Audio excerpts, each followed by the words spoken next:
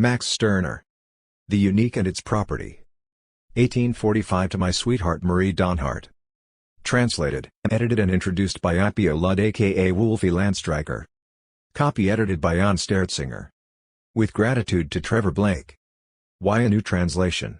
First of all, I enjoy the play of languages and the play of words. For me, making a translation is a form of play. It has aspects of a puzzle, aspects of a complex joke, aspects of an alchemical experiment. What will come of the attempt to draw concepts from one language into another? All of this moves me to translate, recognizing that every translation is an interpretation. When I first read The Ego and Its Own, I recognized that there was a great deal of humor, sarcasm, and satire throughout the book. I never understood how anyone could call Stirner humorless, yet certain critics, particularly those who wanted to present him as a precursor of the political right or some other sort of supreme evil in their eyes, accused him of precisely this. After translating Stirner's critics and the philosophical reactionaries, I realized the extent of his mocking, sarcastic, and, at times, bawdy humor and the breadth of his wordplay. My play with these translations and talks with Jason McQuinn, 1, clarified some of the flaws I had recognized in the existing English translation of Der Einzige und sein Eigentum, and the pleasure I find in the activity of translating moved me to take up the project. The first English translation of Stirner's book appeared in print under the title The Ego and His Own in 1907. It was the work of Stephen T. Byington, an individualist anarchist involved with the circles around Benjamin Tucker. Tucker funded the project, and published the result. He insisted on the use of ego in the title, even though it is not at all an accurate translation of Einzige. Byington was very skilled with languages and worked most of his life as a translator and proofreader. So it isn't a surprise that Tucker would turn to him to translate Stirner's work. But there are some reasons to question whether Byington was the best choice. Though he was an individualist anarchist, he was also a Christian, not a fundamentalist, obviously, but an active member of the Ballard Vale Congregationalist Church, now the Ballard Vale United Church, in Andover, Massachusetts, and its clerk for 32 years. He made a lifelong project of translating the Bible into modern English under the name of the Bible in Living English. Could a good Christian translate a work like Stirner's without twisting the basic meaning? I have my doubts. I will not deny the value of Byington's translation. Without it, I would not have read Stirner or been motivated to revive my skills in the German language. But no one has even thought of doing another translation. John Carroll too, drastically abridged it and made a few revisions. David Leopold III, revised it to get rid of anachronisms and supposedly to add sentences and phrases left out in Byington's translation, but Leopold must have missed a few things himself. 4. But otherwise this translation has been treated almost like a sacred text, an irony in light of its content. I decided to do a new translation because, on reading the German, I realized that the mistranslation of the title and the first and last sentence 5, were not the only major flaws in Byington's effort. Throughout the book a reader will find the word ego used not only to translate I, but also at times to translate Einzelne, individual, and Einzige, unique. In addition, there were the occasional crudities that Byington chose to clean up and humor that he seemed not to get. But most of all, after reading Der Einzige in the original German, I felt that Byington had lost enough of Stirner's playful ferocity that I wanted to make another attempt with the aim of bringing more of this out. And besides, as I said, I like playing with language. I like the wrestling match of trying to bring not just a meaning, but a feeling, from one language into another. I knew I had a challenge of several years. I started working on this in 2010. It was a challenge I would enjoy. For whom did I do this? I have given the most significant answer to this question already, but obviously if I were doing this only for myself, I wouldn't get it published. However much I may enjoy playing with myself, I always find an added pleasure when I play with others. This is why I want to toss my translation out to certain others to make the game more exciting, but not just to anyone. So I will start by saying a bit about those for whom I did not do this. I did not make this translation for academics, for institutional intellectuals who want to dissect this unflinching and playful critique of all fixed ideas as a mere text in order to maintain their career. I know some academics will make use of it for their own purposes in any case, and to the extent that they are doing this for their own enjoyment, I would expect nothing less. In turn, some of them may provide me with fodder for furthering my own egoistic purposes. But I will not cater to them. Because, to the extent that they accept their role within the institutional structure, i.e., to the extent that they are and act as academics, they are as distant from the immense, reckless, shameless, conscienceless, proud, crime that willful self-creation and self-enjoyment requires any bureaucrat, any police officer, any other government employee. 6, and so could never be my accomplice in my self-creation. I made this translation instead for those who rebel against all that is held sacred, against every society, every collectivity, every ideology, every abstraction that various authorities, institutions, or even other individuals try to impose on them as a higher power, for those who know how to loot from a book like this, to take from it those conceptual tools and weapons that they can use in their own defiant, laughing, mocking self-creation, to rise up above and against the impositions of the mass. In other words, I did this translation for those who know how to treat a book not as a sacred text to either be followed or hermeneutically dissected, but as an armory or a toolbox from which to take whatever will aid them in creating their lives, their enjoyments, their relations, and their conflicts in the ways that give them pleasure. So my notes to Stirner's writing are brief, intended to provide just enough historical and contextual clarification to make it easier for potential rebellious accomplices to more easily draw out the tools and weapons they desire. The academics who want to build a career on Stirner can do their own research, or check Leopold's overly lengthy notes in the Cambridge edition. Having said this, I think that it will be useful to the rebellious readers if I say a bit about Stirner's project as I understand it and about some of my translation choices. 6. Since the vast majority of universities are state-run, those pursuing a career in them are government employees. Those universities not run by the state are run either by religious institutions or by groups connected to the corporate power structure, making the careerists in them employees of the church or of corporate institutions. Stirner, the wise guy. Almost every scholar of Stirner, whether self-taught or university-trained, insists on referring to the author of the Unique as a philosopher. I can't recall Stirner ever referring to himself as such, and certainly, by the time he wrote his book, he had concluded that philosophy was a joke that its purveyors took far too seriously, buffoonery deserving only laughter. And to call the mocker of philosophy a philosopher is as absurd as calling the impious atheist a theologian. Philosophers pursue answers in the ultimate sense, universal answers. And so they are, indeed, lovers of wisdom. They conceive of wisdom as something objective, as something that exists in itself, beyond any individual, and so as something they have to pursue, rather than as their own property, their attribute, to use as they see fit. They are still attached to the idea of a wisdom that is greater than them, you or me. Stirner called them pious atheists, a particularly biting barb in a country where the most extreme Christians were known as pietists. So long as a person continues to pursue this external, supposedly universal wisdom, he may well be a wise man, whatever that means, but he will never be a wise guy. Stirner was a wise guy, because he recognized that there is no ultimate, universal wisdom to find. The philosopher's goal is a pipe dream worthy only of mockery and laughter. And Stirner mocked and laughed often in the most delightfully crude ways in his writings. Unfortunately, both his critics and his disciples have largely missed the joke. 8. And explaining a joke is never as much fun as playing the joke. Hence, Stirner's increasing exasperation, still humorously and even savagely expressed, in Stirner's critics and the philosophical reactionaries. Despite the tedium of explaining a joke, I will make the effort to do so to some extent, largely because some who have taken Stirner too literally and seriously have drawn the most ridiculous conclusions about him and those rebels who have found his writings useful in developing their own rebellious thought. To begin with, Stirner is mocking philosophy itself. This is evident in his comments on Socrates in the Unique and its property, as well as in the philosophical reactionaries. Though he certainly aimed his laughter most fiercely at the philosophy and the philosophers of Germany in his time, Hegel, his precursors, his disciples and his left Hegelian, 9, critics, Stirner's mocking, playful logic undermines the whole of the philosophical project, leaving no place for metaphysics, ontology, ethics, etc., beyond an individual's own personal preferences and behavior. The main focus of his mockery is the Hegelian method, as this had become the dominant philosophical method in Germany at the time Stirner lived. And his joke is woven throughout this book.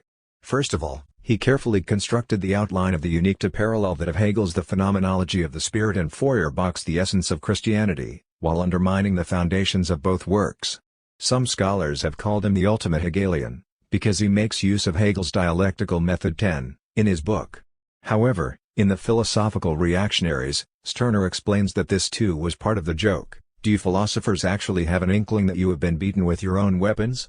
Nothing but an inkling. What retort can you hardy fellows make against it, when I again dialectically demolish what you have just dialectically put up? You have shown me with what eloquence one can make all into nothing and nothing into all, black into white and white into black. What do you have against it, when I turn your neat trick back on you.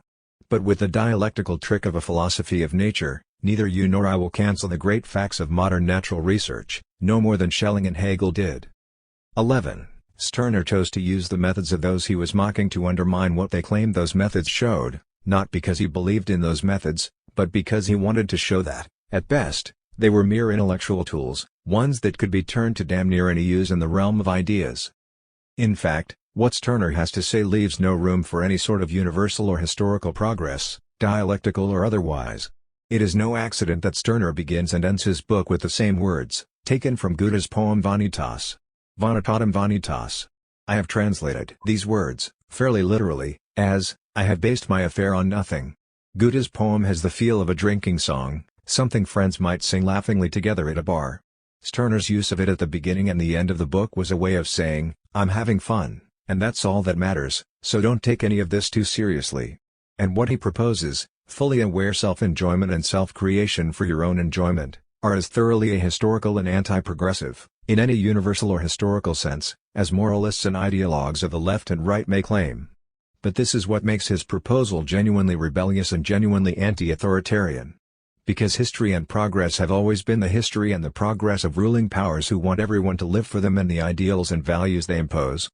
In light of Stirner's anti-historical, anti-progressive, thoroughly in the moment, self-centered perspective, readers need to realize that any talk of historical processes and any apparently progressive descriptions in Stirner's book are part of the joke, part of his mockery of the positions he is tearing apart. I recently read a pamphlet 12, in which one of the writers assumes that the section in the Unique entitled A Human Life expresses Stirner's view of how individuals develop. But in the very title of this section, Stirner gave us a heavy-handed hint that this is not his viewpoint, that it is part of the joke. Though Stirner's mockery is an attack on all fixed ideas, on all ideals placed above each unique being in his self-enjoyment, its central attack is on the humanism that Feuerbach, Bruno and Edgar Bauer, and the other critical critics, and the various liberals and radicals of the time, put forward as the replacement for Christianity and theism. When Stirner speaks of a human life, he is not talking about his life, your life, my life, or the life of humanity in general. 13 Since for Stirner, humanity itself is a mere phantasm, as he explicitly says more than once.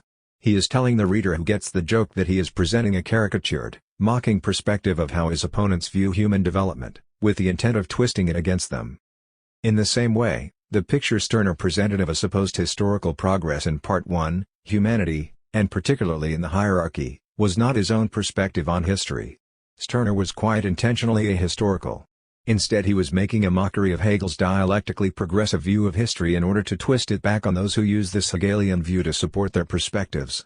The apparent racial hierarchy found in the perspective Stirner was mocking comes straight out of Hegel 14. Though Hegel, like most of the progressive thinkers of the time, did not understand race biologically and assumed all humanity could eventually achieve the progressive transformation in which he believed, and Stirner's mockery is a delightfully politically incorrect joke on the cultural hierarchy Hegel assumed. Stirner's playful argument is that, even if you assume that there is a history that progresses, by Hegel's own logic, you have to end up back at egoism. All that progress won't bring us anywhere else.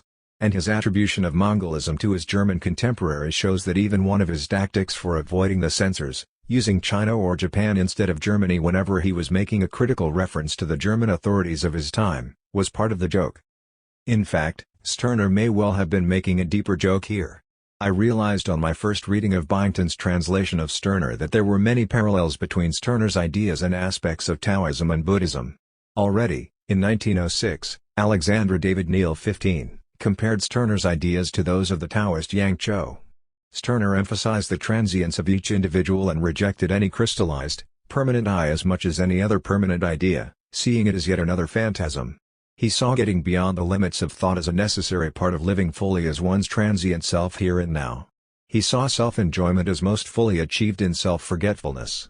And in Stirner's critics, he spoke of the unique, der Einzige, in ways quite similar to those used to speak of the Tao in the Tao Te Ching. Stirner names the unique and says at the same time names don't name it. He utters a name when he names the unique, and adds that the unique is only a name. What Stirner says is a word, a thought, a concept. What he means is neither a word, nor a thought, nor a concept. What he says is not the meaning, and what he means cannot be said. 16. Was Stirner aware of these similarities? I don't know which of Hegel's lectures Stirner attended while he was at the university in Berlin, but I have confirmed that Hegel gave lectures on Eastern philosophy. This indicates that Buddhist, Taoist, and other Eastern writings were available in Germany at the time.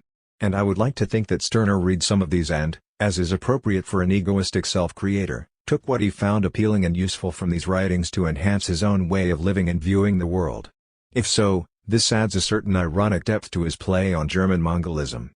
I could go on trying to explain more of Stirner's jokes, more of his humor, his sarcasm, his mockery, but as I said above, explaining jokes is never as much fun as making them. For Stirner, there was no ultimate aim of history, no inherent progress, and so for him the dialectic could never be anything more than a tool. The use he found for this tool was precisely that of using the dialectic to undermine the dialectic. And this worked best through mockery and sarcasm. Stirner was a thoroughly impious atheist, what I like to call a bare-fisted atheist. He had no need or desire for a god in his life, not even some ultimate crystallized I to be achieved, and he was willing, and in fact took pleasure in, accepting the full implications of his godlessness. Without a god there is no basis for morality, without a god there is no basis for the sacred, without a god there is no universal meaning, no universal aim, no universal purpose, in fact, no universal universe. The universe is an absurdity. The only meanings, aims, purposes, and universes are the very ephemeral, transient ones that individuals create for themselves. In the face of this overall absurdity, you could choose to ignore it and assume the universality of your own meanings, thus becoming what Stirner called a duped egoist. This is the path typical of the religious, including ideologues like Marx and his followers, Hitler and his, or Mises 17, and his. You could let it overwhelm you and fall into a new religion of cosmic pessimism, where the absurdity is a horrifying god, whether you call it by that name or not, and so again become a duped egoist. Or you could do what Stirner did and see the humor in the ultimate absurdity, recognizing that this lack of universal meaning and purpose is what gives you and I the capacity to willfully create our lives for ourselves. Stirner willfully grasped his own self-creative power and took aim at all that was considered sacred with the intention of demolishing it. He knew the best weapon for demolishing the sacred is mocking laughter. Instead of being a wise man, Stirner chose to be a wise guy, and if you don't get the joke's on you. About the translation. As I said above, I enjoy translation. At the same time, every translation has its frustrations, and particularly one of this scope. One of the greatest frustrations for me was that Stirner used a great deal of wordplay in the original, most of which I could not translate into English. This wordplay does a lot to show the playful, joking, mocking nature of Stirner's writing. Unfortunately, footnotes showing wordplay don't have the same feel as the wordplay itself, just as the explanation of a joke doesn't evoke laughter.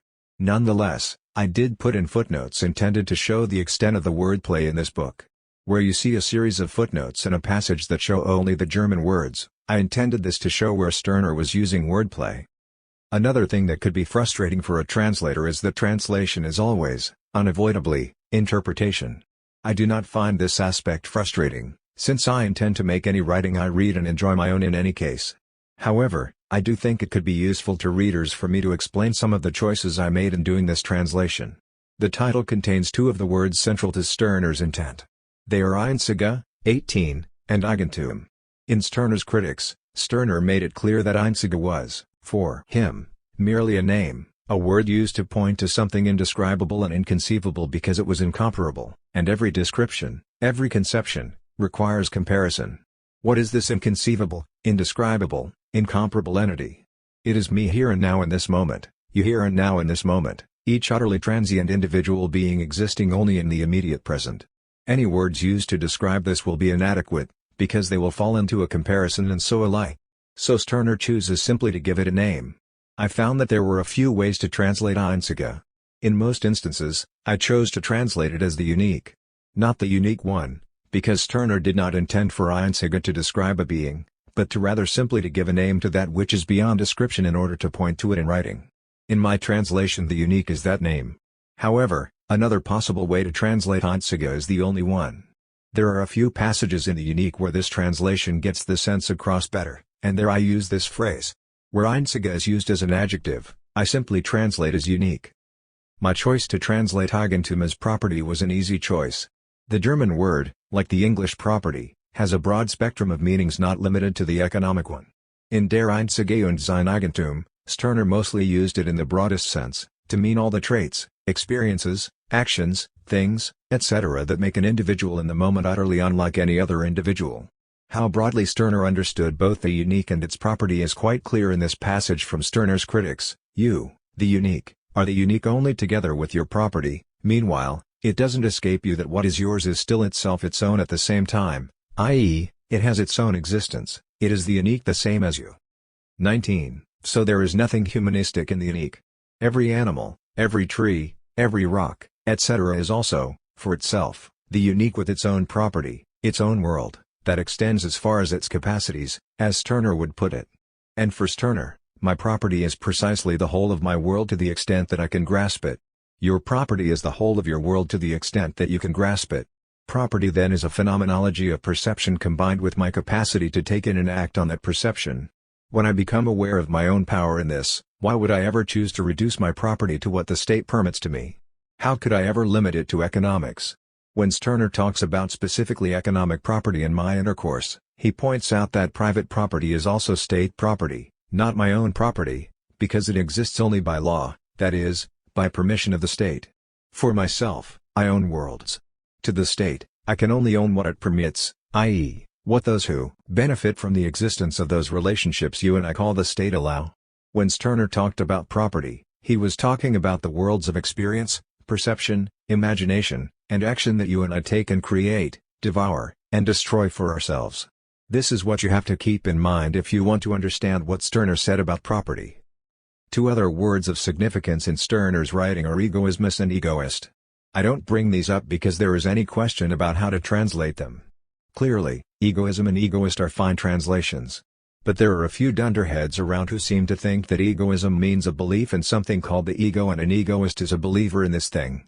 No, egoism is acting as the center of your world, and an egoist is one who recognizes himself as such. So aware, willful egoism is nothing other than facing your world selfishly, or better, in a shamelessly self-centered manner. 20. In attacking the sacred, Stirner attacked the Geist. You can find variations, in noun, adjective, and adverb form, of the word throughout the book. Geist has a broader range of meaning than any of its English equivalents, and so I wasn't able to choose just one word to use for it throughout the book. Among the possible translations are spirit, mind, and intellect. In different contexts, one or the other of these words makes more sense, so I made my choices based on context. In the same way, adjective forms of this word, for example, geistlich, can be translated as spiritual, mental, intellectual, and the like. Again, I made my decision based on context. But I think it would be useful to those of you reading this book to know that whenever any of the English words mentioned above comes up, they refer to the single German word Geist. Stirner's attack is against all that is sacred, but at the time he wrote, Feuerbach, Bruno, and Edgar Bauer, and a good number of reformists and revolutionaries of various perspectives were putting forward various versions of humanism as a replacement for Christianity. As Stirner pointed out, these pious atheists were creating a new version of the sacred, a new higher power. So Stirner particularly attacked this humanism with vicious sarcasm. For this reason, I decided that it was important to translate the genderless noun Mensch as human being rather than man.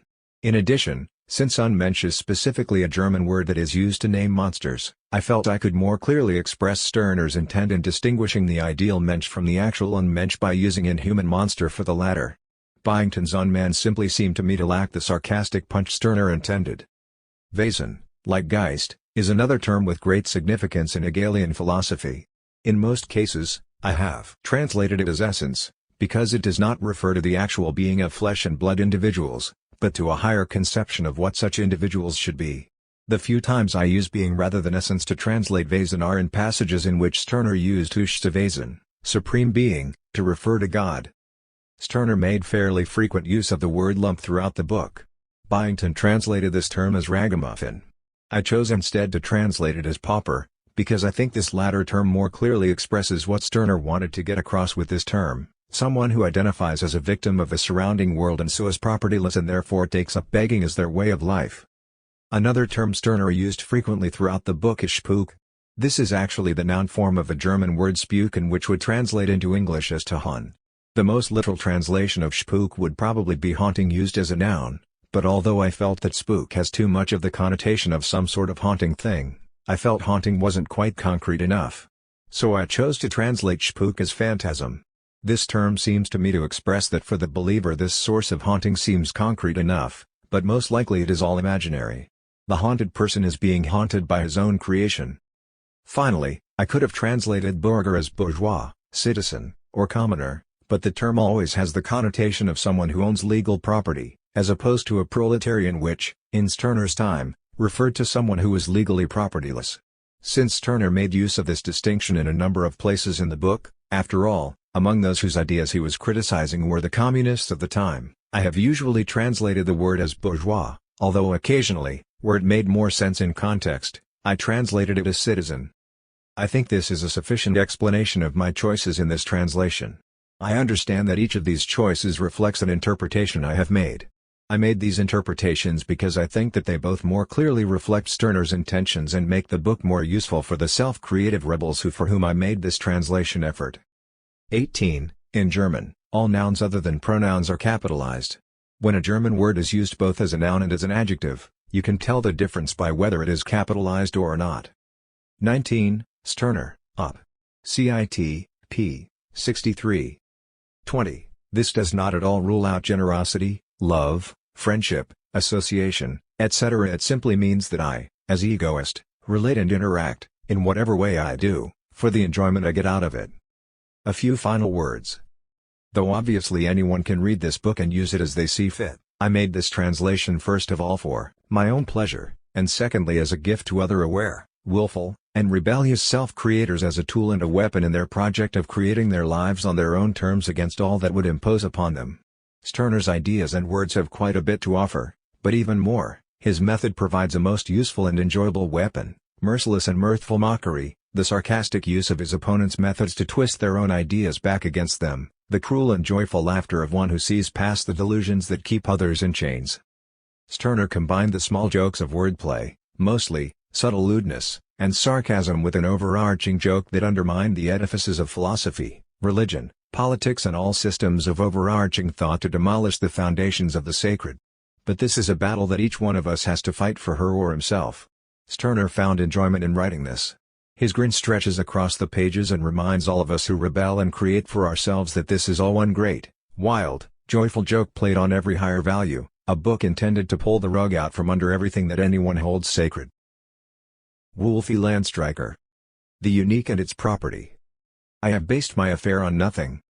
What is not supposed to be my affair? Above all, the good cause, then God's cause, the cause of humanity, of truth, of freedom, of humaneness, of justice, furthermore, the cause of my people, my prince, my fatherland, finally even the cause of mind and 1,000 other causes. Only my own cause is never supposed to be my affair. Down with the egoist who only thinks of himself. Let's see then how they deal with their cause, those for whose cause we are supposed to work, sacrifice ourselves, and be filled with enthusiasm. You are able to report thoroughly on God, since you have investigated the depths of divinity for thousands of years, and have seen into its heart, so that you can probably tell us how God himself deals with God's cause, which we are called to serve. Nor do you conceal the Lord's activities. Now what is his cause? Does he make an alien cause, the cause of truth or love, his own, as he expects us to do?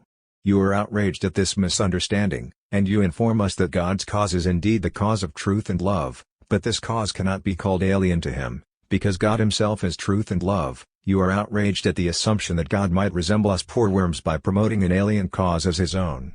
Should God promote the cause of truth, if he is not himself truth? He cares only for his own cause, but since he is all in all, therefore all is his affair. But we are not all in all, and our affair is utterly small and contemptible, therefore, we must serve a higher cause. Now it is clear, God cares only for what is his, deals only with himself, thinks only of himself and looks out only for himself. Woe to all that is not well-pleasing to him. He serves nothing higher and satisfies only himself. His cause is a purely egoistic affair. How does it stand with humanity, whose cause we should make ours? Is its cause perhaps that of another, and does humanity serve a higher cause? No, humanity sees only itself, humanity wants to promote only humanity, humanity itself is its own cause. So that it develops, it lets people struggle away in its service, and when they have accomplished what humanity needs, it throws them on the dung heap of history in its gratitude. Isn't humanity's cause a purely egoistic affair? I don't at all need to show that everything that tries to push its cause over on us is concerned only with itself, and not with us, only with its well-being, and not with ours. Just have a look for yourselves at the rest. Do truth, freedom, humaneness, justice want anything else than that you get enthusiastic about them and serve them? They all do exceptionally well when they are zealously revered. Take a look at the nation, which is defended by devoted patriots. The patriots fall in bloody battle or in the fight against hunger and need. What does the nation say about that? With the manure of these corpses, the nation becomes a blossoming nation. Individuals have died for the great cause of the nation, and the nation sends some words of thanks after them, and profits from it. I would call this lucrative egoism. But just look at the Sultan who so lovingly cares for his own. Isn't he pure selflessness itself, and doesn't he sacrifice himself hour after hour for his own? Yes, of course, for his own. Try just once to show yourself not as his own, but as your own. For escaping his egoism, you will take a trip to his jail. The Sultan has based his affair on nothing but himself. He is for himself the all-in-all and the only one, and tolerates no one who dares not to be his own. And won't you learn from these shining examples that the egoist gets on best? I, for my part, take a lesson from them, and instead of serving those great egoists unselfishly anymore, I would prefer to be the egoist myself. God and humanity have based their affair on nothing but themselves. I likewise base my affair on myself, this I who just like God am the nothing of all others, this I who am my all, this I who am the unique. If God, if humanity, as you affirm, have enough content in themselves to be all in all to themselves, then I feel that I would lack it even less, and that I would have no complaint to make about my emptiness. I am not nothing in the sense of emptiness, but am the creative nothing, the nothing out of which I myself create everything as creator. Away, then, with every cause that is not completely my affair. You think that at least the good cause must be my affair? Which good, which bad? I am myself my own affair, and I am neither good nor bad. Neither makes any sense to me. The divine is God's affair, the human cause is humanity's. My affair is neither the divine nor the human, it is not the good, the true, the just, the free, etc., but only my own, and it is not general, but is unique, as I am unique. For me, there is nothing greater than me. 1. Humanity. For the human being is the supreme being, Feuerbach says. The human being has just now been discovered, Bruno Bauer says. Well then, let's take a closer look at this supreme being and this new discovery. 1.1. A human life. From the moment that he sees the world's light, a human being tries to extract himself from its confusion, in which he too is tossed about along with everything else, and finds himself. But everything that comes in contact with the child also defends itself against these encroachments and maintains its own existence. Consequently, since each one holds to itself and at the same time continually comes into collision with others, the battle for self-assertion is unavoidable. Victory or defeat, the fortune of the battle wavers between the two alternatives. The victor becomes the lord, the defeated one, the subject, the former exercises supremacy and the rights of supremacy, and the latter carries out the duties of the subject with awe and respect. But the two remain enemies and always lie in ambush. They lie in wait for each other's weaknesses, the child for those of her parents, the parents for those of their child. For example, fear, either the stick vanquishes the human being or the human being vanquishes the stick. In childhood, liberation takes the course wherein we try to find the reason for things, to get at what's behind things, therefore we spy out the weaknesses of all, for which, as everyone knows, children have a sure instinct, therefore, we find pleasure in breaking things, in rummaging through hidden corners, prying into what is covered up or out of the way, and trying our hand at everything. Once we get at what's behind things, we know ourselves with confidence. When we discover, for example, that the rod is too weak against our defiance, we no longer fear it, we have outgrown it. Behind the rod, more powerful than it, stands our defiance, our defiant courage. We slowly get at what's behind everything that was weird and scary to us, behind the weirdly dreaded power of the rod, the father's stern look, etc., and behind all of it we find our tranquility, i.e., imperturbability, fearlessness, our counterforce, superior strength, invincibility. Before the things that once inspired fear and respect in us, we no longer shyly withdraw, but take courage. Behind everything, we find our courage, our superiority. Behind the sharp command of parents and bosses, our courageous choice or our outwitting cunning still stands. And the more we feel ourselves, the smaller that which once seemed insurmountable appears. And what is our trickery, cunning, courage, and defiance? What else but mind? For quite some time, we are spared a conflict that leaves us so short of breath later, the fight against reason. The most beautiful childhood passes without requiring us to fight against reason. We pay it no mind at all, don't deal with it, accept no reason. We are convinced of nothing through persuasion, and are deaf to good reasons, principles, etc., but we find caresses, punishment, and the like hard to resist. This sharp life struggle with reason comes in later, and begins a new phase. In childhood we scamper about without too much reflection. Mind is the name of the first self-discovery, the first banishment of God from the divine, that is, from the uncanny, the phantasms, the powers above.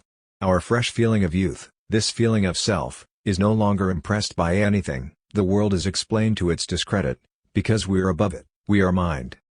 Only now do we see that we have not viewed the world mindfully at all, we've only stared at it. We exercise our first powers on natural forces. Parents impress us as a natural force, later we say, father and mother are to be left behind and all natural forces considered as broken. They are vanquished. For the rational, i.e. the intellectual human being, there is no family as a natural force, a refusal of parents, siblings, etc., appears. If these are born again as mental, rational forces, they are not at all what they were before. And a young person doesn't just vanquish parents, but human beings in general. They are no obstacle to him, and he doesn't take them into consideration, for now he says, one must obey God rather than men. 1. Everything earthly steps back to a contemptible distance beneath this high standpoint, since this standpoint is the heavenly. Now the attitude has completely turned around, the youth takes up a mindful manner, whereas the boy, who did not yet sense himself as mind, grew up in mindless learning. The former does not try to grasp things, for example, to bring the data of history into his head, but rather the thoughts that lie hidden in things, therefore, for example, the spirit of history. The boy, on the other hand, most likely understands connections, but not ideas, the spirit, and so he strings together whatever he can learn, without proceeding a priori and theoretically, i.e., without searching for ideas. If in childhood one had to overcome the resistance of the laws of the world, now in everything one plans, he bumps into an objection of the mind, of reason, of his own conscience. That is unreasonable, unchristian, unpatriotic, and so on. The conscience calls to us and frightens us away from it. We fear neither the power of the vengeful Eumenides, 2, not Poseidon's wrath, not God, as far as he sees even the hidden, nor the Father's punishing rod, but rather, conscience. Now we dwell on our thoughts and follow their orders just as earlier we followed parental, human ones. Our actions conform to our thoughts, ideas, conceptions, beliefs, as in childhood they conform to the orders of our parents.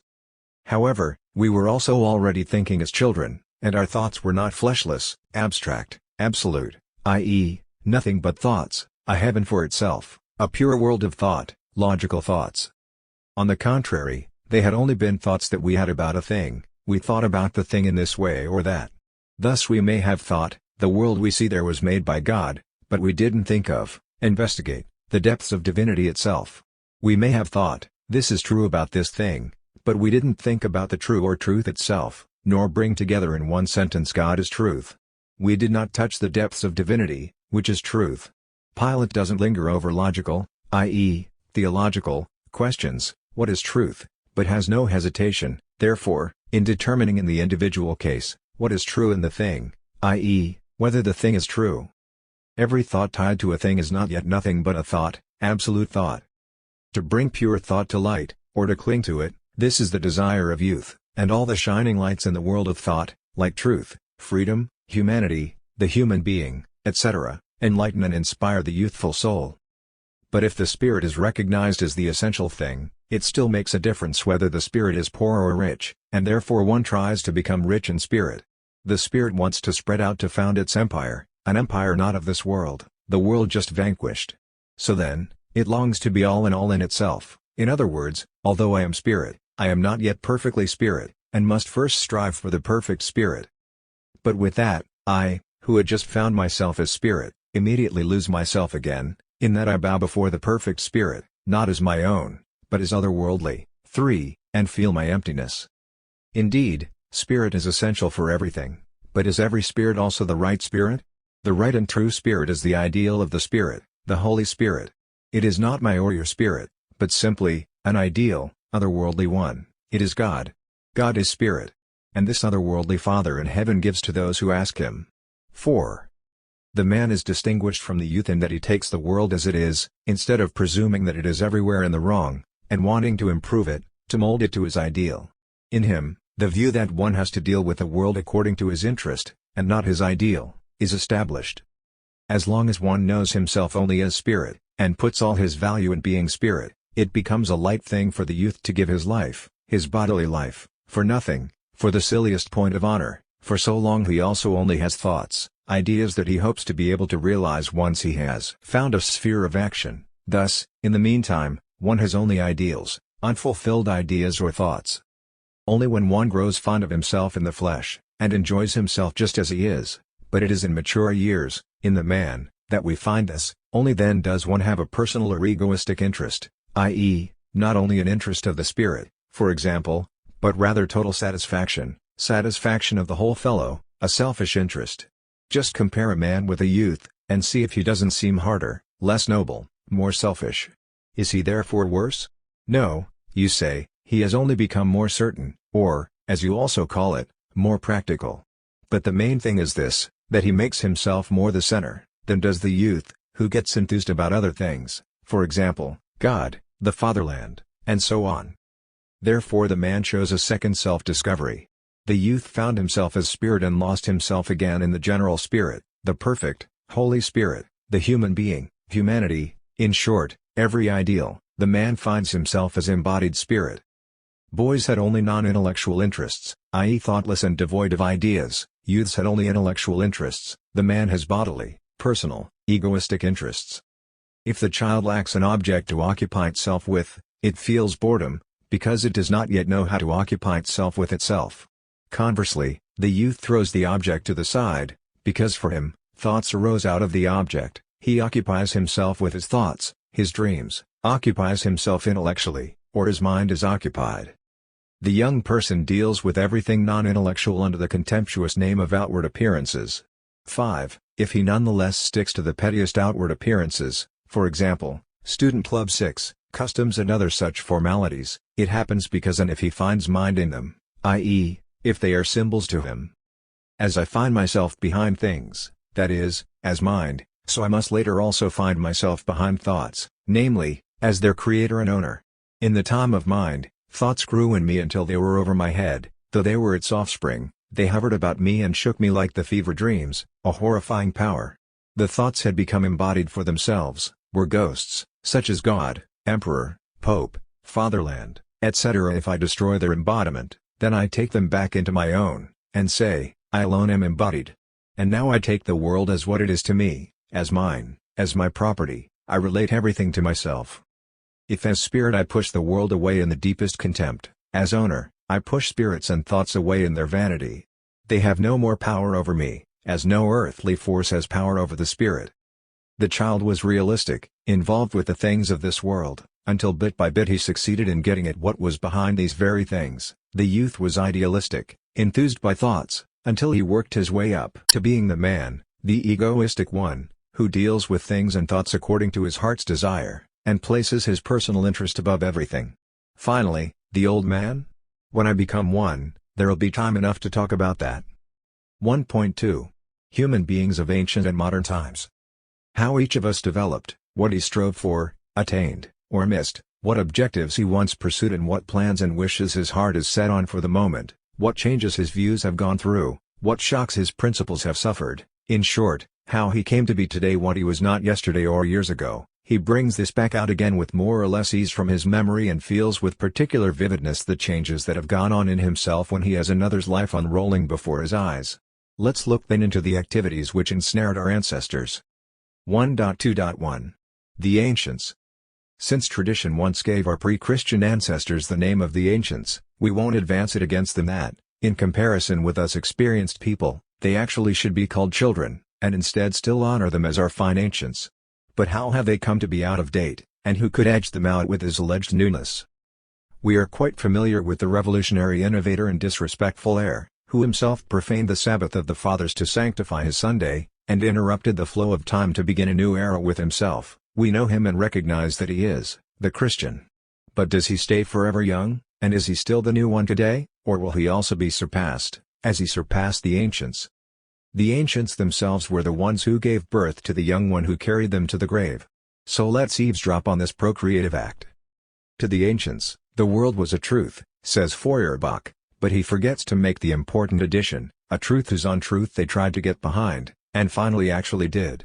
It is easy to recognize what is meant by these words of Feuerbach, if they are placed alongside the Christian theorem of the vanity and transience of the world. For, as the Christian can never convince himself of the vanity of the divine word, but believes in its eternal and unshakable truth, which, the more its depths are searched, has to come all the more brilliantly to light and triumph, so the ancients, for their part, lived in the feeling that the world and worldly circumstances, for example, the natural ties of blood, were the truth before which their powerless eye must bow.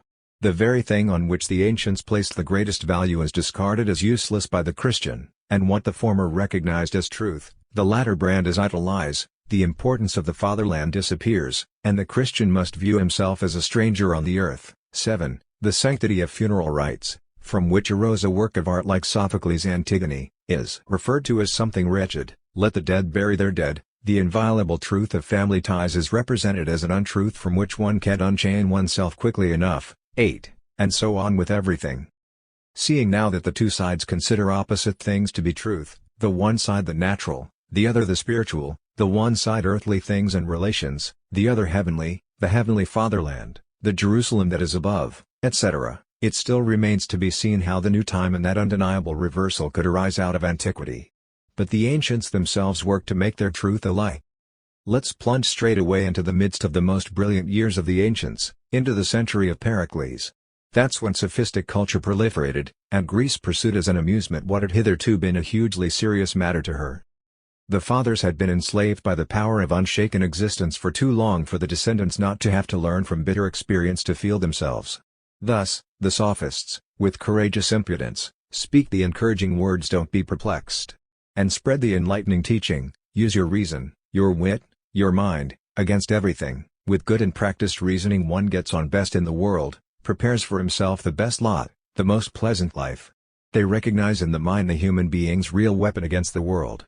This is why they so strongly hold to dialectical agility, language skills, the art of disputation, etc. They proclaim that the mind is to be used against everything, but they are still far from the sacredness of the mind, because they value it as a means, a weapon. Just as cunning and defiance serve children for the same purpose, their mind is incorruptible reason.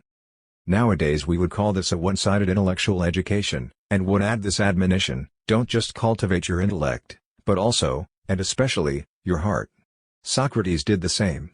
For if the heart was not freed from its natural impulses, but remained filled with the most random contents, and as an uncriticized covetousness, remained completely in the power of things, i.e., nothing but a vessel for various appetites, then it was inevitable that the free intellect would serve the bad heart and was ready to justify everything that the wicked heart desired. Therefore Socrates said that it wasn't enough to use the intellect in all things, but it was important to know for which cause one was exerting it. We would now say, one must serve the good cause. But to serve the good cause is, to be moral. Thus, Socrates is the founder of ethics. Certainly the principle of sophistry had to lead to this, that the blindest and most dependent slave of his desires might still be an excellent sophist, and, with intellectual sharpness, lay out and prune everything in favor of his crude heart. What could there be for which one couldn't find a good reason, and which one wouldn't let oneself struggle through? Therefore, Socrates says, you must be pure of heart, if one is to respect your wisdom. This is where the second period of Greek intellectual liberation begins, the period of purity of heart. The first came to its end with the sophists, because they proclaimed the omnipotence of reason. But the heart remained worldly minded, remained a slave of the world, always affected by worldly desires. From now on, this crude heart was to be molded, the era of the education of the heart. But how is the heart to be molded? What reason, that one side of the mind, achieved, namely the ability to play freely with and above all content, the heart also approaches this. Everything worldly must come to shame before it, so that finally one gives up family, community, fatherland, etc., for the heart, i.e., for blessedness, the blessedness of the heart. Everyday experience confirms that one's reason may have long since renounced a thing, while the heart goes on beating for it for many years. So also sophistic reason had come to master the dominant, ancient powers so much, that they now only had to be driven from the heart, where they dwelt unmolested, to finally have no part left in humanity. Socrates opened this war, and its peaceful end does not occur until the dying day of the old world. The examination of the heart has its beginning with Socrates, and all the contents of the heart are inspected. In their last and most extreme efforts, the ancients threw all the content out of the heart, and didn't let it beat for anything. This was the act of the skeptics.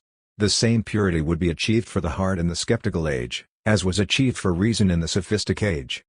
Sophistic education brought it to pass that one's reason won't stand still before anything, and skeptical education, that the heart won't be moved by anything. As long as the human being is involved in the turmoil of life and entangled in relations to the world, and he is so up to the end of antiquity, because his heart still has to struggle for independence from the worldly, for so long he is not spirit, because spirit is bodiless, and has no relation to the world and physicality. The world and natural ties do not exist for it, but only the spiritual and spiritual ties. Therefore, the human being must first become so ruthless and reckless, so completely disconnected, as he is represented in skeptical education, so utterly indifferent to the world that its collapse would not touch him, before he can feel himself as worldless, i.e., as spirit. And this is the result of the vast effort of the ancients, that the human being knows himself as an essence without relations or a world, as spirit. Only now, after all worldly care has left him, is he all in all, only for himself, i.e., spirit for the spirit, or, more clearly, he cares only for the spiritual.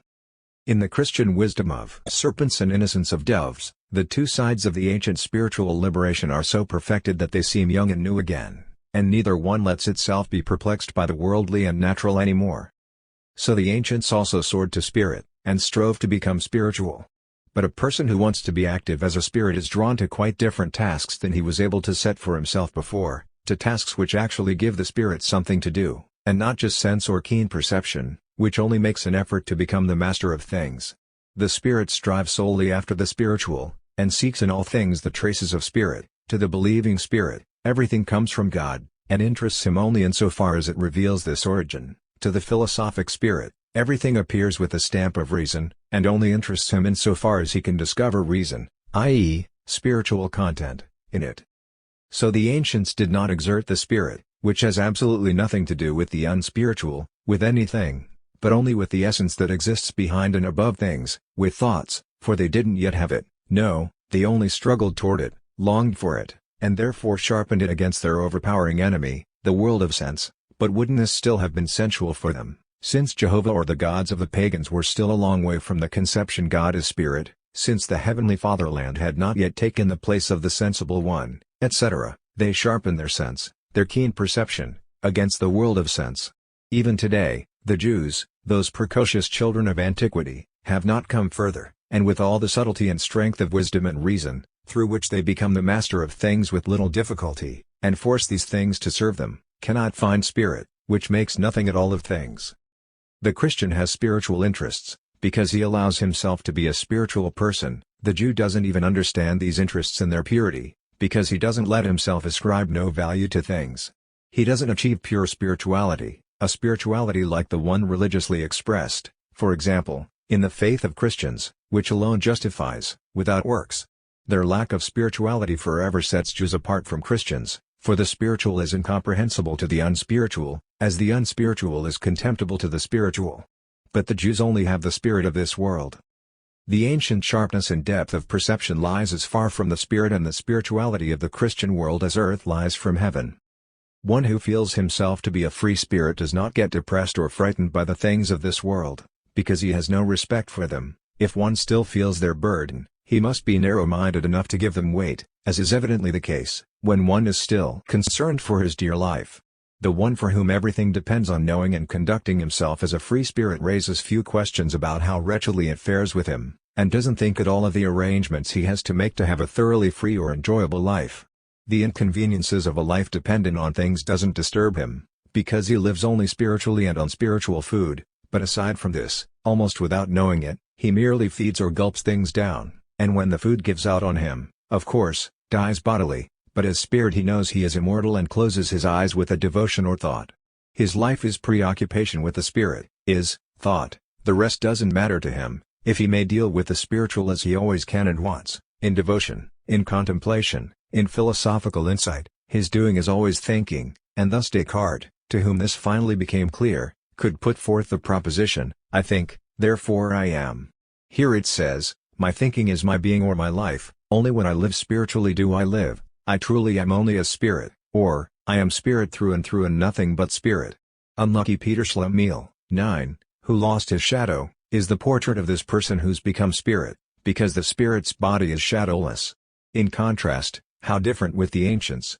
However strong and manly they might act against the power of things, they still had to acknowledge the power itself, and got no further than protecting their life against it as well as possible.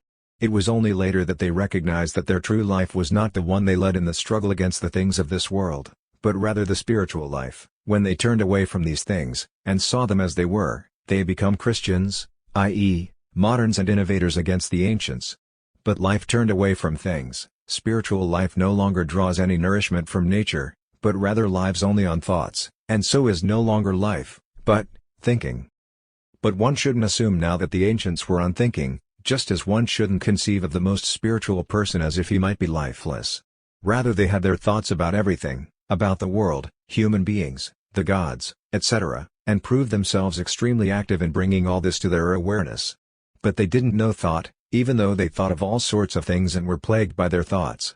You can compare them with the Christian saying, my thoughts are not your thoughts, as the heaven is higher than the earth, so are my thoughts higher than your thoughts, and remember what was said about our child thoughts.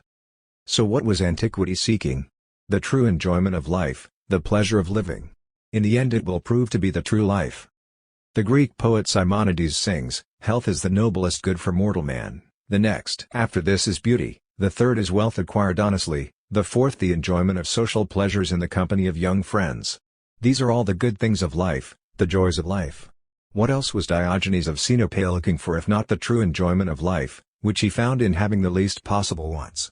What else Aristippus, who found it in good spirits under every circumstance? They are seeking for cheerful, unclouded courage to face life, for cheerfulness, they are seeking to be of good cheer. The Stoics want to realize the sage, the man with life wisdom, the man who knows how to live, therefore, a wise life. He finds him in contempt for the world, in life without development, without expansion, without friendly interactions with the world, i.e., in the isolated life, in life as life, not in life with others. Only the Stoic lives, all else is dead for him. The Epicureans, on the other hand, require a moving life. Because they have a desire for good things, the ancients call for good living, Jews, in particular, for a long life, blessed with children and goods, for eudaimonia, for well-being in the most varying forms. Democritus, for example, praises as such peace of mind, in which one lives placidly, without fear and without excitement. He thinks that with this he gets on best, provides the best lot for himself, and gets the best from the world. But since he can't get away from the world, and in fact can't do so for the very reason that all his activity rises from his endeavors to get away, therefore in pushing the world away, for which it is still necessary that what is to be pushed away and rejected continues to exist, otherwise there would be nothing more to push away. Thus, at most, he reaches an extreme degree of liberation, differing from the less liberated only in degree.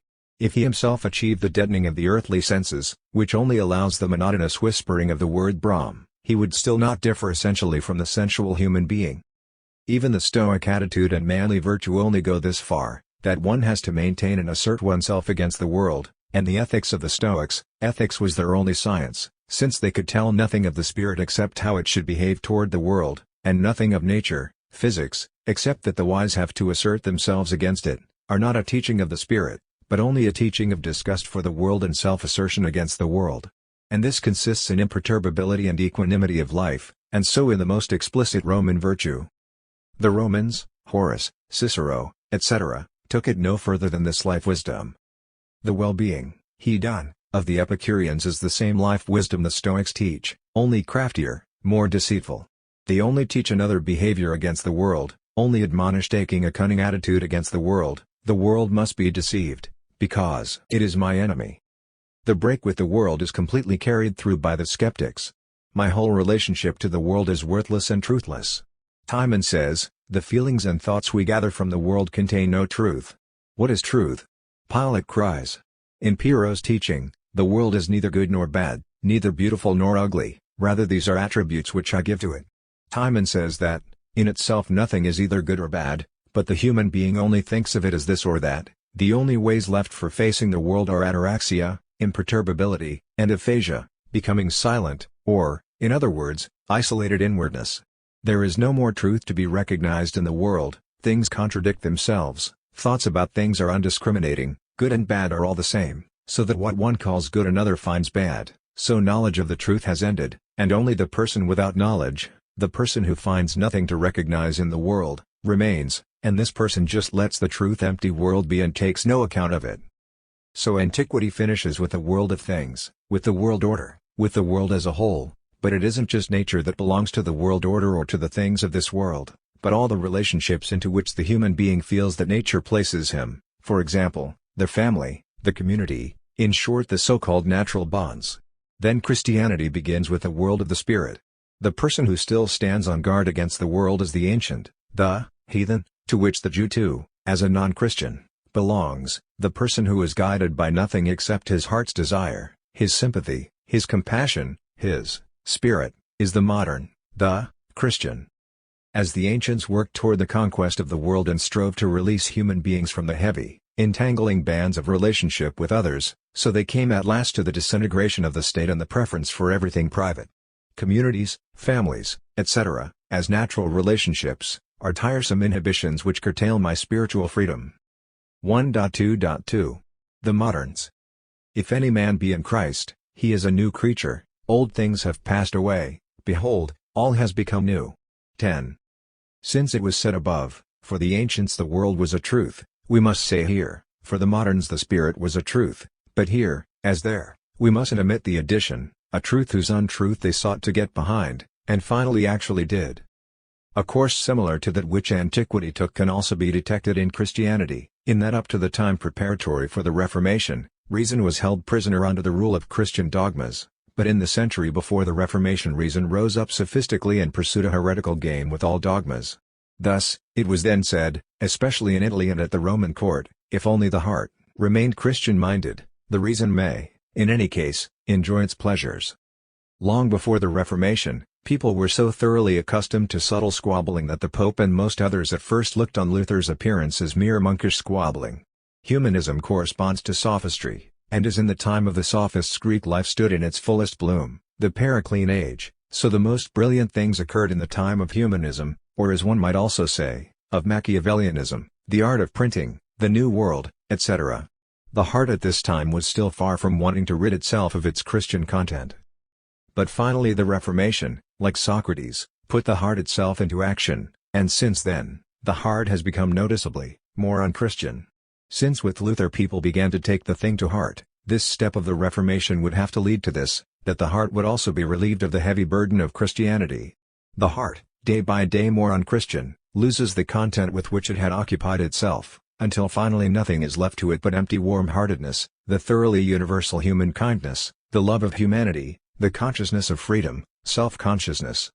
Only in this way is Christianity finished, because it has become barren, dead, and void of content. There is now no more content against which the heart does not rebel, unless it has crept up on it unawares or without self-consciousness. The heart criticizes to death everything that wants to intrude with ruthless heartlessness, and is capable of no friendship, no love, except unconsciously or when taken by surprise. What would there be in human beings to love, since they all alike are egoists, none of them the human being is such, i.e., none only spirit. The Christian loves only the spirit, but where could there be one who would actually be nothing but spirit? To have love for the embodied human being with hide and hair, well, that would no longer be spiritual warm-heartedness, it would be a betrayal of pure warm-heartedness, of theoretical concern.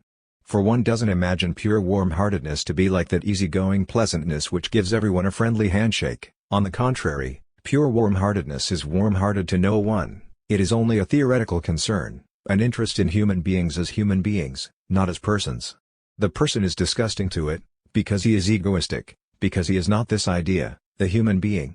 But it has a theoretical interest only for the idea.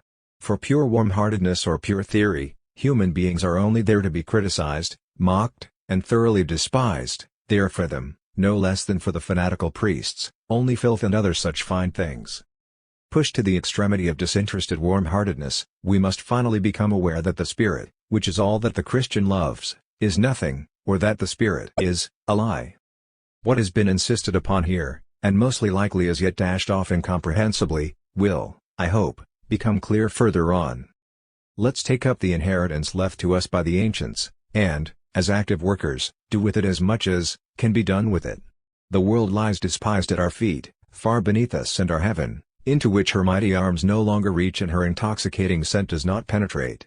As seductive as she may act, she can bewitch nothing but our senses, she cannot lead our spirit astray, and after all, we are in truth only spirit. Once it had gotten behind things, the spirit also got over them, and became free from their bonds, emancipated, with an otherworldly freedom. So spiritual freedom speaks. The spirit, which, after long efforts, has rid itself of the worldless spirit, has nothing left after the loss of the world and the worldly except the spirit and the spiritual. But since it has only removed itself from the world and made of itself an essence free of the world, without actually being able to destroy it, the world remains an offense to it that can't be removed, a disreputable essence, and since, on the other hand, it knows and recognizes nothing but the spirit and the spiritual, it must constantly bring with it the desire to spiritualize the world, i.e., to redeem it from the shit pile.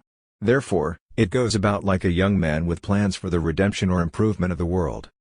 As we saw, the ancients served the natural, the worldly, the natural world order, but they incessantly wondered if they couldn't then relieve themselves of this service, and when they had grown dead tired in their ever-renewed endeavors at revolt, then, amidst their last sighs, there was born to them the God, the overcomer of the world. All their activity had been nothing but worldly wisdom, a striving to get behind and over the world.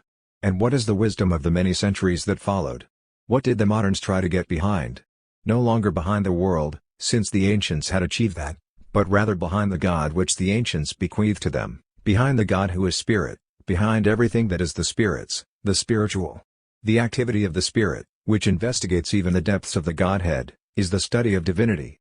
If the ancients have nothing to show but worldly wisdom, so the moderns never took or take it further than theology. We will see later that even the newest revolts against God are nothing but the most extreme endeavors of the study of divinity, i.e., theological insurrections. 1.2.2.1 The Spirit.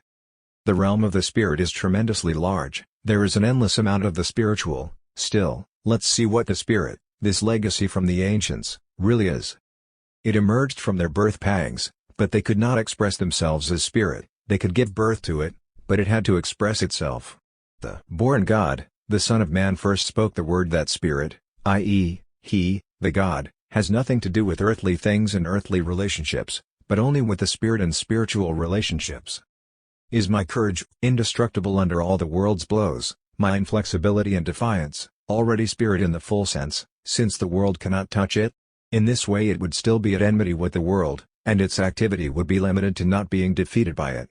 No, so long as it is not dealing with itself alone, so long as it does not have to do only with its own world, the spiritual, it is not free spirit, but only the spirit of this world, the one fettered to it. The spirit is free spirit, i.e., actual spirit, only in a world of its own, in this one, the earthly world, it is a stranger. Only in the midst of a spiritual world is the spirit actually spirit, because this world doesn't understand it and doesn't know how to keep the girl from the foreign land from leaving. But where is this spiritual world supposed to come from? Nowhere else but from itself. It must reveal itself, and the words that it speaks, the revelations in which it unveils itself, these are its world. As a dreamer lives and has his world only in the fanciful patterns that he himself creates, as a fool generates his own dream world, without which he wouldn't even be able to be a fool, so spirit has to create its spirit world for itself and, until it creates this, is no spirit. Thus its creations make it spirit, and in its creations one recognizes it, the Creator, it lives in them, they are its world. Now, what is the spirit? It is the creator of a spiritual world.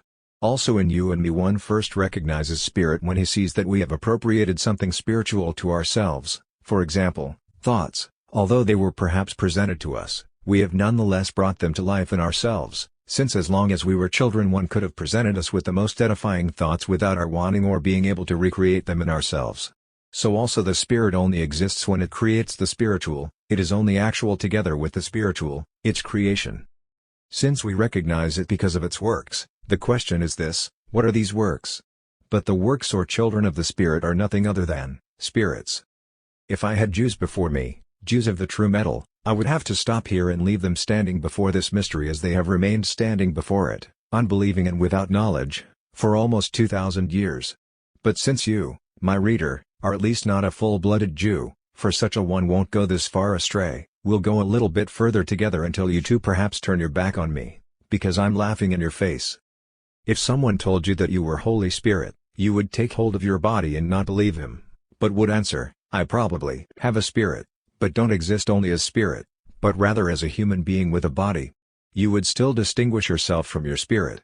But, he replies, it is your destiny to one day become a blessed spirit, even if now you still go along in the shackles of the body, and however you may imagine the future appearance of this spirit of yours, this much is still certain, that you will take off your body in death and nonetheless keep yourself, i.e., your spirit, for all eternity. Therefore, the spirit is what is eternal and true in you, and the body is only an earthly home, which you can leave and perhaps exchange for another.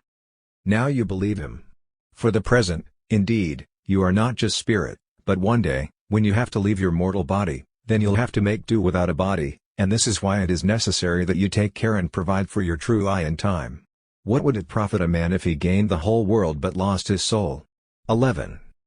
But even granting that the doubts raised over the years against Christian beliefs have long since robbed you of your belief in the immortality of your spirit, you have still left one tenet unshaken, and you still cling without inhibitions to the one truth, that the spirit is your better part, and that the spiritual has greater claims on you than anything else.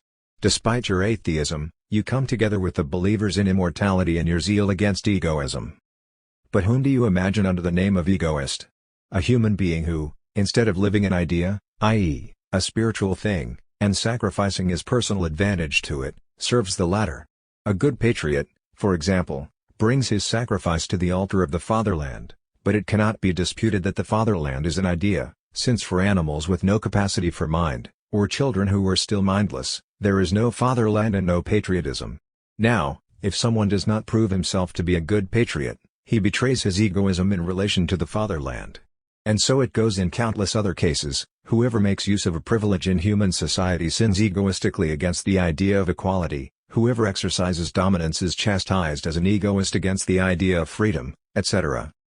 So you despise the egoist because he neglects the spiritual in favor of the personal, and looks after himself, whereas you would like to see him act from love for an idea. You differ from him in that you make the spirit, whereas he makes himself, the central point, or in that you divide your I in two and raise up your true I, the spirit, as the master of the worthless remainder, whereas he wants to know nothing of this division, and pursues spiritual and material interests just as it gives him pleasure.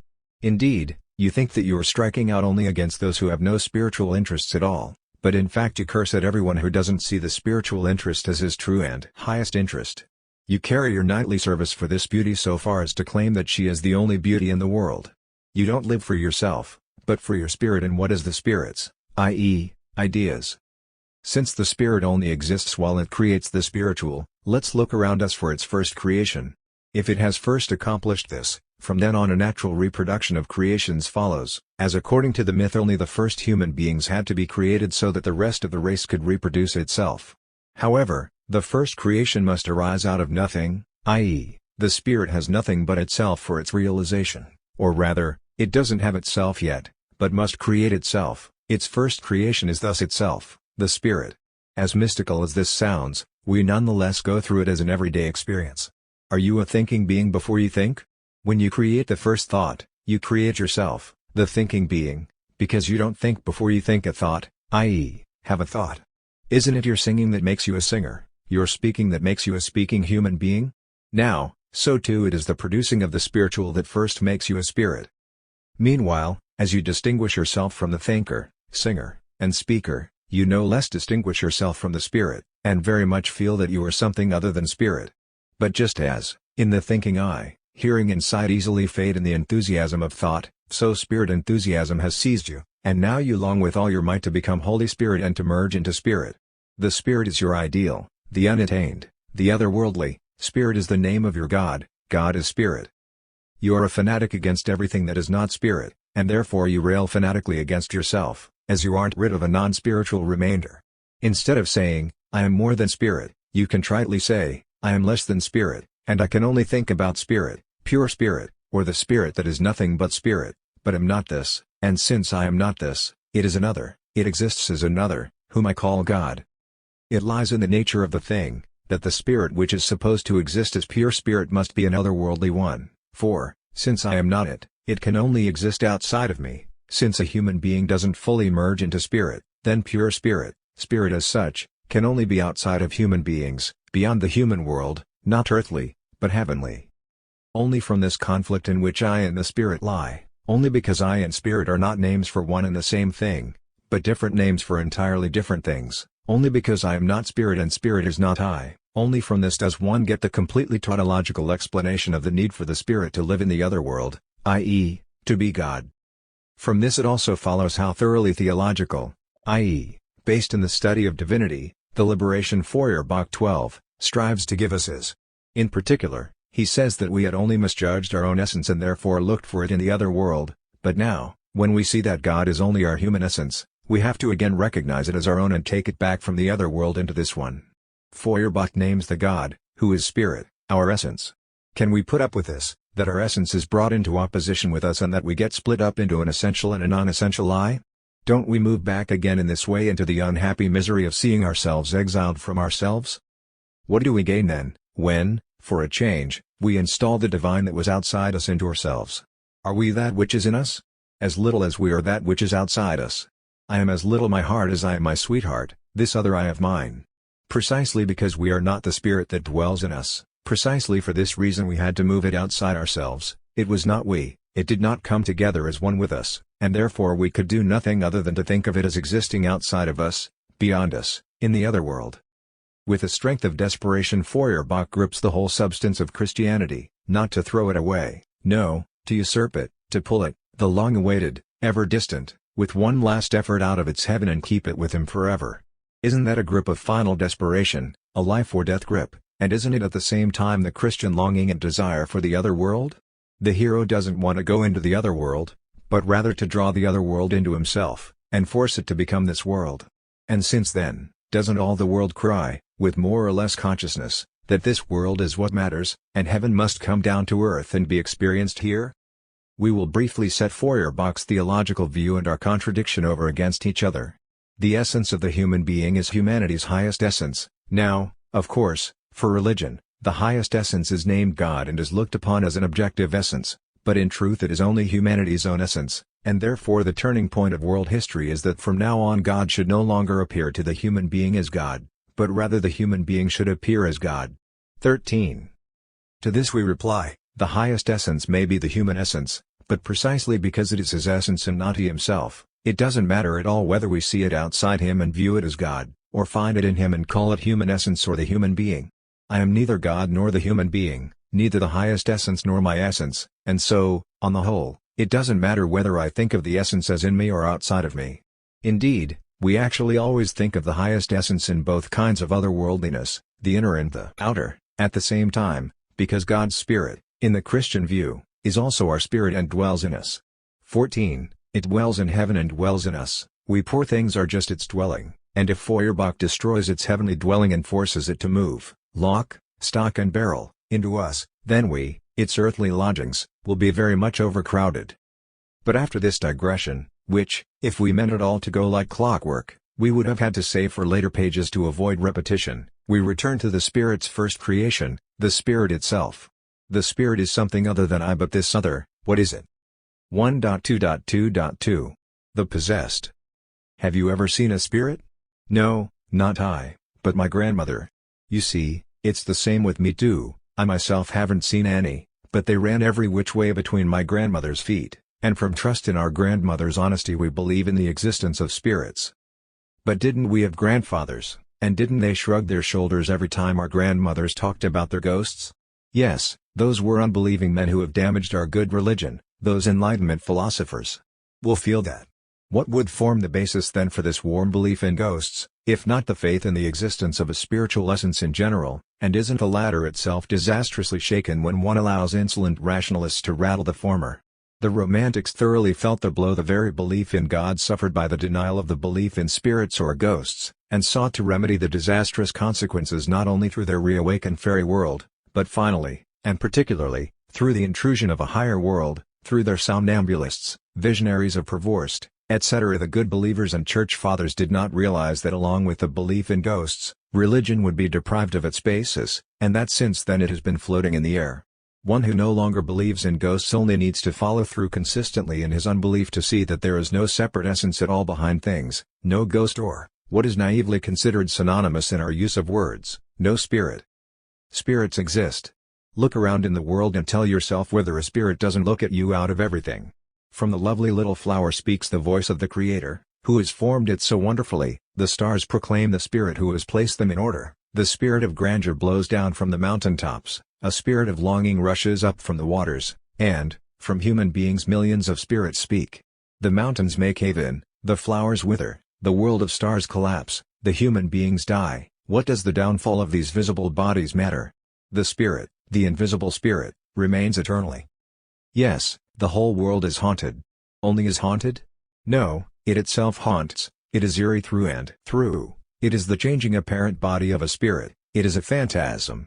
What else is a ghost but an apparent body, but an actual spirit? Now the world is vain, is empty, is only dazzling appearance. 15. Its truth is solely the spirit. It is the apparent body of a spirit. Look around near or far, a ghostly world surrounds you everywhere. You always have apparitions or visions. Everything that appears to you is only the appearance of an indwelling spirit, is a ghostly phenomenon. The world is to you only a phenomenal world behind which the spirit moves its essence. You see spirits. Are you perhaps thinking of comparing yourself to the ancients who saw gods everywhere? Gods, my dear modern, are not spirits. Gods do not reduce the world to an appearance and do not spiritualize it. But to you the whole world is spiritualized and has become a mysterious ghost, so don't be surprised if you also find nothing but a phantasm in yourself. Doesn't your spirit haunt your body, and isn't the former alone the true and the real, the latter only the transitory, empty or an appearance? Aren't we all ghosts, eerie essences, who await deliverance, that is to say, spirits? Since the Spirit appeared in the world, since the Word became flesh, since then the world has been spiritualized, enchanted, a phantasm.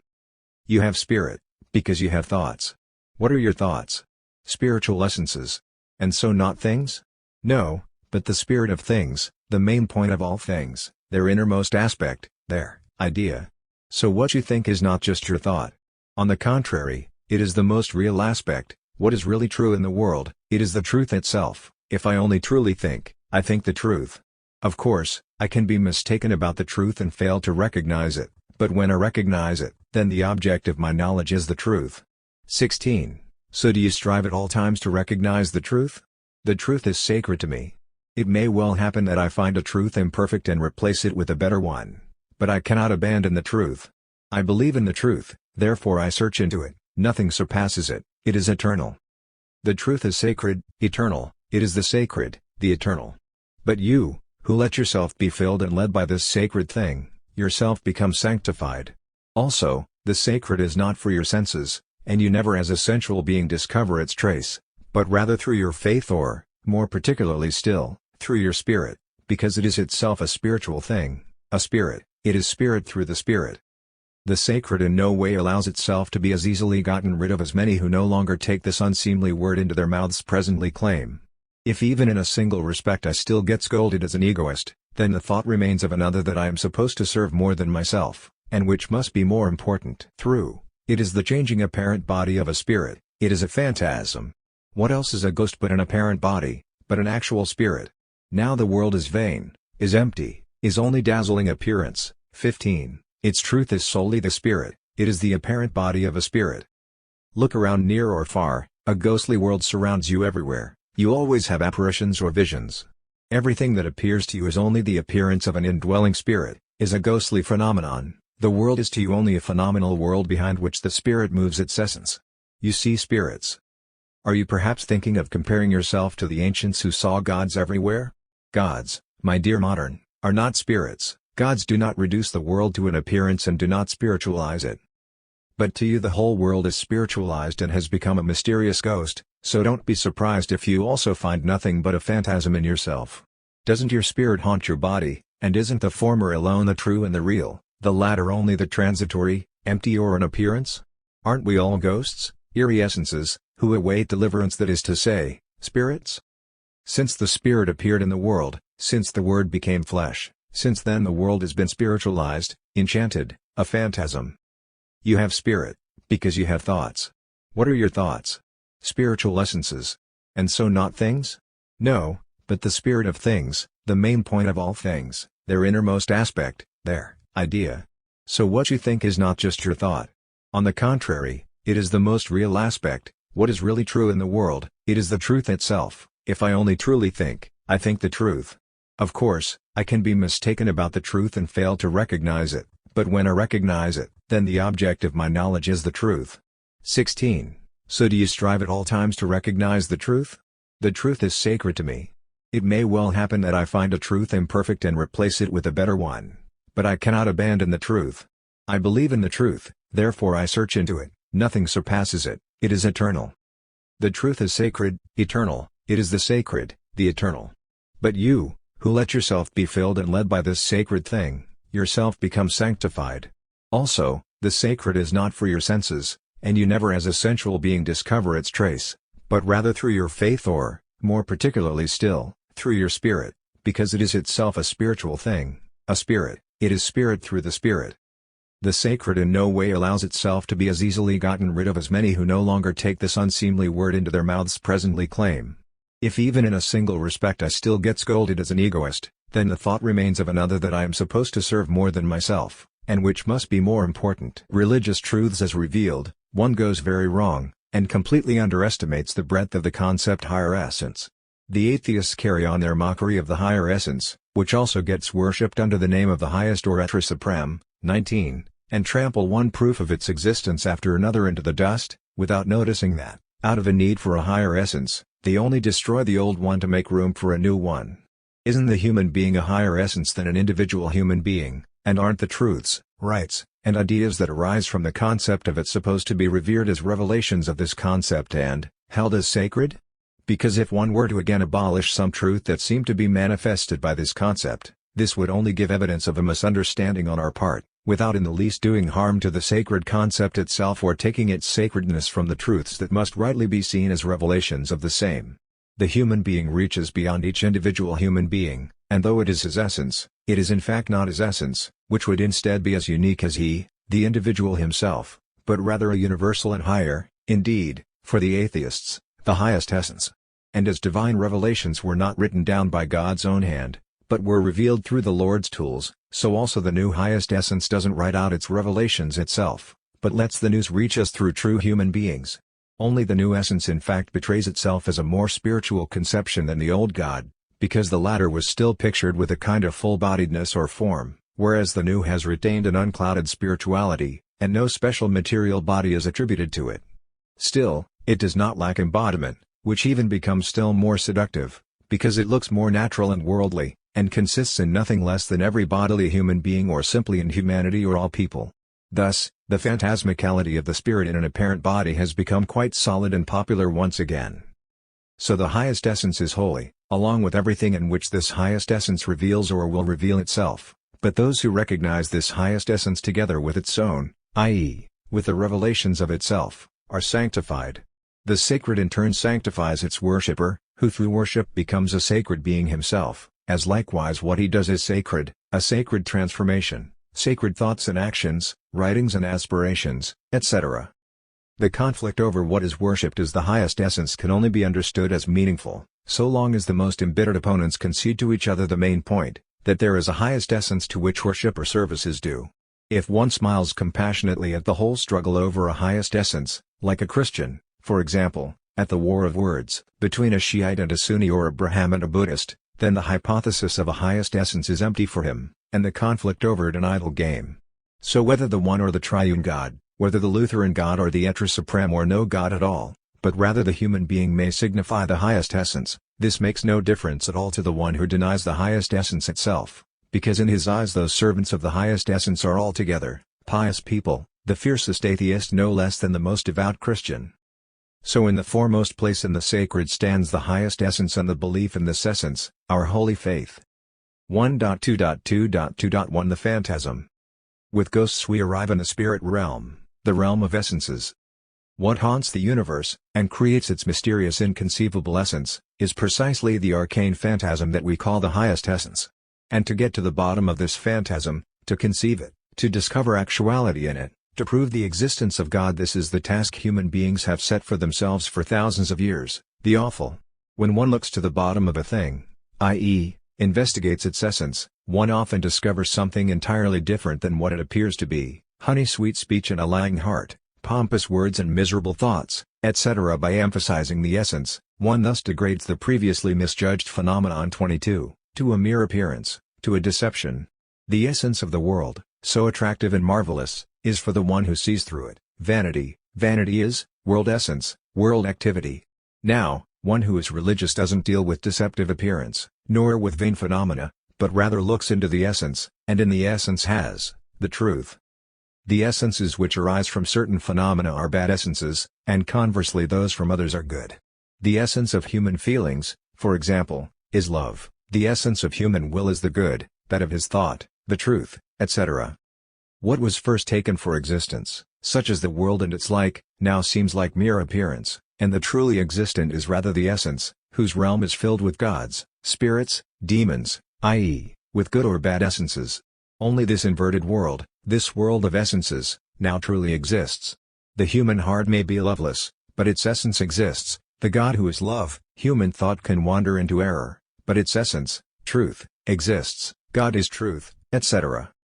To recognize and acknowledge only essences and nothing but essences, that is religion. Its realm is a realm of essences, phantasms, and ghosts. The urge to make the phantasm tangible, or to realize the nonsense, has brought about an embodied ghost, a ghost or spirit with an actual body, a full-bodied ghost. How the strongest, most brilliant Christians have martyred themselves to get a conception of this ghostly phenomenon. But there always remain the contradiction of the two natures, the divine and the human, i.e., the ghostly and the sensual. There remained the most wondrous phantasm, the absurdity. Never yet was a ghost more soul-torturing, and no shaman, who goads himself into a fury and nerve-wracking convulsions to banish a ghost, can endure such anguish of the soul as Christians suffered from that most inconceivable ghost. At the same time, only through Christ the truth of the thing had come to light, that the true spirit or ghost, is the human being. The embodied or full-bodied spirit is just the human being. He is himself the terrifying essence and at the same time the essence's appearance and existence or presence. 23. From now on the human being no longer trembles at ghosts outside himself, but at himself. He frightens himself. Deep in his breast dwells the spirit of sin. Even the slightest thought, and this is itself a spirit, can be a devil, etc. The ghost has put on a body, God has become a human being, but the human being is now himself the terrifying phantasm, which he tries to get behind, to banish, to fathom, to bring to actuality and speech. The human being is spirit. Let the body wither, just so long as the spirit is saved. Everything depends on the spirit, and the welfare of the spirit or soul becomes the sole focus.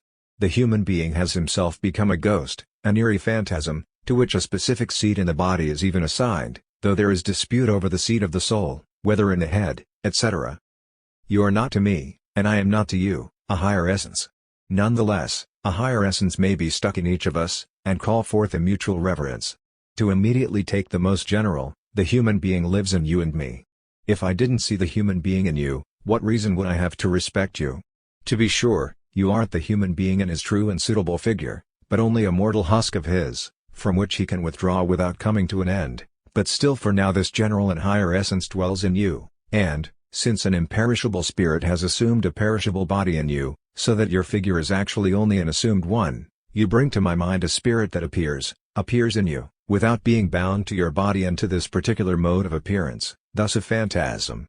This is why I don't look at you as a higher essence, but rather only respect that higher being that haunts you. I respect the human being in you. The ancients disregarded any such thing in their slaves, and the higher essence, the human being, still found little response. Instead they saw in each other ghosts of another sort. The people 24, is a higher essence than an individual and, like the human being or the human spirit, is a spirit haunting the individual, the spirit of the people. Therefore they revered this spirit, and only to the extent that he served this or some other spirit related to it, such as the family spirit, etc., could the individual appear significant. Only for the sake of the higher essence, the people, was any value ceded to the member of the people. Just as you are made sacred to us through the human being that haunts you, so individuals in every time were made sacred by some higher essence such as the people, the family, and so on. Only for the sake of the higher essence has anyone ever been honored, only being regarded as a ghost for a sanctified, i.e., protected and established, person. If I embrace and cherish you, because I have love for you, because my heart finds nourishment, and my need satisfaction, in you, it is not for the sake of the higher essence whose sanctified body you are, thus not because I see a ghost, i.e., an appearing spirit, in you, but out of egoistic pleasure. You yourself, with your essence, are of value to me, because your essence is not a higher one, not higher and more general than you, it is unique like you yourself, because it is you. But it is not only the human being, but everything, that haunts. The higher essence, the spirit, that haunts everything, is at the same time bound to nothing, and only, appears in it. A ghost in every corner. Here would be the place to let the haunting spirits drift past, if they didn't have to come out again further on in order to vanish before egoism. Therefore, let's give only a few more notable examples of them, in order to immediately lead into our attitude toward them.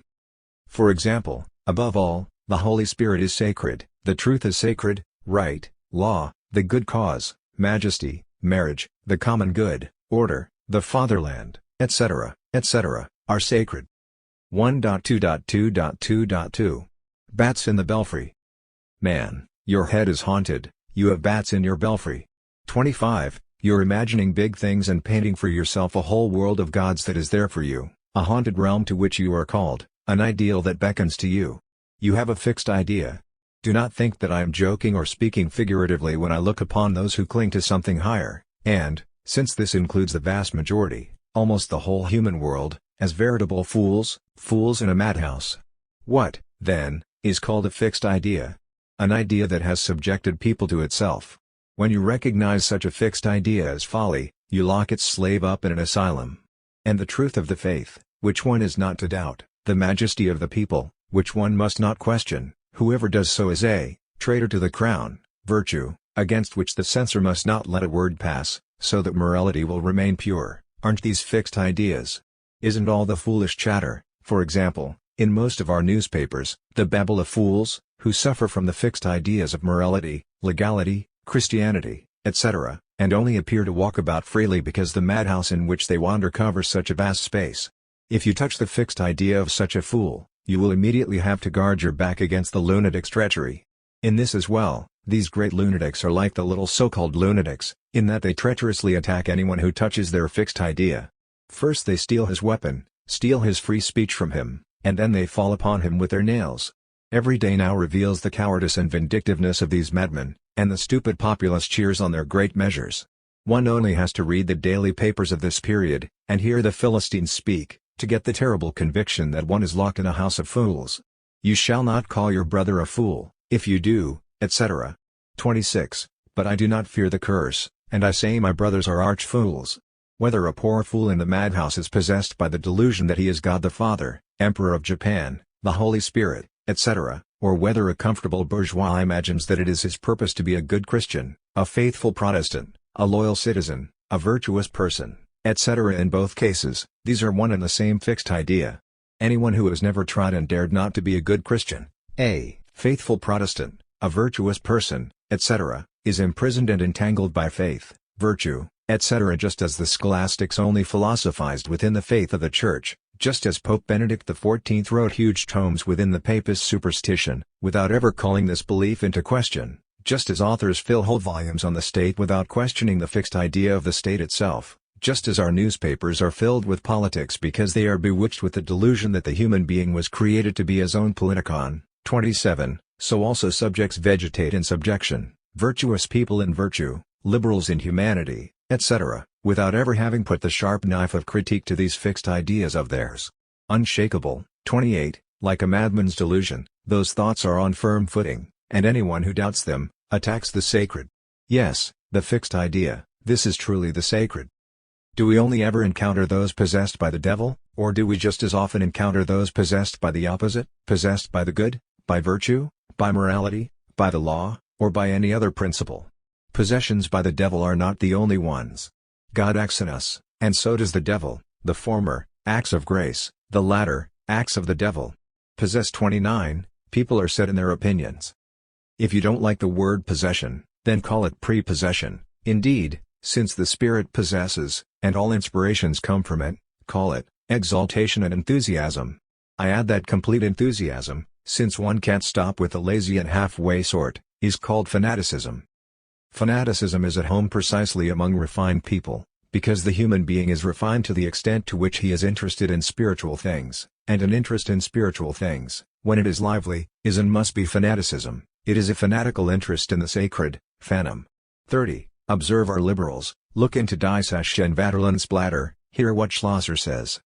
Ulbach's company constituted a literal plot against doctrine and the existing system, and the members were just as fanatical on behalf of their unbelief as monks and priests, Jesuits and Pietists, missionary and Bible societies are for mechanical worship and orthodoxy.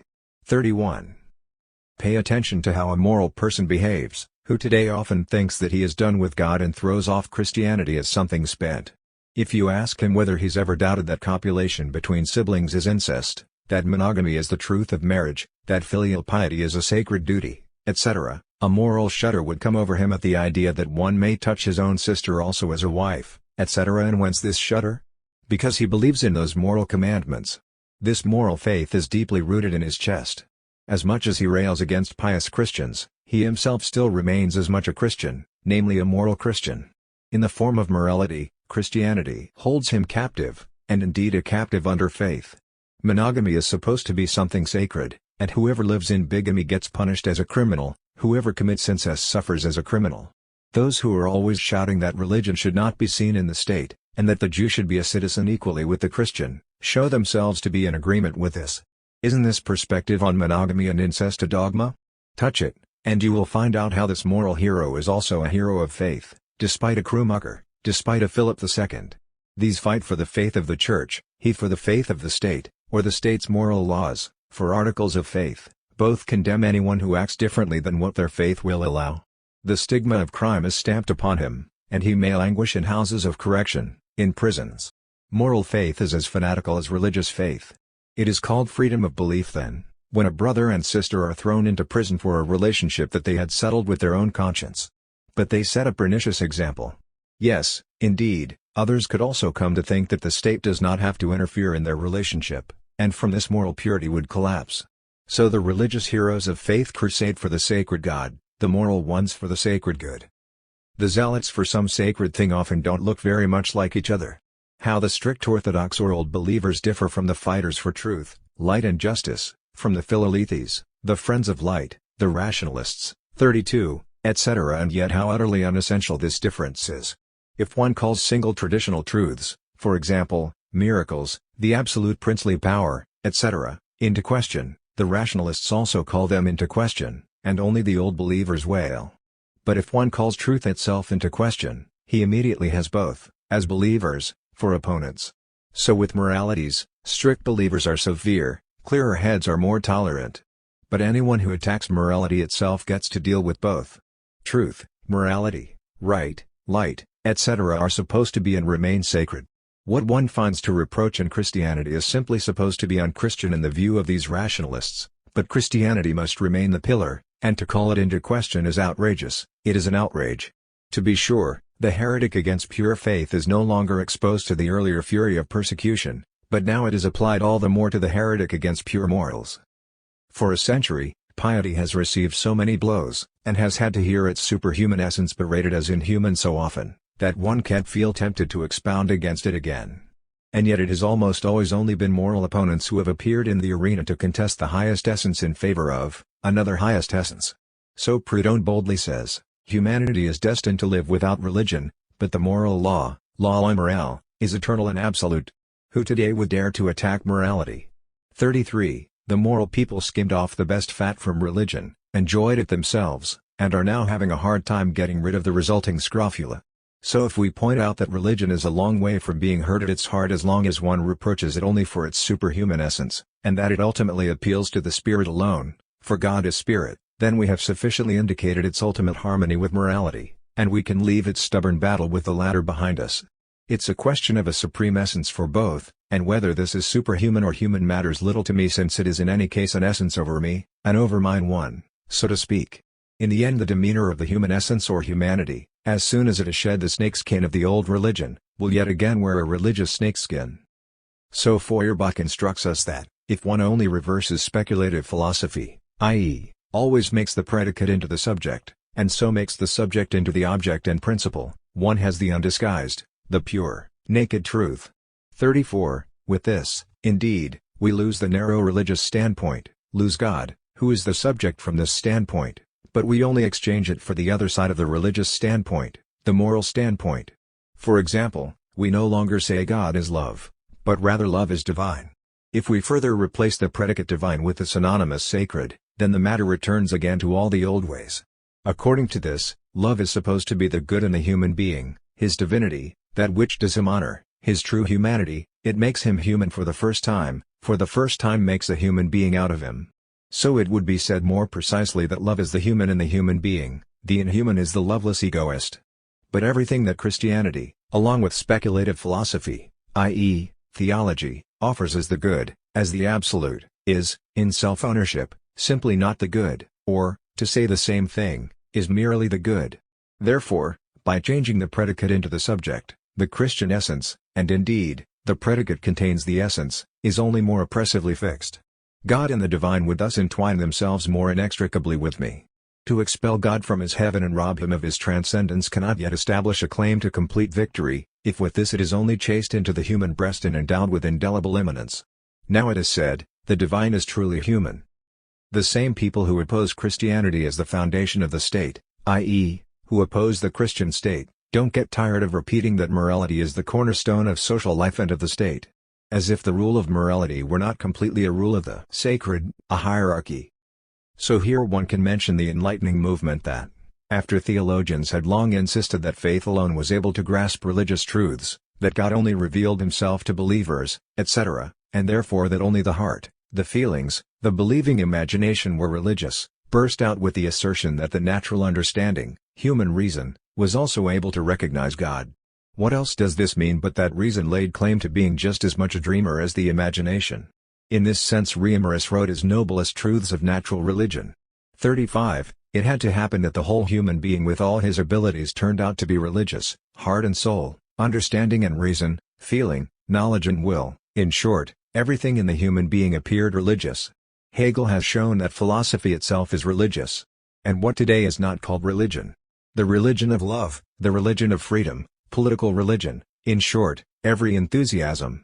So indeed it is, too. Even today we use the Latin word religion, which expresses the concept of bondage. Indeed, we remain bound, to the extent that religion occupies our inner self, but is the spirit also bound?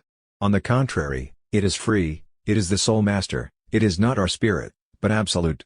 So the correct affirmative translation of the word religion would be spiritual freedom. With anyone whose spirit is free, he is religious in the same way as anyone in whom the senses have free rein is called a sensual person. The spirit binds the former, desires the latter. Religion is thus bondage or religio in relation to me, I am bound, freedom in relation to the spirit is free or has spiritual freedom. Many have experienced how bad it gets for us when desires pass through us free and unbridled, but that the free spirit, glorious spirituality, enthusiasm for spiritual pursuits, or whatever one may call this jewel in the most varied phrases, brings us into a still worse jam than even the wildest misbehavior. People don't want to notice this, nor can they notice it without consciously being an egoist. Reimarus and all who have shown that also our reason, our heart, etc., lead to God, have shown in this way that we are possessed through and through. Certainly, they offended the theologians from whom they took the privilege of religious exaltation, but through this they conquered still more territory for religion and spiritual freedom. Because if the spirit is no longer confined to feeling or belief, but also, as understanding, reason and thought in general, belongs to itself, the spirit, and so also may take part in spiritual and heavenly truths in the form of understanding, etc., then the whole spirit is concerned only with the spiritual, i.e., with itself, and so is free. Now we are so thoroughly religious that sworn and jurors condemn us to death, and every policeman, as a good Christian, takes us to the slammer by oath of office. Morality could only come into conflict with piety anyway where thundering hatred of everything that looked like an order, ordinances, commandments, etc., was given vent in revolt, and the personal absolute Lord was mocked and persecuted. It could therefore achieve independence only through liberalism, whose first form acquired importance in world history as bourgeois citizenship, and the actual religious authorities weakened. See liberalism below. Because the principle of the morality that doesn't just go side by side with piety, but rather stands on its own 2 feet, no longer lies in divine commandments, but rather in the law of reason, from which the former, if they are to remain valid, must first await the authorization of their validity. In the law of reason, the human being determines himself out of himself, because the human being is rational, and those laws arise of necessity out of the human essence. Piety and morality part company here, that the former makes God, and the latter makes the human being, the lawgiver.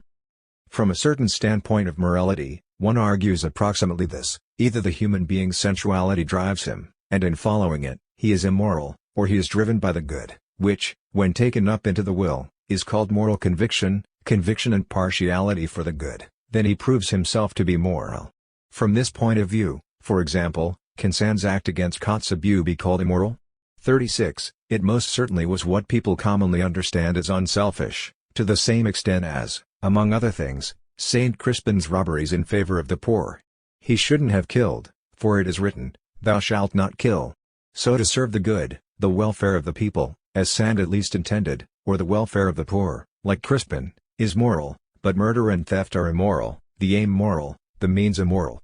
Why? Because murder, assassination, is something absolutely wrong. When the guerrillas 37, drew their country's enemies into ravines and shot them down from the bushes, unseen, wasn't that assassination? Based on the principle of morality, which commands you to serve the good, you could only ask whether murder could never under any circumstance be a realization of the good, and would have to approve that murder which realized the good.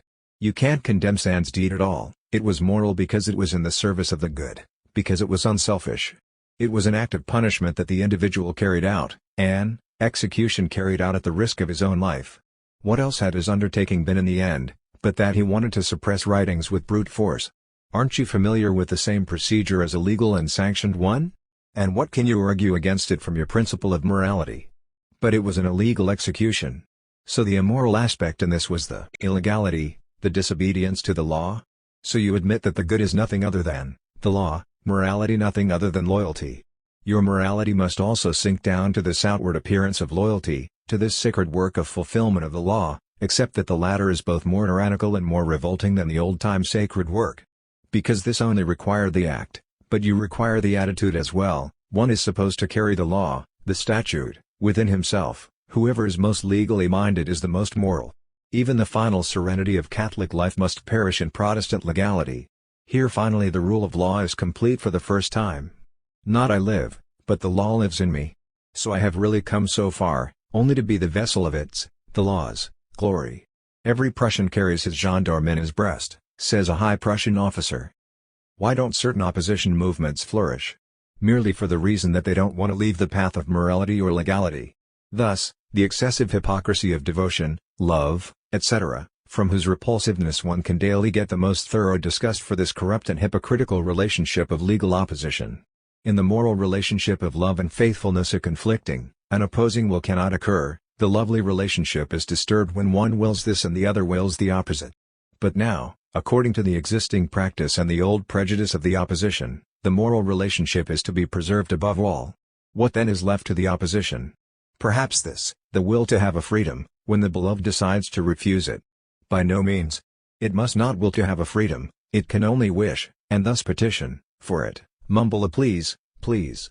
What would come of it, if the opposition actually willed with the full energy of the will? No, it must sacrifice will, to live through love, sacrifice freedom, for the love of morality. It must never claim as a right what it is only allowed to request as a favor. Love, devotion, etc., require with inescapable determination that there will be only one will, to which the others devote themselves, which they serve, follow, love. Whether this will is considered reasonable or unreasonable, one acts morally in either case if one follows it, and immorally if one defies it. The will that orders censorship seems unreasonable to many, but in a land of censorship, one who keeps his book from the censors acts immorally, and one who submits it to them acts morally. If someone lays aside his moral judgment and sets up a secret press, for example, one would have to call him immoral, and unwise as well, if he let himself get caught. But would such a one claim to have a value in the eyes of the moral? Perhaps. If he, in fact, imagined that he was serving a higher morality. The web of present-day hypocrisy is attached to the edges of two realms, between which our time swings back and forth, attaching its fine threads of deception and self-deception. No longer firm enough to serve morality without doubting of weakening, not yet reckless enough to live entirely through egoism, it dithers now toward one side and now toward the other in the spiderweb of hypocrisy, and, paralyzed by the curse of half measures, catches only stupid, wretched gnats. If one has dared once to make a free petition, one immediately waters it down again with loving assurances, and feigns resignation. On the other hand, if one has had the nerve to fight back against the free petition with moral references to trust, the moral courage also immediately declines, and one assures the petitioner that they hear the free words with special pleasure. One feigns appreciation. In short, one wants to have the one, but not do without the other. One would like to have a free will, but would not for his life go without the moral will. Just get together with a servile loyalist, you liberals. You will sweeten every word of freedom with a gaze of the most loyal trust, and he will clothe his servility in the most flattering phrases of freedom. And then you go your separate ways, and he, like you, thinks, I know you, fox. He smells the devil in you as much as you do the gloomy, old Lord God in him. A Nero is only a bad person in the eyes of the good. In my eyes he is only a possessed person, as are the good too. The good see in him an arch-villain, and relegate him to hell. Why did nothing hinder him in his arbitrary acts? Why did people put up with so much? Were the docile Romans, who let all of their wills be bound by such a tyrant, perhaps a hair better? In old Rome they would have immediately executed him, would never have become his slaves. But the contemporary good among the Romans only opposed moral demands to him, not their wills. They sighed that their emperor did not pay homage to morality like they did. They themselves remained moral subjects until one finally found the courage to abandon moral, obedient subjection. And then these same good Romans, who as obedient subjects had endured all the shame of a lack of will, cheered over the outrageous, immoral act of the rebel. So wherein the good was the courage for revolution, which they now praised, after someone else had grasped it. The good couldn't have this courage, because a revolution, and even an insurrection, is always something immoral, which one can only decide upon when one ceases to be good and becomes either bad or neither of the two. Nero was no worse than his time, when one could only be one of the two, good or bad. His time had to judge him. He was bad, and indeed to the highest degree, not a milksop, but an arch scoundrel. All moral people can only pass this judgment on him. Rogues, like him, are still living today, here and there. See, for example, the memoirs of Ritter von Lang, in the midst of moral people. But it isn't comfortable living among them, since one is not sure of his life for a moment. But does one live any more comfortably among moral people? One is no more sure of his life there. It's just that one is hanged in the legal way, but at least one is sure of one's honor, and the national cockade flies away in a flash. The rough fist of morality treats the noble nature of egoism utterly ruthlessly.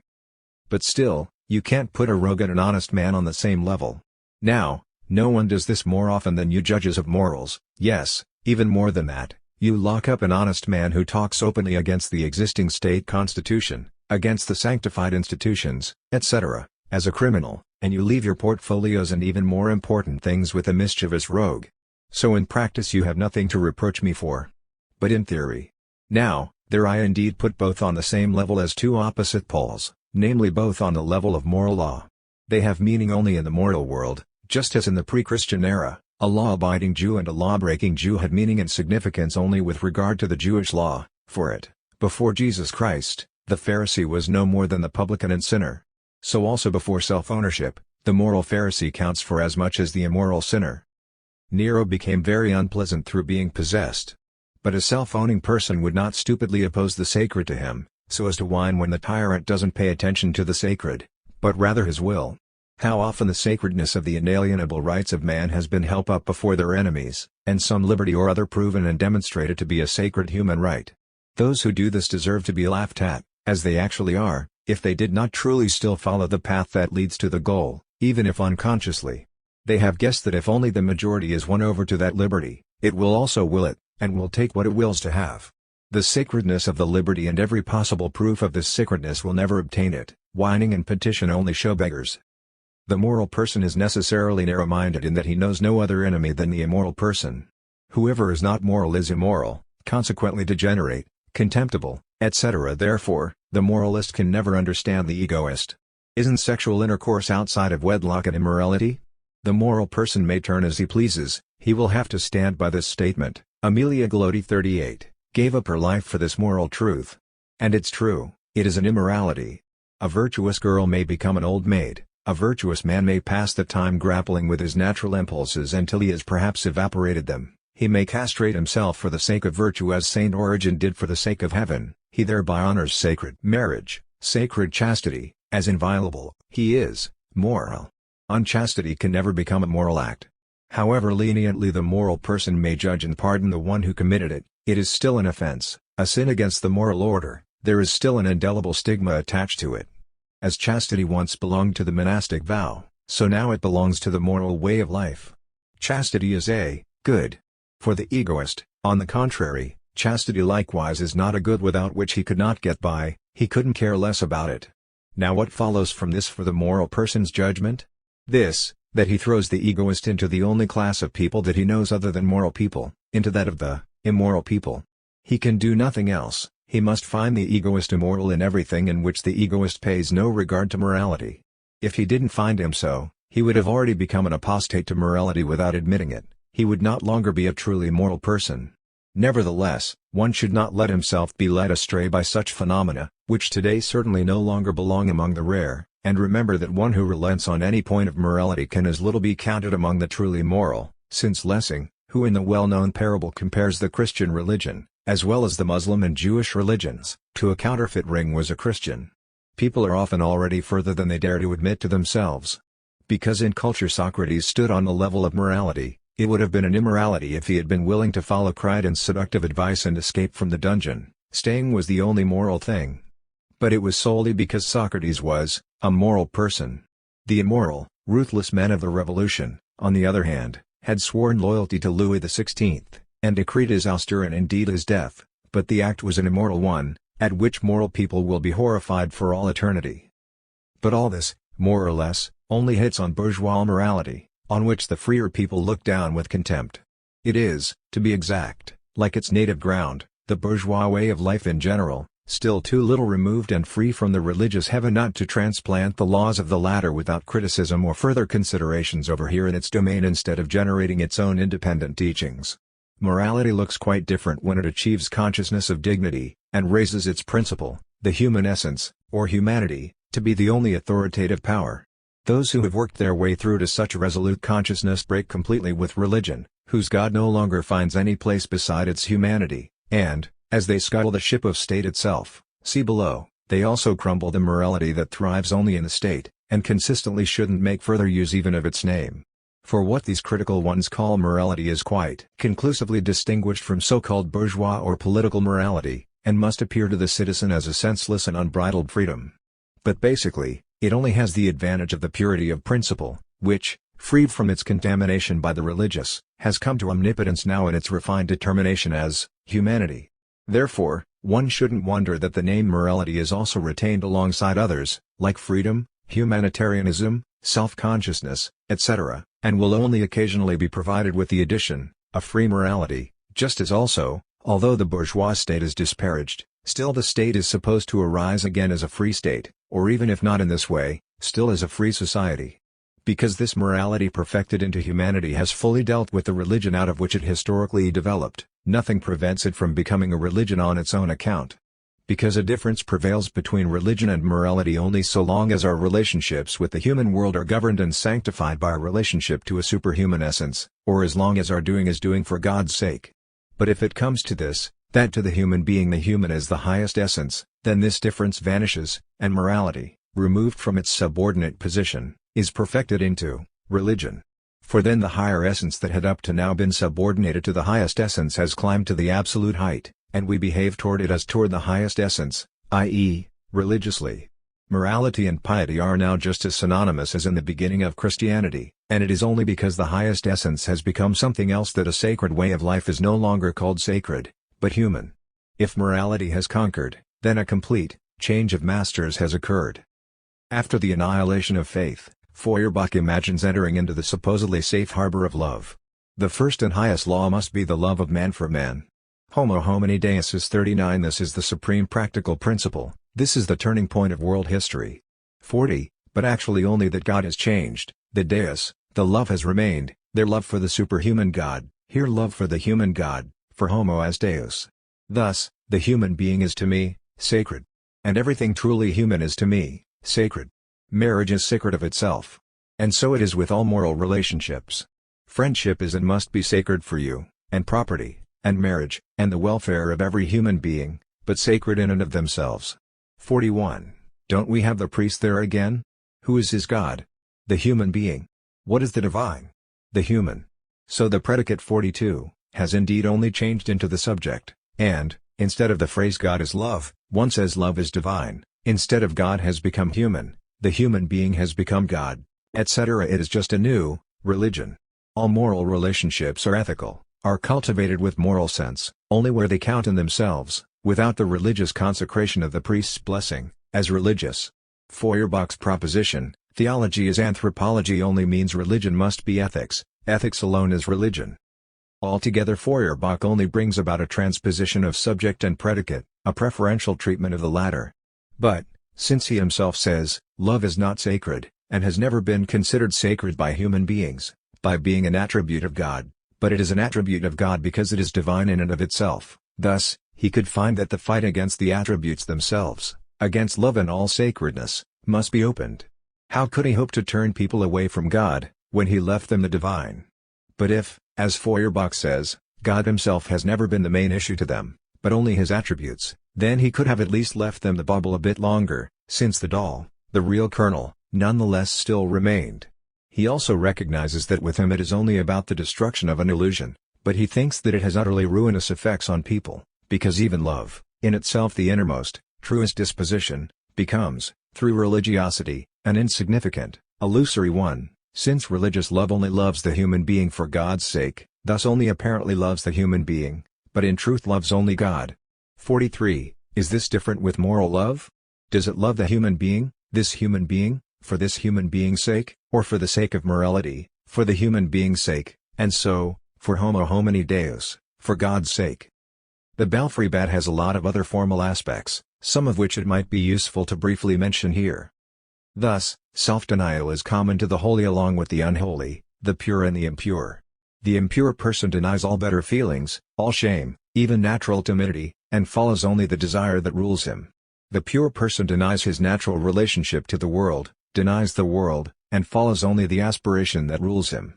Driven by the thirst for money, the greedy person denies all warnings of the conscience, all feelings of honor, all gentleness and all compassion, he puts every consideration out of sight, the desire carries him away. The holy person desires in the same way. He makes himself the laughingstock of the world, is hard-hearted and strictly righteous, because the aspiration carries him away. As the unholy person denies himself before mammon, so the holy person denies himself before God and the divine laws. We now live in a time when the shamelessness of the holy people is felt and revealed more and more every day, due to which it is at the same time forced to reveal itself, and lay itself bare, more and more as well. Haven't the shamelessness and stupidity of the reasons with which people counteract the progress of the times long exceeded all measure and all expectations? But it has to happen this way. The self-deniers must take the same path as holy people as they do as unholy people, and as the latter sink little by little to the fullest measure of self-denying meanness and lowness, so the former must ascend to the most humiliating loftiness.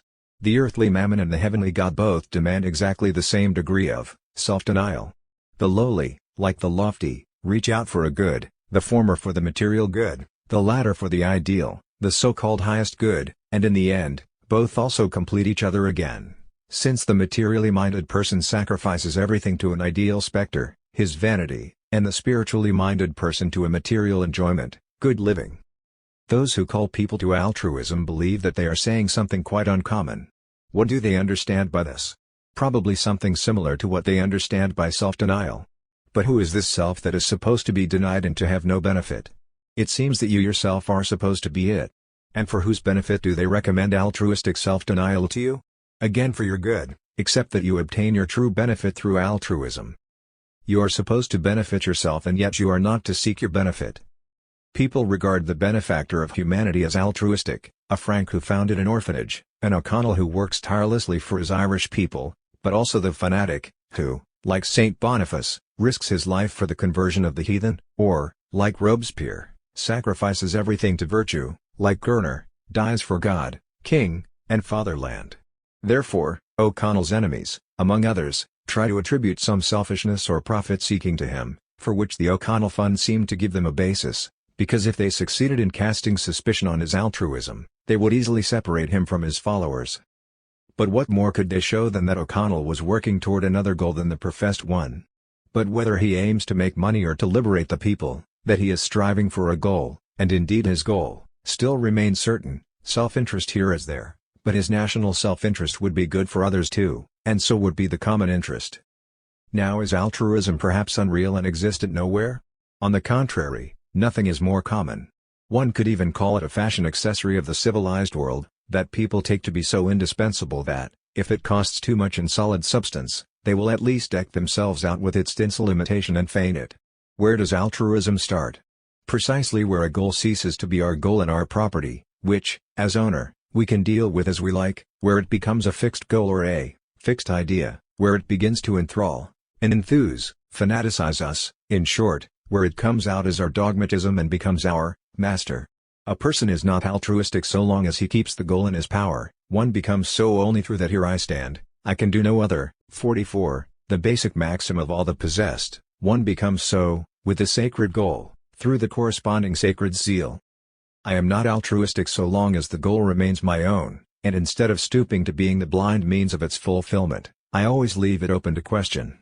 My zeal doesn't, therefore, have to be less than the most fanatical, but at the same time I remain frosty cold against it, unbelieving, and its most implacable enemy. I remain its judge, because I am its owner. Altruism grows excessively rampant as far as possessedness extends, as much on the possessions by the devil as on those by a good spirit. There, vice, folly, etc., here, humility, devotion, etc. Where can one look without meeting victims of self-denial? There's a girl sitting across from me, who has perhaps been making bloody sacrifices to her soul for 10 years already. A dead tired head droops over the voluptuous form, and pale cheeks betray the slow bleeding away of her youth. Poor child, how often have passions beaten at your heart, and the rich forces of youth demanded their right. When your head burrowed into the soft pillows, how awakening nature quivered through your limbs, blood swelled your veins, and fiery fantasies poured the radiance of lust into your eyes. Then the specter of the soul and its salvation appeared. You were frightened, your hands folded, your tormented eye turned its gaze upward, you prayed. Nature's storms were silenced, quiet glided over the ocean of your desires. Slowly the weary eyelids sank over the life extinguished under them, the tension crept unnoticed from the exuberant limbs, the boisterous waves dried up in the heart, the folded hands themselves laid an exhausted weight on the unresisting bosom, one last faint sigh moaned itself away, and, the soul was tranquil. You fell asleep, to awaken in the morning to a new battle and a new prayer. Now the habit of renunciation cools the heat of your desire, and the roses of your youth grow pale in the anemia of your salvation. The soul is saved, let the body perish. O Lice, 45, O Ninon, 46, you did so well to despise this pale virtue. One free grisette against thousands of virgins grown grey in virtue. 47. The fixed idea may also be perceived as axiom, principle, standpoint, and the like. Archimedes asked for a standpoint outside the earth from which to move it. People continually sought for this standpoint, and everyone seized upon it as best he could. This alien standpoint is the world of the spirit, of ideas, thoughts, concepts, essences, etc. It is heaven. Heaven is the standpoint from which the earth is moved, earthly activities monitored and despised. To assure themselves of heaven, to firmly and eternally hold to the heavenly standpoint, how painfully and tirelessly humanity has struggled for this. Thus, Christianity has aimed to redeem us from a life determined by nature, from desires as our driving force, and so has wanted the human being to not let himself be determined by his desires. It's not that he should have no desires, but that the desires should not have him, that they should not become fixed, untamable, indissoluble. Now, couldn't we apply what Christianity, religion, contrived against desires to aid its own precept that spirit, thoughts, conceptions, ideas, beliefs, etc., should determine us? Couldn't we require that the spirit, or the conception, the idea may also not determine us, not become fixed and inviolable or sacred? Then it would work out as the dissolution of the spirit, the dissolution of all thoughts, of all conceptions. As then we had to say, we are indeed supposed to have desires, but the desires are not to have us, so now we say, we are indeed supposed to have spirit, but spirit is not supposed to have us. If the latter seems to lack good sense, consider, for example, that for many a person a thought becomes a maxim so that he himself becomes its prisoner, so that he doesn't have the maxim, but rather it has him. And with the maxim, he again has a firm standpoint. The doctrines of the Catechism inadvertently become our principles and no longer tolerate rejection. Their thought, or spirit, has the sole power, and no objection of the flesh is heard any more. Nevertheless, I can only break the tyranny of the spirit through the flesh, because it's only when a person also perceives his flesh that he perceives himself completely, and it is only when he perceives himself completely that he is a perceiving or reasonable being. The Christian doesn't perceive the misery of his enslaved nature, but lives in humility. He therefore doesn't grumble against the hardships that befall his person. He believes himself to be satisfied with freedom of the spirit. But once the flesh makes itself heard, and its tone is passionate, rude, not well-intentioned, spiteful, etc., as it cannot be otherwise, then he believes he hears devil's voices, voices against the spirit, because good manners, passionlessness, good intentions and the like are precisely spirit, and rightly rails against them. He would have to not be a Christian, if he wanted to tolerate them. He listens only to morality and slaps immorality in the mouth. He listens only to legality and gags the lawless word. The spirit of morality and legality holds him captive, a rigid, unbending master. They call that the rule of the spirit. It is at the same time the standpoint of the spirit. And now whom do the usual liberal gentlemen want to set free? Whose freedom do they cry out and thirst for? The spirit's. The spirit of morality, legality, piety, the fear of God, etc. The anti-liberal gentlemen also want that. And the whole dispute between the two turns on the advantage, whether the latter alone should have a say, or the former should receive a share in the enjoyment of the same advantage. For both, the spirit remains the absolute master, and they only quarrel over who should occupy the hierarchical throne to which the Lord's appointed governor is entitled.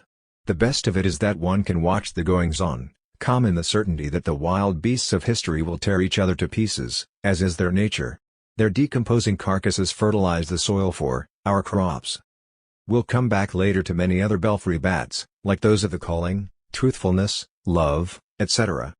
When one's own is contrasted with what is imparted, you take away nothing with the objection that we cannot have anything isolated, but receive everything in global connection, therefore through the impression of what is around us, and thus have it as something imparted, because there is a great gap between the feelings and thoughts that are aroused in me by something else, and those which are given to me. God, immortality, freedom, humanity, etc., get impressed on us from childhood as thoughts and feelings that move our inner being more or less strongly, and either rule us without our knowing or in richer natures can demonstrate themselves through systems and works of art, but are always not aroused, but imparted feelings, because we must believe in them and hang on to them. That an absolute existed and that we had to take in, feel and think this absolute, was established as a faith by those who devoted all the force of their mind to recognizing and depicting it. The feeling for the absolute exists then as an imparted one, and henceforth brings only the most diverse revelations of itself. So in Klopstock 48, the religious feeling was an imparted one, which he only expressed artistically in Der Messias. On the other hand, if the religion that he discovered had been only a stimulus to feeling and thought, and if he had known how to completely oppose his own to it, then, instead of religious enthusiasm, it would have resulted in a dissolution and consumption of the object. Instead he sustained in mature years his childish feelings received in childhood and squandered the forces of his manhood in sprucing up his childish nonsense. So the difference is whether feelings are imparted to me or only aroused in me. The latter are my own, egoistic, because as feelings they don't get stamped into me, recited to me, imposed on me, but I open myself to the former, foster them in myself as a heritage, cultivate them, and am possessed by them. Who would never have noticed, more or less consciously, that our entire upbringing is aimed at producing feelings in us, i.e., imparting them to us, instead of leaving the production to ourselves however they may turn out. When we hear God's name, we're supposed to feel the fear of God. When we hear that of the Prince's Majesty, he's supposed to be received with awe, deference, submission. When we hear that of morality, we are supposed to think we hear something inviolable. When we hear that of the evil one or evil ones, we are supposed to shudder, and so on. If there are those who abandon these feelings, and who, for example, hear the actions of evil people with pleasure, they would have to be chastised and educated with the rod. Thus stuffed with imparted feelings, we appear at the gates of maturity and our declarative age. Our equipment consists of elevated feelings, lofty thoughts, inspiring precepts, eternal principles, etc. Young people are mature than when they twitter like the old. They get rushed through school to learn the same old song, and, when they have taken this in, they are declarative age. We are not allowed to feel what we could and would like to feel at the time toward everything and every name that occurs to us. For example, toward God's name we are allowed to think of nothing comical, to feel nothing disrespectful, but rather it is prescribed and imparted to us what and how we should feel and think in this instance.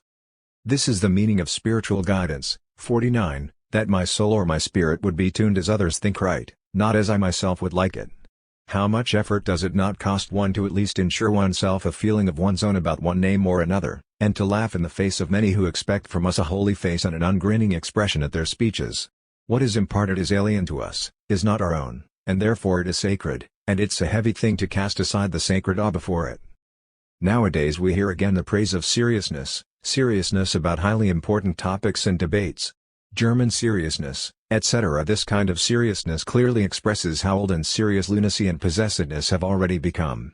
Because there's nothing more serious than a lunatic when he comes to the core of his lunacy, then due to his great zeal he cannot take a joke. See madhouses. 1.2.3 The Hierarchy. I'm not giving the historical reflections on our Mongolism, which I will occasionally insert at this point, with the claim of thoroughness or even merely of reliability, but solely because it seems to me that they could contribute to making the rest clear. The history of the world, whose structuring in fact belongs entirely to the Caucasian race, seems to have gone through 2 Caucasian world ages up to now, in the first of which we had to work out and work off our innate Negroidity, which was followed in the second by Mongoloidity, Chineseness, to which likewise a horrifying end must be made. Negroidity represents antiquity, the time of dependence on things, on rooster feeding, birds' flight, on sneezing, on thunder and lightning, on the rustling of sacred trees, etc. Mongoloidity represents the time of dependence on thoughts, the Christian time. These words are reserved for the future. I am owner of the world of things, and I am owner of the world of spirit. In the Negroid world age the campaigns of Sesostris 50, and the greatness of Egypt and North Africa in general took place. The Hun and Mongolian invasions, up to the Russians, belong to the Mongolian world age. My worth cannot possibly be estimated highly so long as the hard diamond of the Nada has such an enormous price, as was the case with both God and the world. The Nada is still too gritty and indomitable to be consumed and absorbed by me. Instead people only crawl about with extraordinary busyness on this immovable entity, on the substance, like parasitic animals on a body from whose juices they draw nourishment, but without consuming it. It is the busyness of vermin, the active nature of Mongols. Among the Chinese, indeed, everything remains as of old, and nothing essential or substantial is subject to change. They work all the more actively on what remains, which bears the name of the elderly, ancestors, etc. Consequently, in our Mongolian world age all change has been only reformatory or corrective, not destructive or consuming and annihilating. The substance, the object, remains.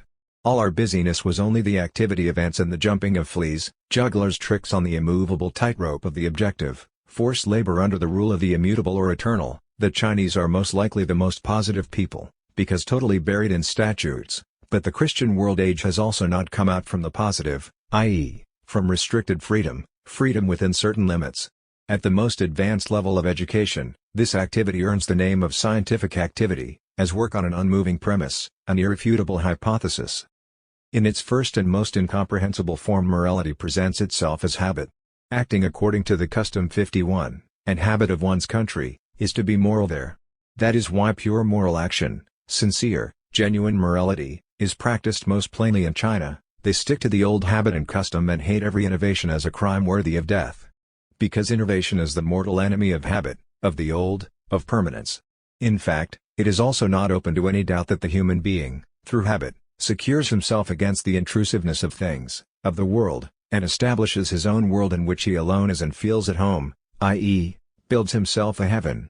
Indeed, heaven has no other meaning than this, that it is the true home of the human being, in which nothing alien any longer determines and rules him, no earthly influence any longer alienates him from himself, in short, in which the dross of earthly things is thrown off and the struggle against the world has come to an end, thus, in which nothing is any longer denied him.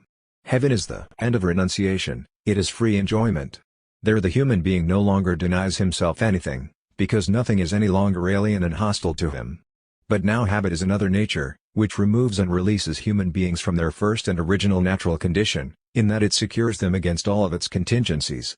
The constructed habit of the Chinese has provided for all occurrences, and everything is planned. Whatever happens, the Chinese person always knows how he has to behave, and he doesn't first need to decide for himself according to the circumstances. No unforeseen event throws him down from the heaven of his rest. The morally acclimated and settled Chinese person is not surprised and caught off guard. He behaves with equanimity, i.e., with equal heart or temper, toward everything, because his temper, protected by the caution of his ancestral custom, doesn't lose its composure. Thus, On the ladder of culture or civilization, humanity mounts the first rung through habit, and it imagines that, in climbing to civilization, it is at the same time climbing to heaven, the realm of civilization or second nature, so it is really mounting the first rung of the ladder to heaven. If Mongolism has established the existence of spiritual essences, has created a spirit world, a heaven, the Caucasians have wrestled for thousands of years with these spiritual essences, in order to get to the bottom 52 of them. What else did they do then but build on Mongolian foundations? 53. They haven't built on sand, but in the air. They have wrestled with Mongolian things, stormed the Mongolian heaven, Tian. When will they finally destroy this heaven? When will they finally become actual Caucasians, and find themselves? When will the immortality of the soul, which believed itself more secure in these latter days if it presented itself as the immortality of the spirit, finally change to the mortality of the spirit? If in the industrious struggle of the Mongolian race, people had built a heaven, those of the Caucasian tribe, so long as they in their Mongolian tone have to do with heaven, took up the opposite task, the task of storming that heaven of custom, heaven-storming activity. To undermine all human regulation, in order to create a new and better one on the cleared site, to ruin all customs in order to put new and better customs in their place, etc., their activity is limited to this. But is it then already purely and actually what it strives to be, and does it reach its final goal? No, in this creation of something better, it is still afflicted with Mongolism. It storms heaven only to make a heaven again. It overthrows an old power only to legitimate a new power, it only improves. Nonetheless, the target, as often as it may vanish from before the eyes at every new approach, is the actual, complete downfall of heaven, customs, etc., in short, of human beings secured only against the world, of the isolation or inwardness of the human being. Through the heaven of civilization, the human being seeks to isolate himself from the world, to break its hostile power. But this heavenly isolation must also be broken, and the true end of heaven storming is the downfall of heaven, the destruction of heaven. Improving and reforming is the Mongolism of the Caucasian, because through them he again sets up what was already there before, namely, a precept, a universal, a heaven. He harbors the most irreconcilable hostility toward heaven, and yet builds a new heaven daily, piling heaven upon heaven. He only crushes one with another. The Jewish heaven destroyed the Greek heaven, the Christian heaven destroyed the Jewish heaven, the Protestant heaven destroyed the Catholic heaven, etc. If the heaven-storming people of Caucasian blood throw off their Mongolian skin, they will bury the sentimentalist under the ruins of the immense world of sentimentality, the isolated person under his isolated world, the glorified person under his heaven. And heaven is the spirit realm, the realm of spiritual freedom. The heavenly realm, the realm of spirits and ghosts, has found its proper system in speculative philosophy. Here it was expressed as the realm of thoughts, concepts and ideas. Heaven is populated with thoughts and ideas, and this spiritual realm is then the true reality. To want to gain freedom of the spirit is Mongolism, spiritual freedom is Mongolian freedom, sentimental freedom, moral freedom, ethical freedom, etc. People may take the word morality as synonymous with self-activity, self-determination. But that is not in it, and the Caucasian has rather shown himself self-acting only despite his Mongolian morality. The Mongolian heaven, or custom, remained the mighty fortress, 54, and only by ceaselessly storming this fortress did the Caucasian prove himself moral. If he'd had no more to do with custom at all, if he hadn't had it as his indomitable, continual enemy, then the relation to custom would end, and therefore also to morality. That his self-activity is still a moral self-activity is just the Mongolianness of it, is a sign that he has not come to himself in it. Moral self-activity corresponds entirely to religious and orthodox philosophy, constitutional monarchy, the Christian state, freedom within certain limits, limited freedom of the press, or, in a picture, to the hero tied to a sickbed. The human being has only actually overcome shamanism and its phantasms when he possesses the strength to lay aside not only the belief in ghosts but also the belief in the spirit, not only supernatural belief, but spiritual belief. 55. The person who believes in a phantasm no more assumes the intrusion of a higher world than the one who believes in the spirit, and both seek behind the sensual world an extrasensory one. In short, they generate and believe in another world, and this other world, the product of their mind, is a spiritual world. Indeed, their senses grasp and know nothing of another, non-sensual world, only their mind lives in it. Progressing from this Mongolian belief in the existence of spiritual essences to where the genuine essence of the human being is also his spirit, and that all care should be directed toward this alone, toward the salvation of his soul, is not hard. With this, the effect on the spirit, so-called moral influence, is assured. Thus, it is blatantly obvious that Mongolism represents the complete lack of rights of sensory nature, represents non-sensory nature, the unnatural, and that sin and the consciousness of sin was our millennia-long Mongolian plague. But who will dissolve the spirit into its nothing? He who by means of the spirit portrayed nature as the null, finite, ephemeral, he alone can also bring the spirit down to the same nullity. I can do it, any one of you, who prevails and creates as a sovereign I, can do it. In a word, the egoist can do it. Before the sacred, people lose all sense of power and all courage, they behave powerlessly and humbly 56, toward it. And yet nothing is sacred through itself, but through my beatification, my judgment, my decision, my bending the knee, in short, through my conscience. Everything that is supposed to be, for the egoist, unapproachable, untouchable, outside his power, i.e., over him, is sacred. In short, every matter of conscience is sacred, because this is a matter of conscience to me simply means I hold this sacred. For little children, as for animals, there is nothing sacred, because, in order to make room for this conception, one has to have already come so far in his understanding that he can make distinctions like good and evil, justifiable and unjustifiable, etc. Only by such a degree of reflection or reasonableness, the genuine standpoint of religion, can unnatural, i.e., brought into existence by thinking, reverence, sacred awe, take the place of natural fear. Considering anything outside oneself to be more powerful, greater, more justifiable, better, etc., i.e., respecting the power of something alien, not merely feeling it, but expressly respecting it, i.e., conceding it, yielding to it, surrendering to it, letting oneself be bound to it, devotion, humility, servility, submission, etc. belongs to this sacred awe. Here the whole ghostly host of Christian virtues haunts. Everything for which you harbor any respect or reverence deserves the name of sacred. You yourselves also say that you would feel a sacred awe of touching it. And you even give the stint to the unholy, gallows, crime, etc. You dread touching it. There is something uncanny, i.e., unfamiliar or not your own, about it.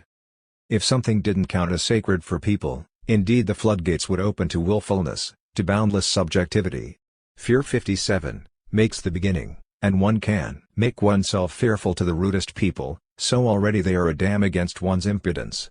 But in fear there is always still the attempt to free oneself from what is feared through cunning, deceit, catcalls, 58, etc. In contrast, it's another thing altogether with reverence. Here something is not only feared but also honored. What is feared has become an inner power that I can no longer get away from. I honor it, am captured by it, devoted to it, and belong to it. Through the honor that I pay it, I am completely in its power and no longer even attempt freeing myself. Now I cling to it with all the strength of belief. I believe. I and what I fear are one, not I live, but the respected lives in me. 59, because the Spirit, the Infinite, doesn't allow for coming to an end, it is therefore stationary, it's afraid of dying. It can't let go of its baby Jesus, it's blinded. I can no longer recognize the greatness of the finite, the object of fear, now raised to reverence, must no longer be touched. Reverence is immortalized, the respected is deified. The human being is now no longer creating, but learning, knowing, inquiring, etc., i.e., occupied with a fixed object, engrossing himself in it, without coming back to himself. The relationship with the object is that of knowledge, discovery, validation, etc., not that of dissolution, abolition, etc. The human being is supposed to be religious, that's for sure, therefore people only deal with the question of how to achieve this, what is the correct meaning of religiosity, etc. Something else occurs altogether when one makes the axiom itself doubtful and calls it into question, and it should also collapse in a heap. Morality is also such a sacred conception, one must be moral, and must seek out the right method, the right way to be so. One doesn't dare to go at morality itself with the question of whether it is in itself a delusion, it continues to be elevated above all doubt, unchangeable. And so it goes on with the sacred, step by step, from the holy to the holy of holies. Sometimes people divide human beings into two classes, the cultured and the uncultured. The former, insofar as they are worthy of the name, concerned themselves with thoughts, with a spirit, and because they were the rulers in the time after Christ, in which the principle is thought, they demanded a servile respect for the thoughts that they recognized. State, emperor, God, morality, order, etc., are such thoughts or spirits, which are only for the mind. A mere living being, an animal, cares as little for them as a child. But the uncultured are actually nothing but children, and anyone who only dwells on his life's needs is indifferent to those spirits, but because he is also weak before them, he is subject to their power, and is ruled by thoughts. This is the meaning of hierarchy. Hierarchy is the rule of thoughts, the rule of the spirit. We are hierarchical to the present day, put down by those who are backed up by thoughts. Thoughts are the sacred. But the two are always clashing with each other, the cultured against the uncultured and vice versa, and indeed attacking each other not just in two people, but in one and the same person. Because no cultured person is so cultured that he can't also find enjoyment in things, and so be uncultured, and no uncultured person is completely thoughtless. With Hegel it finally comes to light what a longing for things even the most cultured person has, and what disgust he harbors for every hollow theory. For him, actuality, the world of things, is supposed to conform completely to thought, and no concept is to be without reality. This gave Hegel's system the reputation of being the most objective, as if in it thought and things celebrated their unification. But this was just thought's most extreme violence, its highest despotism and absolute dictatorship, the triumph of the spirit, and with it the triumph of philosophy. Hereafter, philosophy can achieve nothing higher, because its highest form is the omnipotence of the spirit, the almightiness of the mind. 60. Spiritual people have something they've planted in their head that is supposed to be realized. They have concepts of love, goodness, and the like, which they would like to see actualized, therefore they want to build a kingdom of love on earth, in which no one any longer acts from self-interest, but everyone acts from love. Love is supposed to rule. What they've planted in their head, what is one supposed to call it other than a fixed idea? Indeed, it haunts their heads. The most oppressive phantasm is the human being. Just think of the proverb, "The road to ruin is paved with good intentions." The intention to completely actualize humanity in oneself, to completely become human, is of such a ruinous sort, such are the intentions to become good, noble, loving, etc. In the sixth part of the Denkwürdigkeiten, page 7, Bruno Bauer says, that bourgeois class, which was to be given such terrible importance in recent history, is capable of no self-sacrificial action, no enthusiasm for an idea, no exaltation. It devotes itself to nothing but the interests of its mediocrity, i.e., it remains forever limited to itself and wins in the end only though its hugeness, with which it was able to exhaust the efforts of passion, enthusiasm, consistency, through its surface, into which it sucks a portion of the new ideas. 61. And on page 6, it has turned the revolutionary ideas, for which not it, but unselfish or impassioned men sacrificed themselves, solely to its own advantage, has transformed spirit into money. Of course, after it had removed from those ideas their point, their consistency, their destructive seriousness, fanatical against all egoism. These people are, thus, not self-sacrificing, not enthusiastic, not idealistic, not consistent, not zealots, they are egoists in the usual sense, selfish people, mindful of their advantage, level-headed, calculating. Who then is self-sacrificing? In the full sense, certainly one who risks everything else for one thing, one goal, one desire, one passion. Isn't the lover, who abandons father and mother, endures all dangers and hardships, to reach his goal, self-sacrificing?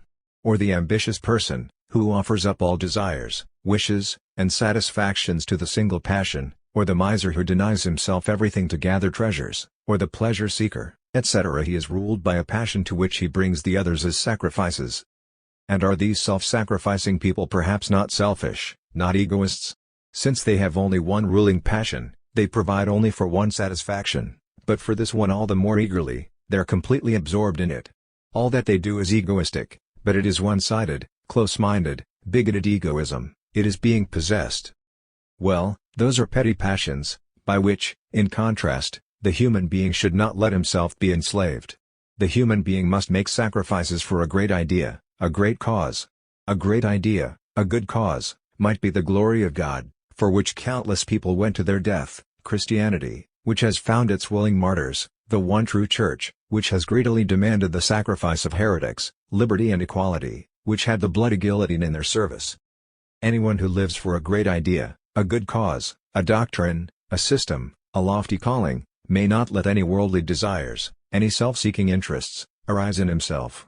Here we have the concept of priestliness, or as it can also be called in its pedagogic activity, schoolmasterliness, because ideals act as schoolmasters over us. The clergyman is quite specifically called to live the idea and to work for the idea, the truly good cause. Therefore, people feel how little it befits him to show any worldly arrogance, to desire a life of luxury, to take part in pleasures like dancing and playing, in short, to have anything other than a sacred interest. From this most likely also comes the meager salary of teachers 62, who are supposed to feel rewarded solely by the sacredness of their calling and renounce other enjoyments. There is even no lack of a rank list of sacred ideas, one or more of which a human being is supposed to look upon as his calling.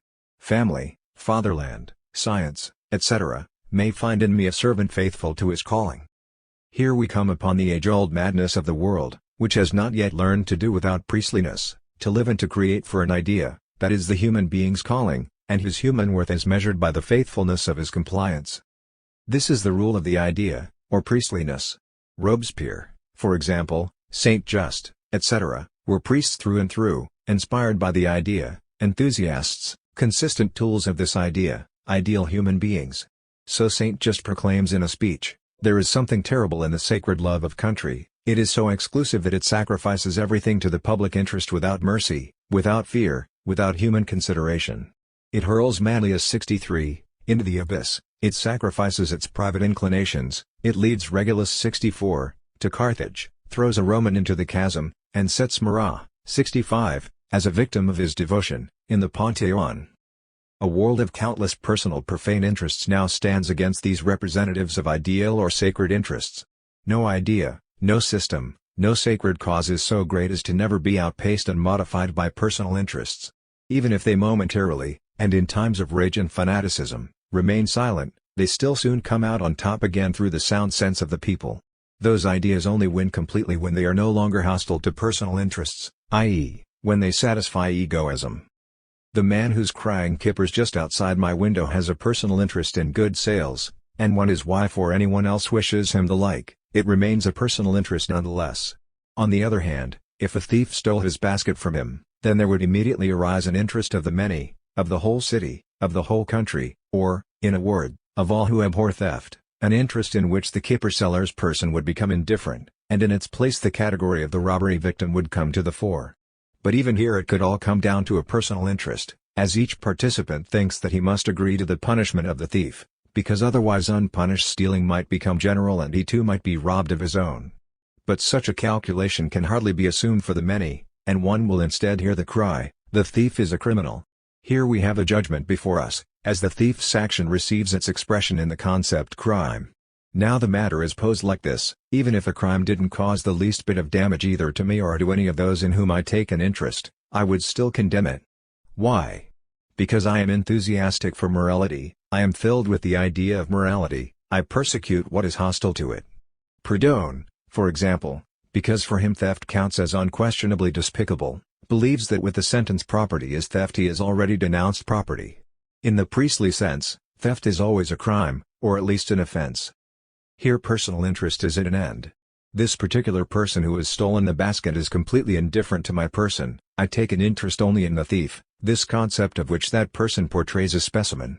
The thief and the human being are in my mind irreconcilable opposites, because one is not truly human when one is a thief, one degrades the human being or humanity in himself when he steals.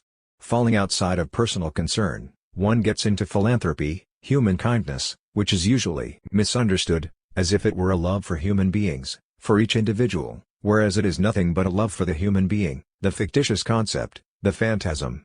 It is not P? Human beings, but T? The human being, that the philanthropist carries in his heart. Of course, he is concerned about every individual, but only because he wants to see his beloved ideal actualized everywhere. So there's no question here of concern for me, you, us, that would be personal interest, and belongs under the heading of worldly love. Philanthropy is a heavenly, spiritual, priestly love. The human must be established in us, and even if we poor devils were to come to ruin because of it. It is the same priestly principle as that famous Fiat Justitia, Periat Mundus, 66, human being and justice are ideas, ghosts, for the love of which everything is sacrificed, therefore, the priestly spirits are the self-sacrificing ones. Whoever goes into raptures over the human leaves persons out of consideration so far as that rapture extends, and floats in an ideal, sacred interest. The human is indeed not a person, but an ideal, a phantasm. Now, a whole variety of things can belong to and be reckoned as the human. If one finds the human being's main requirement in piety, Religious priestliness arises. If one sees it in morality, then moral priestliness raises its head. The priestly spirits of our times would therefore like to make everything a religion of liberty, a religion of equality, etc., and for them all ideas become a sacred thing, for example, even citizenship, politics, the public, freedom of the press, trial by jury, and so on. Now what does altruism mean in this sense? To have only an ideal interest, in which no respect of persons is allowed. The headstrong attitude of the worldly person opposes this, but for thousands of years has always succumbed at least to the extent of having to bend the unruly neck and honor the higher power. The priesthood pressed it down. When the worldly egoist had shaken off one higher power, such as the Old Testament, the Roman Pope, etc., then immediately there was one 7 times higher over him again, such as faith in place of the law, the transformation of all lay people into priests in place of the limited body of clergy, etc. He was like the possessed man whom 7 devils entered when he thought he had freed himself of one. 67. In the passage quoted above, all capacity to idealize is denied to the bourgeois class. It certainly plotted against the ideal rigorousness with which Robespierre wanted to carry out the principle. The instinct of its interests told it that this rigorousness harmonized too little with what appealed to it, and that it would be acting against itself if it were willing to encourage the enthusiasm for principles. Was it then to behave so unselfishly as to abandon all its aims in order to bring an austere theory to triumph? It appeals to the priests splendidly, to be sure, when people give ear to their call, "Cast everything away from you, and follow me," or, "Sell all that you have and give it to the poor, and you shall have treasure in heaven, and come, follow me." 68. Some staunch idealists obey this call, but most people act like Ananias and Sapphira. 69. In that they behave in a half-priestly or religious way and in a half-worldly way, serving God and mammon. I don't blame the bourgeois class for not wanting to let Robespierre rob it of its aims, i.e., for inquiring of its egoism how far it could facilitate the revolutionary idea. But one could blame, if blame were at all appropriate here, those who let the interests of the bourgeois class rob them of their own interests. However, won't they likewise sooner or later learn to understand what is to their advantage? August Becker 70, says, to win over the producers, proletarians, a negation of the traditional conception of rights is by no means enough. The people unfortunately care little for the theoretical victory of the idea. One must demonstrate to the Madokulos 71, how this victory can be used practically in life. 72, and on page 32, you must get hold of the people with their actual interests if you want to act upon them. He then shows how a rather agreeable amorality has gained ground among our peasants, because they'd rather pursue their actual interests than the commandments of morality. Because the revolutionary priests and schoolmasters serve the human being, they cut off the head of human beings. The revolutionary laymen or the profane ones had no more inhibitions about cutting off heads, but were less concerned about human rights, i.e., the rights of man, than about their own. How does it come about, though, that the egoism of those who assert a personal interest, and inquire of it all the time, still always succumbs to a priestly or schoolmasterly, i.e., an ideal interest? Their person seems to them too small, too insignificant, and in fact it is, to lay claim to everything and to be able to completely carry it through. There's a sure sign of this in the fact that they divide themselves into 2 persons, one eternal and one temporal, and every time care either only for the one or only for the other, on Sunday for the eternal, on the workday 73, for the temporal, in prayer for the former, in work for the latter. They have the priest within themselves, and therefore don't get rid of him, and hear themselves getting a tongue lashing inwardly every Sunday.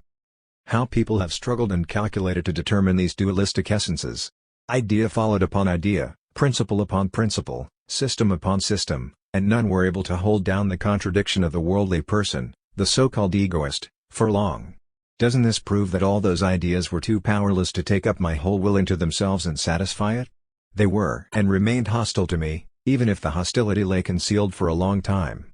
Will it be like this with oneness? Is it also just an attempted mediation? Every principle to which I turned, such as to reason, I always had to turn away from again. Or can I always be rational, setting everything up in my life according to reason?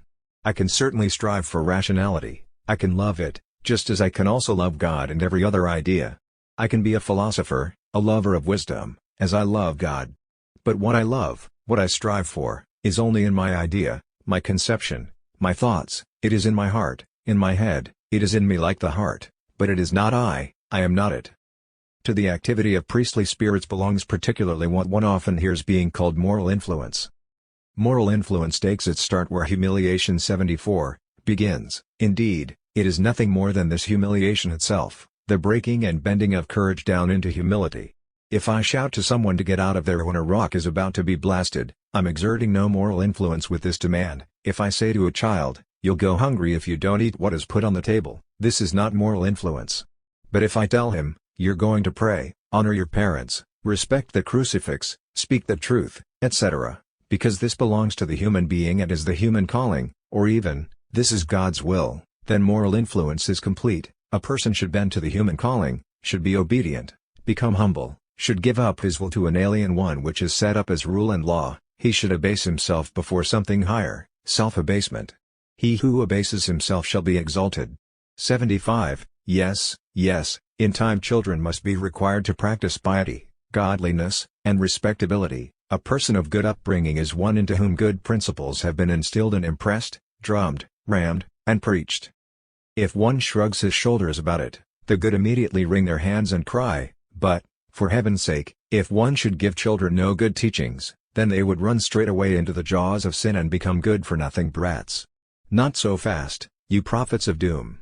They'll certainly become good-for-nothing in your sense, but your sense is simply quite a good-for-nothing sense. The cheeky rascals will no longer let you cajole and whine anything into them, and will have no sympathy for all the follies for which you've raved and babbled since time immemorial. They will annul the law of inheritance, i.e., they will not be willing to inherit your stupidities as you've inherited them from your fathers. They destroy original sin. If you command them, "Bow down before the Most High," they will answer, "If he wants to bow us down, let him come and do it himself. We, at least, will not bow down of our own free will." And if you threaten them with his wrath and his punishment, they will take it like being threatened with the bow-wow. If you no longer succeed in making them afraid of ghosts, then the rule of ghosts is at an end, and old wives' tales find no belief. And isn't it precisely the liberals again who press for a good education and improvement of the educational system? For how could their liberalism, their freedom within the limits of the law, come about without discipline? Even if they don't exactly train them in the fear of God, they demand the fear of the human all the more strictly, and arouse enthusiasm for the true human calling through discipline. A long time went by, in which people were content with the illusion of having the truth, without seriously wondering whether perhaps they themselves must be true in order to possess the truth. This time was the Middle Ages.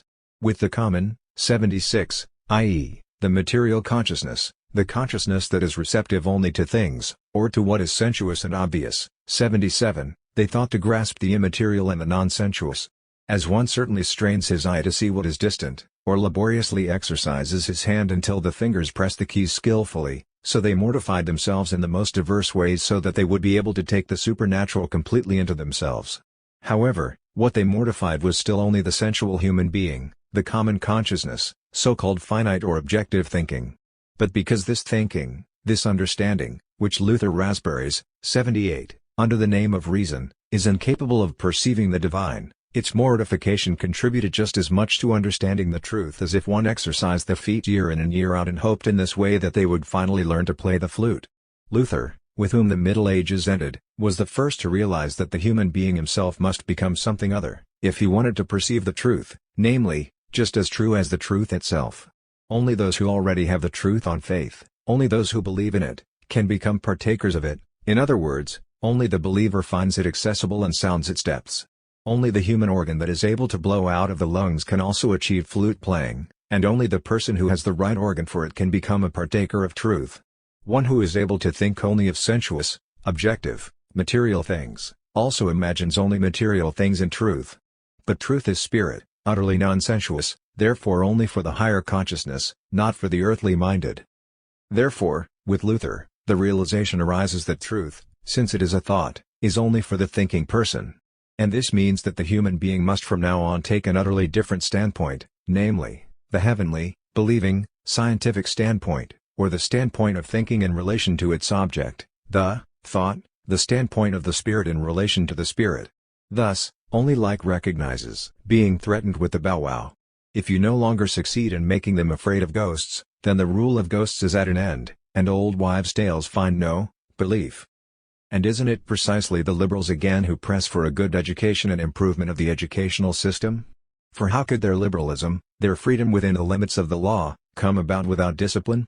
Even if they don't exactly train them in the fear of God, They demand the fear of the human all the more strictly, and arouse enthusiasm for the true human calling through discipline. A long time went by, in which people were content with the illusion of having the truth, without seriously wondering whether perhaps they themselves must be true in order to possess the truth.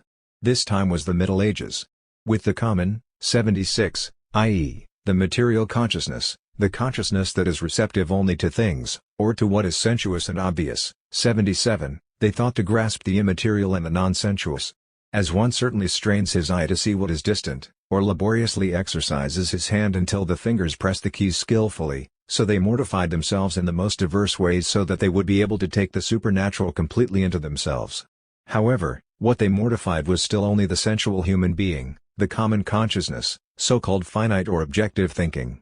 But because this thinking, this understanding, which Luther raspberries, 78, under the name of reason, is incapable of perceiving the divine, its mortification contributed just as much to understanding the truth as if one exercised the feet year in and year out and hoped in this way that they would finally learn to play the flute.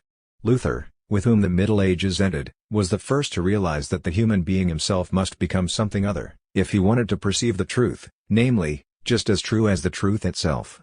Only those who already have the truth on faith, only those who believe in it, can become partakers of it. In other words, only the believer finds it accessible and sounds its depths. Only the human organ that is able to blow out of the lungs can also achieve flute playing, and only the person who has the right organ for it can become a partaker of truth. One who is able to think only of sensuous, objective, material things, also imagines only material things in truth. But truth is spirit, utterly non-sensuous, therefore only for the higher consciousness, not for the earthly minded.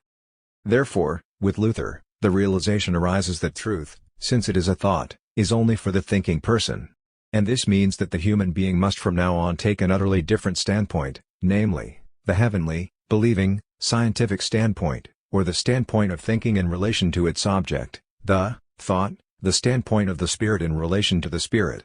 Thus, only like recognizes everything and can say, the actual is the rational, and only the rational is the actual.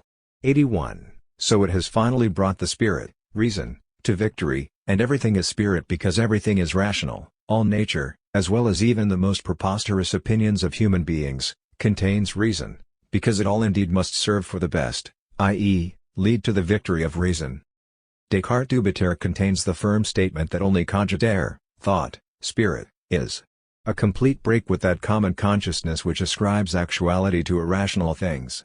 Only the rational is, only spirit is. This is the principle of modern philosophy, the genuine Christian principle. Already Descartes sharply separated the body from the spirit, and it is the spirit that builds itself a body, says Goethe. 82. But this philosophy itself, Christian philosophy, still does not get rid of the rational, and therefore still rails against the merely subjective, against whims, contingencies, capriciousness, etc. It desires that the divine shall become visible in everything, and all consciousness become a knowledge of the divine, and the human being see God everywhere, but God simply never is, without the devil. This is precisely why one is not to give the name of philosopher to a person who indeed has open eyes for the things of the world, a clear and unobstructed view, an accurate judgment about the world, but who sees in the world only the world, in objects only objects, in short, everything prosaically as it is, but the philosopher is only the one who sees, and demonstrates or shows, heaven in the world, the supernatural in the earthly, the divine in the mundane. The former may be ever so wise, but the fact remains. What no wisdom of the wise can see. A childlike heart practices in simplicity. 83. This childlike heart, this eye for the divine, is what it takes to make a philosopher. The first person mentioned above only has a common consciousness, but the one who knows the divine and knows how to talk about it, has a scientific consciousness. For this reason Bacon was expelled from the realm of philosophers. And further, what people call English philosophy certainly seems to have not produced anything beyond the discoveries of so-called clear heads, 84, such as Bacon and Hume. The English didn't know how to raise the simplicity of the childlike heart to philosophical significance, didn't know how to make philosophers out of childlike hearts. This is as much as to say, their philosophy was not able to become theological or theology, and yet it is only as theology that philosophy can actually realize itself, complete itself. The battlefield of its death struggle is in theology. Bacon didn't trouble himself with theological questions and cardinal points. Cognition has its object in life. German thought seeks, more than any other thought, to reach the beginnings and the fountainheads of life, and only sees life in cognition itself. Descartes' cogito, ergo sum has the meaning, a person only lives when he thinks. Thinking life is called spiritual life. Only spirit lives, its life is the true life. So just as in nature only the eternal laws, the spirit or reason of nature, are its true life, in the human being, as in nature, only thought lives, everything else is dead. With the history of the spirit, it had to come to this abstraction, to the life of universalities or of the lifeless. Solely God, who is spirit, lives. Nothing lives but the ghost. How can one try to maintain that modern philosophy or modern times have brought freedom, since they haven't freed us from the power of objectivity? Or am I perhaps free from despots when I am indeed not afraid of the personal ruler, but of every offense against the reverence which I imagine I owe him? It is no different with modern times. They only changed existing objects, the actual ruler, etc., into imagined objects, i.e., into concepts, before which the old respect was not only not lost, but increased in intensity. Even if people. It is with morality like it is with the family. Many people break with morals, but with the conception of morality it's more difficult. Morality is the idea of morals, their spiritual power, their power over the conscience. Morals, on the other hand, are too material to rule over the spirit, and do not hold captive a spiritual man, a so-called independent, a free thinker. 89. Let the Protestant do with it what he will, the sacred scriptures, the Word of God, still remain sacred for him. Anyone for whom this is no longer sacred has ceased to be a Protestant. But with this, what is ordained in it, the divinely established authorities, etc., also remain sacred to him. These things remain for him indissoluble, unapproachable, raised beyond all doubts, and since doubt, which in practice becomes a shaking up, is what is most the person's own, these things remain raised above himself. Whoever cannot get free of them will believe, because to believe in them means to be bound by them. Because faith in Protestantism became a more inward faith, the enslavement has also become a more inward enslavement. The person has taken these sanctities into himself, intertwined them with all his hopes and endeavors, made them into a matter of conscience, prepared from them a sacred duty for himself. Therefore, what the Protestant's conscience cannot get away from is sacred to him, and conscientiousness most clearly defines his character. Protestantism has actually made the human being into a secret police state. The spy and lookout, conscience, monitors every movement of the mind, and every thought and action is a matter of conscience, i.e., a police matter. The Protestant consists in this fragmentation of the human being into natural desire and conscience, inner populace and inner police. Biblical reason, in the place of the Catholic Church reason, is considered sacred, and this feeling and consciousness that the biblical word is sacred is called conscience. With this, then, sacredness gets shoved into one's conscience. If one doesn't free himself from conscience, the consciousness of the sacred, he can indeed act unconscientiously, but never without conscience. The Catholic finds himself satisfied when he fulfills the command, the Protestant acts to the best of his knowledge and conscience. The Catholic is in fact only a layman, the Protestant is himself a clergyman. 90. This is precisely the progress of the Reformation period over the Middle Ages, and also its curse, that the spiritual 91 became complete. What was the Jesuitical morality other than a continuation of the indulgence rummage sale? 92. Except that the person who was relieved of his sins now also gained insight into the remission of sins and convinced himself that his sin was actually taken away from him, since in this or that particular case, casuists, what he committed was no sin at all. The rummage sale of indulgences had made all sins and transgressions permissible and silenced every conscientious impulse. All sensuality could prevail, if it was only purchased from the Church. The Jesuits continued this favoring of sensuality, whereas the puritanical, dark, fanatical, repentant, contrite, praying Protestants, on the other hand, as the true perfecters of Christianity, accepted only the intellectual and spiritual person. Catholicism, particularly the Jesuits, in this way helped to advance egoism, found an involuntary and unconscious following within Protestantism itself, and saved us from the degeneration and destruction of sensuality. Nevertheless, the Protestant spirit spread its rule further and further, and since, compared with it, the divine, the Jesuit spirit represents only the diabolical, which is inseparable from everything divine, this Jesuit spirit can never assert itself alone, but must watch as, for example, in France, the Philistinism of Protestantism finally wins, and spirit is on top. 93. People keep on complimenting Protestantism for having brought the worldly back into honor, for example, marriage, the state, etc. But the worldly in itself, as worldly, the profane, is of far less importance to Protestantism than to Catholicism, which lets the profane world exist, indeed, savors its pleasures, whereas the rational, consistent Protestant prepares to annihilate the worldly altogether, and that simply by making it sacred. So marriage has been robbed of its naturalness by becoming sacred, not in the sense of the Catholic sacrament, where it only receives its consecration from the Church and so is basically unholy, but in the sense of being something sacred in itself from the start, a sacred relationship. The same for the state, etc. Formerly the Pope gave it and its princes his blessing and consecration, now the state is inherently sacred, majesty is sacred without needing the priestly blessing. The natural order or natural law was made absolutely sacred as the divine order. Thus it is said, for example, in the Augsburg Confession, Article 2, so now we reasonably abide by the saying, as the masters of jurisprudence have wisely and rightly said, that man and wife should be together is a natural law. Now if it is natural law, then it is God's order, therefore implanted in nature, and therefore also a divine law. 94. And is it anything more than enlightened Protestantism, when Feuerbach declares moral relations sacred, indeed not as God's order, but rather for the spirit that dwells in them? But marriage, we mean, of course, marriage as the free bond of love, is sacred in itself, by the nature of the union which is formed here. The only marriage that is a religious one is that marriage which is a true marriage, which corresponds to the essence of marriage, of love. And so it is with all moral relations. They are then only moral, they are then only cultivated in the moral sense, when they are regarded as sacred in themselves. True friendship exists only when the limits of friendship are preserved with religious conscientiousness, with the same conscientiousness with which the believer protects the dignity of his God. Let friendship be sacred, property sacred, marriage sacred, the well-being of every human being sacred, for you, but sacred in and of themselves. 95. This is a very essential moment. In Catholicism the worldly can indeed be consecrated or made sacred, but it is not sacred without this priestly blessing. Contrarily, in Protestantism worldly relations are sacred in themselves, sacred by their mere existence. The Jesuit maxim, the aim makes the means sacred, is precisely connected to the consecration through which sacredness is awarded.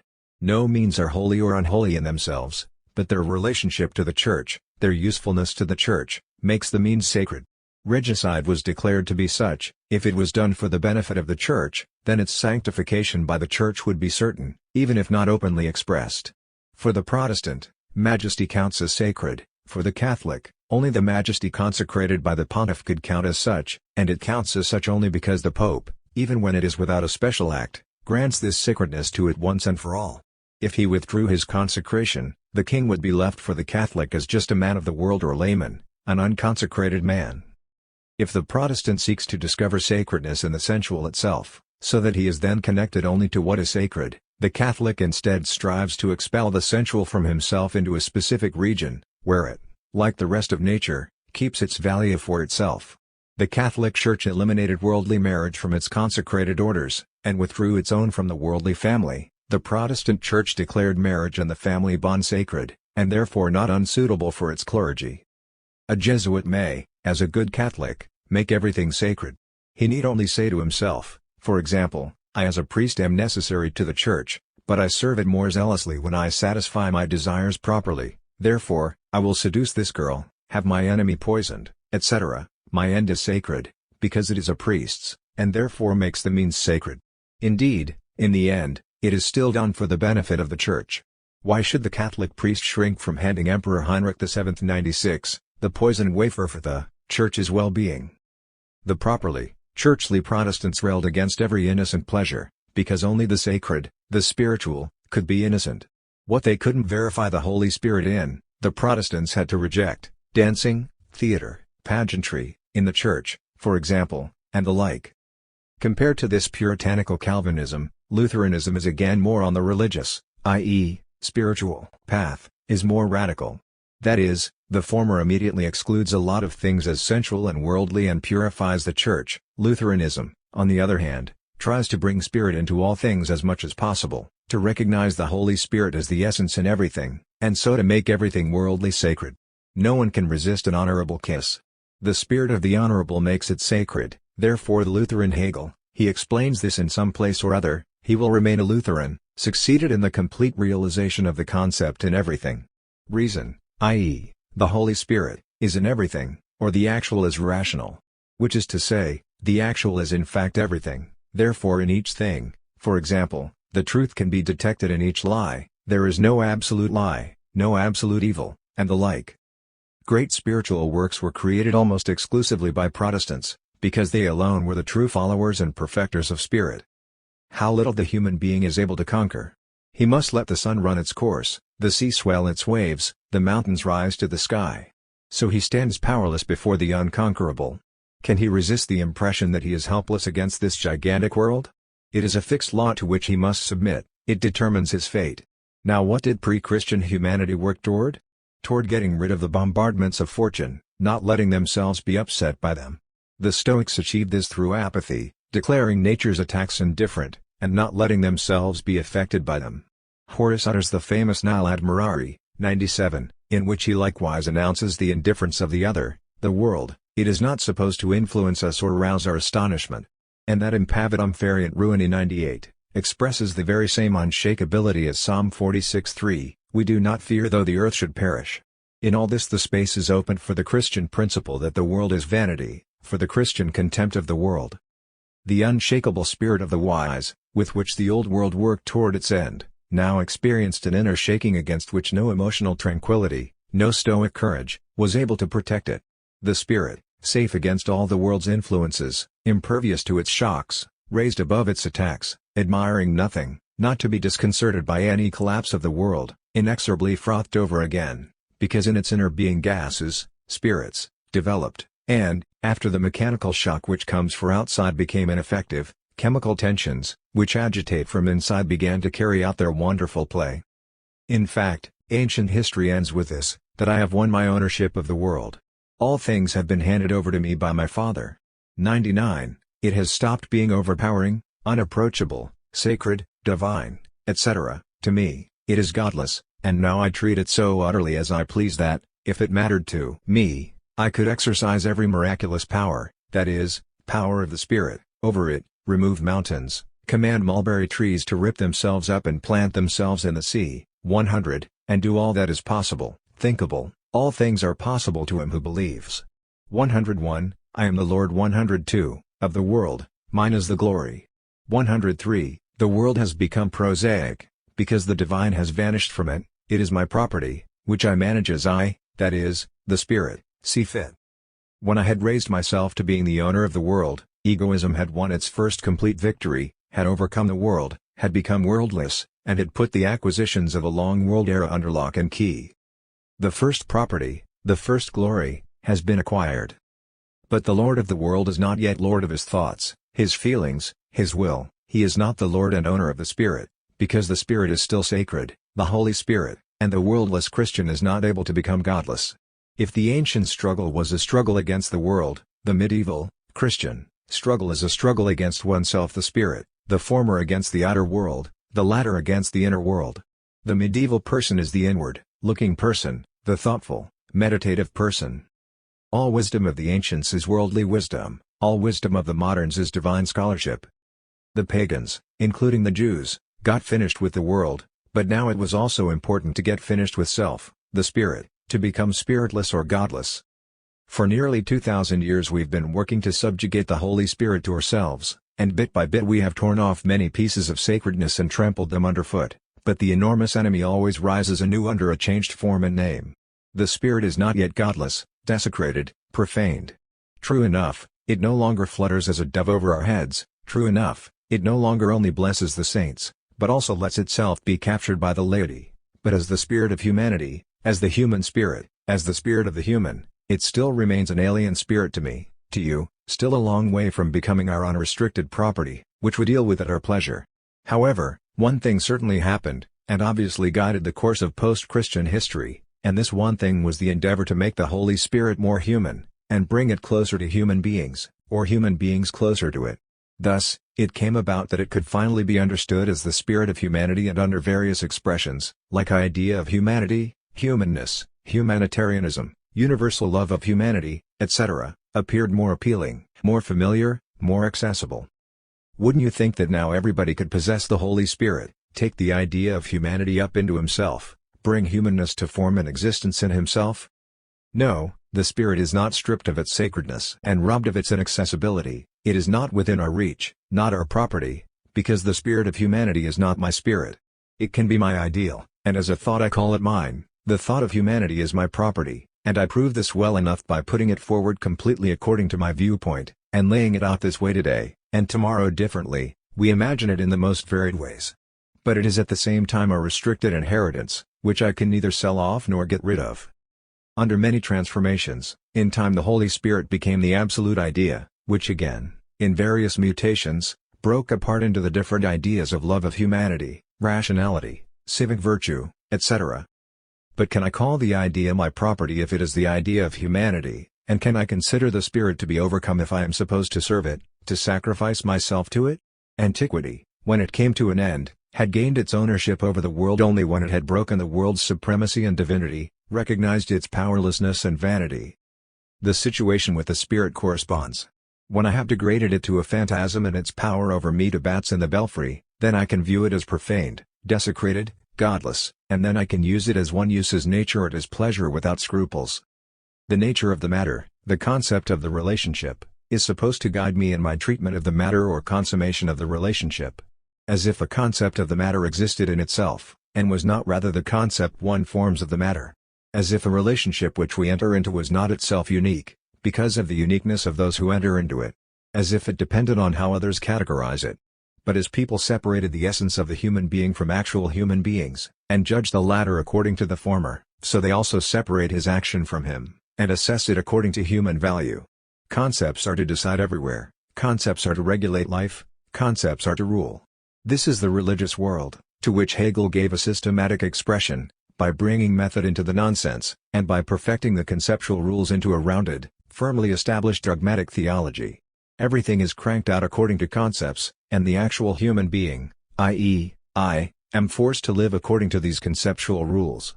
Could there be a more terrible rule of law, and didn't Christianity admit right from the start that it intended only to apply the rule of law of Judaism more strictly? Not one letter of the law shall we be lost. 104. Liberalism only brought up other concepts, human instead of divine, governmental instead of ecclesiastical, scientific instead of religious, or more generally, actual concepts and eternal laws instead of crude propositions and rules. Now nothing but spirit rules in the world. A countless multitude of concepts buzz about in people's heads, and what are those who strive to get further doing? They negate these concepts to put new ones in their place. They say, you're making a false concept of right, of the state, of the human being, of freedom, of the truth, of marriage, etc. The concept of right, etc., is rather the one which we now establish. So the conceptual confusion moves forward. World history has dealt cruelly with us, and the spirit has gained an almighty power. You must have regard for my miserable shoes, which could protect your naked foot, my salt, which could make your potatoes palatable, and my state carriage, whose possession would appease all of your needs at once. You are not allowed to reach out for them. The human being is supposed to recognize the independence of all these and countless other things. He is supposed to count them as something that cannot be seized or approached, as something of which he is deprived. He must have regard for it, respect it. Woe to him if he stretches out his fingers with desire. We call that being light-fingered. How abjectly little is left us, indeed, nothing at all. Everything has been removed. We are not allowed to venture on anything unless it has been given to us. We live only by the grace of the giver. You aren't even allowed to pick up a needle, unless you have gotten permission to do it. And got it from whom? From respect. Only when it lets you have it as property, only when you can respect it as property, only then are you allowed to take it.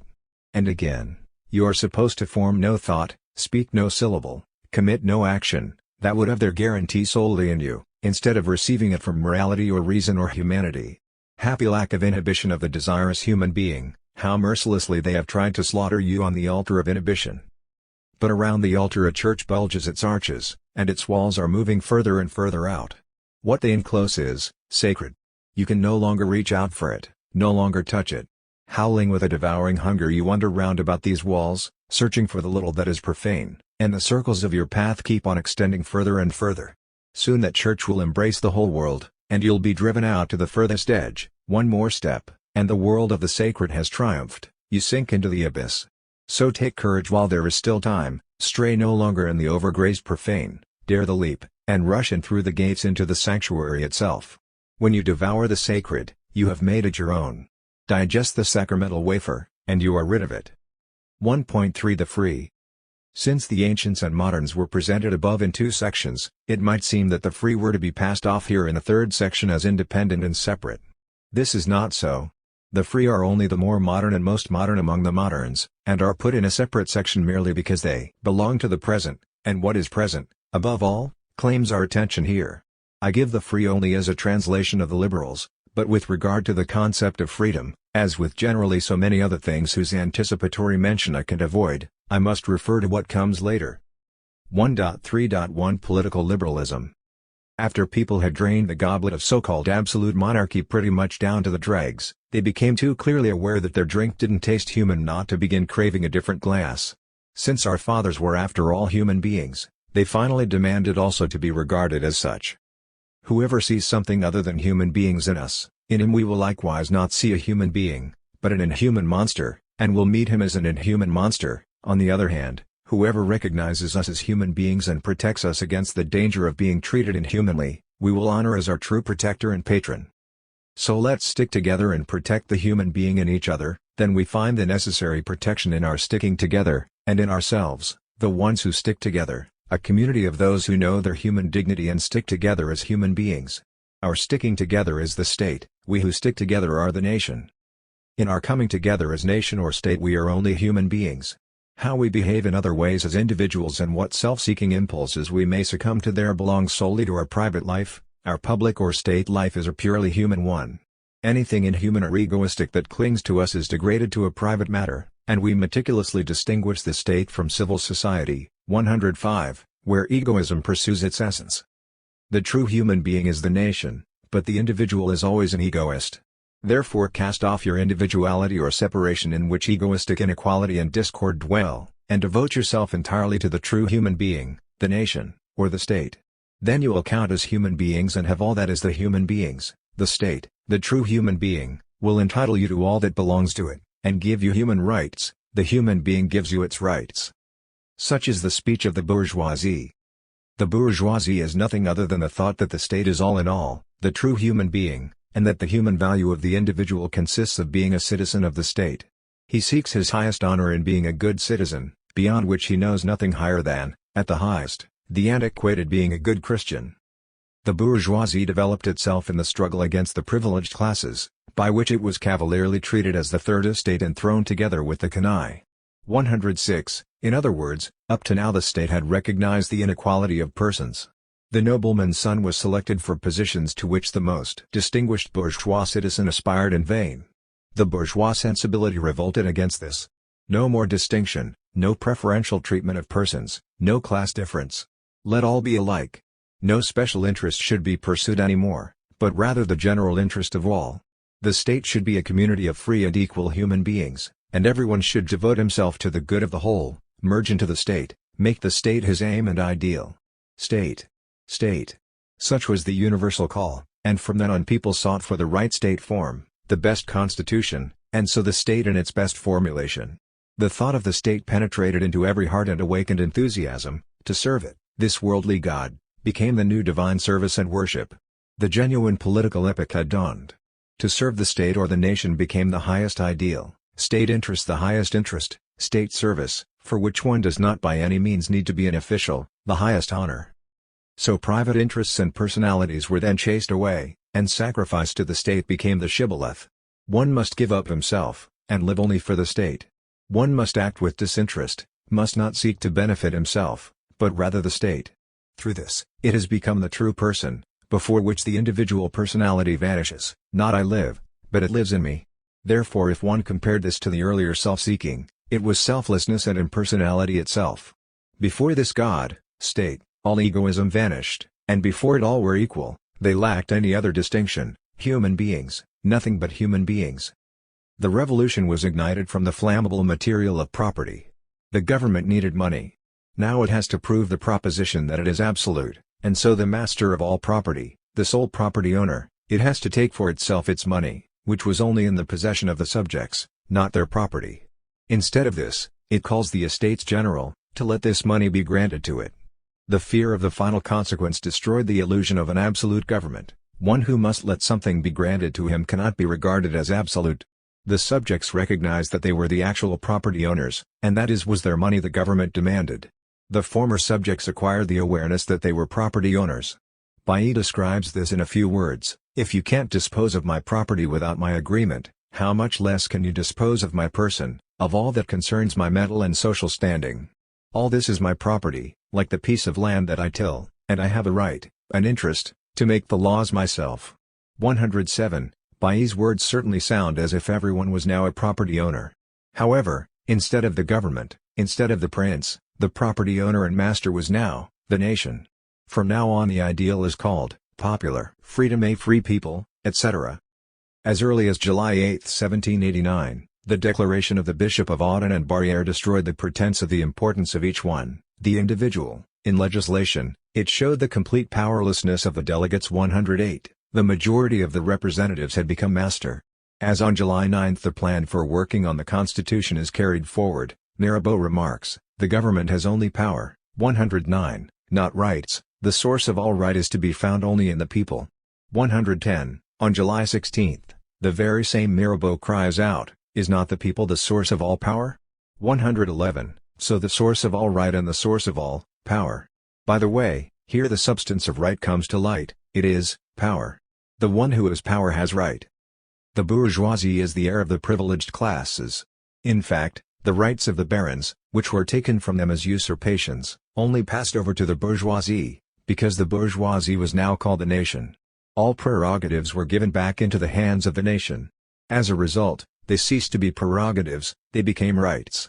112. From this time on the nation demands tithes, compulsory service. It has inherited the Lord's court, the rights of the hunt, the serfs. The night of August 4th was the death night of privileges or prerogatives. Cities, municipalities, local authorities, were also privileged, provided with prerogatives and the rights of lordship, and ended with the new morning of rights, state rights, the rights of the nation. 113. The monarch in the person of the royal master was a pathetic monarch compared to this new monarch, the sovereign nation. This monarchy was 1,000 times tougher, stricter, and more rigorous. Against the new monarch there was no longer any right, any privilege at all. How limited the absolute king of the ancien regime looks in comparison. The revolution achieved the transformation of limited monarchy into absolute monarchy. From this time on, every right that this monarch doesn't confer becomes a presumption, but every prerogative that it grants becomes a right. The times demanded absolute kingship, absolute monarchy. This is why that so-called absolute monarchy, which had so little understood how to become absolute that it remained limited by 1,000 little lords, fell. What was longed for and striven for over thousands of years, namely to find the absolute lord next to whom there were no longer any other lords and masters to cut back his power, the bourgeoisie has created. It has revealed the lord who alone confers legal titles, and without whose permission nothing is authorized. So we know that an idol is nothing in the world, and that there is no other God but one. 114. Against right one can no longer, as against a right, come forward with the claim that is a wrong. One can only say that it is nonsense, an illusion. If one called it wrong, one would have to put up another right against it, and measure it by that.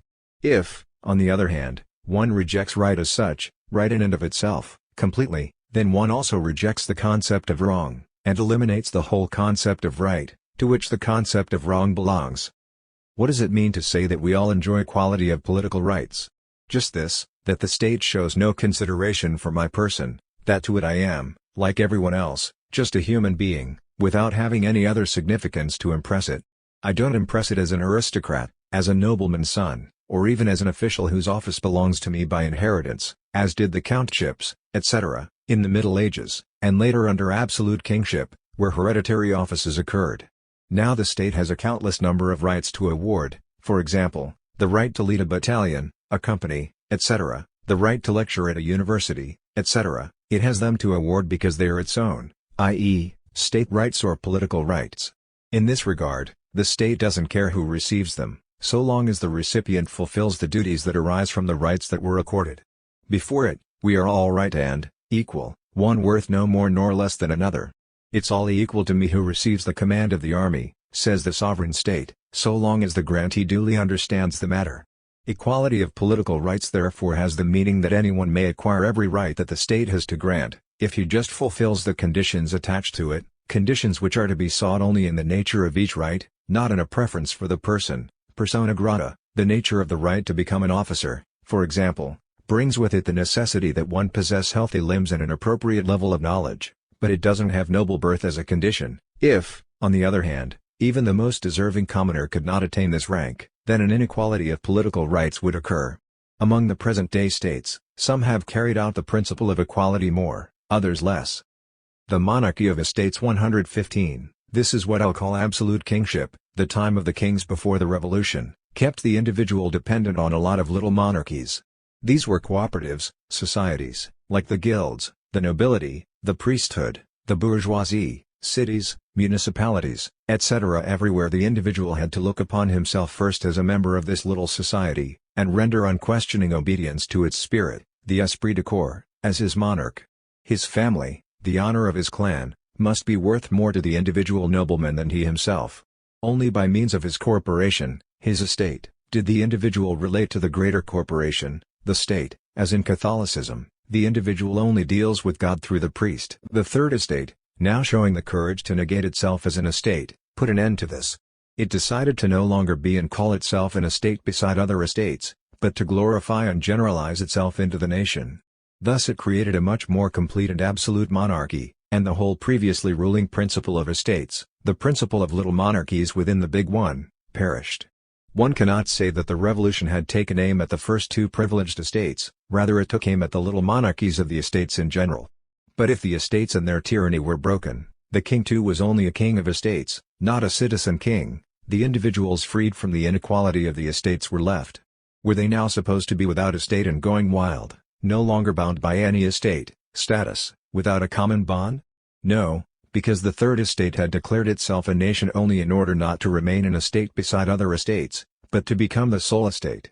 This sole estate is the nation, the state, status. What had the individual now become?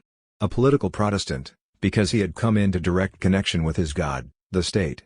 He was no longer, as an aristocrat, in the monarchy of the nobility, as a craftsman, in the monarchy of the guild, but like all, he acknowledged and recognized only one lord, the state, as whose servants they receive the equalizing title of honor, citizen. The bourgeoisie is the aristocracy of merit 116, its motto, for merit, its crowns. It fought against the idle aristocracy, because according to it, the hard-working aristocracy acquired by diligent effort and merit, it isn't the born who is free, nor even I who am free, but the deserving one, the honest servant, of his king, of the state, of the people in constitutional states. One acquires freedom through service, in other words, and acquires merit, even if one serves, mammon. One must render outstanding services to the state, i.e., to the principle of the state, to its moral spirit. The one who serves this spirit of the state is a good bourgeois citizen, let him live by whatever legal line of business he will. In its eyes, innovators pursue an unprofitable art. Only the shopkeeper is practical, and the shopkeeper's spirit is as much the one that pursues public office as the one that in commerce seeks to shear its sheep or in some other way become useful to itself and others. But if the deserving count is the free, because what does the comfortable bourgeois, the loyal official, lack of that freedom which his heart desires? Then servants are the free. The obedient servant is the free man. What a load of nonsense! Yet this is the sense of the bourgeoisie, and its poet, Goethe, like its philosopher, Hegel, have known how to glamorize the dependence of the subject on the object, obedience to the objective world. The one who only serves the cause, devotes himself entirely to it, has true freedom. And the cause among thinkers was reason, that which, like church and state, gives universal laws, and through the thought of humanity puts the individual human being in chains. It determines what is true, which one then has to follow. No more rational people than the honest servants, who are for the moment called good bourgeois citizens as servants of the state. Whether you're filthy rich or dirt poor, the state of the bourgeoisie leaves that up to you. All you must do is have a good attitude. It demands this of you and considers its most urgent task to be to establish this in all. This is why it will protect you from evil enticements, by keeping the evil-minded in check and silencing their thrilling speeches under the censors/ or press penalties and behind prison walls, and, on the other hand, will appoint people of good attitude to be censors, and in every way try to exert a moral influence on you, the well-disposed and well-meaning people. If it has made you deaf to evil enticements, it then opens your ears again all the more diligently to good enticements. With the time of the bourgeoisie, that of liberalism begins. People want to see the rational, the timely, established everywhere. The following definition of liberalism, which is supposed to be said in its honor, describes it perfectly. Liberalism is nothing other than rational knowledge applied to our current conditions. 117. Its goal is a rational order, a moral behavior, a limited freedom, not anarchy, lawlessness, oneness. But if reason rules, then the person is defeated. For a long time, art has not only taken the ugly into account, but considered it necessary to art's existence, and taken it up into itself. It needs the villain, etc. Also in the religious realm, the most extreme liberals go so far that they want to see the most religious person regarded as a citizen, i.e., the religious villain. They want to hear nothing more of heresy trials. But no one is to rebel against the rational law, otherwise he faces the harshest punishment. They do not want a free movement and currency of the person or of me, but of reason, i.e., a rulership of reason, a rulership. The liberals are zealots, not exactly for the faith, for God, but for reason, their master. They'll tolerate no impertinence, and therefore no self-development and self-determination. They impose their will despite the most absolute rulers. 118. Political freedom. What is one to understand by this? Perhaps the freedom of the individual from the state and its laws. No, on the contrary, it is the bondage of the individual in the state and to the state's laws. But why freedom? Because one is no longer separated from the state by intermediaries, but stands in direct and immediate relationship to it, because one is a citizen, not the subject of another. Not even the king is a person, but only in his capacity as head of state. Political freedom, this fundamental doctrine of liberalism, is nothing other than a second phase of Protestantism, and runs quite parallel to religious freedom. 119. Or could one maybe understand the latter as a freedom from religion? Anything but that. Only the freedom from intermediaries is supposed to be expressed in this, the freedom from mediating priests, the abolition of the laity, and so, the direct and unmediated relationship to religion or God. Only on the condition that one has religion can one enjoy freedom of religion. Freedom of religion doesn't mean being without religion, but religious intimacy, unmediated intercourse with God. For anyone who's religiously free, religion is an affair of the heart, it is to him his own affair, it is to him a matter of sacred earnestness.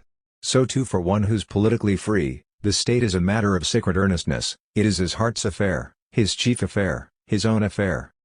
Political freedom means this, that the polis, the state, is free, religious freedom this, that religion is free, just as freedom of conscience indicates that conscience is free. Thus, it does not that I am free from state, from religion, from conscience, or that I am rid of them. It does not mean my freedom, but the freedom of a power that rules and vanquishes me. It means that one of my oppressors, like state, religion, conscience, is free.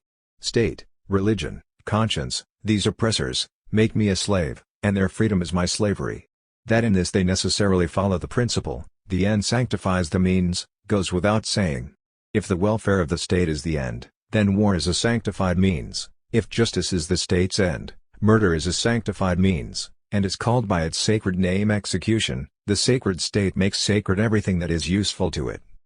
The individual freedom over which bourgeois liberalism keeps a jealous watch, does not at all mean a completely free self-determination, through which actions become completely mine, but independence from persons. One is individually free who is responsible to no human being. Taken in this sense, and one is not allowed to understand it in any other way, not only the ruler is individually free, that is, irresponsible toward human beings. Before God he indeed acknowledges he is responsible, but all who are responsible only to the law. This kind of freedom was won by the revolutionary movement of the century, namely, independence from personal taste, from télas notre plaisir. 120. Therefore, the constitutional prince had to be stripped of all personality, deprived of all individual decision, so that as a person, as an individual human being, he does not violate the individual freedom of others. The personal will of the ruler has disappeared in the constitutional prince, so it is with appropriate feeling that absolute princes resist this. Nonetheless, these very ones want to be Christian princes in the best sense.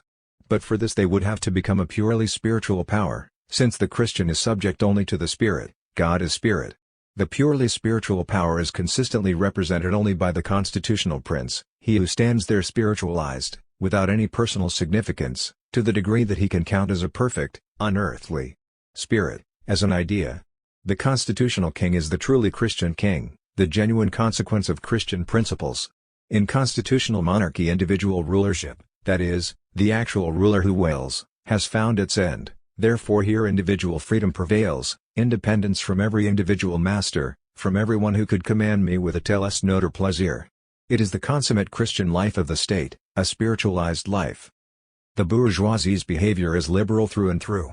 Every personal intrusion into another's sphere outrages the bourgeois sense. If the bourgeois citizen sees that one is dependent on the mood, the pleasure, the will of a human being as individual, i.e., not as authorized by a higher power, he immediately makes a show of his liberalism and shrieks about arbitrariness. In short, the bourgeois citizen asserts his freedom from what people call orders, ordonnance. No one has any business giving me orders. Order has the significance that what I am supposed to do is another human being's will, whereas law does not express a personal authority of another. The freedom of the bourgeoisie is the freedom or independence from the will of another person, so-called personal or individual freedom, because being personally free means being only so free that no other person can dispose of what's mine, or that what I may or may not do does not depend on the personal decision of another. Among others, freedom of the press is one such freedom of liberalism only fighting against the constraint of censorship as personal caprice, but otherwise showing itself extremely inclined and willing to tyrannize through press laws. In other words, the bourgeois liberals want freedom to write for themselves, because, since they are law-abiding, they will not through their writings be forfeited to the law. Only liberal, i.e., legal, material should be allowed to get printed, otherwise the press laws threaten press penalties. If one sees personal freedom ensured, one doesn't notice at all how, if it comes to anything beyond this, the most glaring lack of freedom becomes dominant. Because one is indeed rid of orders, and no one has any business giving us orders, but one has become all the more submissive to the law. Now one is enslaved in due legal form. In the bourgeois state there are only free people who are forced into thousands of things, for example, into deference, into a confession of faith, and the like. But what does that matter? It's only the state, the law, not any human being, that forces them. What does the bourgeoisie want from its railing against every personal order, every order not founded on the cause, on reason, etc.? It simply fights in the interest of the cause against the rule of persons. But the cause of the spirit is the rational, the good, the lawful, etc., that is the good cause. The bourgeoisie wants an impersonal ruler. Furthermore, if the principle is this, that only the cause 121 should rule the human being, namely, the cause of morality, the cause of legality, etc., then no personal cutting off of one by another may be authorized either, as formerly, for example, the bourgeois was cut off from aristocratic offices, the nobleman from the bourgeois trades, etc. In other words, free competition must occur. Only through the thing can one cut another off, the rich, for example, cutting off the penniless through money, a thing, not as a person. From now on only one lordship counts, the lordship of the state. Personally no one is any longer lord of another. Even at birth the children belong to the state, and to the parents only in the name of the state, which, for example, does not tolerate infanticide, requires the christening of the child, etc. But all the state's children count as completely equal to it, bourgeois or political equality, and they may see to it themselves to deal with each other, they may compete. Free competition means nothing other than that every man can show himself, assert himself, fight against the others. Of course, the feudal party obstructed this, since its existence depended on non-competition. The struggles during the Restoration period in France had no other content than this, that the bourgeoisie was fighting for free competition, and the feudalists were trying to bring back the guild system. Now free competition has won, and it had to win against the guild system. For more on this, see below. If the revolution lost its way in a reaction, this only brought to light what the revolution actually was. Because every pursuit passes into reaction when it has time to reflect, and storms forward in the original action only so long as it is a frenzy, an unreflecting impetuosity. Reflection will always be the cue of the reaction, because reflection sets limits, and liberates what's actually wanted, that is, the principle, from the initial lack of restraint and lack of restrictions. Wild lads, bragging students, who set aside all considerations, are genuine Philistines, since with them, as with the Philistines, considerations form the content of their activities. It's just that as braggarts they rebel and relate negatively to the considerations, but later, as Philistines, they surrender themselves to these considerations and relate positively to them. In both cases, all their thought and action revolves around considerations, but the Philistine is reactionary against the lads. He's the wild fellow who's had time to reflect, as the latter is the unreflecting Philistine. Everyday experience confirms the truth of this transformation, and shows how the blowhards age into gray-haired Philistines. So also the so-called reaction in Germany proves that it was only the reflective continuation of the warlike jubilation of freedom. The revolution was not directed against the existent, but against this existent, against a particular existence. It did away with this ruler, not the ruler. On the contrary, the French were most relentlessly ruled. It killed the old vicious rulers, but wanted to grant the new virtuous rulers a secure existence, i.e., it merely replaced vice with virtue. Vice and virtue, for their part, again only differ like a wild lad from a Philistine, and so on. Up to the present day, the revolutionary principle has gone no further than to fight against this or that existent, to be reformative. As much as is improved, as strongly as reflective progress may be held to, there is always a new master set up in the old one's place, and the overthrow is a reconstruction. It remains at the distinction of the young Philistine from the old one. The revolution began in a bourgeois way, with the uprising of the third estate, the middle class. In a bourgeois way it dries up. The individual human being, and this alone is the human being, does not become free, but the bourgeois, the citoyen, the political human being, who for that very reason is not the human being, but a specimen of the human species, and more particularly a specimen of the bourgeois species, a free bourgeois citizen. In the revolution, it was not the individual who acted in world history, 122, but a people, the nation, the sovereign nation, wanted to bring everything about. An imaginary I, which the nation is, appears active, i.e., the individuals hand themselves over as tools of this idea and act as bourgeois citizens. The bourgeoisie has its power, and at the same time its limits, in state constitutional law, in a charter, in a legal or legitimate prince, who is himself guided by, and rules according to, rational laws, in short, in legality. The period of the bourgeoisie is ruled by the British spirit of legality. An assembly of feudal estates is always recalling that its authority goes only so far, and that it is called at all only through favor and can get thrown out again through disfavor. It always reminds itself of its calling. One certainly can't deny that my father begot me, but now that I have been begotten, surely his intentions in begetting don't concern me at all, and whatever he may have called me to, I do what I myself will. So even a called assembly of estates, the French assembly at the beginning of the revolution, quite rightly recognized that it was independent from the color. It existed, and it would have been stupid if it did not assert the right of existence, but rather imagined it was dependent, as on a father. The called one no longer has to ask what did the caller want when he created me? But rather what do I want once I have followed the call? Not the caller, not the delegates, not the charter according to which their meeting was called together, nothing will be a sacred inviolable power to him. He is entitled to everything that is in his power, he will know no restrictive entitlement, will not want to be loyal. If one could ever expect such a thing of chambers at all, this would bring about a completely egoistic chamber, separated from all umbilical cords and ruthless. But chambers are always submissive, and so one cannot be surprised if so much halfway or undecided, i.e., hypocritical, egoism spreads in them. The members of the estates are to remain within the limits that are mapped out for them by the charter, by the king's will, and the like. If they will not or cannot do that, they are supposed to withdraw. What dutiful person could act otherwise, could put himself, his conviction, and his will first, who could be so immoral as to want to assert himself, even if the corporate body 123, and everything were to go to ruin because of it? One carefully keeps within the limits of one's authority. Of course, one must stay within the limits of his power in any case, because no one can do more than he can. My power, or more precisely my powerlessness, would be my sole limit, but authority would be only obligatory statutes? Should I profess this view that overthrows all? No, I'm a law-abiding citizen. The bourgeoisie professes a morality that is most closely connected with its essence. Its first demand in this regard is that one should carry on a solid business, an honest trade, and lead a moral life. To it, the swindler, the whore, the thief, robber and murderer, the gambler, the penniless person without a job, the reckless one, are all immoral. The honest bourgeois citizen describes the feeling against these immoral people as his deepest indignation. All of them lack a stable residence, the solidity of business, a solid, respectable life, a steady income, etc. In short, because their existence does not rest on a secure basis, they are among the dangerous individuals or lone drifters, the dangerous proletariat. They are individual troublemakers who offer no guarantees and have nothing to lose, and so nothing to risk.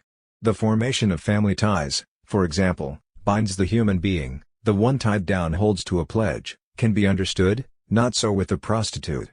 The gambler stakes everything on the game, ruins himself and others, no guarantee. One can include all who appear suspicious, hostile, and dangerous to the bourgeois citizen in the name vagabonds. Every vagabond way of living displeases him.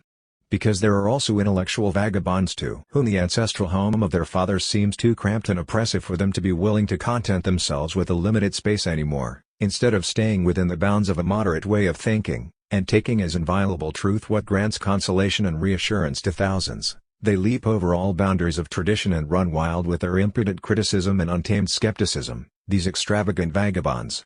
They form the class of the vagrant, restless, changeable, i.e., the proletariat, and when they give voice to their unsettled essence, they are called unruly guys. The so-called proletariat, or pauperism, has that wide of a sense. How mistaken one would be if one credited the bourgeoisie with desiring to do away with poverty, pauperism, to the best of its abilities. On the contrary, the good bourgeois citizen helps himself with the incomparably comforting conviction that the goods of fortune are unequally distributed now and will always remain so, according to God's wise decision. The poverty that surrounds him in every alley doesn't disturb the true bourgeois any further than that at most he compensates for it by throwing alms, or provides work and food for an honest and useful lad. But he feels his quiet enjoyment clouded so much the more by discontented poverty, seeking for innovation, by those poor people who no longer behave quietly and endure, but begin to run wild and get restless. Lock up the vagabond, throw the troublemaker into the darkest dungeon. He wants to arouse discontent and stir people up against existing regulations in the state. Stone him, stone him. But from these malcontents, in particular, a reasoning comes out somewhat as follows: it need not matter to the good bourgeois citizens who protects them and their principles, whether an absolute or a constitutional king, a republic, etc., so long as they are protected. And what is their principle whose protector they always love? Not that of work, nor that of birth, but that of mediocrity, of the happy medium, a bit of birth and a bit of work, i.e., an interest-yielding possession. Possession here is the fixed, the given, the inherited. Birth, the interest is the exertion on it. Work, thus working capital. Only no excess, no ultra, no radicalism. Birthright, certainly, but only hereditary possessions. Work, certainly, but little or none of one's own, but rather the work of capital and of the submissive workers. If an age lies under an error, some always gain an advantage from this, while the others suffer from it. In the Middle Ages, it was the general error among Christians to think that the Church must have all power or supremacy on earth. The hierarchs believed no less in this truth than the lay people, and both were spellbound in the same error. But from it the hierarchs had the advantage of power, and the lay people had the suffering of submission. But as the saying goes, in suffering, one grows smart, so finally the lay people grew smart, and no longer believed in the medieval truth. A similar relationship is found between the bourgeoisie and the working class. The bourgeois and the worker believe in the truth of money. Those who don't possess it believe in it no less than those who possess it. Thus, the lay people like the priests. Money rules the world as the cornerstone of the bourgeois era. A dispossessed aristocrat and a dispossessed worker are, as starving wretches, of no significance for political advantage. Birth and work don't do it, but money. 124, gives advantage. 125, the possessors rule, but from among the dispossessed, the state trains up its servants, to whom it gives money, a salary, in proportion to how much they rule, govern, in its name. I receive everything from the state. Do I have anything without the state's approval? What I have without this approval, it takes away from me as soon as it discovers the lack of a legal title. So don't I have everything by its grace, its approval? The bourgeoisie is based on this alone, the legal title. The bourgeois is what he is through state protection, through the grace of the state. He would have to be afraid of losing everything if the power of the state were broken. But how is it with one who has nothing to lose? How is it with the proletarian? Since he has nothing to lose, he doesn't need state protection for his nothing. On the contrary, he could gain if that state protection were taken away from the protégés. Therefore, the non-possessor would view the state as the protector of the possessor, that privileges the latter, but only sucks the non-possessor dry. The state is a bourgeois state, it is the status of the bourgeoisie. It protects the human being not according to his work, but according to his obedience, loyalty, namely, according to whether he enjoys and administers the rights that the state entrusts to him in accordance with the will, i.e., the laws, of the state. Under the regime of the bourgeoisie, the workers always fall into the hands of the possessors, i.e., of those who have any bit of state property. 126, and everything that can be possessed as state property, belongs to the state, and is only a fief of the individual, at their disposal, especially money and land, therefore, into the hands of the capitalists. The worker can't utilize his work according to the measure of the value it has for the one enjoying its result. Work is badly paid. The capitalist has the greatest profit from it. Only the work of those who enhance the glory and the power 127, of the state, the work of high state servants, is well, and more than well, paid.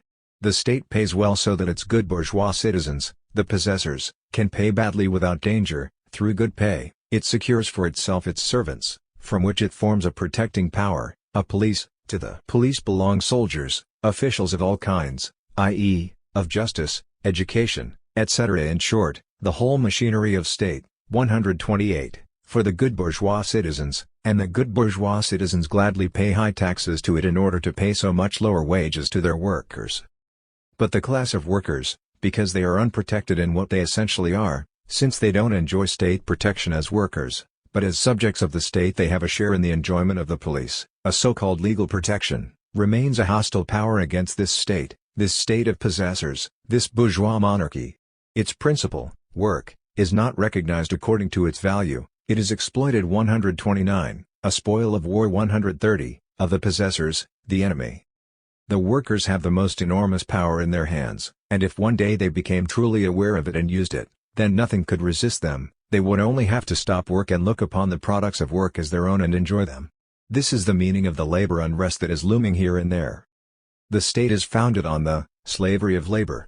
If labor becomes free, the state is lost. 1.3.2 Social Liberalism.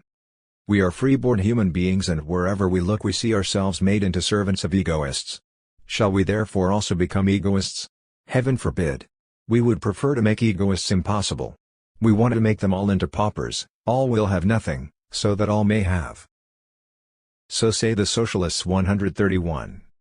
Who is this person that you call all? It is society.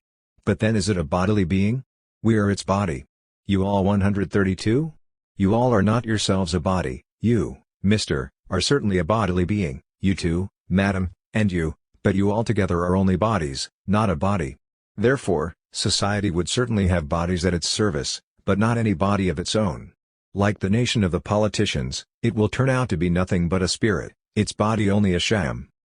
In political liberalism, human freedom is freedom from persons, from personal rule, from the master, the safeguarding of each individual person against other persons, personal freedom. No one has any orders to give, the law alone gives orders. But though the persons have become equal, their possessions still haven't. And the poor person still needs the rich person still needs the poor person, the former needs the rich person's money, as the latter needs the poor person's work. So no one needs the other as a person, but rather he needs him as a giver, thus as one who has something to give, as holder or possessor. So what he has, makes the man. And in having, or in possessions, people are not equal. Consequently, social liberalism concludes that no one must have, as according to political liberalism no one was supposed to give orders, in other words, as in that instance the state alone got the command. So now society alone gets the possessions. By protecting each one's person and property against the other, the state separates them from one another, each is his part for himself and has his part for himself. The one for whom what he is and has is enough, finds this state of things to be worth his while, but one who wants to be and have more looks around for this more, and finds it in the power of other persons. Here he comes upon a contradiction, as a person no one takes second place to another, and yet one person has what another doesn't have but would like to have. So he concludes that the one person is more than the other, because the former has what he needs, and the latter doesn't have it. The former is a rich person, the latter is a poor person. Now he asks himself further, should we let what we rightly buried come back to life again? Should we let this inequality that was restored in a roundabout way hold? No, on the contrary, we must thoroughly bring to an end what was only half accomplished. Our freedom from another's person still lacks the freedom from the things the other's person can command, from the things he has in his personal power, in short, from personal property. So let's do away with personal property. Let no one have anything anymore, let everyone be a pauper. Let property be impersonal, let it belong to society. Before the supreme ruler, the sole commander, we had all become equal persons, i.e., zeros. Before the supreme proprietor we all become equal, paupers. For now, One is still in another's estimation a pauper, a have-not, but then this estimation ceases. We are all paupers, and as the overall mass of communist society we could call ourselves ragged rabble. When the proletarian will have actually established his intended society where the gap between rich and poor is to be eliminated, then he'll be a pauper, because then he'll think it's something to be a pauper, and might raise pauper up enough to be an honorable form of address, as the revolution did with the word citizen. Pauper is his ideal, we are all to become paupers. This is the second robbery of the personal in the interest of humanity. Neither command nor property is left to the individual, the state took the former, society the latter. Because in society, the most oppressive evils make themselves felt to the oppressed in particular, and so the members of the lower regions of society think they've found the fault in society, and make it their task to discover the right society. It's just the old phenomenon, that one first seeks the fault in everything but oneself, thus, in the state, in the self-seeking of the rich, etc., who, nonetheless, have our fault to thank for their existence. The reflections and conclusions of communism look very simple. As things lie at this time, under current state relations, some, and they are the majority, stand at a disadvantage to others, the minority. In this state of affairs that latter are in a state of prosperity, and the former in a state of need. Thus, the present state of affairs, the state itself, must be done away with. And what in its place? Instead of scattered prosperity, a general prosperity, a prosperity for all. Through the revolution, the bourgeoisie became almighty, and all inequality was abolished by raising or lowering everyone to the dignity of a bourgeois citizen, the common man, raised, the aristocrat, lowered, the third estate became the sole estate, namely, the estate of, state citizens. Now communism replies, our dignity and our essence do not consist in our all being, the equal children of our mother, the state, all born with an equal claim to her love and protection, but in all of us being for each other. This is our equality, or in this we are the same, that I as well as you and all of you, are active and working for each other, thus in that each of us is a worker. In this, what matters is not what we are for the state, namely citizens, thus not our bourgeois citizenship, but what we are for each other, that each of us only exists through the other, who, since he takes care of my needs, at the same time sees his own satisfied by me. He works, for example, for my clothing, tailor, I for his amusement, comedy writer, rope dancer, he for my food, farmer, I for his instruction, scholar, etc. So our being of the working class is our dignity and our equality. What advantage does being of the middle classes 133 bring us? Burdens. 134, and how highly is our work estimated? As low as possible. But all the same, work is our sole value, the best thing about us is that we are workers, that is our meaning in the world, and this is why it must also become our advantage and show itself to advantage. What can you show us as an alternative? Surely only, work as well. Only for work or services do we owe you a recompense, not for your mere existence, also not for what you are for yourselves, but only for what you are for us. How do you have claims on us? Perhaps through your high birth, etc. No, only by what you do that is desirable or useful to us. So then let it be this way, we are willing to be worth to you only so much as we do for you, but you are to be held likewise by us. Services determine worth, those services that are worth something to us, thus, the work for each other, the work for the common good. Let each one be in the other's eyes a worker. The one who does something useful is second to none, or, all workers, of course, in the sense of workers for the common good, i.e., communistic workers, are equal. But, since the worker is worthy of his hire, 135, let wages be equal too.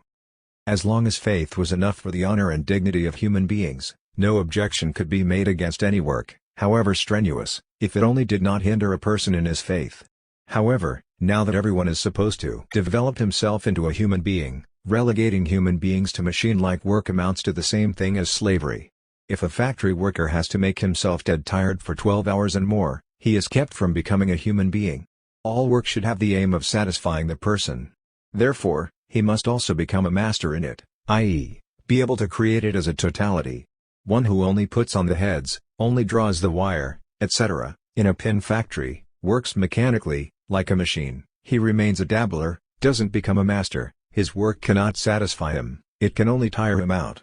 Taken for itself, his work is nothing, has no purpose in itself, is nothing complete in itself, he only works into another's hand, and is used, exploited, by this other. For this worker in another's service there is no enjoyment of a cultivated spirit, at most, crude amusements, indeed, culture is closed off to him. To be a good Christian, one needs only to believe, and that can be done under the most oppressive conditions.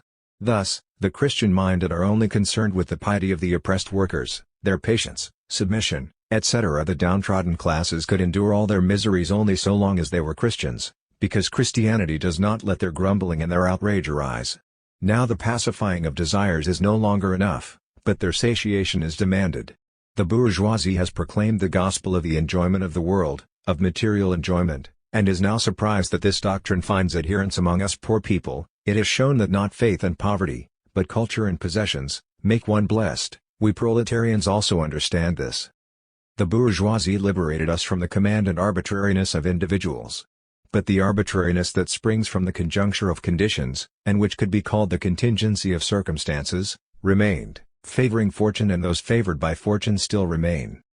For example, when a branch of industry goes under and thousands of workers lose their livelihood, people are fair-minded enough to acknowledge that the individual isn't to blame, but that the evil lies in the conditions. Let's change the conditions then, but let's change them thoroughly, and in such a way that their contingency becomes powerless and a law. Let us no longer be slaves of chance. Let's create a new order that puts an end to fluctuations. Then let this order be sacred. Earlier one had to please the lords to come to something. After the revolution the word was grab fortune. Fortune hunting are games of chance. Bourgeois life began in this. Along with that then, the requirement that anyone who gains something doesn't recklessly put it at stake again. A strange and yet utterly natural contradiction.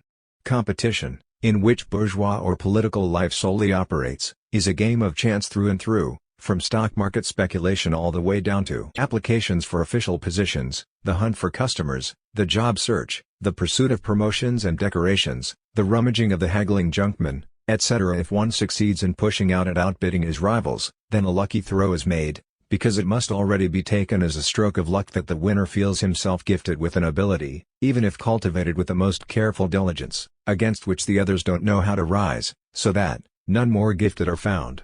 And now those who pursue their daily lives in the midst of these changing fortunes without doing badly from it are seized with the most moral indignation when their own principle appears in its most naked form and wreaks misfortune as a game of chance. The game of chance is just too clear, too unveiled a competition, and, like any definite nakedness, offends the honorable sense of shame. The socialists want to put an end to this activity of chance. 136, and to form a society in which people are not longer dependent on fortune, but free. In the most natural way this aspiration expresses itself first as hatred of the unfortunate toward the fortunate, i.e., of those for whom fortune has done little or nothing toward those for whom it has done everything. But actually the resentment is not aimed at the fortunate, but at fortune, this rotten spot of the bourgeoisie. Since the communists first declare free activity as the human essence, they, like all workday ways of thinking, need a Sunday. Like all material aspirations, they need a God, an uplifting 137, and edification alongside their mindless 138, work. That the communist sees the human being, the brother, in you is only the Sunday side of communism. According to the workday side, he doesn't by any means take you as a human being as such, but as a human worker, as a working person. The liberal principle is there in the first view, illiberality is hidden in the second. If you were a lazybones, he would certainly not fail to recognize the human being in you, but would strive to cleanse it, as a lazy human being, from laziness, and to convert you to the faith that work is the human being's destiny and calling. Therefore he shows a double face. With the one he takes care that the spiritual human being is satisfied, with the other he looks around for means for the material of bodily human being. He gives the human being a twofold job, one task of material and one of spiritual acquisition. The bourgeoisie had openly laid out spiritual and material goods, and left it to each one to reach out for them if he wanted to. Communism actually provides them to each one, imposes them on him, and forces him to acquire them. It takes seriously the idea that, because only spiritual and material goods make us human beings, we must acquire these goods without protest in order to be a human being. The bourgeoisie made acquisition open, communism forces acquisition, and recognizes only the acquirer, the tradesperson. It's not enough that the trade is open, you must take it up. So the only thing left to criticism is to show that the acquisition of these goods by no means makes us human beings. With a liberal commandment that everyone should make a human being of himself, or make himself a human being, the need was posited that everyone must gain time for this work of humanization, i.e., that it would become possible for everyone to work on himself. The bourgeoisie believed it had arranged this if it gave everything human over to competition, but entitled the individual to everything human. Each may strive after everything. Social liberalism finds that the matter isn't settled with the may, because may means only that it is forbidden to no one, but not that it is made possible for everyone. It, therefore, claims that the bourgeoisie is liberal only with the mouth and in words, highly illiberal indeed. On its part, it wants to give all of the means to be able to work on ourselves. The principle of fortune or competition is certainly outdone by the principle of work. But at the same time the worker, in his awareness that the essential thing about him is the worker, keeps himself away from egoism and submits to the supremacy of the workers' society, as the bourgeois citizen clung with devotion to the competition state. The lovely dream of social duty is still being dreamed. People think again that society gives what we need, and we are therefore obligated to it, owe it everything. 139. They still remain at the point of wanting to serve a supreme giver of all good. That society is no idol, which could give, lend, or grant, but an instrument or means from which we might draw benefit, that we have no social obligations, but merely interests in pursuit of which society has to serve us, that we owe society no sacrifice, but if we sacrifice anything, sacrifice it to ourselves. The socialists don't think about this, because they, as liberals, are trapped in the religious principle and zealously strive after a sacred society, as the state was up to now. Society, from which we have everything, is a new master, a new phantasm, a new supreme being, which takes us into its service and duty. A more detailed assessment of political as well as social liberalism can only find its place further on. For now we skip this in order to bring them before the tribunal of humane or critical liberalism. 1.3.3 Humane liberalism. Since liberalism completes itself in self-criticizing, critical liberalism, 140, in which the critic remains a liberal and doesn't go beyond the principle of liberalism, the human being, this liberalism may preferably be named after the human being and called humane. The worker is counted as the most materialistic and egoistic human being. He does nothing at all for humanity, he does everything for himself, for his welfare. The bourgeoisie, because it passed the human being off as free only by birth, had to leave him in the claws of the inhuman monster, the egoist, for the rest of his life. Therefore, under the regime of political liberalism, egoism is an immense field for free utilization. The worker will use society for his egoistic aims as the bourgeois uses the state. You still only have an egoistic aim, your welfare. So the humane liberal accuses the socialist. Take up a purely human interest, then I will be your companion. But to this belongs a stronger, more comprehensive consciousness than a worker's consciousness. The worker makes nothing, therefore he has nothing, but he makes nothing, because his work is always one that remains individual, calculated according to his very own wants, day by day. 141. In opposition to this one might consider the following. Gutenberg's work did not remain individual, but brought forth numberless children, and still lives today. It was calculated for the wants of humanity and was an eternal, imperishable work. Humane consciousness despises both the bourgeois and the worker's consciousness, because the bourgeois is only outraged at vagabonds, at all who have no definite employment, and their immorality. The worker is disgusted by the idler, lazybones, and his immoral, because mooching and unsocial, principles. To this the humane liberal replies, the unsettled life of many is only your product, Philistine. But that you, proletarian, demand the grind for all, and want to make drudgery universal, is a part of the pack mule life you've lived up to now still clinging to you. Certainly you want to ease the drudgery itself by all having to drudge equally hard, but only for this reason, that all may gain leisure to an equal extent. But what are they supposed to do with their leisure? What does your society do so that they'll spend this leisure humanly?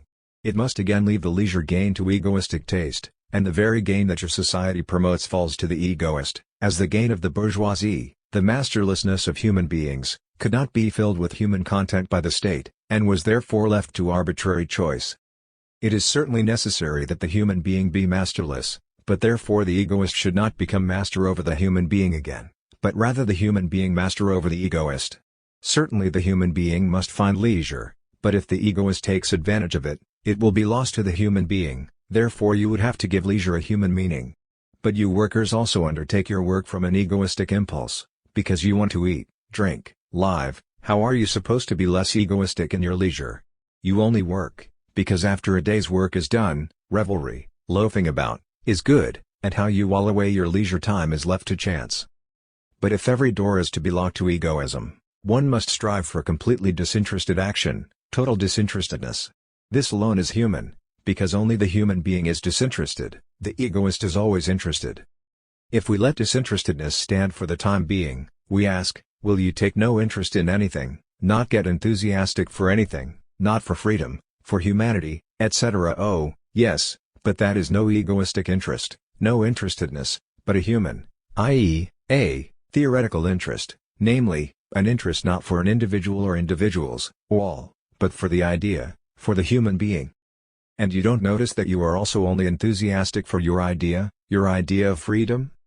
And further, don't you notice that your disinterestedness is again, like religious disinterestedness, a heavenly interestedness?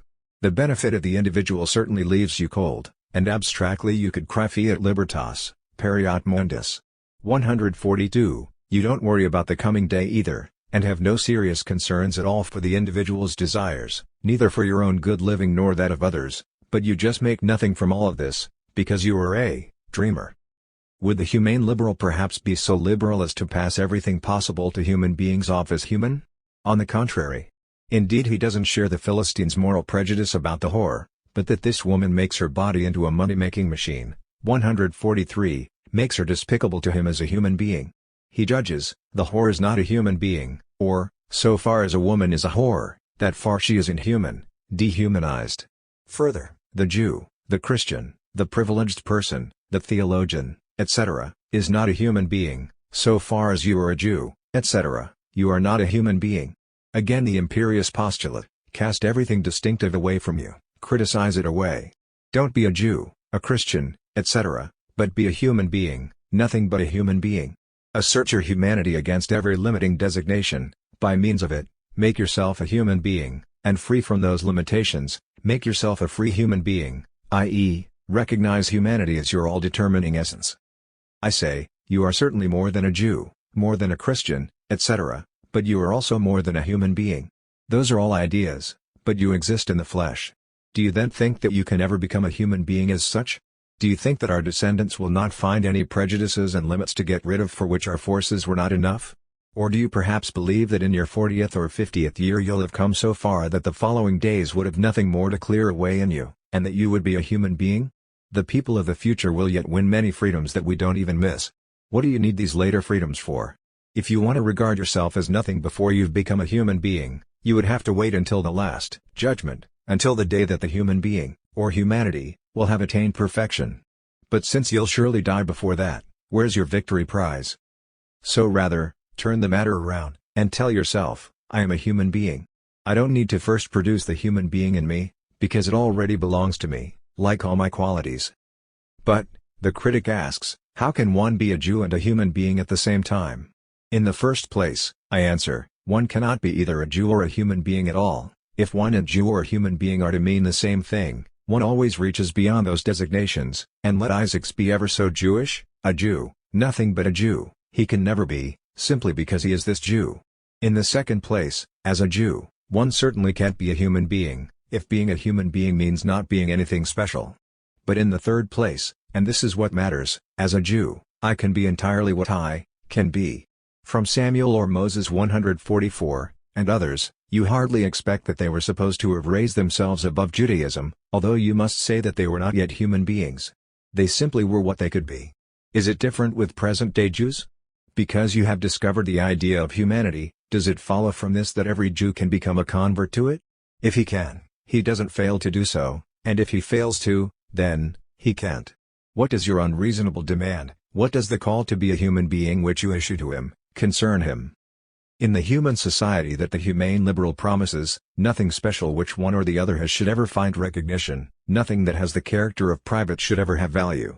In this way the circle of liberalism, which has its good principle in the human being and human freedom, and its evil principle in egoism and everything private, its God in the former, its devil in the latter, rounds itself out completely, and if the special or private person lost his value in the state, no personal prerogative, if special, private, property ceased to be recognized in the workers' or paupers' society, so in the human society everything special or private will be taken out of consideration, and when pure criticism will have completed its hard work, then one will know what everything private is, and what one pierced with the sense of his nothingness will have to let stand. Because state and society are not enough for humane liberalism, it negates them both and at the same time keeps them both. So at one time it says that the task of the day is not a political, but a social task, and then again, the free state is promised for the future. In truth, human society is both the most universal state and the most universal society. Only against the limited state is it claimed that it makes too much fuss about spiritual private interests, for example, people's religious beliefs, and against limited society that it makes too much of material private interests. Both are supposed to leave private interests to private people, and, as human society, concern themselves solely with universal human interests. The politicians, intending to abolish personal will, self-will or arbitrariness, didn't notice that through Property 145, our self-will maintained a safe place of refuge. The socialists, also taking away property, fail to observe that this assures itself a continued existence in ownness.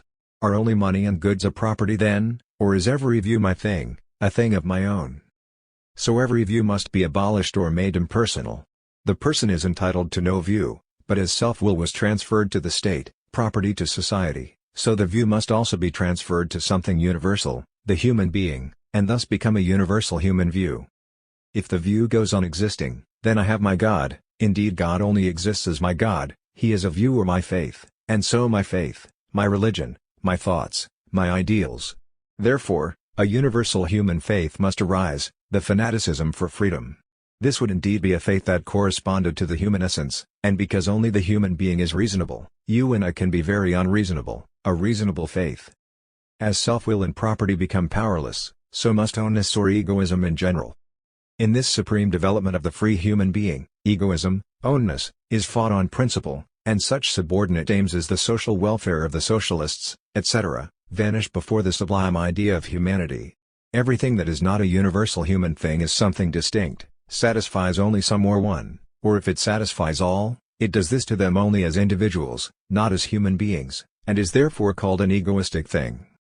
For the socialists, welfare is still the highest goal, as free contention was the agreeable thing to the political liberals. Now welfare is also free, and whoever wants to have it may get it, just as whoever wanted to enter into contention, competition, could choose to do so. But to take part in contention you need only be bourgeois, to take part in welfare you need only be workers. Neither is synonymous with human being. It is only truly well with a human being when he is also intellectually free. Because the human being is mind, therefore all powers that are alien to him, the mind, all superhuman, heavenly, inhuman powers, must be overthrown, and the name human must be above every name. So at this end of the modern age, the age of the moderns, there returns as the main point, what had been the main point at its beginning, intellectual freedom. To the communist in particular the humane liberal says, if society prescribes your activity to you, this is indeed free from the influence of the individual, i.e., the egoist, but it doesn't therefore need to be a purely human activity, nor do you need to be a complete organ of humanity. What sort of activity society demands of you indeed still remains contingent. It could hire you to work on a temple and the like, or, even if not this, you might still be active on your own impulse for some foolishness, and so in humanity, even more, you actually only work to nourish yourself, in general to live, for dear life's sake, not for the glorification of humanity. Consequently, free activity is achieved only when you make yourself free from all stupidity, from everything non-human, i.e., egoistic, belonging to the individual, not to the human being in the individual. Eliminate all untrue thoughts that darken the human or the idea of humanity. In short, when you are not merely unhampered in your activity, but also the content of your activity is only human, and you live and work only for humanity. But this is not the case so long as the goal of your striving is only your welfare and that of all. What you do for the society of paupers is not yet anything done for human society. Work alone doesn't make you a human being, because it is something formal and its object is contingent, but it depends on who you, the one working, are. After all, you can work from an egoistic, material, impulse, merely to provide yourself with nourishment and the like. It must be a work that promotes humanity, calculated for the good of humanity, serving historical, i.e., human, development, in short, a humane work. This includes two things, one, that it does good for humanity, the other, that it comes from a human being. The first alone could be the case with any work, as even the work of nature, for example, of animals, is used by humanity for the advancement of science, etc. The second requires that the person working knows the human aim of his work, and he can have this consciousness only when he knows himself as a human being, so the crucial condition is self-consciousness. Certainly much is already achieved when you stop being fragment workers. 146. But with this, you only get a view of the whole of your work, and gain a consciousness about it, which is still far removed from a self-consciousness, a consciousness about your true self or essence, the human being.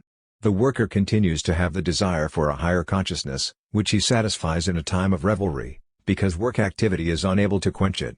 Therefore, revelry stands by the side of his work, and he feels compelled to proclaim work and idleness human in one breath, indeed, to attribute true elevation to the idler, the reveler. He works only to get away from work, he wants to make labor free, only so that he can be free from labor.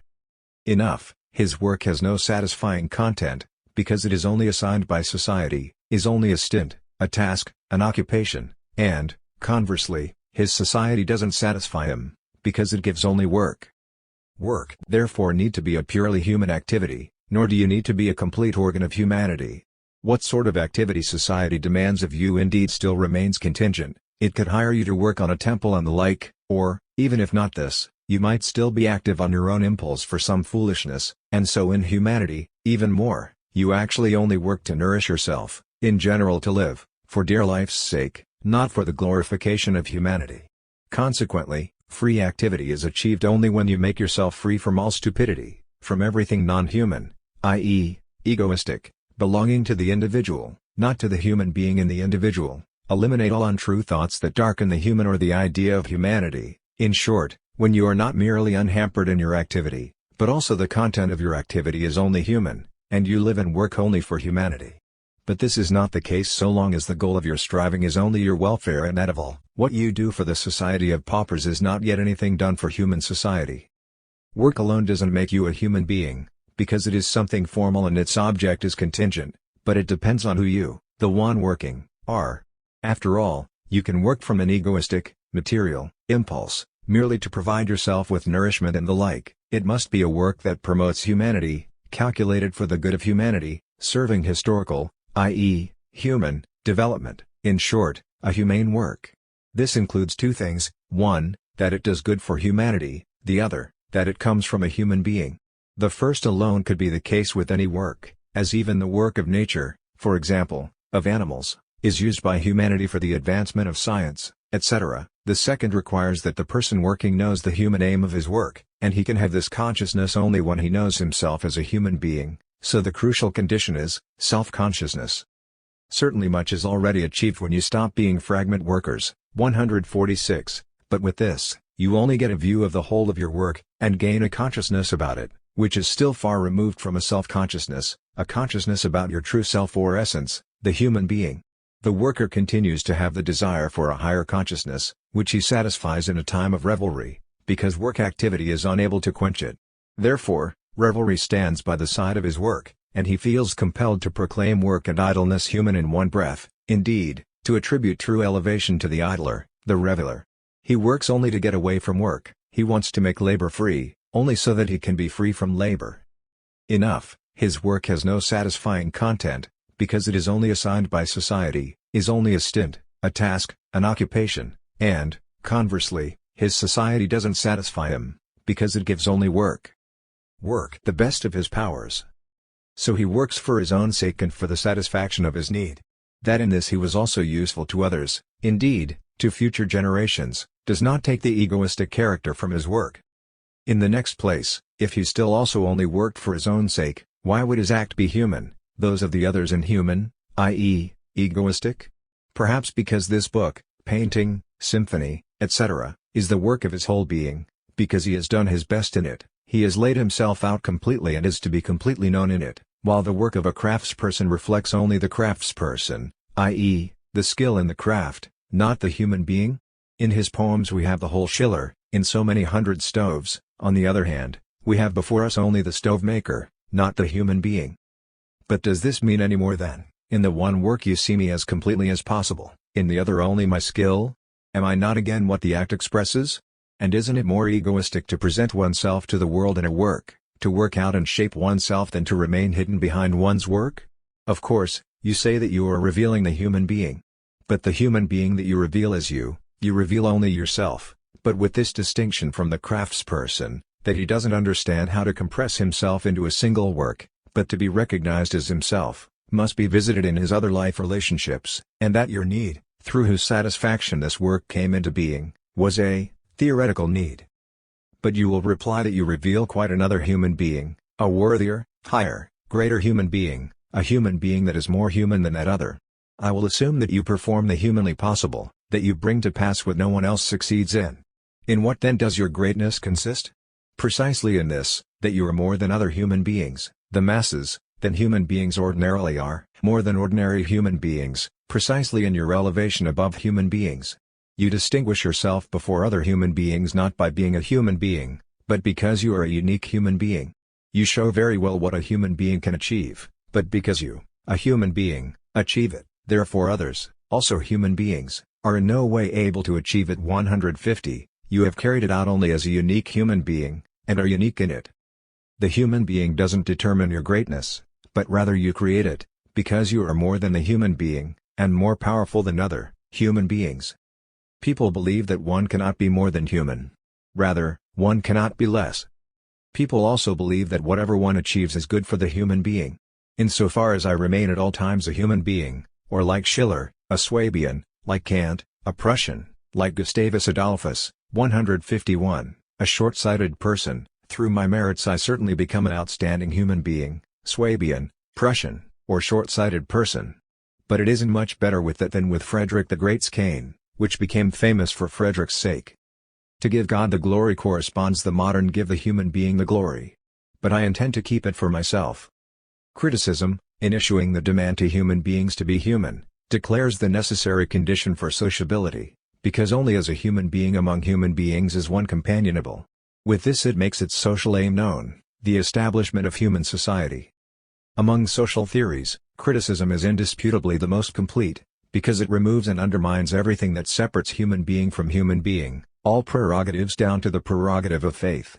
In it, the love principle of Christianity, the true social principle, comes to its purest implementation, and the last possible experiment is made to take away exclusivity and repugnance from human beings, a struggle against egoism in its simplest, and therefore hardest form, in the form of uniqueness, exclusivity, itself. How can you truly live socially so long? Only when you are human can you treat each other as human beings, just as you can understand each other as patriots only when you are patriotic. Well then, I reply, only when you are unique can you have intercourse with each other as what you are. Precisely the sharpest critic gets hit hardest by the curse of his principle. Shaking off one exclusive thing after another, religiosity, patriotism, etc., he dissolves one tie after another, and separates himself from the religious person, the patriot, etc., until at last, after all the ties have burst apart, he stands alone. He must indeed exclude all of those who have anything exclusive or private, and in the end what can be more exclusive than the exclusive, unique person itself? Or does he perhaps mean that it would be better if all became human beings and gave up exclusivity? Indeed, precisely because all means every individual, the most glaring contradiction remains, because the individual is exclusivity itself.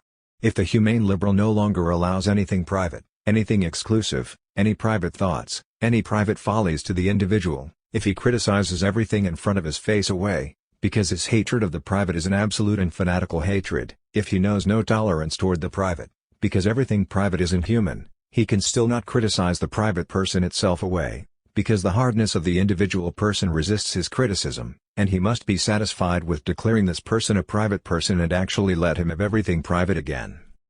What will the society that no longer concerns itself with anything private do? Make the private impossible? No, but subordinate it to the interests of society, and, for example, leave it to the private will to establish holidays, as many as it wants, so long as it doesn't come into collision with the universal interest. 152. Everything private is left free, i.e., it has no interest for society. By raising their barrier against science, the Church and religiosity have declared that they are what they always were, but what was hidden under another appearance when they were given out as the basis and necessary foundation of the state, a purely private matter. Even when they were connected to the state and made it Christian, they were only the proof that the state had not yet developed its universal political idea, that it was only establishing private rights, They were only the highest expression of the fact that the state was a private matter and only dealt with private matters. When the state will finally have the courage and the force to fulfill its universal purpose and to be free, thus when it is also able to give special interests and private concerns their true position, then religion and the church will be free as they have never been before. As the most purely private matter, and a satisfaction of purely personal needs, they will be left to themselves, and every individual, every congregation and church community, will be able to care for the salvation of the soul as they want and as they deem necessary. Everyone will care for his soul's salvation and will accept and pay as the soul's caretaker the one who seems to him to best guarantee the satisfaction of his need. Science is finally left completely out of the game. 153. But what is supposed to happen? Is social life supposed to come to an end, and all cordiality, all fraternization, everything that is created by the love or society principle, to disappear? As if one is not always looking for the other, because he needs him, as if one must not join together with the other when he needs him. But the difference is that then the individual actually joins forces with the individual, whereas formerly they were bound together by a tie. Before he comes of age, the son is attached to the father by a tie. After this, they can come together independently. Before this, they belonged together as family members, they were the bondsmen of the family. After this, they join forces as egoists. Sonship and fatherhood remain, but son and father no longer bind each other to them. 154. The last privilege is, in truth, the human being. All are privileged or invested with it. Because, as Bruno Bauer himself says, privilege remains even when it is extended to all. 155. So liberalism proceeds in the following changes. First, the individual is not the human being, therefore his individual personality counts for nothing, no personal will, no capriciousness, no orders or decrees. Second, the individual has nothing human, therefore no mine and thine, or property, counts. Third, since the individual neither is a human being nor has anything human, he is not to be at all, he is, as an egoist with his egoistic things, to get annihilated by criticism, to make room for the human being only now discovered. But although the individual is not the human being is still present in the individual, and, like every phantasm and everything divine, has its existence in him. Thus, political liberalism awards to the individual everything that is due to him as a human being by birth, as a born human being, among which are included freedom of conscience, possession, etc. In short, human rights. Socialism grants the individual what comes to him as an active human being, as a working human being. Finally, humane liberalism gives the individual what he has as a human being, i.e., everything that belongs to humanity. Consequently, the unique has nothing at all, humanity everything, and the necessity of rebirth preached in Christianity is demanded without ambiguity and to the fullest degree. Become a new creature, become human. One might even feel himself reminded of the close of the Lord's Prayer. To the human being belongs the lordship, the power or dynamis, therefore no individual is allowed to be lord, but the human being is the lord of individuals, the human beings is the kingdom, i.e., the world, therefore the individual should not be the property owner, but rather the human being. All have command over the world as property. From all, the human being deserves praise, glorification, or glory, doxa, because the human being or humanity is the individual's end, for which he works, thinks, lives, and for whose glorification he must become human. Up to now human beings have always striven to discover a community in which their inequalities in other respects would become non-essential. They strove for equalization, and consequently for equality, and wanted to all come under one hat, which means nothing less than that they were seeking for one Lord, one tie, one faith. We all believe in one God. There can be nothing more communal or equal for human beings than the human being itself, and in this community the love impulse had found its satisfaction. It didn't rest until it had brought about this last equalization, leveled all inequality, laid human being on the breast of human being. But under this community decay and ruin become most glaring. In a more limited community, the Frenchman still stood against the German, the Christian against the Muslim, etc. Now, in contrast, the human being stands against human beings, or, since human beings are not the human being stands against the inhuman monster. The sentence God has become the human being is now followed by the human being has become I. This is the human I, but we turn this upside down and say, I wasn't able to find myself so long as I sought myself as a human being. But now that it appears that the human being is striving to become I and to gain a bodily existence in me, I note well that everything really depends on me, and the human being is lost without me. but I don't want to give myself up to the shrine of this most holy thing, and from now on won't ask whether I am a human being or an inhuman monster in my pursuits. Let the spirit keep off my neck. Humane liberalism goes to work radically. If on just one point you want to be or have something special, if you want to keep even one prerogative for yourself above other, to lay claim to even one right that is not a universal human right, you are an egoist. All right then.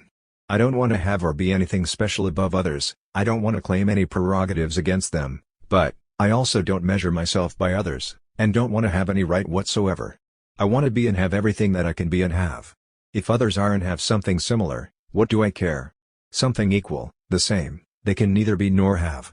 I do them no harm, as I also do the rock no harm by having the advantage of motion over it. If they could have it, they would have it.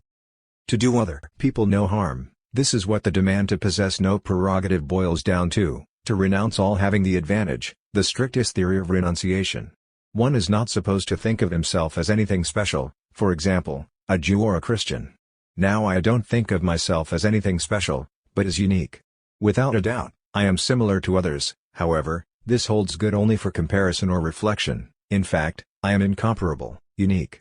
My flesh is not their flesh, my mind is not their mind. If you bring them under the generalities flesh, mind, those are your thoughts, which have nothing to do with my flesh, my mind, and can least of all put out a call to what is mine. I don't intend to recognize or respect anything in you, neither the property owner nor the pauper, nor even just the human being, but rather to use you. I find that salt makes food delicious to me, so I dissolve it. I recognize fish as food, so I eat it. I discover in you the gift of making my life brighter, so I choose you for a companion. Or I study crystallization in salt, animality in fish, human beings in you, etc. But to me you are only what you are for me, namely my object, and because my object, therefore my property. In humane liberalism pauperism is completed.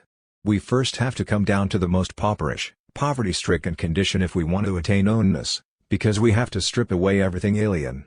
But nothing seems more pauperish than the naked, human being. It is more than pauperism, however, when I cast off the human being as well, because I feel that it too is alien to me and that I can make no pretensions on it. This is no longer mere pauperism, because even the last rag has fallen off. Here stands actual nakedness, the laying bare of everything alien. The pauper has stripped away pauperism itself, and with this has ceased to be what he was, a pauper. I am no longer a pauper, but I have been one. So until this time the discord could not erupt. Because actually there is only a squabble between modern liberals and outdated liberals, a squabble between those who understand freedom on a small scale and those who want the full measure of freedom, and so between the moderates and the extremists. Everything revolves around the question, how free must the human being be? That the human being must be free, everyone believes in this, therefore all are also liberal. But the inhuman monster that hides inside every individual, how does one repress it? How does one manage not to let the inhuman monster go free at the same time as the human being? Liberalism as a whole has a mortal enemy, an unconquerable opposition, as God has the devil. By the human being's side there always stands the inhuman monster, the individual, the egoist. The state, society, humanity, do not overcome this devil. Humane liberalism has undertaken the task of showing the other liberals that they still don't want freedom. If the other liberals had only isolated egoism inside and were for the most part blind, radical liberalism has egoism in mass against it, throws all who do not make the cause of freedom their own like it does among the masses, so that now human being and inhuman monster, rigidly separated, stand against each other as enemies, namely the masses and criticism. 156, more specifically, free, human criticism, as it is called 157, as opposed to crude, for example, religious criticism. Criticism expresses the hope that it will be victorious over all the masses and prove their own universal shortcomings to them. 158, so it wants to finally be in the right. 159, and to represent all squabbles of the faint-hearted and timid as an egoistic dogmatism. 160, as pettiness, paltriness. All strife loses meaning, and petty disputes are abandoned, because in criticism a common enemy comes onto the field. You are all egoists, one no better than the other. Now the egoists stand together against criticism. Actually the egoists? No, they are fighting against criticism precisely because it accuses them of egoism. They do not confess to egoism. Therefore criticism and the masses stand on the same basis, both fight against egoism, both reject it for themselves and shift the blame for it to the other. Criticism and the masses pursue the same goal, freedom from egoism, and only quarrel over who most nearly approaches the goal or even achieves it. The Jews, the Christians, the absolutists, the men of darkness 161, and men of light, politicians, communists, in short, all keep the accusation of egoism away from themselves, and since now criticism makes this accusation against them bluntly and in the broadest sense, they all justify themselves against the accusation of egoism, and fight egoism, the same enemy against which criticism makes war. Both, criticism and masses, are enemies of egoists, and both seek to free themselves from egoism, as much by purifying or cleansing themselves as by attributing it to the opposing party. The critic is the true spokesperson of the masses who gives them the simple concept and phrase of egoism, whereas the spokespeople to who the triumph is denied were only bunglers. 162. He is their prince and general in their war of liberation against egoism. What he fights against, they also fight against. But at the same time he is also their enemy, only not the enemy before them, but the friendly enemy who wields the whip behind the timid to force courage into them. This reduces the opposition of criticism and masses to the following contradiction: you are egoists. No, we're not. I'll prove it to you. You'll hear our justification. Let's take them both for what they claim to be, non-egoists, and for what they take each other for, egoists. They are and are not egoists. Criticism actually says, you must free your eye so completely from all limitations that it becomes a human eye. I say, free yourself as far as you can, and you have done your part, because it is not given to everyone to break through all limits, or, more eloquently, that is not a limit for everyone which is one to the others. Consequently, don't exhaust yourself on the limits of others, it's enough if you tear down your own. Who has ever been able to break down even one limit for all people? Aren't countless people today, as at all times, running around with all the limitations of humanity? One who overturns one of his limits may have shown others the way and the means, the overturning of their limits remains their affair. No one does anything else either. Asking people to become fully human is to call on them to cast down all human limits. That is impossible, because the human being has no limits. I certainly have some, but only mine are of any concern to me, and only they can be overcome by me. I cannot become a human I, because I am simply I, and not a mere human being. But let's still see whether criticism hasn't taught us something that we can take to heart. Am I not free if I am not without interests, not human if I am not disinterested? Now, even if I'm not much enthused to be free or human, I still don't want to miss any opportunity to put myself forward or assert myself. Criticism offers me this opportunity by teaching that, if something takes root in me and becomes indissoluble, I become its prisoner and slave, i.e., a possessed person. An interest, whatever it may be for, has captured a slave in me if I cannot get rid of it, and is no longer my property, but I am its. Let's therefore accept the lesson of criticism to let no part of our property become stable, and to feel happy only in dissolving it. So if criticism says, you are only human when you are restlessly criticizing and dissolving, then we say, I am human in any case, and I am I as well, therefore I only want to take care to secure my property to myself, and to secure it, I continually take it back into myself, destroy in it every movement toward independence, and consume it before it can fix itself and become a fixed idea or an obsession. But I don't do it for the sake of my human calling, but because I call myself to it.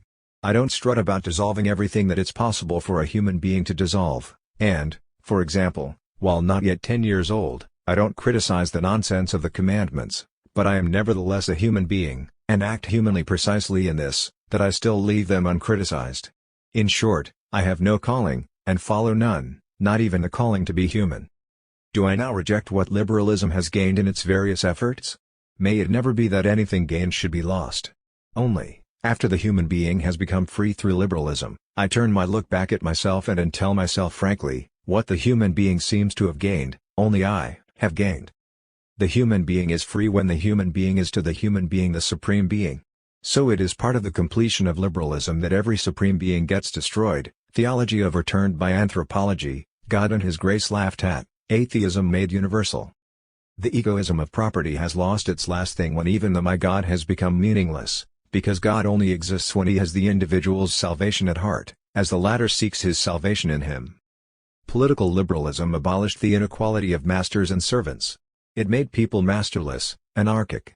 The master was now moved far away from the individual, the egoist, to become a ghost, the law or the state.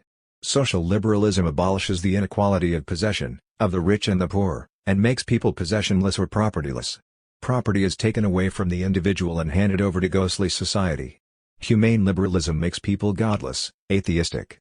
Therefore, the individual's God, my God, must be abolished. Now masterlessness is in fact at the same time freedom from service, possessionlessness is at the same freedom from worry, godlessness is at the same time freedom from prejudice, because with the master, the servant falls away, with possession, the worry about it, with the firmly rooted God, prejudice. But because the master rises again as state, the servant reappears as subject, since possession becomes the property of society, so worry is regenerated as work, and since God as the human being becomes a prejudice, a new faith arises, faith in humanity or liberty. In place of the individual's God, now the God of all, namely, the human being, has been raised up. It is indeed the highest thing in all of us to be human. But since no one can quite be what the idea human being implies, the human being remains for the individual a lofty beyond, an unattained supreme being, a God. But at the same time, this is the true God, because it is fully adequate for us, in other words is our own self, we ourselves, but separated from us and raised over us. 1.3.4. Postscript 163. The foregoing appraisal of free human criticism, along with what appears elsewhere with regard to writings of this tendency, was written in bits and pieces immediately after the appearance of the relevant books, and I did little more than bring the fragments together. But criticism is restlessly pressing forward, and in this way makes it necessary for me to return to it once more, now that my book is finished, and insert this concluding comment. I have before me the latest, the 8th, issue of Bruno Bauer's Allgemeine Literaturzeitung. There again the universal interests of society stand at the top. But criticism has reflected, and given this society a definition by which it is dissociated from a form which had previously still been confused with it. The state, still celebrated in earlier passages as the Free State, is abandoned completely because it can in no way fulfill the task of human society. Criticism, in only 1842, felt itself constrained for a moment to identify the human and the political essence, but now it has found that the state, even as a free state, is not human society, or, as it could also say, that the people is not the human being. We saw how it finished with theology and clearly showed how God caves in before the human being. We see them now coming to terms with politics in the same way, and showing that before the human being peoples and nationalities fall. So we see how it explains church and state, by declaring them both inhuman, and we will see, since it already gives this away to us, that it can also bring proof that before the human being the masses, which it even calls a spiritual essence, appear worthless. How are the lesser spiritual essences supposed to be able to hold up before the Supreme Spirit? The human being casts down false idols. So for now what the critic is aiming at is the examination of the masses, which he will place before the human being to combat them from this standpoint. What is now the object of criticism? The masses, a spiritual essence. The critic will get to know them and find that they stand in contradiction to the human being. He will demonstrate that they are inhuman, and will succeed as well in this proof as in the earlier ones, that the divine and the national, or ecclesiastical and state matters, were inhuman. The masses get defined as the most significant product of the revolution, as the deluded mob which the illusions of political enlightenment, and of the whole enlightenment of the 18th century in general, have given over to a boundless resentment. The revolution satisfied some with its results and left others unsatisfied. The satisfied portion is the middle class, bourgeoisie, Philistines, etc. The unsatisfied portion is the masses. Doesn't the critic, so placed, himself belong to the masses? But the unsatisfied are still in great uncertainty, and their dissatisfaction expresses itself only in a boundless resentment. The equally unsatisfied critic now wants to become master of this. He can neither want nor attain more than to bring that spiritual being, the masses, out of its resentment, and uplift those who were just resentful, i.e., give them the right attitude toward those results of the revolution that are to be overcome. He can become the head of the masses, their determined spokesperson. Therefore, he also wants to do away with the deep chasm which separates him from the mob. He is distinguished from those who want to uplift the lower classes of the people by wanting to save not only these from resentment, but also himself. But, of course, his consciousness also doesn't deceive him, when he thinks of the masses as the natural opponents of theory, and foresees that the more this theory develops itself, the more it will consolidate the masses. Because the critic can neither enlighten nor satisfy the masses with his requirement, the human being. If over against the bourgeoisie they are only the lower classes of the people, a politically insignificant mass, then over against the human being they must be even more a mere mass, a humanly insignificant, indeed an inhuman, mass, or a mob of inhuman monsters. The critic does away with everything human, and starting from the premise that the human is the true, he works against himself, by denying it wherever it has been found. He proves only that the human is to be found nowhere except in his head, but the inhuman is to be found everywhere. The inhuman is the actual, what exists on all sides, and through his proof that it is inhuman the critic only clearly expresses the tautological proposition that it is inhuman. But what if the inhuman, in turning its back on itself with resolute courage, also turned away from the worrisome critic and left him standing, untouched and unaffected by his objections? You call me the inhuman, it might say to him, and I really am so, for you, but I am so only because you bring me into opposition with the human, and I could only despise myself so long as I let myself be bewitched by this opposition. I was despicable because I sought my better self outside myself, I was the inhuman because I dreamed of the human, I was like the pious who hunger after their true I and always remain poor sinners. I thought of myself only in comparison to another. Enough, I was not all in all, was not unique. But now I cease to appear to myself as inhuman, cease to measure myself and let myself be measured by the human, cease to recognize anything over me, and therefore, God bless, 164, Humane Critic. I have only been the inhuman, now I am no longer this, but am the unique, indeed, to your disgust, the egoistic, but the egoistic not as it lets itself be measured by the human, humane and unselfish, but the egoistic as the unique. We have to pay attention to yet another sentence in the same issue. Criticism sets up no dogmas, and wants to get to know nothing but things. The critic is afraid of becoming dogmatic or setting up dogmas. Of course, he would thereby indeed become the opposite of the critic, the dogmatist. Since he is good as a critic, he would now become bad, or change from an unselfish person to an egoist, etc. Whatever you do, no dogma. This is his dogma. Because the critic remains on one and the same terrain with the dogmatist, that of thoughts. Like the latter, he always starts from a thought, but he differs in this, that he never ceases to keep the fundamental thought embroiled in the process of thinking, so as not to let it become stable. He only asserts the process of thinking against the orthodoxy of thought, progress in thinking against stagnation of it. No thought is safe before criticism, since it is thinking or the thinking mind itself. Therefore I repeat that the religious world, and this is simply the world of thought, attains its fulfillment in criticism, where thinking encroaches on every thought, none of which is allowed to egoistically establish itself. Where would the purity of criticism, the purity of thought, be left, if even just one thought escaped the process of thinking? This explains why here and there even the critic already gently mocks the thought of the human being, of humanity, of humaneness, because he suspects that here a thought is approaching dogmatic fixedness. But he cannot eliminate this thought until he has found a higher one in which it dissolves, because he moves only in thoughts. This higher thought could be expressed as that of the movement or process of thinking itself, i.e., as the thought of thinking or of criticism. Freedom of thinking is in fact completed in this. Spiritual freedom celebrates its triumph, because the individual, egoistic thoughts have lost their dogmatic violence. There is nothing left but the dogma of free thinking or of criticism. Against everything that belongs to the world of thought, criticism is in the right, i.e., in power, it is the victor. Criticism, and criticism alone, stays up to date. From the standpoint of thought there is no power that would be able to be superior to its power, and it is a pleasure to see how easily and playfully this dragon devours all other worms of thought. To be sure, each worm writhes, but criticism crushes it in all its twists. I am no opponent of criticism, i.e., I am no dogmatist, and I don't feel struck by the critic's tooth with which he tears the dogmatist to pieces. If I were a dogmatist, then I'd place a dogma, i.e., a thought, an idea, a principle on top, and complete it as a systemist, by spinning it out into a system, in other words, into a thought structure. Contrarily, if I were a critic, an opponent of the dogmatist, then I'd lead the battle of free thinking against enslaving thoughts, defend thinking against what was thought. But I am neither the champion of a thought nor of thinking, because I, from which I start, am not a thought, not do I consist in thinking. Against me, the unnameable, the realm of thoughts, thinking, and spirit shatters. Criticism is the fight of the possessed one against possession as such, against all possession, a fight that is founded in the consciousness that possession, or, as the critic calls it, a religious and theological attitude, exists everywhere. He knows that people behave religiously or devoutly not only toward God, but also toward other ideas, like right, state, law, etc. In other words, he recognizes possession everywhere. So he wants to break up thoughts by thinking, but I say, only thoughtlessness really saves me from thoughts.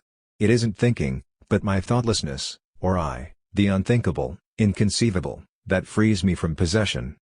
A jerk does me the service of the most careful thought, a stretching of the limbs shakes off the torment of thoughts, an upward leap hurls the nightmare of the religious world from my breast, a hurrah shouted out with joy throws off years of burdens. But the enormous significance of unthinking jubilation couldn't be recognized in the long night of thinking and believing. What crudeness and frivolity, to want to solve the most difficult problems, to deal with the most comprehensive task, by a breaking off. But do you have tasks if you don't set them for yourself? As long as you set them, you will not let them go, and I certainly have nothing against you thinking, and in thinking, creating 1,000 thoughts. But you who have set yourself the tasks, are you not supposed to be able to throw them over again? Do you have to be bound to these tasks, and do they have to become absolute tasks? To mention only one thing, the government has been belittled because it has taken up violent means against thoughts, has intervened against the press with the police power of censorship, and has made a personal fight out of a literary one. As if it were solely a matter of thoughts, and as if one had to have an unselfish, self-denying, and self-sacrificing attitude toward thoughts. Do those thoughts not attack the ones governing themselves, and so provoke egoism? And don't the thinkers set before those attack the religious demand to revere the power of thought, of ideas? They are supposed to voluntarily succumb and surrender, because the divine power of thought, Minerva, fights on their enemy's side. That would indeed be an act of possession, a religious sacrifice. To be sure, those who govern are themselves stuck in religious prejudice, and follow the leading power of an idea or a belief, but they are also unadmitted egoists, and right here, against the enemy, their suppressed egoism breaks loose. Possessed in their belief, they are at the same time unpossessed by their opponent's belief, i.e., they are egoists against it. If one wants to make an accusation, it could only be the reverse, namely that they are possessed by their ideas. Against thoughts there is to be no egoistic violence, no police violence, and the like.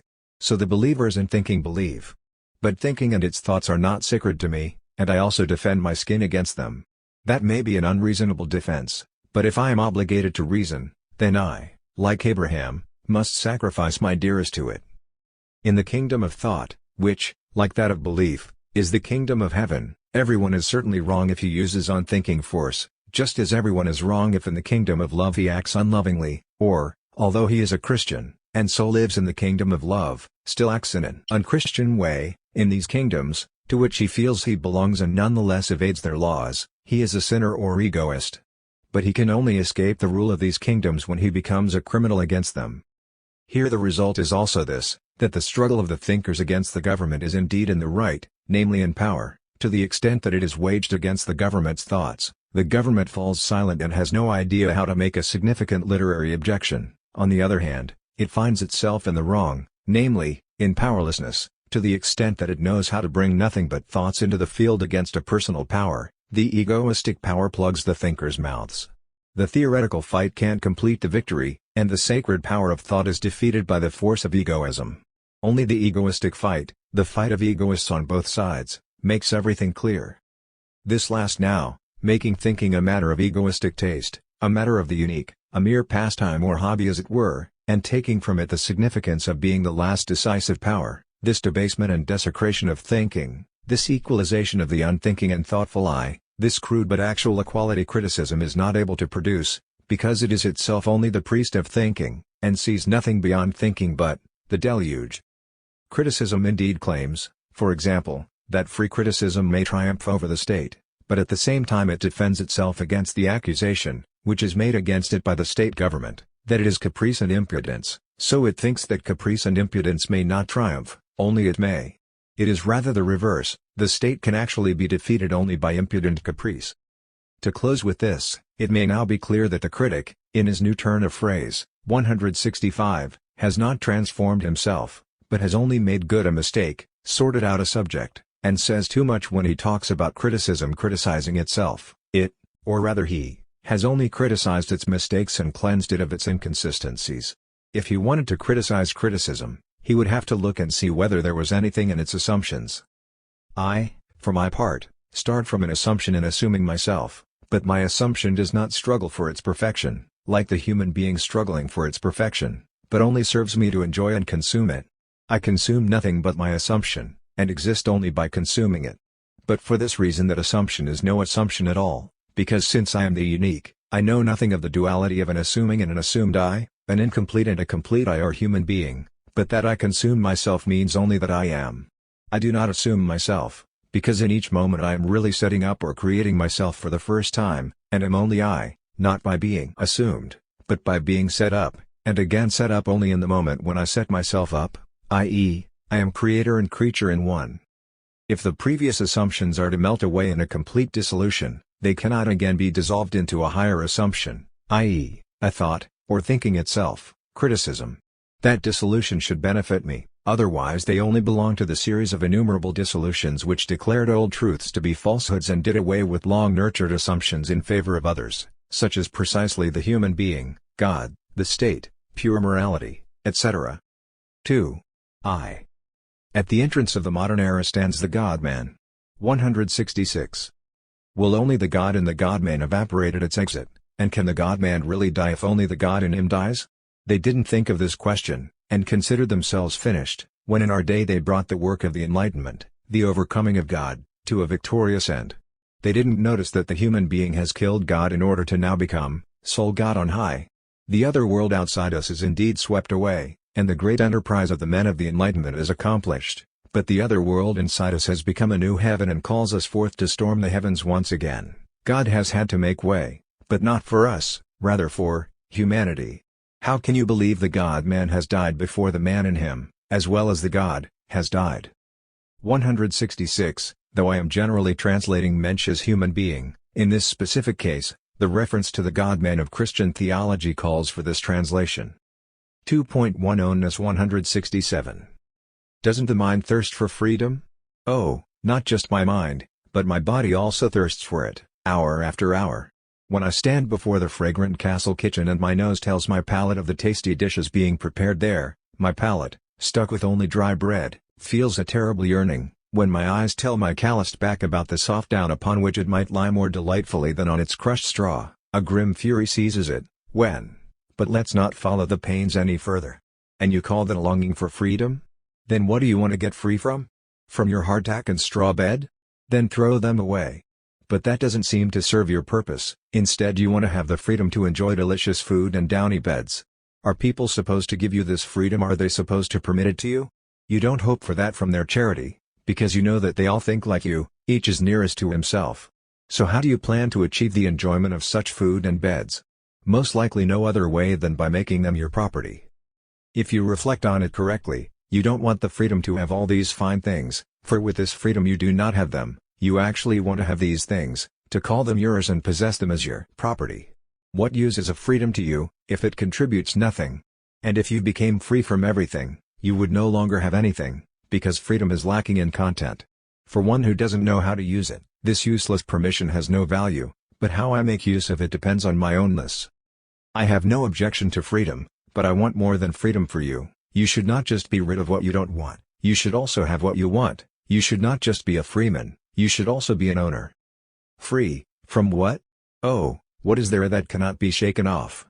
The yoke of bondage, of feudal sovereignty, of aristocracy and prince, the rule of the desires and passions, yes, even the rule of one's own will, of self-will, for the most thorough self-denial is nothing but freedom, namely, from self-determination, from one's own self, and the urge for freedom as something absolute, worth any price, destroyed our ownness, it created self-denial.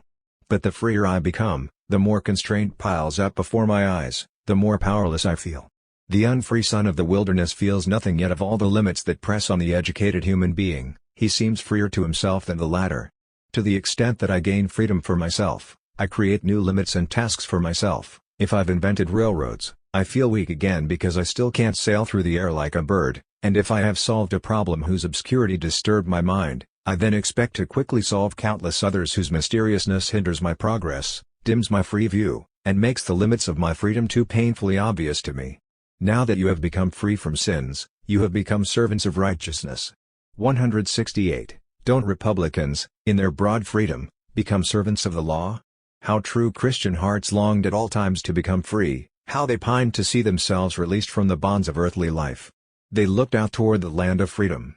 The Jerusalem that is above is the free woman, she is the mother of us all. 169.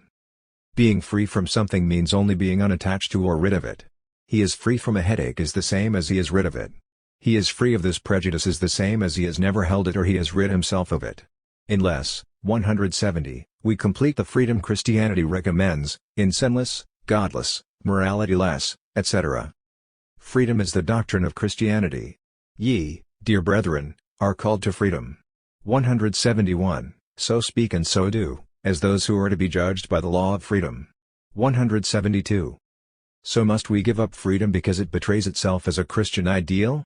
No, nothing is to be lost, not freedom either, but it has to become our own, and it can't do this in the form of freedom. What a difference between freedom and ownness. One can get rid of a lot, but one doesn't get rid of everything. One becomes free from much, but not from all. One may be free inwardly despite a condition of slavery, though, once again, it is only from a whole lot of things, not from everything, but as a slave one does not get free from the whip, the imperious temper, etc., of the master. Freedom lives only in the realm of dreams. On the other hand, ownness is my whole essence and existence, it is myself. I am free from what I am rid of, owner of what I have in my power, what I control. I am at all times and under every circumstance my own, if I know how to have myself and do not waste myself on others. Being free is something that I cannot truly will, because I cannot make it, I cannot create it, I can only wish for it and strive for it, because it remains an ideal, a phantasm. The fetters of reality cut the sharpest welts in my flesh at every moment. But I remain my own. Given over in bondage to a master, I think only of myself and my advantage. His blows indeed strike me, I am not free from them, but I endure them only for my benefit, perhaps to deceive him and make him feel safe with my sham of patience or, again, to avoid rousing anger against myself through my insubordination. But because I keep an eye out for myself and my self-interest, I grab the first good opportunity by the forelock to crush the slave owner. That I then become free from him and his whip is only the result of my earlier egoism. Here someone might say that I was free, even in the condition of slavery, that is, in myself or inwardly. But free in oneself is not actually free, and inwardly is not outwardly. On the other hand, I was my own, completely, inwardly and outwardly. Under the rule of a cruel master my body is not free from torments and lashes, but it is my bones that groan under the torture, my fibers that twitch under the blows, and I groan because my body groans. That I sigh and shiver proves that I have not yet lost myself, that I am still my own. My leg is not free from the master's stick, but it is my leg and is inseparable. Let him tear it off me and see if he still has my leg. He holds nothing in his hand but the corpse of my leg, which is as little my leg as a dead dog is still a dog. A dog has a beating heart, a so-called dead dog has none and so is no longer a dog. If one claims that a slave may still be inwardly free, he in fact says only the most indisputable and trivial thing. For who is likely to claim that anyone is wholly without freedom? If I am an eye-servant, can I therefore not be free from countless things, from faith in Zeus, for example, or the desire for fame, and so on?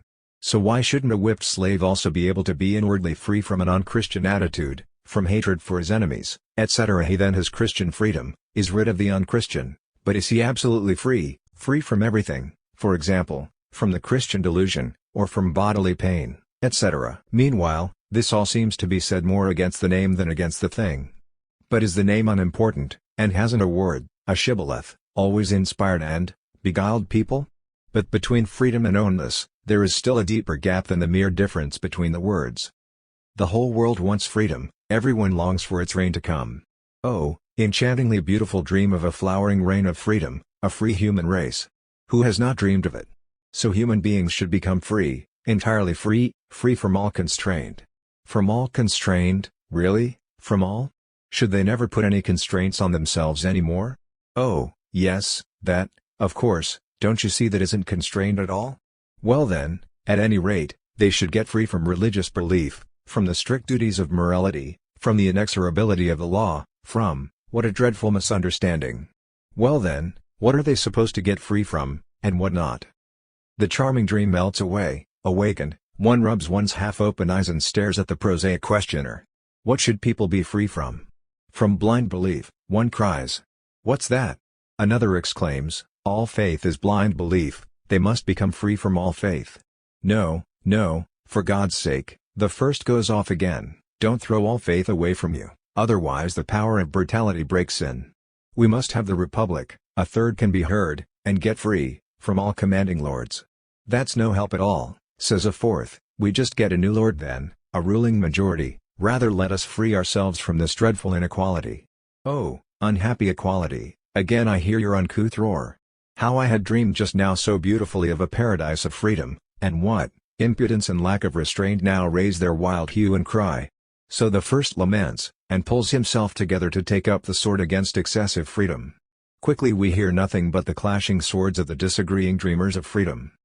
In every instance, the urge for freedom has come to the desire for a specific freedom, for example, freedom of religion, i.e., the religious person wants to become free and independent, from what?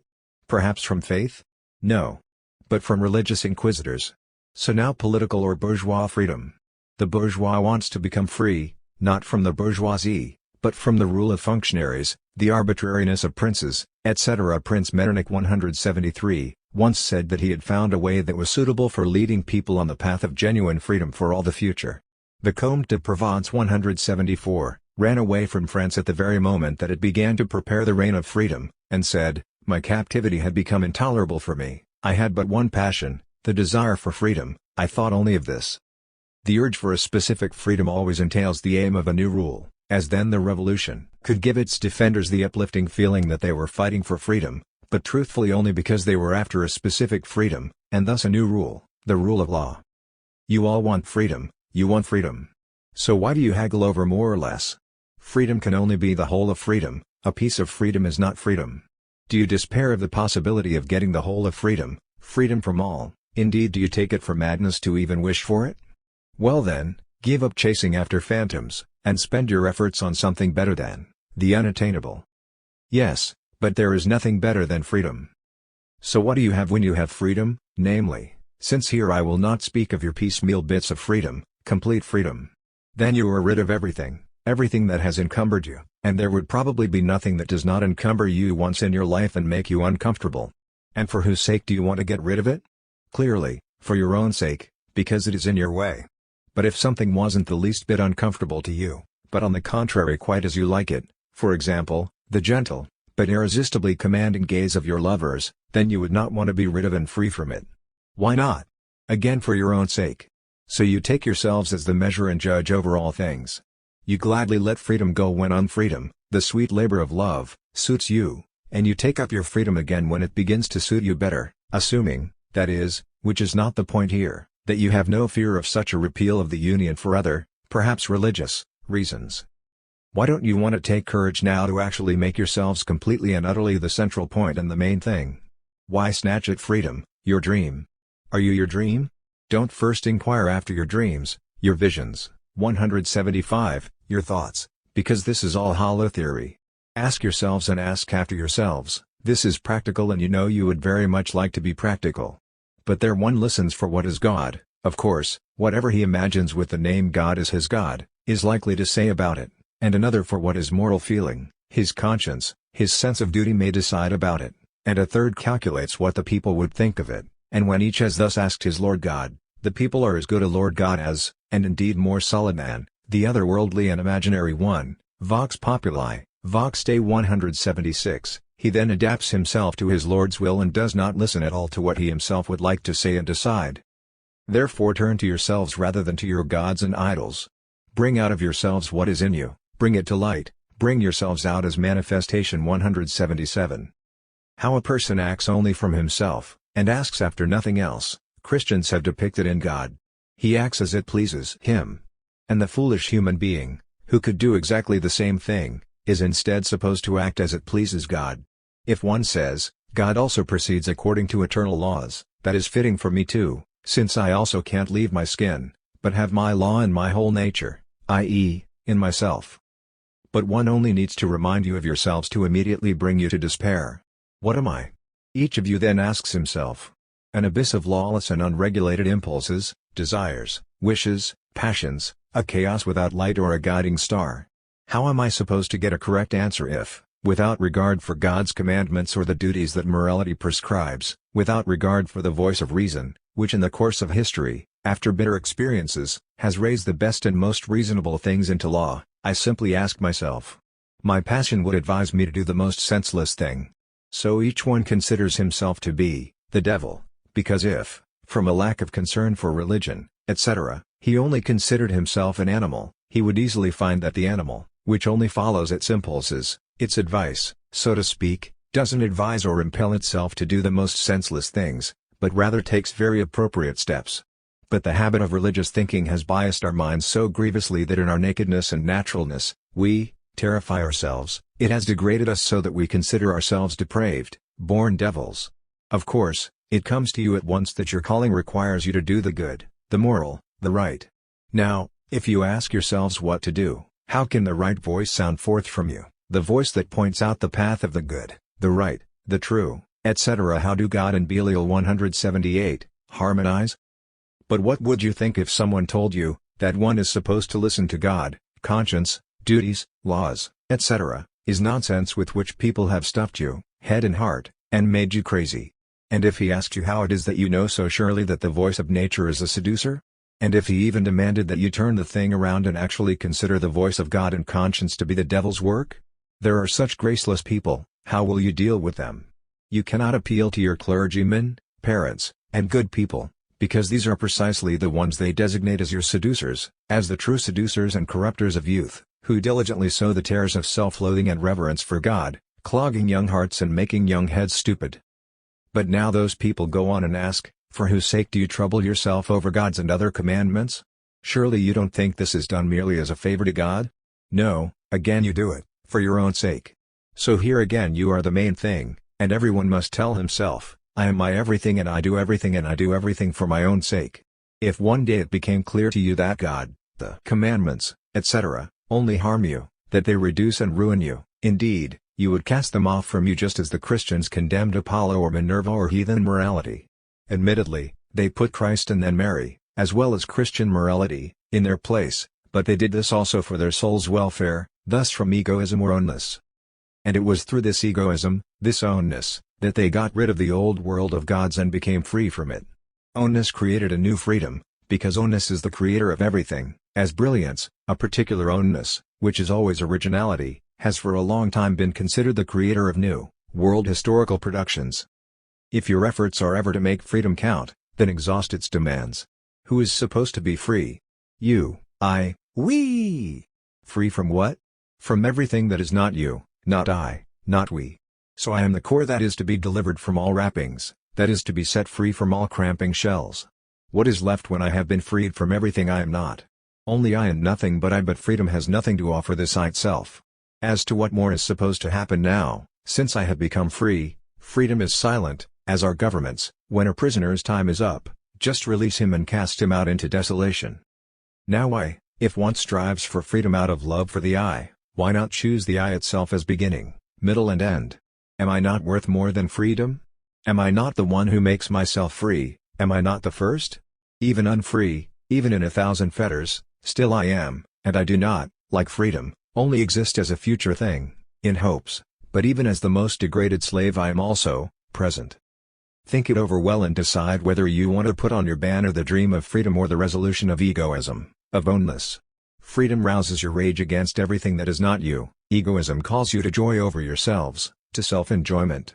Freedom is and remains a longing, a romantic lament, a Christian hope for otherworldliness and the future. Ownness is a reality that, from itself, removes just as much unfreedom as hinders you by barring your own way. You will not want to renounce what doesn't bother you, and when it starts to bother you, why, you know that you must obey yourselves rather than men. Freedom only teaches, get yourselves rid, relieve yourselves, of everything burdensome. It does not teach you who you yourselves are. Rid. Thus its watchword resounds, and you, eager to follow its call, even get rid of yourselves, you deny yourselves. But ownness calls you back to yourselves, it says, come to yourself. Under the aegis of freedom you get rid of many kinds of things, but something new oppresses you again. You've gotten rid of the evil one, evil is left. 179, as own you are actually rid of everything, and what clings to you you have accepted, it is your choice and your pleasure. The own one is the freeborn, the one free from the start. The free one, on the contrary, is only the freedom addict, the dreamer and romantic. The former is free from the beginning, because he recognizes nothing but himself. He does not need to free himself first, because from the start he rejects everything outside himself, because he prizes nothing more than himself, deems nothing higher than himself, in short, because he starts from himself and comes to himself. Constrained by filial respect, he is still already working to free himself of this constraint. Onus works in the little egoist and gets him the desired freedom. Thousands of years of civilized culture have obscured what you are to you, have made you believe that you are not egoists, but are called to be idealists, good people. Shake that off. Don't seek for freedom, which just deprives you of yourselves, in self-denial, but rather seek yourselves, become egoists, each one of you become an almighty I. Or more clearly, recognize yourselves again, recognize what you actually are, and let go of your hypocritical endeavors, your foolish addiction to be something other than what you are. I call them hypocritical, because you have still remained egoists all these thousands of years, but sleeping, self-deceiving, crazy egoists, you Houghton Timmermenaces 180, you self-tormentors. Religions have never yet been able to dispense with promises of one sort or another, whether they refer to the afterlife or to this one, long life, etc., because the human being is hungry for gain and does nothing gratis. But what about that doing good for the sake of the good without prospect of reward? As if here too the reward was not contained in the satisfaction it would grant. Thus religion is also founded on our egoism and exploits it, calculated on our desires, for the sake of one of them, it stifles many others. This then gives the phenomenon of duped egoism, where I don't satisfy myself, but one of my desires, for example, the desire for blessedness. Religion promises me this, the highest good. To gain this I pay no attention to any of my other desires and do not nourish them. All your doings are unconfessed, secret, covert and hidden egoism. But because this is egoism that you do not want to confess to yourselves, that you conceal from yourselves, thus not obvious and evident egoism, consequently unconscious egoism, therefore it is not egoism, but slavery, service, self-denial. You are egoists, and you are not, because you deny egoism. Where you most seem to be such, you have drawn loathing and contempt upon the word egoist. I safeguard my freedom against the world to the extent that I make the world my own, i.e., win and take it for myself, by whatever force it requires, by force of persuasion, of request, of categorical demand, yes, even hypocrisy, fraud, etc., because the means that I use for it depend upon what I am. If I am weak, I have only weak means, like those mentioned above, but which are still good enough for a considerable part of the world. Anyway, fraud, hypocrisy, and lying look worse than they are. Who has not deceived the police, the law? Who has not quickly put on the appearance of respectable loyalty upon encountering the sheriff's henchman, in order to hide an illegal act he may have committed? Whoever has not done this has simply let violence to be done to him. He was a weakling from conscience. I know that my freedom is already diminished when I cannot exercise my will on another, whether this other be something without will, like a rock, or something with will, like a government, an individual, etc. I deny my ownness when, in the presence of another, I give myself up, i.e., I give way, stand aside, submit, thus, by devotion, submission. For it is one thing when I give up my present course because it doesn't lead to the goal and so diverts me down a wrong path, and another when I give myself up. I get around a rock that stands in my way, until I have enough powder to blow it up. I get around the laws of a people, until I've gathered the strength to overthrow them. Since I cannot grasp the moon, is it therefore supposed to be sacred to me, an Astarte? If I could only grasp you, I surely would, and if I find a way to come up to you, you shall not frighten me. You incomprehensible one, you shall remain incomprehensible to me only until I have acquired the power of comprehension for myself and call you my own. I do not surrender before you, but only bide my time. If I am also content for now to touch something of you, I still remember it of you. Vigorous people have always done so. When the devoted had raised up an undefeated power to be their master and had worshipped it, when they demanded worship from all, then along came such a son of nature that didn't want to submit, and who chased the worshipped power from its inaccessible Olympus. He called his stand still. To the rolling sun and let the earth go round, the devoted had to make the best of it. He laid his axe to the sacred oaks, and the devoted were astonished that no heavenly fire consumed him. He threw the Pope off Peter's chair, and the devoted didn't know how to prevent it. He is tearing down the business of divine right, and the devoted croak in vain and, finally, fall silent. My freedom becomes complete only when it is my power, but by this I cease to be merely a free person and become an own person. Why is the freedom of the people a hollow word? Because the people have no power. With a breath from the living I blow peoples over, whether it's the breath of a Nero, a Chinese emperor, or a poor writer. Why then do the chambers of the G. 181, Parliament yearn in vain for freedom, and get lectured for it by the cabinet ministers. Because they are not the powerful. Power is a fine matter, and useful for many things, for one goes further with a handful of power than with a bagful of right. You long for freedom? You fools! If you took power, then freedom would come of itself. See, one who has power stands above the law. How does this view taste to you, you law-abiding people? But you have no taste. The call for freedom rings out loudly all around. But does one feel or know what a bestowed or imposed freedom has to mean? People don't recognize in the complete fullness of the word that all freedom is essentially self-liberation, i.e., that I can only have as much freedom as I get through my ownness. Of what use is it to sheep that no one curtails their freedom of speech? They keep on bleating. Give someone who is inwardly a Muslim, a Jew, or a Christian permission to say what he likes, he will still assert narrow-minded nonsense. If, on the other hand, certain others rob you of the freedom to speak and to hear, they understand quite correctly where their temporary advantage lies, since you might be able to say and hear something through which those certain persons would lose their credit. If they still give you freedom, they are just scoundrels who give more than they have. Because then they give you nothing of their own, but stolen goods. They give you your own freedom, the freedom that you have to take for yourselves, and they give it to you only so that you don't take it and hold the thieves and swindlers responsible to boot. In their shrewdness they know well that given, imposed, freedom is no freedom, because only the freedom that one takes for oneself, thus the egoist's freedom, rides with full sails. Bestowed freedom strikes its sails as soon as a storm, or calm, comes, it must always have a gentle and moderate breeze. Here lies the difference between self-liberation and emancipation, acquittal, setting free. Those who today stand in the opposition thirst and shout to be set free. The princes should declare their people of age, i.e., emancipate them. Behave as if you are of age, and you are so without any declaration of majority. Behave as if you are not so, and you are not worthy of it, and never would be of age even through a declaration of majority. The mature Greeks drove their tyrants away, and the mature son makes himself independent of his father. If the Greeks had waited until their tyrants graciously granted them majority, they might have had a long wait. The sensible father throws the son who won't grow up out, and keeps the house for himself, it serves the full right. The one who is set free is nothing but a freedman, a liberty news, a dog dragging along a piece of chain, he is an unfree man in the garment of freedom, like the ass in the lion's skin. Emancipated Jews are certainly not made better in themselves, but are only facilitated as Jews, although the one who eases their condition is certainly more than a devout Christian, because the latter couldn't do this without inconsistency. But emancipated or not emancipated, a Jew remains a Jew, the one who is not self-liberated is merely an emancipated man.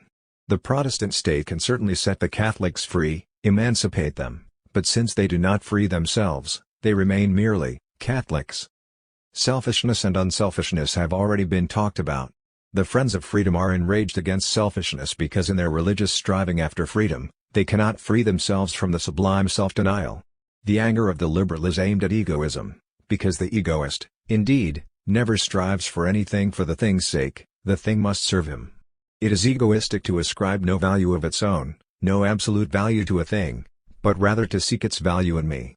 One often hears of studying to get a job, so often considered one of the most repulsive traits of egoistic behavior, because it manifests the most shameful desecration of science. But what is science for, if not to be consumed? If someone doesn't know how to use it for anything better than getting a job, then his egoism is truly a petty one, because this egoist's power is limited, but only someone possessed could blame the egoistic element in it as the desecration of science. Because Christianity, incapable of letting individuals be considered as unique ones, thought of them only as dependents, and was really nothing but a social theory, a doctrine of living together both of the human with God and of human with human, therefore in it, everything own must come into the lowest disrepute. Selfishness, a mind of one's own, self-will, ownness, self-love, etc. The Christian way of looking at things has gradually on all sides restamped honorable words as dishonorable. Why not bring them back to honor? So scorn, 182, in its old sense is the same as a joke, but for Christian seriousness, amusement became a dishonor, because this seriousness has no sense of humor. Nervy formerly meant only bold, brave. Outrage, 183, was only daring. It's well known what dirty looks were given to the word reason for so long. Our language has adapted itself pretty well to the Christian standpoint, and the general awareness is still too Christian not to shy away from everything non-Christian as from something incomplete or evil. Therefore, it is still bad for selfishness. Selfishness, in the Christian sense, means something like this: I look only to whether something is useful to me as a sensual human being. Is sensuality then the whole of my ownness? Am I in my own senses when I abandon myself to sensuality? Do I follow myself, my own determination, when I follow that? I am my own only when I am in my own power, and not in the power of sensuality or any other thing, God, humanity, authority, law, state, church, etc. My selfishness pursues what is useful to me, this self-owned or self-possessing one. Besides, one feels oneself forced at every moment to believe in the constantly slandered selfishness as an all-mastering power. In the February 10, 1844 session, 184, Welker argues a motion on the dependence of judges and sets forth in a detailed speech that removable, dismissible, transferable, and pensionable judges, in short, such members of a court of law as can be damaged and endangered by mere administrative process, are completely unreliable, yes, and forfeit all respect and trust from the people. The profession of judge, Welker cries, is demoralized by this dependence. In dry words, this means nothing else than that judges will find it more advantageous if they make their judgments as the ministers would have it than as the law would have it. How is that to be helped?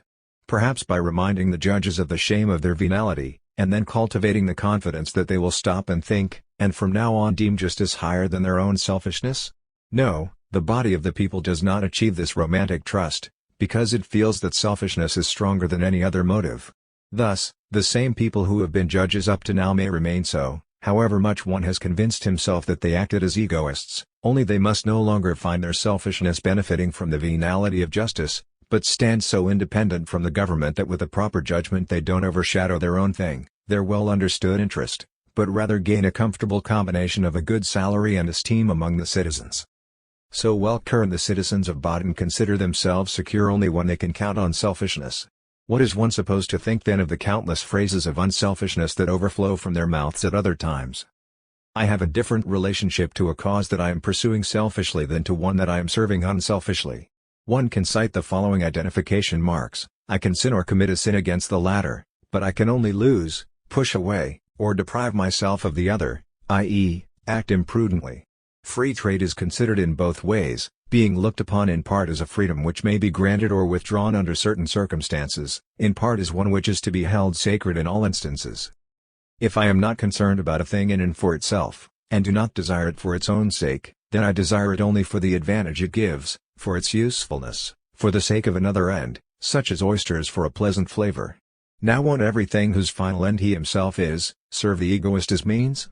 And should he protect a thing that serves him for nothing, for example, should the proletarian protect the state? Ownness includes all that is own in itself, and again makes honorable what Christian language dishonored. But ownness also has no alien standard, as it is not at all an idea like freedom, morality, humanity, etc. It is only a description of the owner. 2.2 The owner. Do I come to myself and my own through liberalism? Who does the liberal regard as his equals? Human beings. If you are only a human being, and that you certainly are, the liberal calls you his brother. He asks very little about your private opinions and your private follies, if he can just see the human being in you. But since he takes little notice of what you are private in 185, indeed, lays no value on it in strict observance of his principle, he only sees in you what you are generate in 186. In other words, he sees in you not you, but the species, not Hans or Kuntz, but the human being, not the actual or unique one, but your essence or concept, not the embodied individual but the spirit. As Hans you would not be his equal, because he is Kuntz and therefore not Hans. As a human being you are the same thing that he is. And since as Hans you do not exist for him, insofar as he is a liberal and not unconsciously an egoist, he has really made brotherly love very easy for himself. He doesn't love the Hans in you, of whom he neither knows nor wants to know anything, but rather the human being.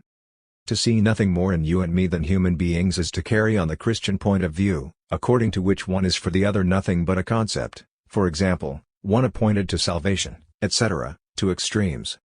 Christianity, properly so called, gathers us under a less general concept. There we are the children of God and led by the Spirit of God. 187. Still, not everyone can boast of being God's children, but the same Spirit that bears witness to our spirit, that we are the children of God, also reveals who are the children of the devil. 188. Consequently, to be a child of God, a person must not be a child of the devil. Being a child of God excluded certain people. On the contrary, To be children of humanity, i.e., human beings, we need nothing but to belong to the human species, to be merely specimens of the species. What I am as this I doesn't concern you as a good liberal at all, but is solely my private affair. It is enough that we are children of one and the same mother, namely the human species. As a child of humanity I am your equal. What am I to you now? Perhaps this embodied I, as I walk and stand? Anything but that. This embodied I, with its thoughts, decisions, and passions, is in your eyes a private affair which doesn't concern you, is an affair for itself. As an affair for you there is only my concept, my species concept, only the human being, who, though he is called Hans, could just as easily be Peter or Michael. You see in me not me, the embodied person, but rather an unreal being, a phantasm, i.e., a human being. In the course of the Christian centuries, we declared the most varied people to be our equals, but each time according to the measure of that spirit which we expected of them, for example, each one in whom the spirit of the need of redemption could be assumed, then, later, each one who has the spirit of righteousness, finally, each one who shows the human spirit and a human face. So the principle of equality varied.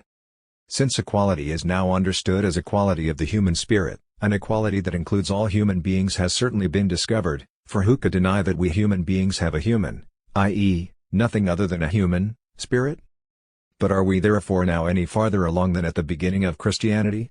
At that time we were supposed to have a divine spirit, and now a human one, but if the divine one didn't exhaust us, how is the human one supposed to fully express what we are?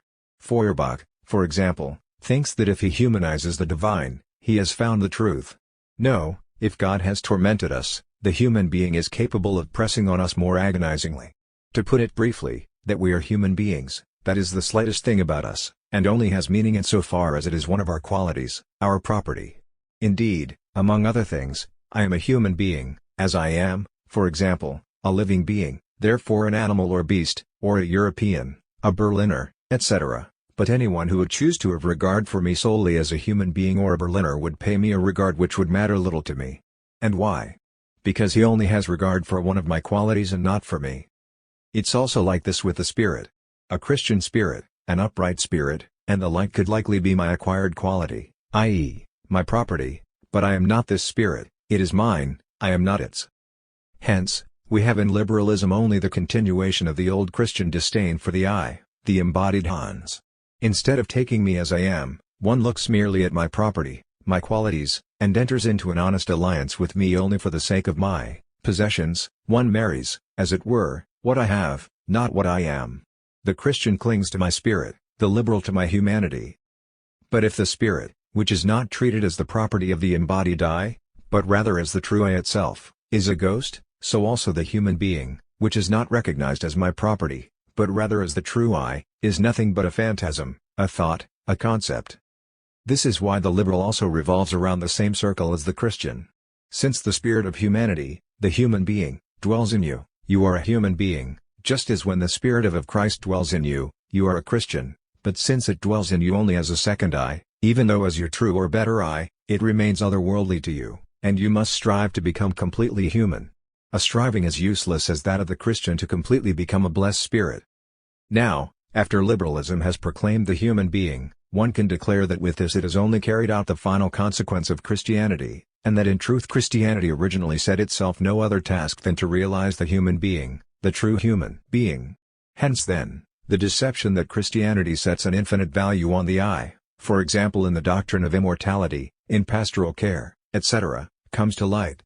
No, it gives this value only to the human being.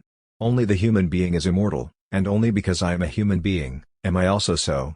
In fact, Christianity had to teach that no one should perish, just as liberalism also made all human beings equal, but that eternity, like this equality, dealt with only the humanity in me, not with me. Only as the carrier and shelterer of humanity do I not die, like, as everyone knows, the king never dies. Ludwig dies, but the king remains, I die, but my spirit, the human being, remains. To identify me now completely with the human being, someone has invented and laid out the rule that I must become a real species being. 189. The human religion is only the final metamorphosis of the Christian religion. Because liberalism is a religion since it separates my essence from me and sets it above me, since it exalts humanity to the same extent that some other religion would its God or idol, since it makes what is mine otherworldly, since it generally makes out of what is mine, out of my qualities and my property, something alien, namely an essence, in short, since it places me beneath the human and thereby creates a calling for me. But liberalism also declares itself a religion in form when it demands for this highest essence, humanity, a religious zeal, a faith that will finally also prove its fiery zeal, a zeal that will be invincible. 190. Since liberalism is a human religion, those who profess it act with tolerance toward those who profess another, Catholic, Jewish, etc., as Frederick the Great did toward anyone who performed his duties as a subject, whatever fashion of being blessed he might prefer. This religion is now to be elevated to the universal, commonly used one, and be separated from the others as mere private follies, toward which, by the way, one acts very liberally because they are so insignificant. One could call it the state religion, the religion of free states, not in the sense, used up to now, that it is preferred or privileged by the state, but as the religion which the free state is not only entitled, but is compelled, to demand of each of its people, regardless of whether privately he is Jewish, Christian, or whatever. For it does the same service to the state as filial piety does to the family. If the family is to be recognized and maintained in its continued existence, by each of its members, the ties of blood must be sacred to him, and his feeling for it must be that of piety, of respect for the ties of blood, so that for him every blood relation becomes a sacred being. So also for every member of the state community, this community must be sacred, and the concept that is highest for the state must also be highest for him. But what concept is highest for the state? Surely, to be a truly human society, a society into which everyone who is really a human being, i.e., not an inhuman monster, can gain admittance as a member. No matter how far state tolerance goes, it stops at the inhuman monster and what is inhuman. And yet, this inhuman monster is a human being, and the inhuman itself is something human, indeed, possible only to a human being, not to any beast, it is simply something humanly possible. But even though every inhuman monster is a human being, still the state excludes him, i.e., locks him up, or transforms him from a state comrade to a prison comrade, a lunatic asylum or hospital comrade for communism. It is not all that hard to say in plain words what an inhuman monster is. It is a human being who doesn't correspond to the concept human being, as the inhuman is something human that doesn't fit the concept of the human. Logic calls this a nonsensical judgment.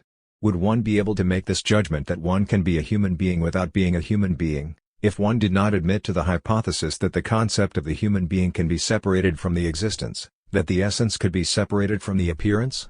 They say, indeed, he appears to be a human being, but he is not a human being. Human beings have pronounced this nonsensical judgment through a long series of centuries.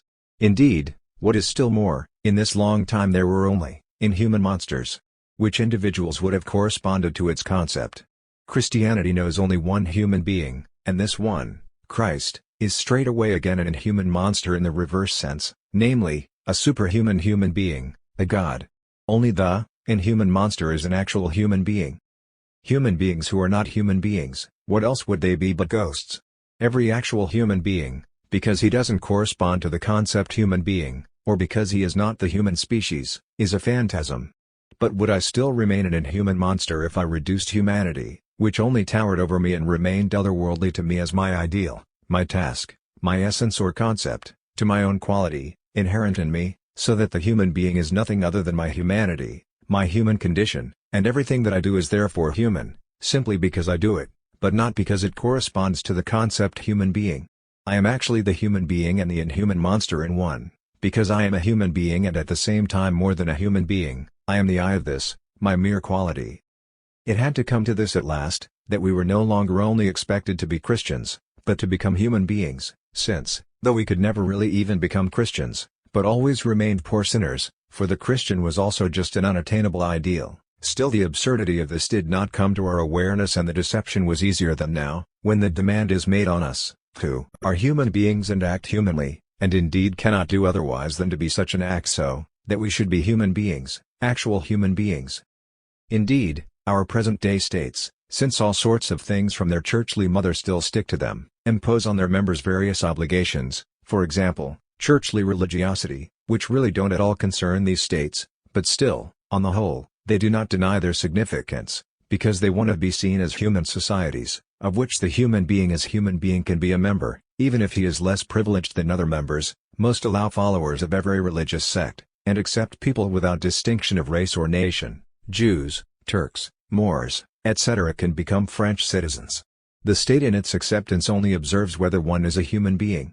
The Church, as a society of believers, could not accept everyone into her fold. The state, as a society of human beings, can.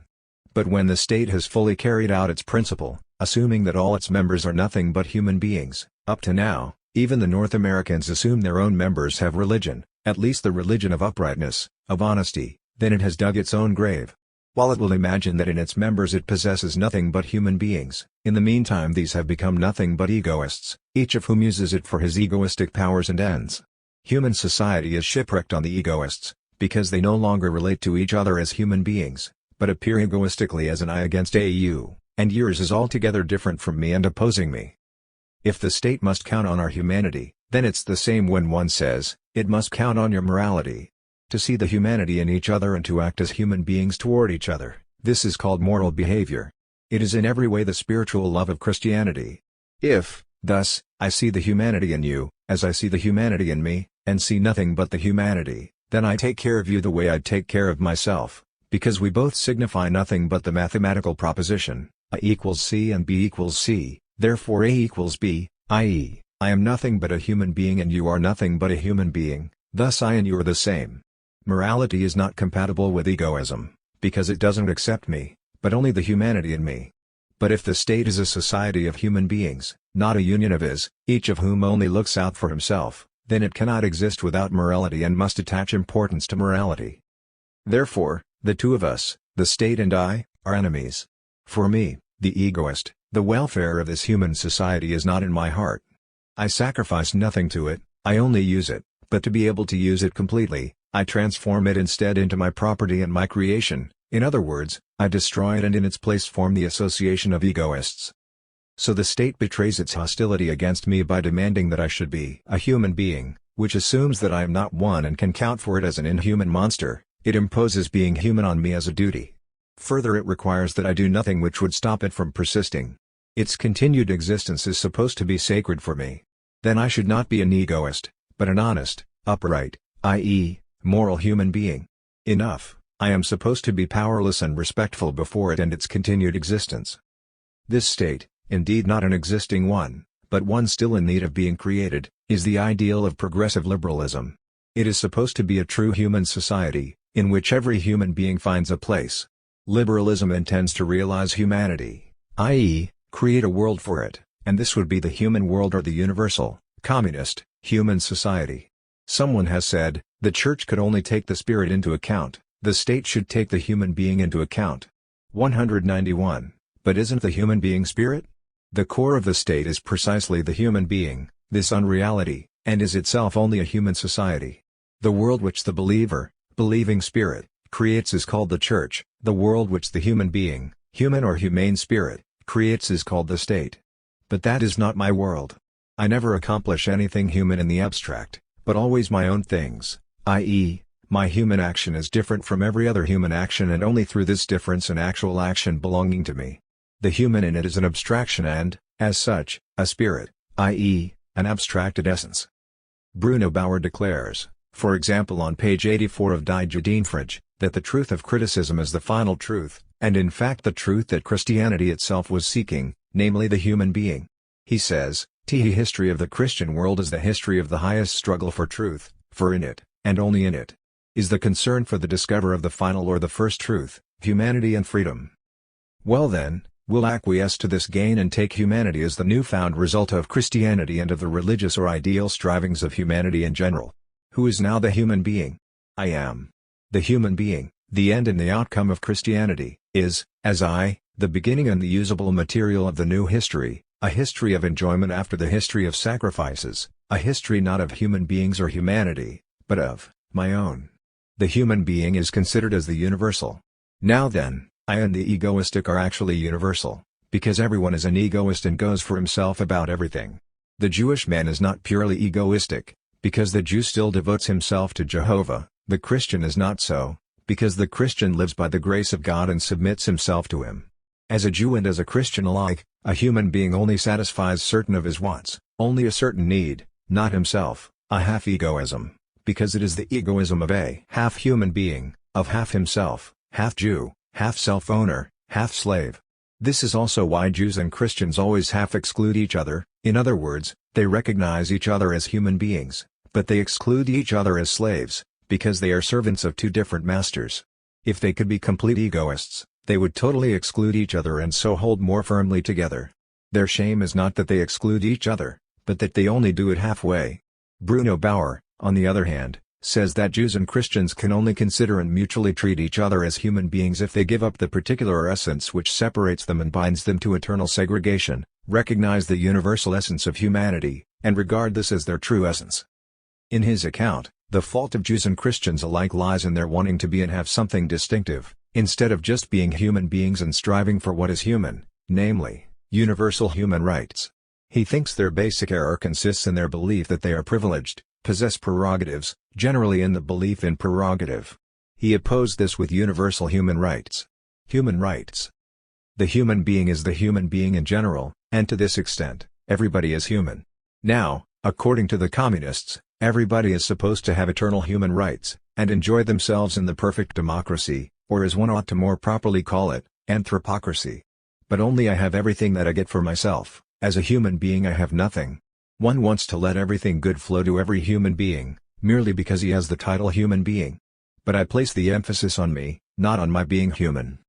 The human being is something only as my quality, property, like masculinity or femininity. The ancients found the ideal in one's being male in the full sense, their virtue is virtus et arete, i.e., manliness. What is one supposed to think of a woman who only wanted to be a complete woman? That is not given to all of them, and some would set themselves an unattainable goal in this. She is, however, female in any case, by nature, femininity is her quality, and she doesn't need true femininity. I am human, just like the Earth is a planet. As ridiculous as it would be to set the Earth the task of being a correct star, it is just as ridiculous to burden me with the calling to be a correct human being. When Fichte says, "The I is all," this seems to harmonize perfectly with my statements.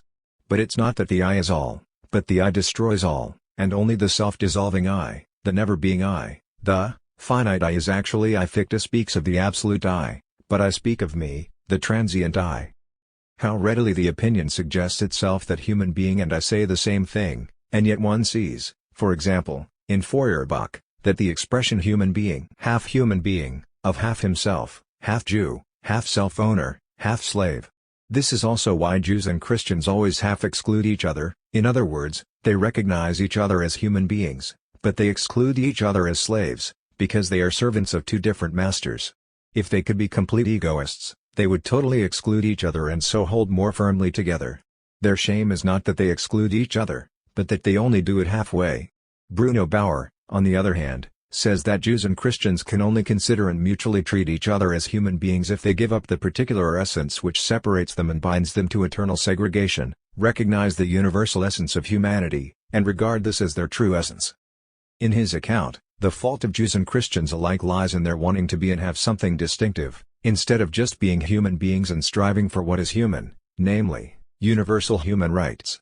He thinks their basic error consists in their belief that they are privileged, possess prerogatives, generally in the belief in prerogative. He opposed this with universal human rights. Human rights. The human being is the human being in general, and to this extent, everybody is human. Now, according to the communists, everybody is supposed to have eternal human rights, and enjoy themselves in the perfect democracy, or as one ought to more properly call it, anthropocracy. But only I have everything that I get for myself, as a human being I have nothing. One wants to let everything good flow to every human being, merely because he has the title human being. But I place the emphasis on me, not on my being human. The human being is something only as my quality, property, like masculinity or femininity. The ancients found the ideal in one's being male in the full sense, their virtue is virtus et arete, i.e., manliness. What is one supposed to think of a woman who only wanted to be a complete woman?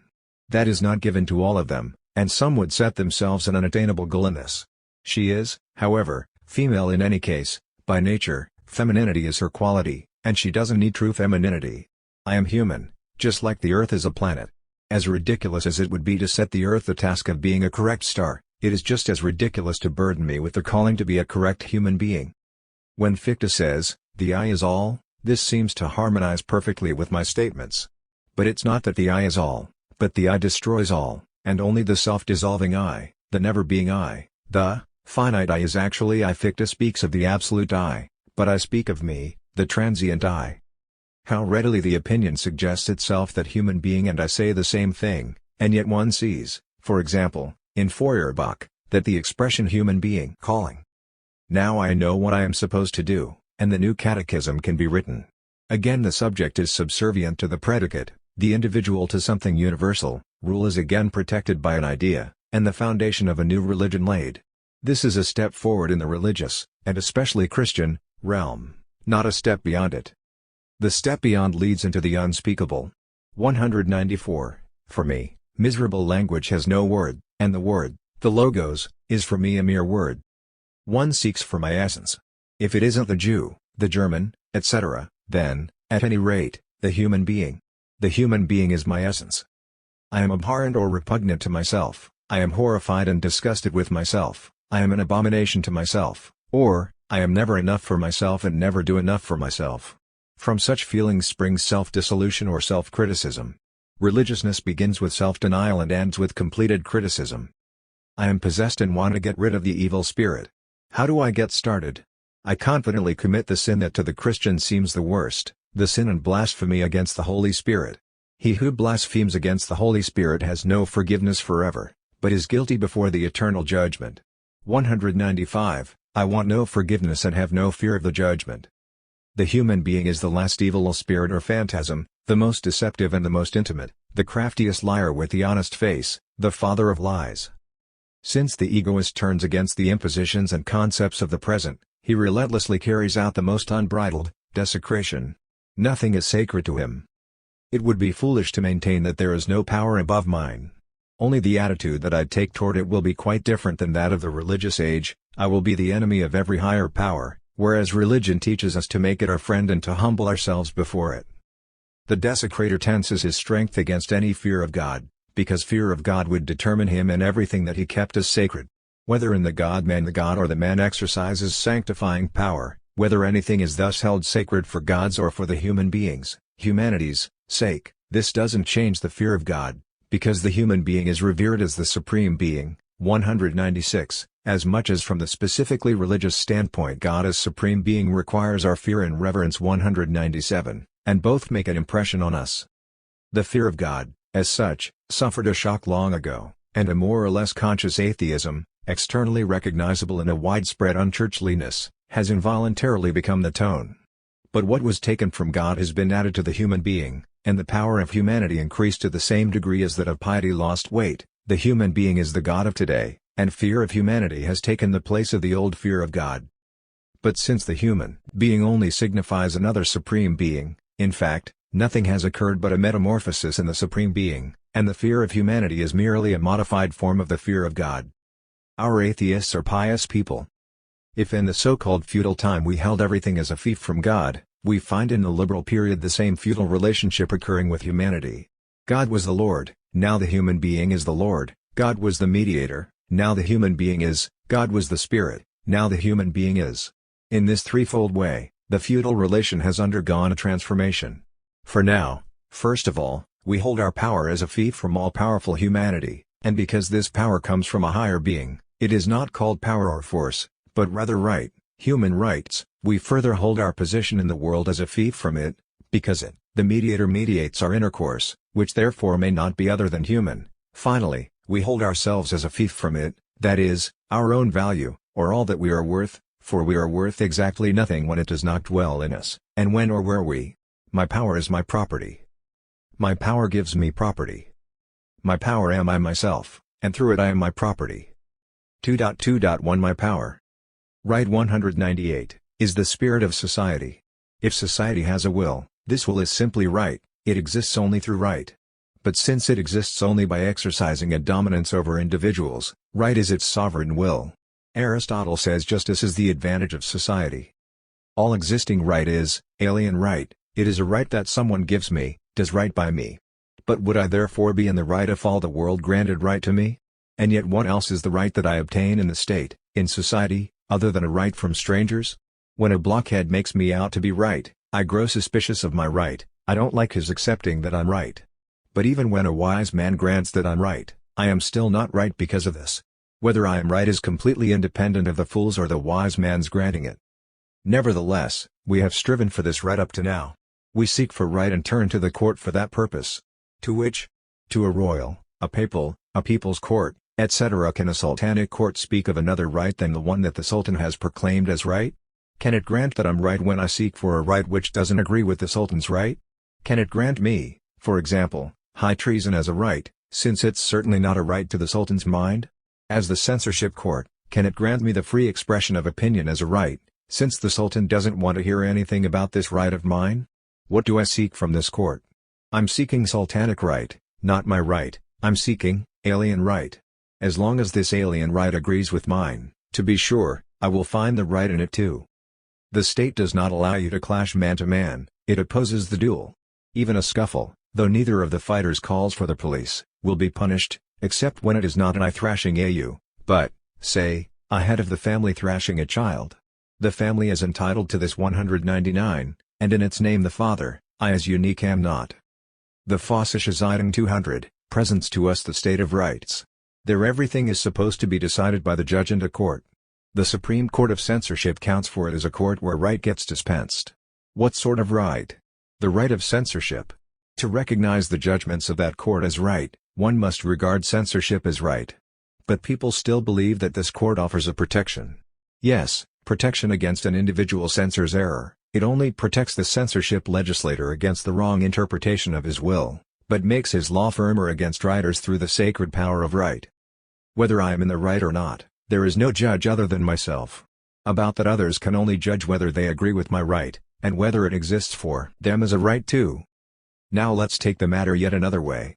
I am supposed to revere sultanic right in the sultanate, the people's rights in the republic, canonical right in Catholic parishes, etc. I am supposed to subordinate myself to these rights, I am supposed to regard them as sacred. A sense of right and legal mind are so firmly planted in people's heads that the most revolutionary people of our times want to subject us to a new sacred right, the right of society, the social group, the right of humanity, the right of all, and so on. The right of all is supposed to go before my right. As a right of all, however, it would also be my right, as I am included in all, but that it is at the same time a right of others, or even of all others, doesn't move me to maintain it. I will not defend it as a right of all, but as my right, and everyone else may see to it how he maintains it for himself as well. The right of all, for example, the right to eat, is a right of each individual. Let each keep this right unimpaired for himself, then all practice it spontaneously, but let him not take care of all, let him not get all worked up over it as a right of all. But social reformers preach to us a right of society. There the individual becomes society's slave, and is right only when society grants that he is right, i.e., when he lives according to society's laws, and so is loyal. Whether I am loyal in a despotic regime or in a society à la Weitling, 201, it is the same lack of rights, insofar as in both cases I don't have my right but alien right. With rights one always asks, what or who gives me the right?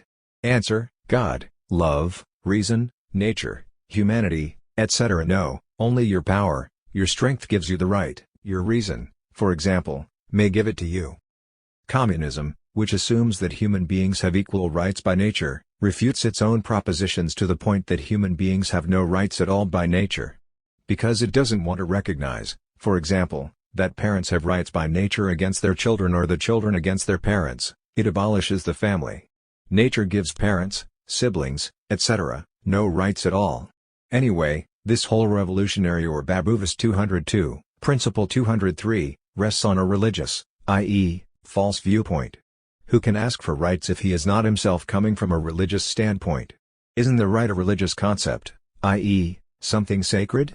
Equality of rights, as the revolution put it forward, is only another form of Christian equality, the equality of brethren, of God's children, of Christians, etc., in short, fraternité.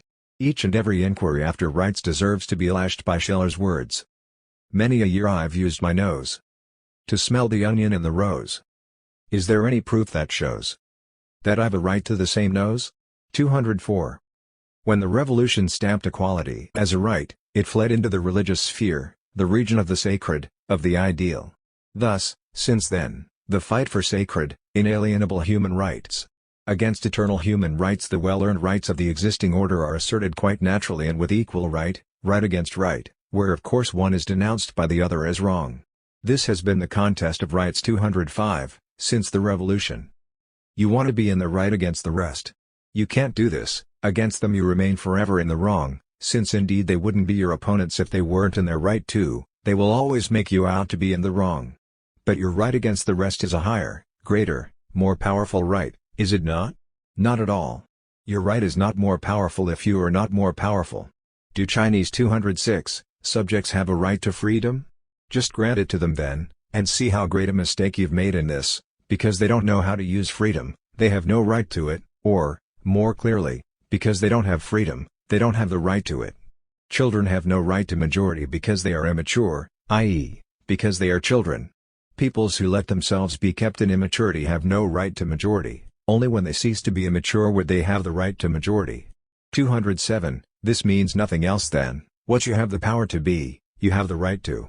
I derive all right and authorization from myself, I am entitled to everything that I have the power for. I am entitled to overthrow Zeus, Jehovah, God, etc., if I can. If I can't do it, these gods will always remain in the right and in power against me, but I will be afraid of their right and power and impotent fear of God, will keep their commandments and believe I do right in everything I do for their right, just as the Russian border guards consider themselves authorized to shoot escaping suspects dead, because they murder on a higher authority, i.e., rightly. But I am authorized by myself to murder if I do not forbid it to myself, if I am not myself afraid of murder as a wrong. This view forms the basis of Chamiso's poem, Das Mortal, 208, where the gray-haired Indian murderer gains the respect of the white man whose brothers he murdered. The only thing I am not authorized to do is what I don't do with free courage, i.e., what I do not authorize myself to do. I decide whether it is the right in me, outside me there is no right. If it is right for me, then it is right. Possibly, this won't make it right for others, that's their problem, not mine, they may defend themselves. And if something wasn't right for the whole world, but was right for me, i.e., I wanted it, then I would ask nothing about the whole world. This is what everyone does who knows how to value himself, everyone to the degree that he is an egoist, because power goes before right, and that, quite rightly. Because I am by nature a human being, Babeuf says, I have an equal right to the enjoyment of all goods. Shouldn't he also say, because I am by nature a firstborn prince I have a right to the throne? Human rights and well-earned rights come to the same thing, namely, to nature, which gives me a right, i.e., to birth, and, further, inheritance, etc. I am born as a human being is equal to, I am born as a king's son. The natural human being only has a natural right, by reason of power, and natural claims, he has birthright and birth claims. But nature cannot entitle me, i.e., enable me or make me powerful, to that to which only my act entitles me. That the king's child puts himself above other children, even that is his act, which assures to him the privilege, and that the other children approve and recognize this act, that is their act, that makes them worthy, to be subjects. Whether nature, or God, or the people's choice, gives me a right, it is all the same alien right, it is a right I did not give or take to myself. So the communists say, equal work entitles people to equal enjoyment. Formerly, people raised the question of whether the virtuous shouldn't be happy on earth. The Jews actually concluded, that it may go well with you on earth. No, equal work doesn't entitle you to it, but rather equal enjoyment alone entitles you to equal enjoyment. Enjoy, then you are entitled to enjoyment. If you have worked and let enjoyment be taken away from you, then, it serves you right. If you take enjoyment, it is your right. If, on the contrary, you only earn for it without helping yourself to it, it still remains, as before, a well-earned right of those who are privileged for enjoyment. It is their right, as by helping yourself it would become your right. The dispute over property rights staggers in vehement agitation. The communists state, the earth rightfully belongs to those who till it, and the products of the same to those who produce them. 209, I think it belongs to the one who knows how to take it, or who doesn't let it be taken from him, doesn't let himself be deprived of it. If he appropriates it, then not only the earth, but also the right to it, belongs to him. This is egoistic right, i.e., it is right for me, therefore it is right. Otherwise right simply has a wax nose. The tiger that attacks me has the right, and I, who strike him down, also have the right. I defend not my right against him, but rather myself. Since human rights are always something given, it always comes down to the rights which people give, i.e., grant, to each other. If one grants the right of existence to newborn children, then they have the right, If one doesn't grant it to them, as was the case among the Spartans and the ancient Romans, then they do not have it. Because only society can give or concede it to them, they themselves cannot take it or give it to themselves. Someone will object, the children still had the right to exist by nature, only the Spartans refused recognition to this right. But then they simply had no right to this recognition, no more than they had to the recognition of their lives by the wild animals to which they were thrown. People talk so much about birthright, and complain. It is, alas, not a question of the rights that were born us. So what sort of right would be born with me? The right to be firstborn heir, to inherit the throne, to enjoy a princely or noble education, or, again, since poor parents bore me, to get free schooling, to be clothed through charitable contributions, and finally to earn my bread and herring in the coal mines or the weaver's chair? Aren't these my birthrights, rights that have come down to me from my parents through birth? You think, no, you think, these are rights improperly so called, these are just the rights that you strive to abolish through real birthright. To establish this, you go back to the simplest thing and state that everyone by birth is equal to the other, namely, a human being. I will grant you that everyone is born as a human being, therefore the newborn are equal to each other in this. Why are they? Only because they appear and act as nothing other than mere, human children, naked little human beings. But they are therefore immediately different from those who have already made something of themselves and are no longer mere human children, but rather, children of their own creation. The latter possess more than just birthrights, they have won rights. What a contrast, what a battlefield. The old battle between inborn human rights and well-won rights. Go on invoking your birthrights, people will not fail to oppose you with their well-won rights. Both stand on the ground of right, because each of the two has a right against the other, the one the inborn or natural right, the other the won or well-won right. If you remain on the ground of rights, you remain in arrogance. 210. The other cannot give you your right, he cannot do right by you. Whoever has power has right, if you don't have the former, you don't have the latter either. Is this wisdom so hard to attain? Just look at the powerful and their doings. Of course, we are talking here only of China and Japan. Just try it once, you Chinese and Japanese, to make them out to be in the wrong, and learn from experience how they throw you into prison. Only don't confuse this with the well-meaning advice which, in China and Japan, are permitted, because they don't hinder the powerful, but possibly aid him. For anyone who wants to make them out to be in the wrong, only one way would be open for doing that of power. If he deprives them of their power, then he has really made them out to be in the wrong, deprived them of their right. In any other case, he can only make a little fist in his pocket or fall victim as an impertinent fool. In short, if you Chinese and Japanese didn't ask after rights, if you didn't ask, in particular, after the rights that were born with you, then you'd have no need at all to ask after the well-won rights either. You shrink back from others, because you believe you see next to them the ghost of right, which, as in Homeric battles, seems to fight like a goddess at their side, helping them. What do? Do you throw the spear? No, you sneak around to win the phantasm for yourself, so that it fights on your side, you court the ghost for its favor. Another would simply ask this, do I want what my enemy wants? No. Now then, though 1,000 devils or gods may fight for him, I'll still strike out at him. The rights-based state, as the Vossische among others supports it, demands should only be removable by the judge, not by the administration. Vain illusion.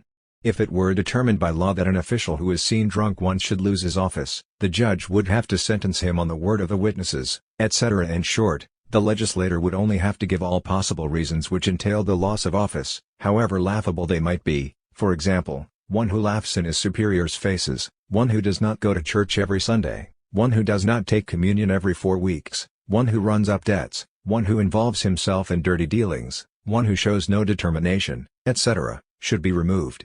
The legislator might think to establish these things, for example, through a court of honor, then the judge would merely have to investigate whether the defendant was guilty of those offenses, and after the presentation of evidence against him, by right pronounce the sentence of removal. The judge is lost when he stops being mechanical, when the rules of evidence abandon him. Then he is only an opinion, like everyone else, and if he decides according to this opinion, then this is no longer an official action. As judge, he must decide only according to law. I prefer the old French parliaments, that wanted to examine for themselves what should be a matter of right, and only wanted to register it after their own consent. They at least judged according to their own right, and weren't willing to stoop to being machines of the legislature, although of course, as judges, they had to become their own machines. People say that the penalty is the criminal's right. But impunity is his right as well. If he succeeds in his undertaking, it serves him right, and if he does not succeed, it also serves him right. You make your bed and lie in it. If someone goes recklessly into dangers and dies in them, we'd probably say, it serves him right, he wanted nothing better. But if he overcame the dangers, i.e., his power was victorious, he would also be in the right. If a child plays with a knife and cuts himself, it serves him right, but if he doesn't cut himself, this also serves him right. Thus, right doubtless befalls the criminal when he suffers what he risked. Also we ask why he risked it, since he knew the possible consequences. But the penalty that we inflict upon him is only our right, not his. Our right reacts against his, and he is in the wrong because we get the upper hand. But what is right, what is a rightful thing in a society, also comes down to words, in the law. Whatever the law may be, it must be respected by the loyal citizen. Thus the legal mind of Old England is praised. This corresponds completely to that Euripidean proverb, Orestes, 412, we serve the gods, whatever the gods are. Laws in general, gods in general, that's how far we are today. People try to distinguish law from arbitrary command, from ordinance. The former comes from a rightful authority. But a law over human action, ethical law, state law, etc., is always a declaration of will, and so a command. Yes, even if I gave myself the law, it would only be my command, which I can refuse to obey at the next moment. One may surely declare what one is willing to put up with, and thus, through a law, refuse to tolerate the opposite, otherwise he would treat the transgressor as his enemy, but no one has command over my actions, to prescribe them for me or make laws for me about them. I must put up with him treating me as his enemy, but never with him treating me as his creature, or with him making his reason, or even unreason, my guideline. States last only so long as there is a ruling will, and this ruling will is considered synonymous with one's own will. The Lord's will is law. What good are your laws to you when no one follows them? What good your commands, when no one lets himself be commanded? The state cannot give up its claim to determine the individual's will, to speculate and count on this. For the state, it is absolutely necessary that no one have a will of his own. If someone had one, the state would have to exclude, imprison, banish, etc., this one. If everyone had one, they would do away with the state. The state is not thinkable without domination and slavery, subjection, because the state must will to be the lord of all that it contains, and this will is called the will of the state. Whoever has to count on the lack of will in others in order to exist is a shoddy product of these others, as the master is a shoddy product of the slave. If servility ceased, it would be all over for lordship. My own will is the destroyer of the state, the latter therefore denounces it as self-will. Own will and the state are powers in deadly hostility, between which no perpetual peace, 211, is possible. As long as the state holds its ground, it portrays own will, its ever hostile opponent, as irrational, evil, etc., and the latter lets itself be talked into this, that indeed it really is so. Merely because it still lets itself be talked into this, it has not yet come to itself and to the awareness of its dignity, and so is still incomplete and easily persuaded. Every state is a despotism, whether the despot be one or many, or, as some like to imagine, a republic, all be lords, i.e., play the despot over each other. This is the case every time when a given law, the will expressed perhaps in the opinion of a popular assembly, should be from then on law for the individual, to which he owes obedience, or towards which he has the duty of obedience. Even if one were to imagine the case where every individual in the people had expressed the same will, and through this a complete collective will came into being, the matter would still be the same. Wouldn't I be bound today and henceforth by my will of yesterday? My will in this case would be frozen. Tiresome stability. My creation, namely a particular expression of will, would have become my commander. But I in my will, I the creator, would be hampered in my flow and my dissolution. Because I was a fool yesterday, I must remain one the rest of my life. So in state life, I am in the best case, I might as well say the worst case, a slave to myself. Because I was a willer yesterday, today I am will-less, yesterday voluntary, today involuntary. How to change? Only by recognizing no duty, i.e., by not binding myself or allowing myself to be bound. If I have no duty, then I also know no law. But they will bind me. No one can bind my will, and my unwillingness remains free. Why, everything would have to go topsy-turvy, if everyone could do what he wanted. Well, who says that everyone can do everything?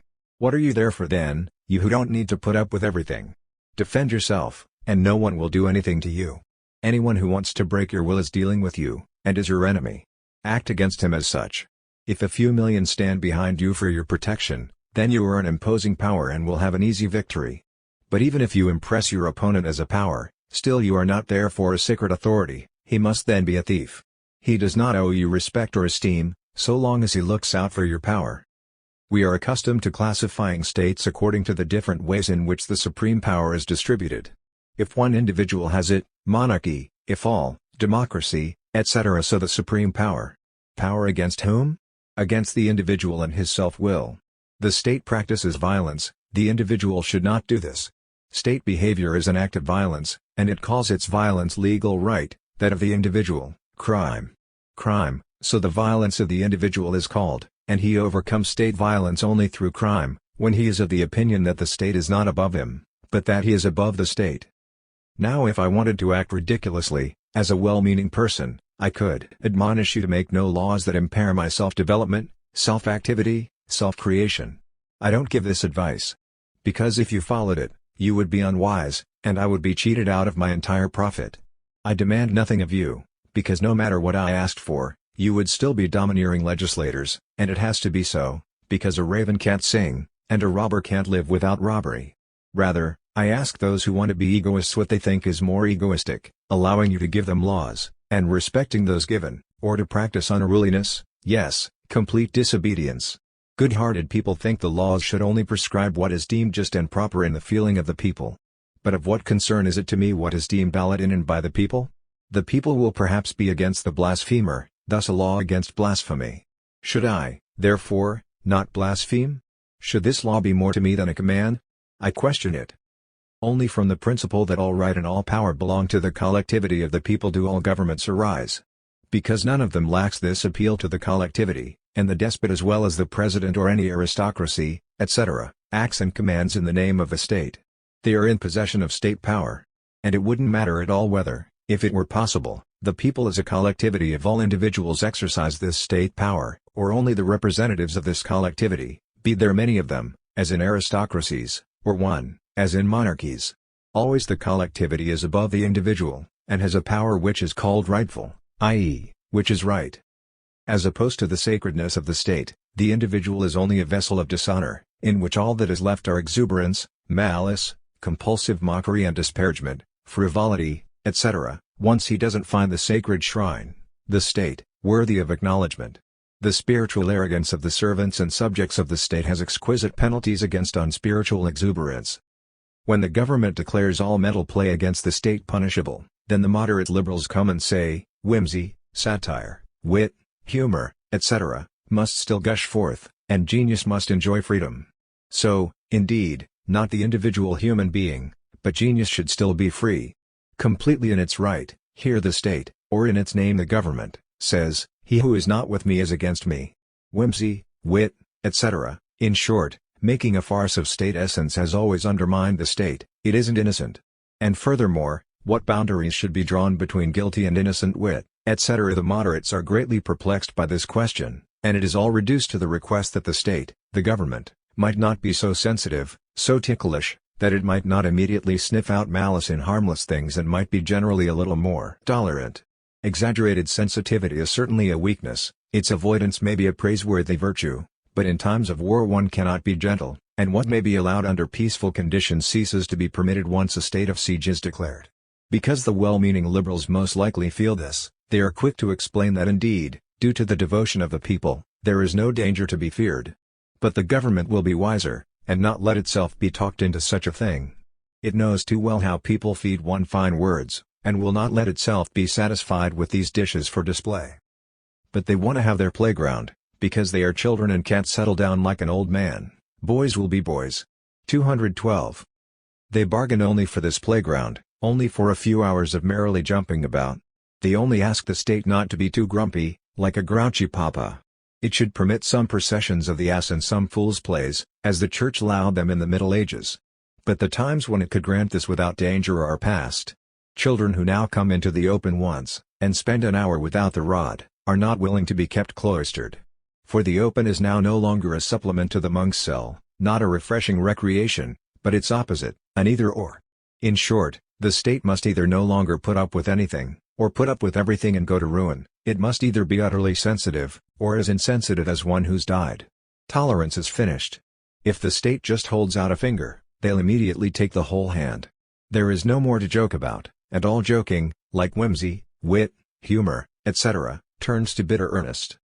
The outcry of the liberals for freedom of the press runs counter to their own principle, their real will. They will what they do not will, i.e., they wish, they would like. Therefore, they also easily fall away once so-called freedom of the press appears, then they want censorship. Quite naturally. The state is also sacred to them, as is morality, etc. They merely behave like naughty brats toward it, like clever children who try to use the weaknesses of their parents. Papa State should allow them to say much that doesn't please it, but Papa has the right to put a censor's line through their impudent twaddle, with a stern look. If they recognize it as their Papa, then they have to put up with the censorship of speech in its presence, like any child. If you let another make you out in the right, you must no less let him make you out in the wrong. If justification and reward come to you from him, expect his prosecution and punishment as well. Alongside right goes wrong, alongside legality crime. What are you? You are a criminal. The criminal is the state's most characteristic crime. Bettina 213 says. One can accept these words, even if not exactly as Bettina herself understands them. In the state the unrestrained I as I belong to myself alone, is not capable of coming to my fulfillment and realization. Every I is from birth already a criminal against the people, the state. Thus, it also actually keeps watch over all, it sees in everyone an egoist, and it is afraid of the egoist. It assumes the worst about everyone, and it pays attention, police attention, that no harm comes to the state, ne quid republica detrimenti capiat. 214, the unrestrained I and this we originally are, and always remain in our secret inner self is the never-ending criminal in the state. The person who is guided by his courage, his will, his ruthlessness and fearlessness, is surrounded by spies from the state, from the people. I say, from the people. The people, you good-hearted folks consider what you have in it a wonder, the people is full of police attitude through and through.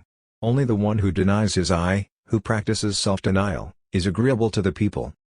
Throughout the book cited, Bettina is good-natured enough to regard the state as only sick, and to hope for its recovery, a recovery which she would like to bring about through the demagogues. 215. But it's not sick, it is rather in its full strength, when it rejects the demagogues who want to get something for individuals, for all.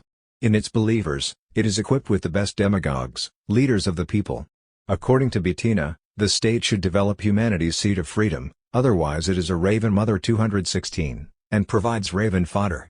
217, it can't do anything else, because precisely as it cares for humanity, which, by the way, would already have to be the humane or free state, the individual is raven fodder for it. On the other hand, how rightly the burgomaster speaks. What? Does the state have no other duty than to merely be the caretaker for the hopelessly ill? That doesn't work. From time immemorial, the healthy state has discarded diseased material, and not mingled with it. It doesn't need to be so economical with its juices. Cut off the robber branches without hesitation, so that the others may bloom. You don't tremble at the state's harshness, its morality, its politics and religion, instructed on this. You accuse it of no callousness, its sympathy resists this, but its experience finds well-being only in this severity. There are diseases in which only drastic measures help.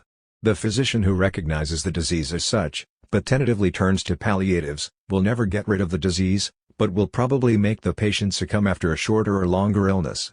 218. Frau Ratz 219, question, if you apply death as a drastic measure, how is the cure to happen? Doesn't work. The state doesn't apply death against itself, but against an irritating limb, it tears out an eye that irritates it, etc. For the diseased state the only road to recovery is to let human beings prosper in it. 220. If, like Bettina, you here understand the human being as the concept human being, she is right, the diseased state recovers through the prosperity of human beings, because the more infatuated individuals are with the human being, the better it is for the state. But if you refer it to individuals, to all, and the author also does this half and half, because she is still caught up in vagueness about the human being, then it sounds somewhat like the following.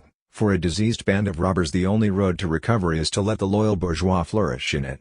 In this way the band of robbers would simply go to ruin as a band of robbers, and since it perceives this, it therefore prefers to shoot anyone who has a leaning toward becoming a respectable fellow.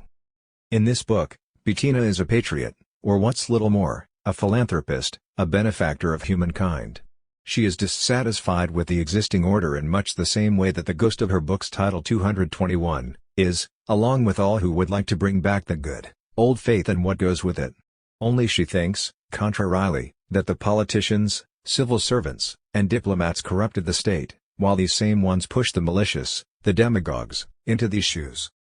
What else is the common criminal but one who has committed the fatal mistake of striving after what is the people's instead of seeking for what is his own?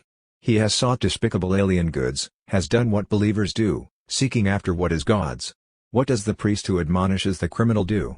He sets before him the great wrong of having desecrated by his act what was made sacred by the state, its property, in which, of course, the life of those who belong to the state must be included. Instead of this he could reproach him for having soiled himself by not despising the alien thing, but considering it worth stealing. He could if he weren't a priest. Talk with the so-called criminal as with an egoist, and he will be ashamed, not that he transgressed against your laws and goods, but for considering your laws worth evading and your goods worth desiring. He will be ashamed that he did not despise your goods along with you, that he was too little an egoist. But you cannot talk egoistically to him, because you are not as great as a criminal. You commit no crimes at all. You do not know that a self-owning I cannot desist from being a criminal, that crime is his life. And yet, you should know it, since you believe that we are altogether sinners, but you think to finagle your way around sin. You don't understand, because you're devil-fearing, that guilt is the value of a human being. Oh, if you were guilty, but you are righteous, well, make everything nicely right for your Lord. When Christian consciousness or the Christian person writes a criminal code, what else can the concept of crime there be but simply heartlessness? Every cutting off and offending of a heartfelt relation, every heartless behavior toward a sacred essence, is a crime. The more heartfelt the relationship should be, the more flagrant is the mocking of it, and the more culpable the crime. Everyone should love the Lord to whom he is subject. To deny this love is a high treason worthy of death. Adultery is a culpable heartlessness. One has no heart, no enthusiasm, no strong feeling for the sacredness of marriage. So long as the heart or soul dictates laws, only the heartful or soulful person enjoys the protection of the law. That the soulful person makes laws actually only means that the moral person makes them. What is contrary to the moral feeling of these people, they prohibit. How should unfaithfulness, dropping away, oath-breaking, in short, all radical breaking off, all tearing to pieces of time-honored bonds, not be unholy and criminal in their eyes? Anyone who breaks these demands of the soul has all moral, all soulful human beings as enemies. Only Krummacher and his crew are the right people to consistently set up a penal code of the heart, as a certain bill proves only too well. The consistent legislation of the Christian state must be placed wholly in the hands of the priests, and will not be pure and consistent so long as it is worked out only by priests' servants, who are always only half-priests. Only then will all soullessness, all heartlessness, be declared an unpardonable crime. Only then will all agitation of the soul, every objection of criticism and doubt, be anathematized as damnable. Only then is the self-owned human being, before the Christian consciousness, a convicted criminal from the start. The men of the Revolution often spoke of the people's just revenge as its right. Revenge and right coincide here. Is this behavior of an eye to an eye? The people cries that the opposing party has committed crimes against it. Can I assume that someone commits a crime against me, without presuming that he must act as I see fit? And this action, I call right, good, etc., the deviating one a crime. Thus, I think others must go toward the same goal with me, i.e., I don't treat them as unique ones who carry their law in themselves and live by it, but as essences that should obey some rational law. I establish what the human being is and what acting in a truly human way means, and demand of everyone that this law become norm and ideal for him, failing which he will reveal himself as a sinner and criminal. But the guilty are hit by the penalty of the law. One sees here again how it is the human being that brings about the concepts of crime, sin, and with him that of right. A human being in whom I don't recognize the human being is a sinner, a guilty person. Only against a sacred thing are there criminals. You can never be a criminal against me, but only an opponent. But not hating someone who violates a sacred thing is already a crime, as Saint just cries out against Danton, are you not a criminal and answerable for having not hated the enemies of the fatherland? 222. If, as in the Revolution, the human being is understood as good citizen, then from this concept of the human being come the well-known political offenses and crimes. In all this, the individual human being, is regarded as scum, and contrarily, the universal human being, The human being is honored. According to how this ghost gets named, as Christian, Jew, Muslim, good citizen, loyal subject, freeman, patriot, etc., just so do those who want put forward a different concept of the human being, as well as those who want to put forward themselves, fall before the victorious human being. And with whose anointing the slaughter is carried out in the name of the law, of the sovereign people, of God, etc. Now, if the persecuted cunningly conceal and protect themselves from the stern, sanctimonious judges, people berate them as hypocrites, as Saint Just, for example, does those whom he accuses in the speech against Danton 223. One is supposed to be a fool, and deliver himself up to their Moloch. Crimes arise from fixed ideas. The sacredness of marriage is a fixed idea. From the sacredness it follows that infidelity is a crime, and therefore a certain marriage law imposes a shorter or longer penalty upon it. But for those who proclaim freedom as sacred, this penalty must be regarded as a crime against freedom, and only in this sense has public opinion also branded the marriage law. Indeed, society would have everyone come into his right, but still only to that which society sanctions, to the right of society, not really to his right. But I give or take the right for myself out of my own complete power, and against every higher power, I am the most unrepentant criminal. Owner and creator of my right, I recognize no other source of right than me, neither God nor state nor nature nor even a human being itself with its eternal human rights, neither divine nor human right. Right in and for itself. So, without relation to me. Absolute right. So, apart from me. A thing existing in and for itself. An absolute. An eternal right, like an eternal truth.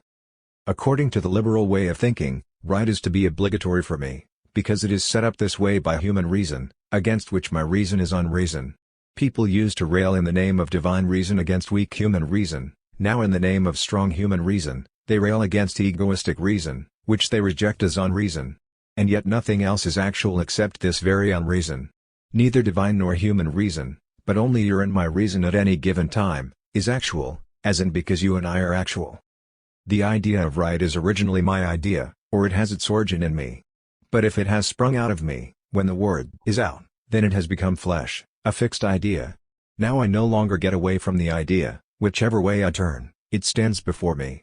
So human beings have not again become masters of the idea right, which they themselves created, the creature is running away with them. This is absolute right, that gets past or detaches from me.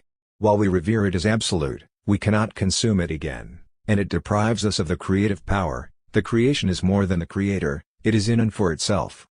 Once you no longer let right run around freely, once you bring it back into its origin, into you, it is your right, and right is what is right for you. Right has had to experience an attack from within itself, i.e., from the standpoint of right, because a war has been declared by liberalism against privilege. Privileged and endowed with equal rights, a stubborn battle revolves around these two concepts. Excluded or authorized, would mean the same thing.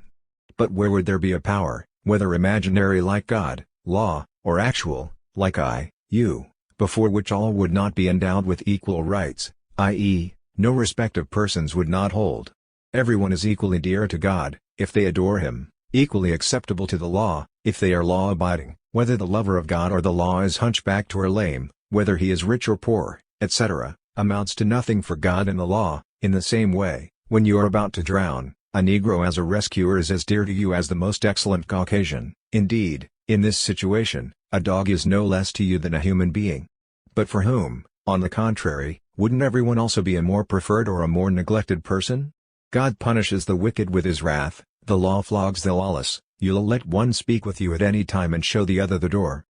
Equality of rights is just a phantom, because right is nothing more nor less than authorization, a matter of grace, which, by the way, you can also acquire through your merit, for merit and grace don't contradict each other, in that grace also wants to be earned and our gracious smile only falls on those who know how to force it from us. So people dream that all citizens of the state should stand side by side, with equal rights. As citizens of the state, they are certainly all equal for the state. But it will nonetheless divide them, advance them or set them aside, according to its special purposes. Still more, it must distinguish them from one another as good and bad citizens. Bruno Bauer settled the Jewish question from the standpoint that privilege is not justifiable. Because Jew and Christian each have some point of advantage over the other, and are each exclusive in this point of advantage, they therefore disintegrate into nullity. 224, before the critic's gaze.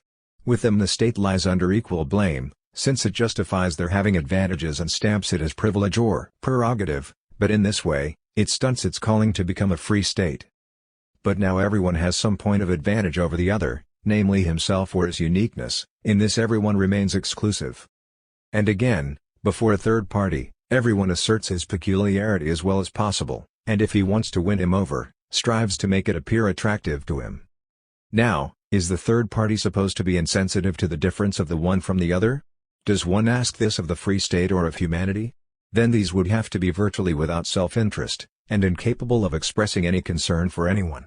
People didn't imagine either God, who divides his own from the wicked, or the state, which knows how to separate good from bad citizens, as so indifferent. But people look for this very third party that no longer grants privilege. Then perhaps it is called the free state, or humanity, or whatever else. Since Christian and Jew are ranked low by Bruno Bauer because they claim privileges, they must be able to and have to free themselves from their narrow standpoint through self-denial and unselfishness. If they cast off their egoism, the mutual wrong would cease, and with it Christian and Jewish religiousness in general. It would only require that neither of them would any longer want to be something distinctive. But if they gave up this exclusiveness, the ground on which their hostilities were truly waged would still not be left behind through this. At best, they would find a third thing in which they could unite, a universal religion, a religion of humanity, etc. In short, an equalization that needn't be any better than that which would take place if all Jews became Christians, through which likewise the privilege of the one before the other would come to an end.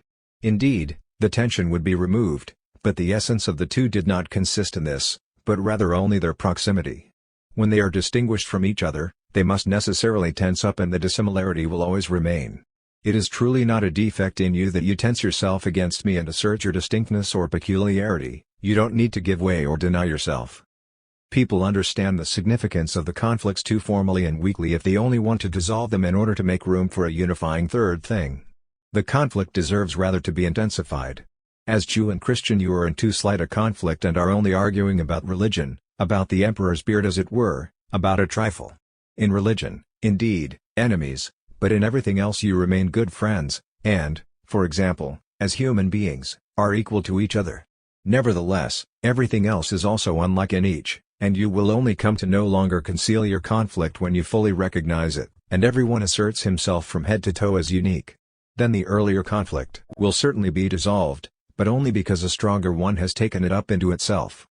Our weakness does not consist in this, that we are in conflict with others, but rather in this, that we are not fully so, i.e., that we are not entirely divorced from them, or that we are looking for community, a bond, that in community we have an ideal. One faith, one God, one ideal, one hat for all. If all were brought under one hat, certainly no one would still have to remove his hat before another. The last and most resolute conflict, that of unique against unique, is at bottom beyond what is called conflict, but without having sunk back into unity and consensus. As unique, you no longer have anything in common with the other and therefore also nothing divisive or hostile. You don't seek to be in the right against him before a third party, and stand with him neither on the ground of right, nor any other common ground. The conflict disappears in complete divergence or uniqueness. This could indeed be considered the new common feature or parity, only the parity here consists precisely of the disparity, and is itself nothing but disparity, being on par in disparity, and that only for one who makes a comparison. 225. The polemic against privilege is a trait of liberalism, which knocks privilege, because it itself appeals to right. It can't take this further than knocking it, because privileges do not fall before rights fall, as they are only forms of right. But right disintegrates into its nothingness when it is devoured by the form, i.e., when one realizes what this means, power goes before right. So all right is explained as privilege, and privilege itself as power, as superior power. 226. But doesn't the battle of the powerful against a superior power have to show quite a different face from the modest battle against privilege, which is to be fought out before a primary judge, right, according to the judge's sense? Now, to conclude, I must still take back the halfway mode of expression which I wanted to use only so long as I was still digging through the entrails of right, and at least let the word pass. But, in fact, with the concept, the word also loses its meaning. What I called my right is no longer a right at all, because right can only be granted by a spirit, whether it is the spirit of nature or that of the species, of humanity, the spirit of God, or that of his sacredness or his highness, etc. What I have without an authorizing spirit, I have without right, I have it solely and alone through my power. I demand no right, so I also don't need to recognize any. What I am able to get by force I get by force, and I have no right to what I don't get by force, and I don't boast of or console myself with my inalienable rights. With absolute right, right itself dies, the rule of the concept of right is wiped out at the same time.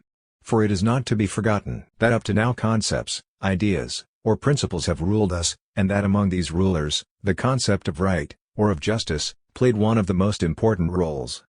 Authorized or unauthorized, it doesn't matter to me, if only I am powerful, then I am empowered by myself, and need no other authorization or permission. Right, is a bat in the belfry, place there be a phantasm, power, that I am myself, I am the powerful one and the owner of power. Right is above me, an absolute, and exists in a higher being, flowing to me as its grace. Right is a gift of grace from the judge, power and force exist only in me, the powerful and the forceful. 2.2.2 My intercourse. In society, in the social group, at most the human requirement can be satisfied, while the egoistic must always come up short.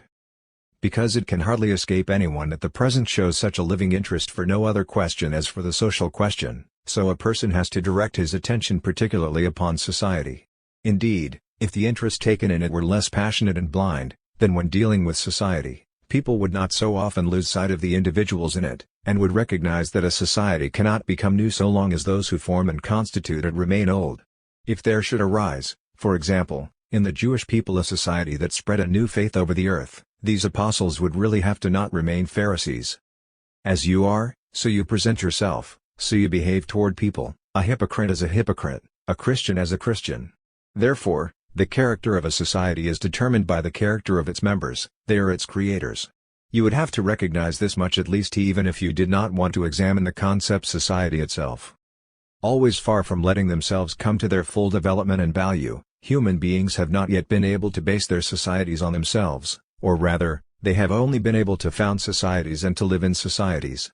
These societies were always persons, powerful persons, so-called moral persons, i.e., ghosts, before which the individual had the appropriate bat in his belfry, the fear of ghosts.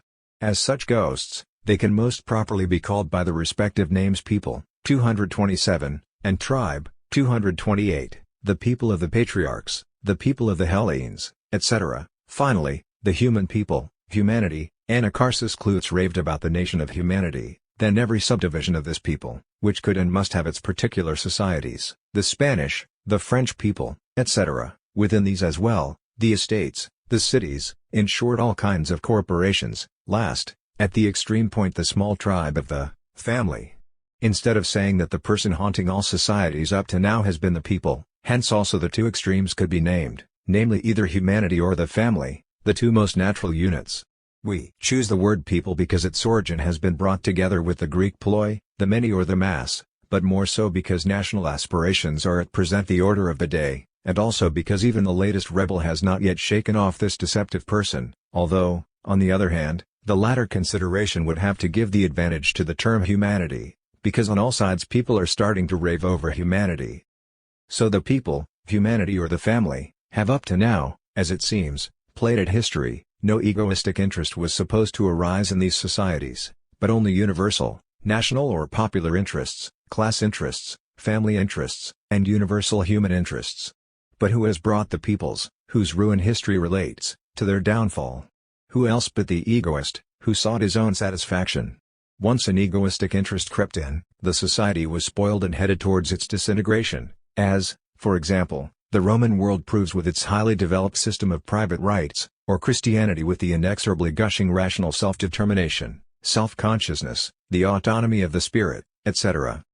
The Christian people have produced two societies, whose duration will keep equal measure with the continuing existence of those people. These are the societies, state and church. Can they be called a union of egoists? Do we pursue in them an egoistic, personal, own interest, or do we pursue a popular, traditional, i.e., in the Christian people, namely a state and church interest? Can and may I be myself in them? May I think and act as I will, may I reveal, realize, act as myself? Aren't I supposed to leave the majesty of the state, the sanctity of the church, untouched? Well, I am not permitted to do as I will. But will I find in any society such an unmeasured freedom of permissions? Of course not. Consequently, we could maybe be satisfied? Not at all. It is a different thing whether I bounce off an eye or off a people, a universal. In the former I am the evenly matched enemy of my enemy, in the latter a despised, controlled enemy, treated like a child. In the former I stand man against man, in the latter I am a schoolboy who can't do anything against his schoolmate, because the latter called his father and mother to help and hid under the apron, while I am scolded as a naughty boy, and am not permitted to grumble. In the former I fight against a bodily enemy, in the latter against humanity, against a universal, against a majesty, against a phantasm. But to me, no majesty, nothing sacred, is a limit, nothing that I know how to overcome. Only that which I can't overcome still limits my power, and I have limited power. I'm temporarily a limited I, not limited by the power outside me, but limited by my own still inadequate power, by my own powerlessness. Only, the guard dies, but doesn't surrender. Above all, only a bodily enemy. I brave each combatant, whom I can look on, fixing eye to eye, who, full himself of courage, kindles courage in me too. Etc. 229. Many privileges have indeed been destroyed over time, but only for the sake of the common good, of the state and the state's welfare, by no means for the strengthening of mine. Hereditary serfdom, for example, was abolished only so that a single lord of the manor, the lord of the people, the monarchical power, would be strengthened. Serfdom under the one became even stricter thereby. Only in favor of the monarch, whether he is called prince or law, have privileges ever fallen. In France, the citizens are indeed not the serfs of the king, but rather the serfs of the law, the charter. Subordination was maintained. Only the Christian state recognized that a person cannot serve two masters, the landlords and the princes, etc. Therefore, one received all the privileges, now he can again place one above another, he can make highly placed people. But what do I care for the common good? The common good is not my good, but merely uttermost extremity of self-denial. The common good can loudly cheer while I must knuckle under, the state gleaming, while I starve. In what lies the stupidity of political liberals, if not in their opposing the people to the government and talking about people's rights? So there the people should come of age, etc. as if one who is no mouth 230, could be of age 231. Only the individual is able to be of age. Thus, the whole question of freedom of the press is turned on its head when it is taken up as a people's right. It is only a right, or better the power, of individuals.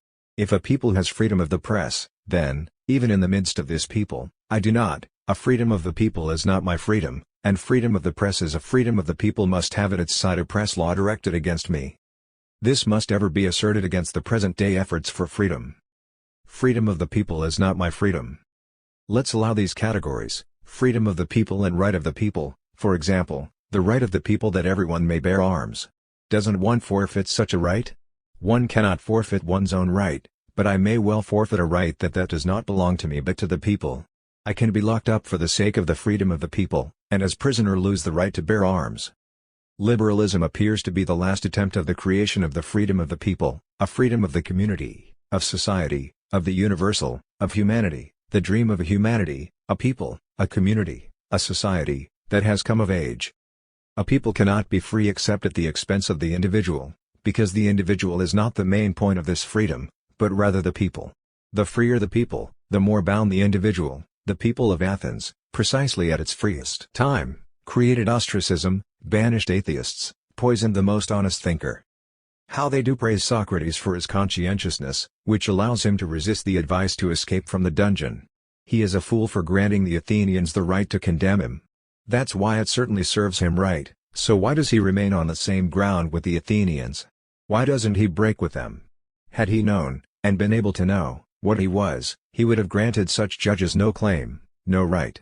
That he did not escape was precisely his weakness, his delusion of still having something in common with the Athenians, or the opinion that he was a mere member of this people. But he was rather this people itself in person and could only be his own judge. There was no judge over him, as he himself had passed a public sentence on himself and judged himself worthy of the Prytaneum. 232. He should have stuck with this, and since he hadn't uttered a death sentence against himself, should have despised that of the Athenians and escaped. But he subordinated himself and recognized the people as his judge, he seemed small to himself before the majesty of the people.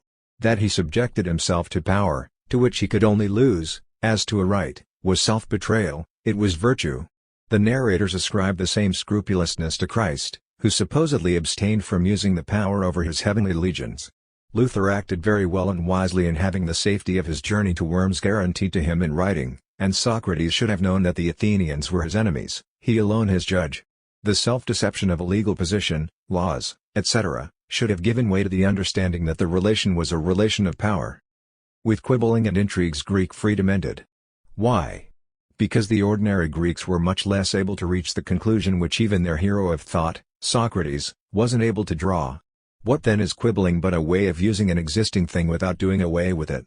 I might add for one's own benefit, but indeed that lies in using. Theologians are such quibblers, wrangling and twisting God's word. What would they have to twist if there wasn't the existing word of God? So those liberals who only rattle and twist the existing order. They are all distorters, like those distorters of the law. Socrates recognized right, law, the Greeks constantly maintained the authority of right and law. If, in this recognition, they still wanted to maintain their advantage, each his own, then they had to seek it in the distortion of the law, or intrigue.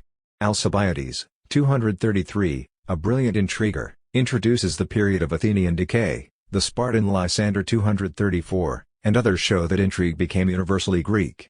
Greek rights, on which the Greek state rested, had to be distorted and undermined by the egoists within these states, and the states perished so that the individuals could become free. The Greek people fell because individuals cared less for this people than for themselves. Actually all states, constitutions, churches, etc., have gone under through the escape 235, of individuals, because the individual is the irreconcilable enemy of every universality, every tie, i.e., every fetter.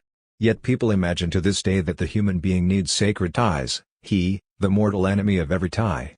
World history shows that no tie has yet been left unbroken, that the human being defends himself tirelessly against ties of every sort, and yet blinded people think up new ties again and again, and believe that they have achieved the right one. For example, when they put on the tie of a so-called free constitution, a beautiful, constitutional tie, true enough, school ties, 236, the ties of trust between, seem to have gotten practically rather worn out, but people have gone no further than from apron strings to belts and neckties.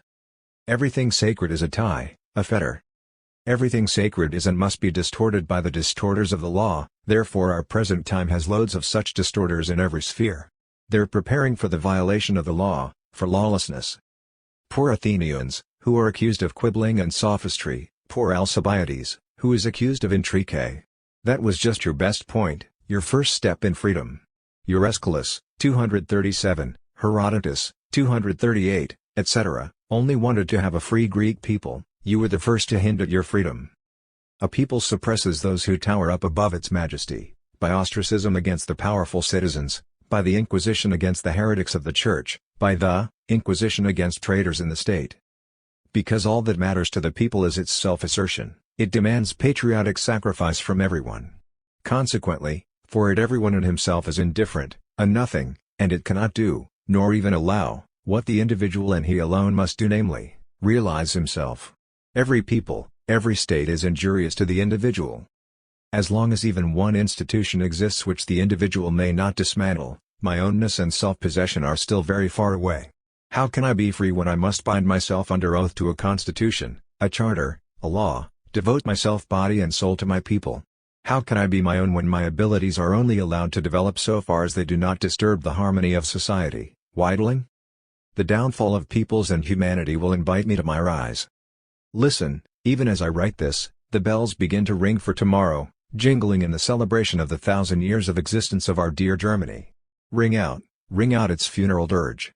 You certainly sound solemn enough, as if your tongue were acting on the suspicion that it was escorting a corpse. The German nation and German peoples have a 1,000-year history behind them. What a long life. Then, go rest in peace, never to rise again, so that all will be free whom you have kept in chains so long. The people is dead. Long live me. 239. Oh, you, my much tormented German people, what was your torment? It was the torture of a thought which can't create a body for itself, the torment of a haunted spirit that melts away into nothing before every cock crow and yet yearns for deliverance and fulfillment. You have also lived in me a long time, you dear thought, you dear phantasm. I almost imagined I had found the word of your deliverance, discovered flesh and bone for the wandering spirit, then I hear them ringing, the bells that lay you to eternal rest, then the last hope fades away, then the last love fizzles out, then I depart from the desolate house of the dead and call in on the living. for only one who is living is right. Farewell, you dream of so many millions, farewell, you thousand-year tyrant over your children. Tomorrow they carry you to your grave, soon your sisters, the peoples, will follow you. But when they have all followed, then, humanity is buried, and I am my own, I am the laughing heir. The word Gesellschaft, society, has its origins in the word Saal, hall, room. 240, if many people are shut up in a room, the room causes them to be in society. They are in society and at most form a salon society, to speak in traditional salon clichés. When it comes to actual intercourse, this is to be regarded as independent of society, it may arise or be absent without altering the nature of what is called society. Those who are in the room are in society even as mute persons, or when they put each other off with mere words of courtesy. Intercourse is mutuality, it is the action, the commercium 241, of individuals. Society is only the commonality of the room, and even the statues in a museum room are in society, they are grouped. People customarily say, they hold the room in common, but it's rather the case that the room holds us or has us in it. That's as far as the natural meaning of the word society goes. It comes out from this that society is not generated by me and you, but by a third factor which makes us both into associates, and that it is precisely this third factor that is the creative thing. 242, the thing that establishes 243, society.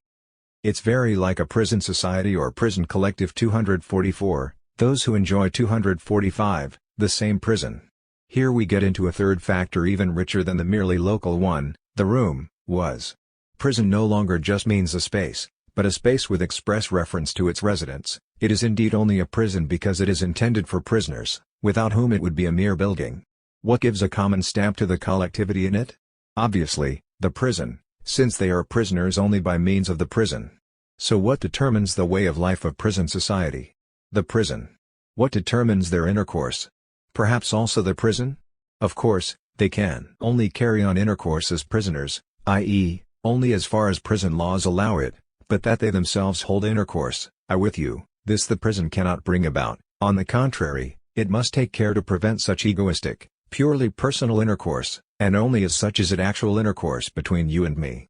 That we collectively perform a task, operate a machine, set something in motion, a prison will provide well for this, but that I forget that I am a prisoner, and enter into intercourse with you who equally disregard it, that puts the prison at risk, and not only cannot be brought about by it, but furthermore must not be permitted. For this reason, the saintly and morally minded French Chamber decides to introduce solitary confinement, and other saints will do the same in order to cut off demoralizing intercourse. Imprisonment is the established and sacred condition against which no attempt to injure is allowed. The slightest challenge of this sort is punishable, like any rebellion against a sacred thing by which the human being is supposed to be inhibited and imprisoned. Like the room, the prison forms a society, a collective, a community, for example, a community of labor, but no intercourse, no mutuality, no association. On the contrary, every association in prison carries within itself a dangerous seed of a plot, which could, under favorable circumstances, sprout and bear fruit. But one doesn't usually enter the prison voluntarily, and seldom voluntarily remains in it, but rather nurtures the egoistic desire for liberty. Thus, it's more easily understood here that personal intercourse acts with hostility against prison society and tends towards the dissolution of this society, this common imprisonment. So let's look around for communities of the sort that we, as it seems, gladly and voluntarily remain in, without wanting to endanger them by our egoistic desires. The family presents itself as a community of the required sort at first. Parents, spouses, children, siblings, present a whole or make up a family, for whose further extension side relatives may also serve if drawn close. The family is only an actual community when the law of the family, family piety or family love, is observed by its members. A son to whom parents and siblings have become indifferent used to be a son, because, since the sonship shows itself to be no longer operative, it has no greater significance than the long-past connection of mother and child through the umbilical cord. That one once lived in this bodily connection is a done thing that cannot be undone, and to this extent one remains the son of this mother and the brother of her other children, but it would only come to a lasting connection through lasting family piety, this family spirit. Individuals are only members of the family in the full sense when they make the survival of the family their task. Only as conservatives do they keep away from doubting their basis, the family. One thing must be firm and sacred for every family member, namely the family itself, or, more eloquently, family piety. That the family must survive remains an unassailable truth for its member, so long as he remains free from egoism that is hostile to the family. In a word, if the family is sacred, then nobody who belongs to it can renounce it, otherwise, he becomes a criminal against the family. He should never pursue an interest hostile to the family, for example, enter into a misalliance.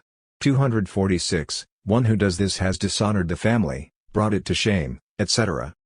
Now, if the egoistic desire in an individual doesn't have enough force, then he submits and enters into a marriage which suits family requirements, takes a profession which harmonizes with its position, and the like. In short, he does the family honor. However, if the egoistic blood flows with enough fire through his veins, he prefers to become a criminal against the family and evade its laws. Which of the two is closer to my heart, the welfare of the family or my own welfare? In many cases the two go peacefully together, and the benefit of the family is equally mine and vice versa. Then it can be hard to decide whether I am thinking selfishly or for the general benefit, and perhaps, well pleased, I flatter myself with my unselfishness. But a day comes when an either-or decision makes me tremble, when I have it in mind to dishonor the family tree, to offend parents, siblings, relatives. What then? Now it will appear how I am inclined at the bottom of my heart. Now it will be obvious whether family piety ever stood higher than egoism for me. Now the self-interested one will no longer be able to hide behind the appearance of unselfishness. A wish rises in my soul, and growing from hour to hour, becomes a passion. Who thinks immediately, that even the least thought that may leak out against the family spirit, family piety, carries within it an offense against this, indeed, who then is immediately, in the moment, fully aware of the thing. That's how it goes for Juliet in Romeo and Juliet. The unbridled passion can finally no longer be tamed, and it undermines the edifice of family piety. Of course, you will say, from self-will the family casts out from its bosom those stubborn ones, who give more of a hearing to their passions than to family piety. The good Protestants used the same excuse against the Catholics with much success, and even believed in it. But it's just an excuse to shift the blame from oneself and nothing more. The Catholics adhered to the common church bond, and thrust those heretics from themselves, only because the latter didn't hold so much to the church bond as to sacrifice their convictions to it. The former held so firmly to the bond, because the bond, the Catholic, that is, the common and united church, was sacred to them. The latter, on the other hand, disregarded the bond. Similarly for those without family piety. They are not expelled, but expel themselves, because they hold their passion, their self-will, in higher regard than the family bond. Now, however, a wish sometimes glimmers in a less passionate and willful heart than Juliet's. The compliant girl brings herself as a sacrifice to the peace of the family. One could say self-interest also prevails here, because the decision comes from the feeling that the compliant girl feels more satisfied by family unity than by the fulfillment of her wish. That might be, but how, when a sure sign remains that the egoism was sacrificed to family piety? How, when even after the wish that was directed against the peace of the family was sacrificed, it remained at least in the remembrance of a sacrifice brought to a sacred tie? How, when the compliant girl is aware of having left her self-will unsatisfied and humbly subjected herself to a higher power? Subjected and sacrificed, because the superstition of family piety exercised its dominance over her. In the former egoism wins, in the latter family piety wins and the egoistic heart bleeds. In the former egoism was strong, in the latter it was weak. But the weak, as we have long known, are the unselfish. The family cares for them, for these its weak members, because they belong to the family, are relatives. 247, don't belong to and care for themselves. Hegel, for example, praises this weakness when he wants to know that the choice is left to the parents in the marriage games of their children. As a sacred community to which the individual also owes obedience, the judicial function also belongs to the family, as such a family court is described in Cacanus by Willibald Alexis. 248, there the father, in the name of the family council, puts the insubordinate son among the soldiers and thrusts him out of the family, in order to cleanse the stained family by means of this punishing act. The most consistent formation of family responsibility is contained in Chinese law, according to which the whole family must atone for the guilt of the individual. Today, however, the arm of family power rarely extends far enough to seriously carry out the punishment of renegades. In most cases, the state even protects against disinheritance. The criminal against the family criminal, flees into the realm of the state and is free, like the state criminal who escapes to America and is no longer reached by the punishments of his state. He who has disgraced his family, the wayward son, is protected from the family's punishment, because the state, this protector, deprives the family punishment of its sacredness and profanes it by decreeing that it was only revenge. It prevents this punishment, this sacred family right, because before the state's sacredness, the subordinate sacredness of the family always pales and is profaned, as soon as it comes into conflict with this higher sacredness. Without conflict, the state leaves the lesser sacredness of the family in force, but in the opposite case, it even commands crime against the family, charging the son, for example, to refuse obedience as soon as they want to seduce him to a crime against the state. Now, the egoist has broken the ties of the family and found in the state a patron against the deeply offended family spirit. But where has he gotten to now? Straight into a new society, in which the same snares and traps that his egoism just escaped await it. For the state is also a society, not an association. It is the extended family, father of his country, mother of her country, children of their country. What one calls a state is a web and network of dependence and devotion. It is a togetherness, a sticking together, in which those ordered together acquiesce to each other, or in short, depend on each other. It is the order of this dependence. Suppose the king, whose authority lends authority to all down to the bailiff, disappeared, still, all in whom the sense of order was awake would maintain order against the disorder of bestiality. If disorder triumphed, the state would come to an end. But is this thought of love, acquiescing to each other, sticking with each other, and depending on each other, actually able to win us? According to this, the state would be love realized, the being for each other and living for each other of all. Doesn't self-will get lost due to this sense of order? Won't people be content when power provides for order, i.e., makes sure that no one treads too close to another, thus, when the herd is sensibly deployed or ordered? Indeed, then everything is in the best order, and this best order is simply called the state. Our societies and states are without our making them, are combined without our combining, are predestined and exist, or have an independent existence of their own, are the imperishable established order against us egoists. Today's global battle is, as they say, directed against the established order. Still people are in the habit of misunderstanding this, as if the present established order should only be exchanged for another, better established order. But war might rather be declared against the established order itself, i.e., the state, status, not a particular state, nor, for instance, only the current condition of the state. People aren't aiming for another state, say, a people's state, but at their association, their combination, this ever-fluid combination of all that exists. A state exists even without my assistance. I am born and raised in it, placed under an obligation to it, and have to pay homage, 249, to it. It takes me up into its favor, 250, and I live by its grace. So the independent existence of the state establishes my lack of independence, its naturalness, its organism, demands that my nature doesn't grow freely, but is cut to fit it. So that it can develop naturally, it applies the shears of civilization to me, it gives me an education and culture suitable to it, not me, and teaches me, for example, to respect the law, to abstain from the violation of state property, i.e., private property, to revere divine and earthly sovereignty, etc. In short, it teaches me to not be culpable, by which I mean to sacrifice my ownness to sacredness. Everything possible is sacred, for example, property, the lives of others, etc. This is the sort of civilization and culture the state is able to give me. It teaches me to be a useful tool, a useful member of society. Every state must do this, the people's state as well as the absolute or constitutional states. It must do this so long as we remain stuck in the error that it is an I, which it attributes to itself in the name of a moral, mystical, or state person. I, who really am I, must pull off this lion skin of the eye from the strutting thistle eater. What manifold robbery have I not put up with in the history of the world?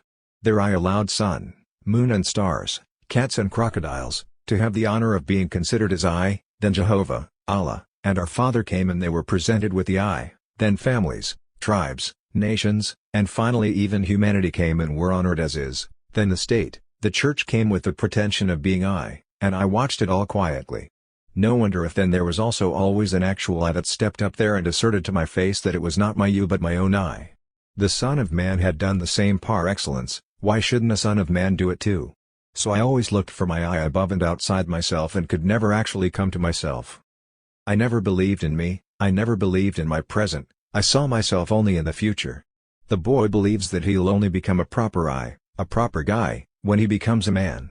The man thinks that only in the afterlife will he be something proper. And for us to come nearer to actuality immediately, Even the best are still today telling each other the tale that one has to take up into himself the state, his people, humanity, and who knows what all, in order to be an actual a free, state citizen, a free or true man. They also see my truth and actuality in the acceptance of an alien I and devotion to it. And what sort of an I? An I that is neither an I nor a you, an imaginary I, a phantasm.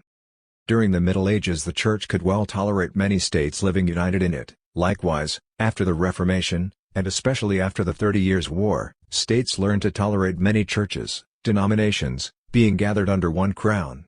But all states are religious and, as the case may be, are often Christian states, and set themselves the task of forcing the ungovernable, the egoists, under the bond of the unnatural, i.e., to Christianize them.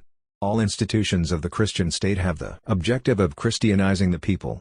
Thus, the court has the objective of forcing people to justice, the school that of forcing them to spiritual culture, in short, the objective of protecting those who act in a Christian manner from those who act in an unchristian manner, of bringing Christian action to dominance, of making it powerful. Among these means of coercion, the state also counted the church. It required a particular religion from everybody. Dupont 251, recently said against the clergy, instruction and education belong to the state. Certainly, all that concerns the principle of morality is a state matter. Thus, the Chinese state meddles so much in family affairs, and one is nothing, if one is not, above all, a good child to his parents. With us as well, family affairs are thoroughly state affairs. It's just that our state places trust in the families without anxious supervision. It keeps the family bound through the ties of marriage, and these ties cannot be broken without it. But that the state makes me responsible for my principles, and demands certain ones from me, could lead me to ask, what does the bat in my belfry, principle, have to do with it? Very much, because the state is the ruling principle. People suppose that in matters of divorce, in marriage law in general, it's a question of the proportion of rights between church and state. Rather it's a question of whether something sacred should rule over human beings, whether it is called faith or moral law, morality. The state, as a ruler, behaves the same way the church did. The latter is based on devoutness, the former on morality. People talk of tolerance, of leaving opposing tendencies free, and the like, traits by which civilized states are distinguished. Indeed, some are strong enough to sit back and watch even the most unconstrained meetings, while others charge their minions to hunt down tobacco pipes. Only for one state as for the other, the play of individuals with each other, their buzzing back and forth, their everyday life, is a contingency that it must no doubt leave to the individuals themselves because it can do nothing about them. Many, admittedly, still strain at gnats and swallow camels, 252, while others are more clever. In the latter, individuals are freer, because they're less bullied. But I am free in no state. The state's lauded tolerance is simply a tolerance of the inoffensive, the innocuous. It is only an elevation above small-mindedness, only a more respectable, more magnificent, prouder, despotism. For a time, a certain state seemed to want to be quite elevated above literary battles, which could be carried on with all heat. England is elevated above the popular mob and tobacco smoking. But woe to the literature that attacks the state itself, woe to the mobs that endanger the state. In that certain state they dream of a free science, in England of a free life of the people. Undoubtedly, the state lets individuals play as freely as possible, only they must not act in earnest, they must not forget the state. The person must not interact in a carefree way with other people, not without higher supervision and mediation. I must not do all that I am capable of doing, but only as much as the state allows. I must not make use of my own thoughts, nor my own work, nor, in general, anything of mine.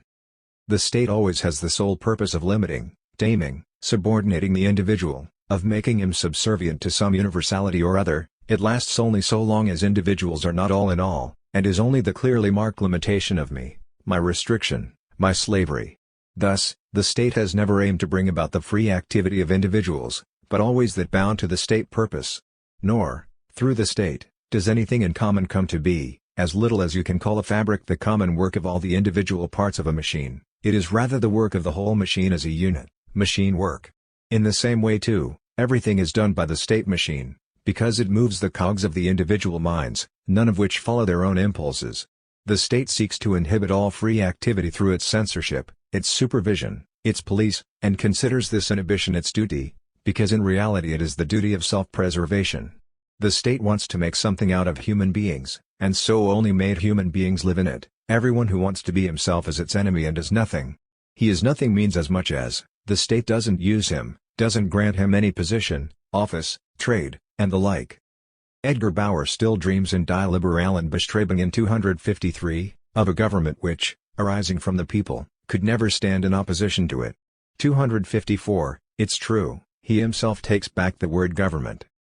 In the Republic no government at all is in force, but rather only an executive authority.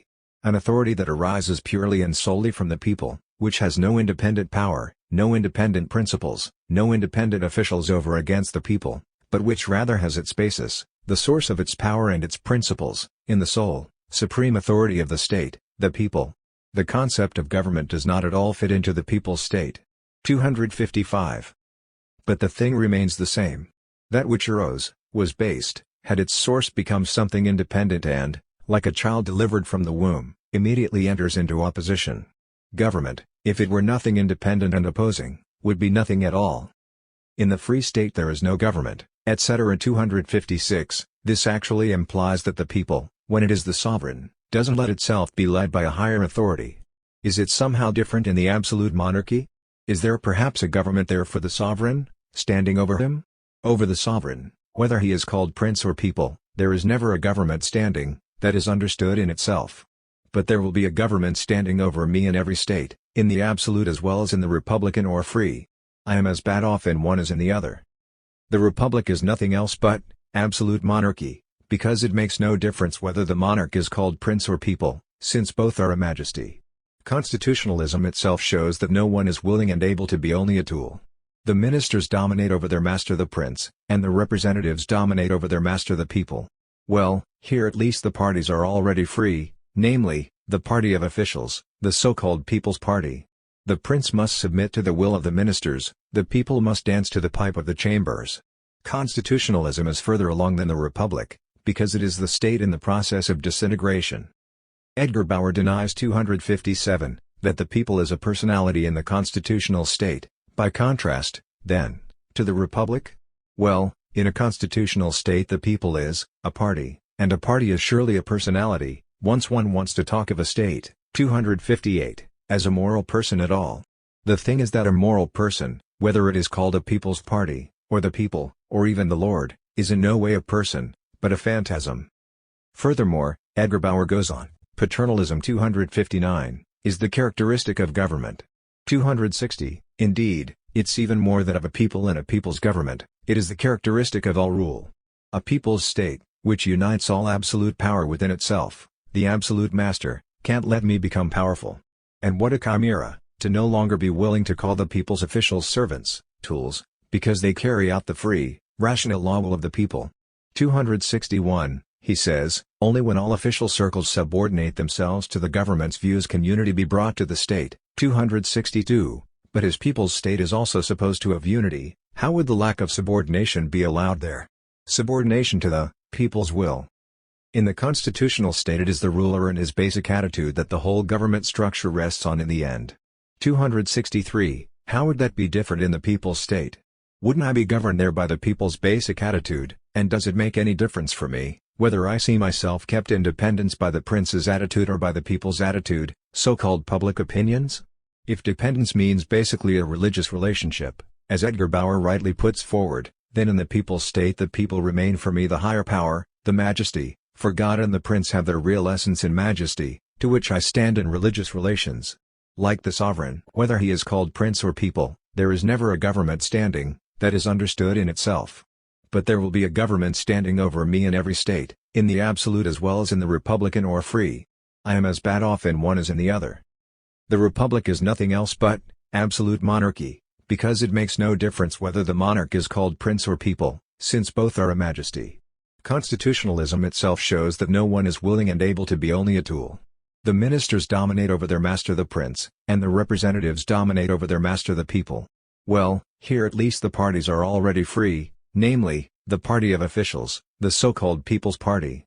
The prince must submit to the will of the ministers, the people must dance to the pipe of the chambers. Constitutionalism is further along than the republic, because it is the state in the process of disintegration.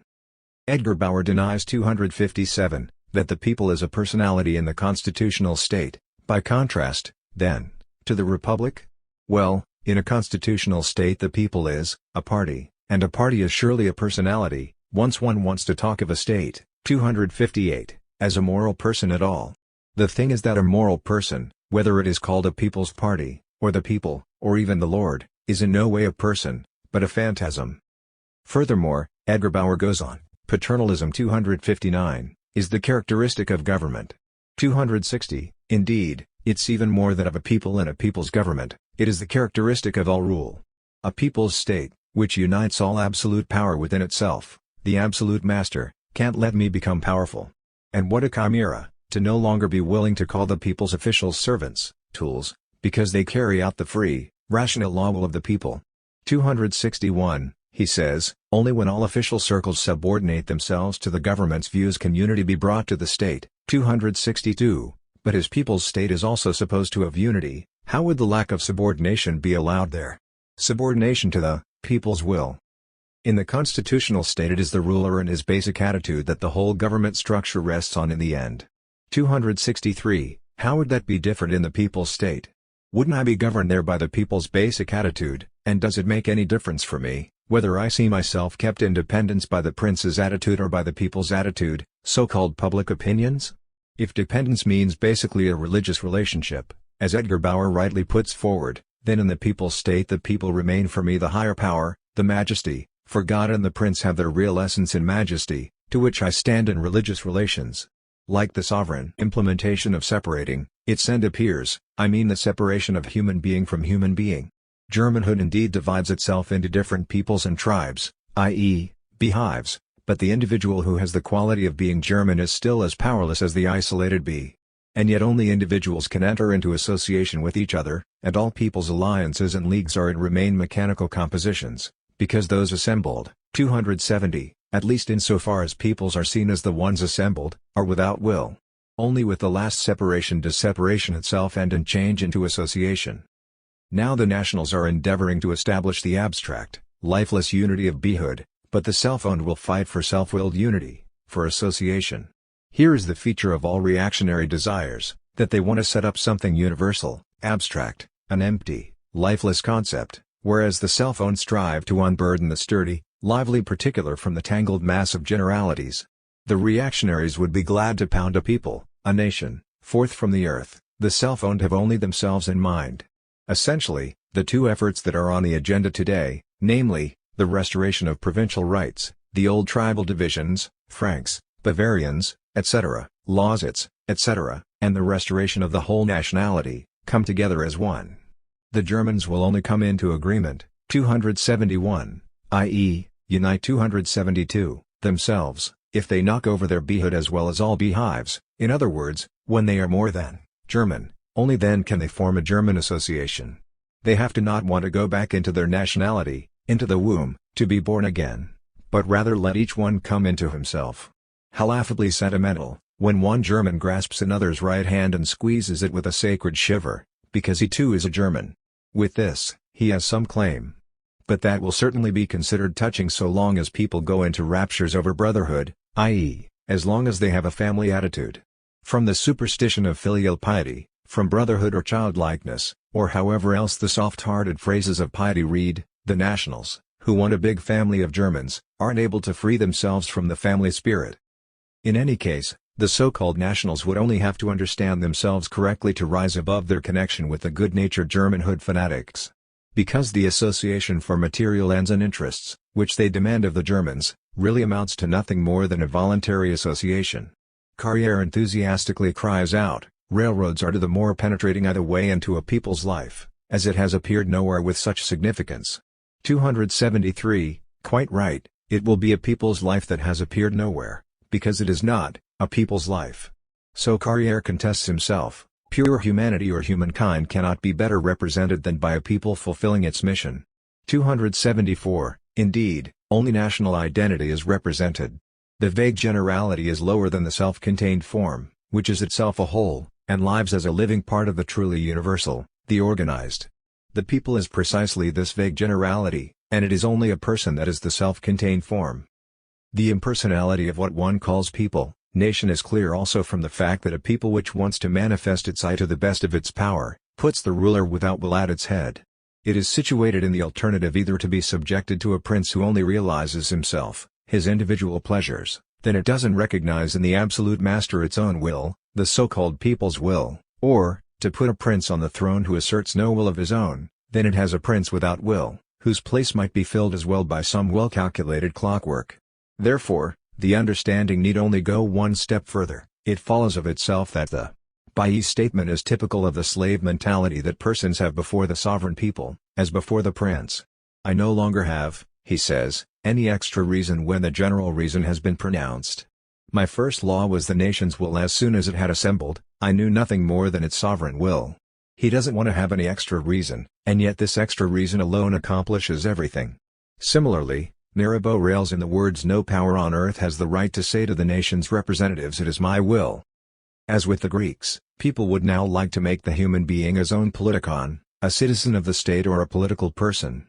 Thus, he was regarded for a long time as a citizen of heaven.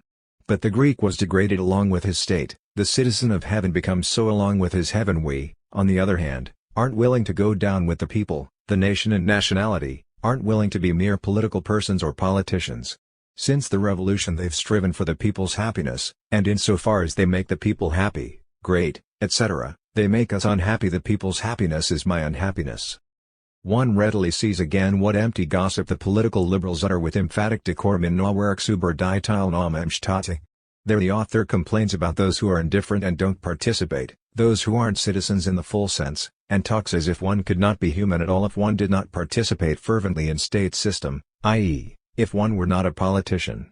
He's right about that, because if the state is considered the guardian of everything human, then we can have nothing human without taking part in it.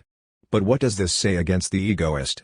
Nothing at all, because the egoist himself is the guardian of humanity for himself, and says only these words to the state: "Get out of my son."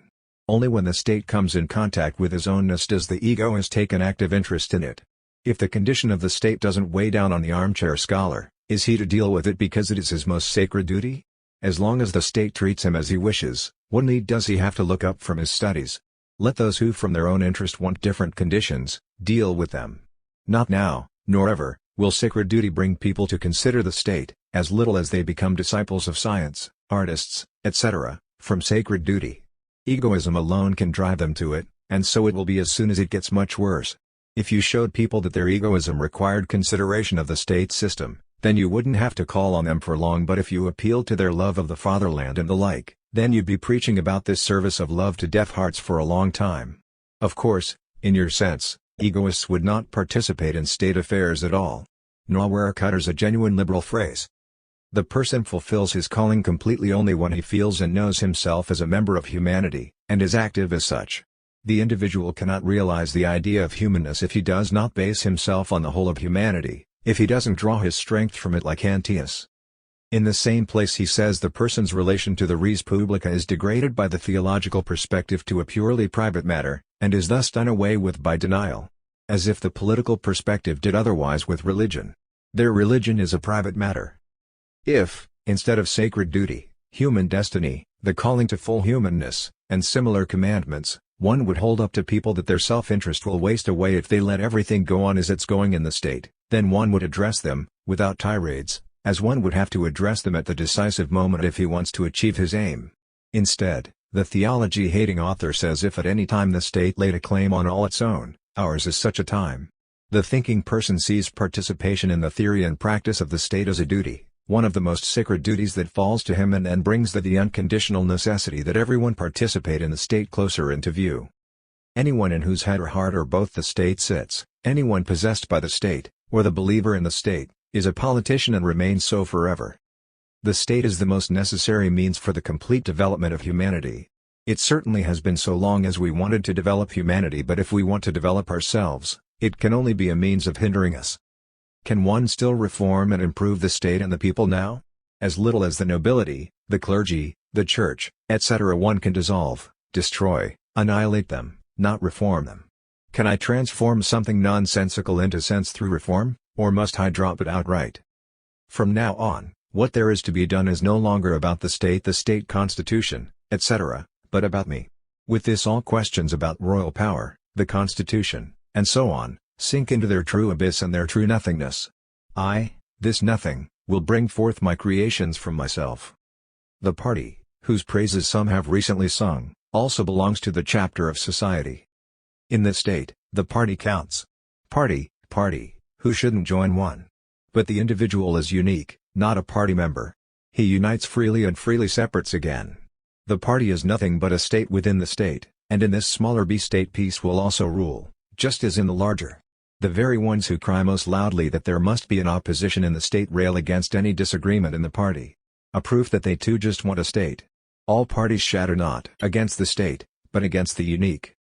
One hears nothing more frequently now than the admonition to remain faithful to his party. Party people despise nothing so much as a factionalist. One must go with his party through thick and thin and unconditionally endorse and represent its main principles. Indeed, it isn't quite as bad here as with closed societies because these bind their members with fixed laws or statutes, for example, the Orders, the Society of Jesus, etc. But, nonetheless, the party stops being an association at the same moment in which it makes certain principles binding and wants to know that they are safe against attack. But this moment is precisely the act of birth of the party. Already, as a party, it is a born society, a dead association, and an idea that has become fixed. As a party of absolutism, it cannot want its members to doubt the irrefutable truth of this principle. They could only entertain this doubt if they were egoistic enough to want to be something else outside their parties, i.e., non-partisan. They cannot be non-partisan as party people, but only as egoists. If you are a Protestant and belong to this party, then you can only justify Protestantism, at most purify it, not reject it. If you are a Christian and belong among the people of the Christian party, then you cannot go beyond this as a member of the party, but only when your egoism, your non-partisanship, impels you to do it. What efforts the Christians, down to Hegel and the communists, have put out to make their party strong. They stick with it, that Christianity must contain the eternal truth, and one only needs to find it out, establish it, and justify it. In short, the party cannot tolerate non-partisanship, and precisely in this egoism appears. What does the party matter to me? I'll still find enough to associate with me without having to swear to my flag. Anyone who goes over from one party to another is upbraided as a turncoat. Certainly, morality demands that one stick to his party, and to desert it means to stain oneself with the stigma of unfaithfulness. But oneness knows no commandment of faithfulness, devotion, etc. Oneness allows everything, even desertion, defection. Unconsciously, even the moral let themselves be guided by this principle, when they're dealing with judging one who defects to their party. Indeed, they're likely to make proselytes only. At the same time, they should gain an awareness of the fact that one must act immorally to act on one's own here, that one must break faith, yes, even his oath, in order to determine himself rather than being determined by moral considerations. In the eyes of people of strict moral judgment, an apostate always shimmers in equivocal colors and won't easily earn their trust. Indeed, the taint of unfaithfulness, i.e., of an immorality, sticks to him. Among base men this view is almost universally found. As always, the enlightened get into uncertainty and confusion here as well, and the contradiction that inevitably results from the principle of morality doesn't come clearly into their awareness because of the confusion of their concepts.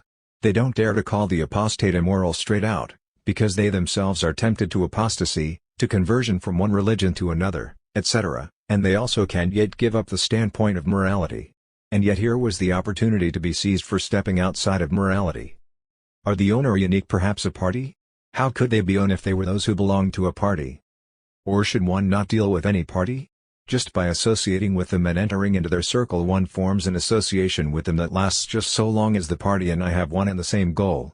But today I still share the party's tendency, and by tomorrow I can no longer do so and I become unfaithful to it. The party has nothing binding obligatory for me, and I don't respect it. If I no longer like it, I become its enemy. In every party that upholds itself and its existence, the members are unfree, or better unknown, to the degree that they lack egoism, that they serve the desire of the party. The independence of the party requires the lack of independence of the party members. A party, of whatever sort it may be, can never do without a confession of faith. Because those who belong to the party must believe in its principles, they must not doubt or question it. It must be what is certain, what is unquestionable for the party member. This means one must belong to a party body and soul, otherwise one is not truly a party man, but rather more or less an egoist. Entertain any doubt of Christianity and you are already no longer a true Christian. You have lifted yourself to the audacity of raising a question about it and hauling it before your egoistic judgment seat. You have sinned against Christianity, this party cause, because it is certainly not a cause, for example, for the Jews, another party. But good for you, if you don't let yourself be frightened. Your audacity helps you to own this. So then, can an egoist ever seize onto or take up with a party? Yes, only he can't let the party seize onto or take him. The party remains at all times nothing but a game for him. He is in the game, he takes part. The best state would clearly be the one which has the most loyal citizens, and the more the devoted sense of legality is lost, the more the state, this system of morality, this moral life itself, becomes diminished in force and quality. With the good citizens, the good state also degenerates and dissolves into anarchy and lawlessness. Respect for the law. The state as a whole is held together by this cement. The law is sacred, and anyone who transgresses it is a criminal. Without crime, no state. The moral world, and that is the state, is stuffed full of rogues, swindlers, liars, thieves, etc. Since the state is the rule of law, its hierarchy, therefore the egoist, in all cases where his advantage runs up against the state, can only satisfy himself through crime. The state cannot give up the claim that its laws and regulations are sacred. With this, the individual is considered precisely as the unholy barbarian, natural human being, egoist, since he is against the state, which is precisely how the Church once viewed him. For the individual, the state takes on the halo of a saint. So it adopts a law against dueling. Two people who both agree that they want to stake their life for a cause, no matter which one, must not be allowed to do so, because the state won't have it. It sets a penalty for it. So where is the freedom of self-determination? It's altogether another thing when, as in North America, for example, society determines to let the duelists bear certain negative consequences of their act, such as withdrawal of the credit previously enjoyed. To refuse credit is everyone's affair, and if a society wants to withdraw it for this or that reason, the person affected can therefore complain about an infringement of his freedom. The society is just asserting its own freedom. This is no penalty for sin, no penalty for a crime. There the duel is no crime, but only an action against which society will take countermeasures, will set a defense. The state, however, stamps the duel as a crime, i.e., a violation of its sacred laws. It makes it a criminal case. If society leaves it to the decision of the individual whether he wants to draw negative consequences and inconveniences to himself by his actions, and in this way recognizes his free decision, then the state does just the opposite, denying all rights to the individual's decision, and confers the only right to its own decision, state law, so that anyone who goes against the state's commandment will be looked upon as if he had gone against God's commandment, a view which the Church also once maintained. Here God is the sacred one in and of himself, and the commandments of the Church, like those of the state, are the commandments of this sacred one, which he delivers to the world through his anointed and rulers by the grace of God. As the Church had mortal sins, so the state has capital crimes. As the one had heretics, so the other has traitors. The one had ecclesiastical penalties, the other has criminal penalties. The one had inquisitorial trials, the other has fiscal trials. In short, their sins, here crimes, their sinners, here criminals, their inquisition and here inquisition. Won't the sanctity of the state fall like that of the Church? The awe of its laws, the reverence of its sovereignty, the humility of its subjects, will this last? Will the sacred face not be disfigured? What a folly to demand of state power that it should enter into an honest fight with the individual, and, as one expresses himself with freedom of the press, share sun and wind equally. If the state, this concept, is to be an effective power, it must simply be a higher power against the individual. The state is sacred and should not expose itself to the impudent attacks of individuals. If the state is sacred, then there must be censorship. The political liberals acknowledge the former and deny the consequence. But in any case, they concede repressive penalties to it, because they insist that the state is more than the individual and practices a justified revenge, called punishment. Punishment only has a meaning when it is to grant atonement for the violation of a sacred thing. If something is sacred to someone, then if he treats it with hostility, he certainly deserves punishment. A person who allows a human life to continue to exist, because it is sacred to him, and he has a dread of infringing on it, is simply a religious person. Weitling lays the blame for crime on social disorder and lives in the expectation that under communist institutions crimes will become impossible because the temptations to them, such as money, will be removed. But since his organized society is also extolled as sacred and inviolable, he miscalculates in that kind-hearted opinion.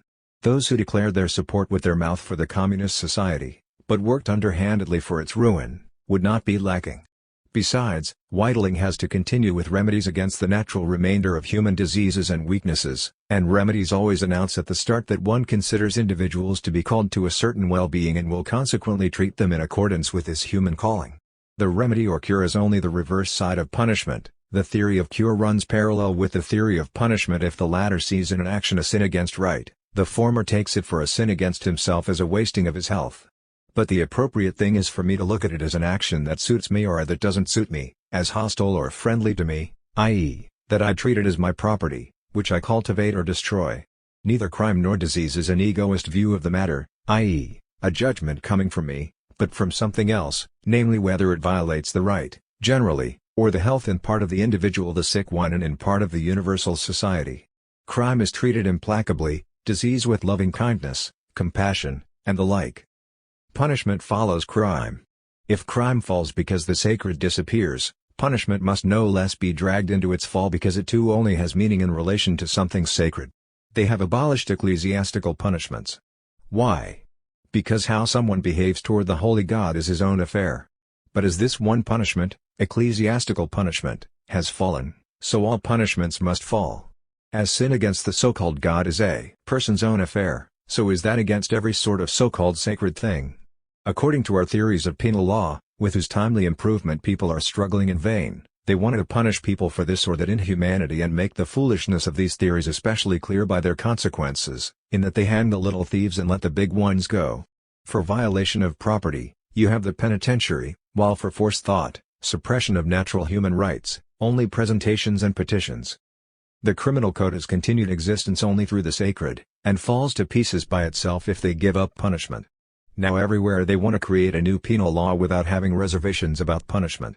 But it is precisely punishment that must give way to satisfaction, which again cannot aim at satisfying right or justice, but at procuring a satisfactory outcome for us. If one does to us something we won't put up with, we break his power and bring our own to bear. We satisfy ourselves on him and don't fall into the folly of trying to satisfy right, the phantasm. The sacred isn't to defend itself against human beings, but rather the human being is to defend himself against human beings, as, of course, God too no longer defends himself against human beings, that God to whom one sin in part. Indeed, even now, all God's servants offered their hands to punish the blasphemer, as still to this very day, they offer their hands to the sacred. That devotion to the sacred also brings it about that without any lively interest of one's own, one only delivers malefactors into the hands of the police and the courts, an apathetic giving over to the authorities, who will, of course, best administer sacred things. The people goes utterly nuts, sending the police against everything that seems immoral, or even only unseemly, to it, and this popular rage for the moral protects the police institution more than the mere government could possibly protect it. In crime the egoist has up to now asserted himself and mocked the sacred. The breaking with the sacred, or rather of the sacred, can become general. A revolution never returns, but an immense, reckless, shameless, conscienceless, proud crime, doesn't it rumble in the distant thunder, and don't you see how the sky grows ominously silent and gloomy? The person who refuses to use his powers for such restricted societies as family, party, nation, still always longs for a worthier society, and thinks that he may have found the true object of love in human society or humanity, and to sacrifice himself to it constitutes his honor. From now on he lives for and serves humanity. People is the name of the body, state the name of the spirit, of that ruling person that has suppressed me up to now. Some have wanted to transfigure peoples and states by expanding them to humanity and universal reason, but enslavement would only become still more intense through this expansion, and philanthropists and humanitarians are as absolute masters as politicians and diplomats. Modern critics rail against religion because it sets God, the divine, the moral, etc., outside the human being or makes them something objective, against which these critics simply move these same subjects into the human being instead.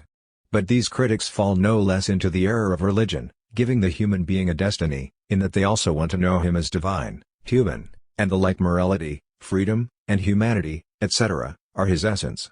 And like religion, politics also wanted to educate the human being, to bring him to the realization of his essence, his destiny, to make something out of him, namely a true human being, the one in the form of the true believer, the other in the form of the true bourgeois citizen or subject. In fact, it comes to the same thing whether you call the destiny the divine or the human. Under religion and politics, the human being is situated at the standpoint of he should become this or that, he should be so and so. Everyone brings this postulate, this commandment, not only up before others, but also before himself. Those critics say you should be a whole, a free human being. So they are also tempted to proclaim a new religion, to set up a new absolute, an ideal, namely, freedom. Human beings should be free. Then, missionaries of freedom might even arise, as Christianity sent missionaries of the faith in the conviction that everyone was actually meant to become Christians. Freedom would then establish itself as a new community, as up to now faith has a church, morality has a state, and carry on a similar propaganda from that. Indeed, there can be no objection raised against assembling together, but so much the more must one oppose any renewal of the old care for our welfare, education toward an end, in short, the principle of making something out of us, no matter whether it's Christians, subjects, or free people and human beings. One may well say with Feuerbach and others that religion has removed the human from human beings, and has transferred it into a hereafter, that, unattainable there, it led its existence as a personal being for itself, as a god. But the error of religion is in no way exhausted with this. One could very well drop the personality of the otherworldly human, could transform God into the divine, and one would still remain religious. Because the religious consists in discontent with present-day human beings, in setting up a perfection for which to strive, in the human being struggling for its completion. You therefore should be perfect as your Father in heaven is perfect. Matthew. It consists in the fixation of an ideal, an absolute. Perfection is the highest good, the finis bonorum. The ideal for everyone is the perfect human being, the true, the free human being, etc. The efforts of modern times aim to set up the ideal of the free human being. If one can find it, there's a new religion, because there's a new ideal, there's a new yearning, a new struggling, a new devotion, a new deity, a new contrition. With the ideal of absolute freedom, someone's up to the same tricks as with everything absolute, and according to Hess, for example, it's supposed to be realizable in the absolute human society.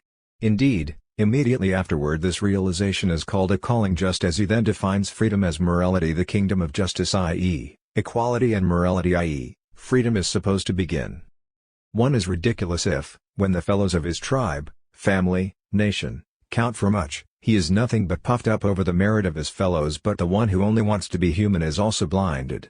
None of them puts his worth in exclusiveness, but rather in connectedness, or the tie, which joins him together with others, in ties of blood, nationality, humanity. Today's nationals have again stirred up the dispute between those who think they have only human blood and human blood ties, and the others who insist upon their special blood and special blood ties. If we disregard the fact that pride might reveal an overestimation, and take it solely for awareness, then we find an immense gap between the pride of belonging to a nation and thus being its property, and the pride in calling a nationality one's property. Nationality is my characteristic, but the nation is my owner and mistress. If you have bodily strength, then you can apply it at a suitable place and have a sense of self or pride from it. If, however, your strong body has you, then it gives you the itch everywhere, and in the most unsuitable places, to show its strength. You can't shake anyone's hand without having to squeeze it. The insight that one is more than a family member, more than a tribesman, more than an individual specimen of the people, has finally led to people saying that one is more than all this because one is a human being, or the human being is more than the Jew, the German, etc. Therefore, let everyone be wholly and solely human.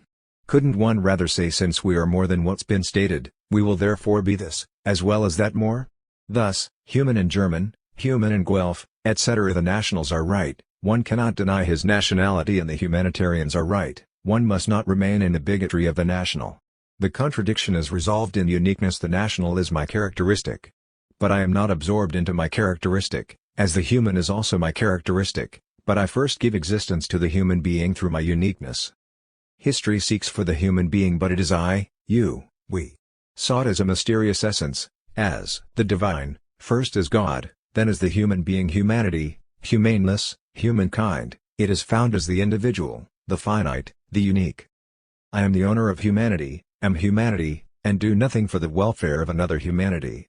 Fool, you who are a unique humanity, that you put on airs about wanting to live for another than you yourself are. The relationship considered up to now of me to the human world offers such a wealth of phenomena that it will have to be taken up again and again on other occasions, but here, where it is only to be broadly illustrated, it has to be broken off to make room for a perception of two other sides from which it radiates. Because, since I find myself in relation not only with human beings in so far as they show themselves in the concept human being or are human children, children of humanity, in the way one speaks of children of God, but also with what they have of the human and call their own, and as I therefore relate not only to what they are through the human, but also to their human possessions, so, in addition to the human world, the world of the senses and that of ideas are to be brought into the circle of our discussion, and something said about what human beings call their own insensuous as well as spiritual goods.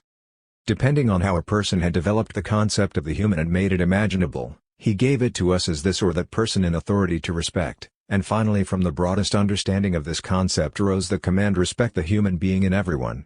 But if I respect the human being, then my respect must likewise extend to human things, or to what is the human beings. Human beings have something of their own, and I am supposed to recognize this own and hold it sacred. Their own consists partly in outer and partly in inner possessions.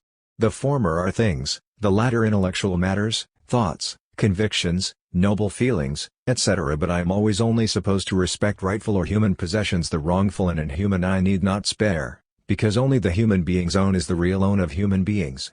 Religion, for example, is an inner possession of this kind because religion is free, i.e., is the human being's. I am not allowed to infringe upon it. Honor is also an inner possession. It is free, and I am not allowed to infringe upon it. Action for insults, caricatures, etc. Religion and honor are spiritual property. In material property, the person stands at the top. My person is my first property. Therefore, freedom of the person, but only the rightful or human person is free, the other is locked up. Your life is your property, but it is sacred to human beings only if it is not that of an inhuman monster. What material goods the human being as such cannot hold on to, we may take from them. This is the meaning of competition, of freedom of trade.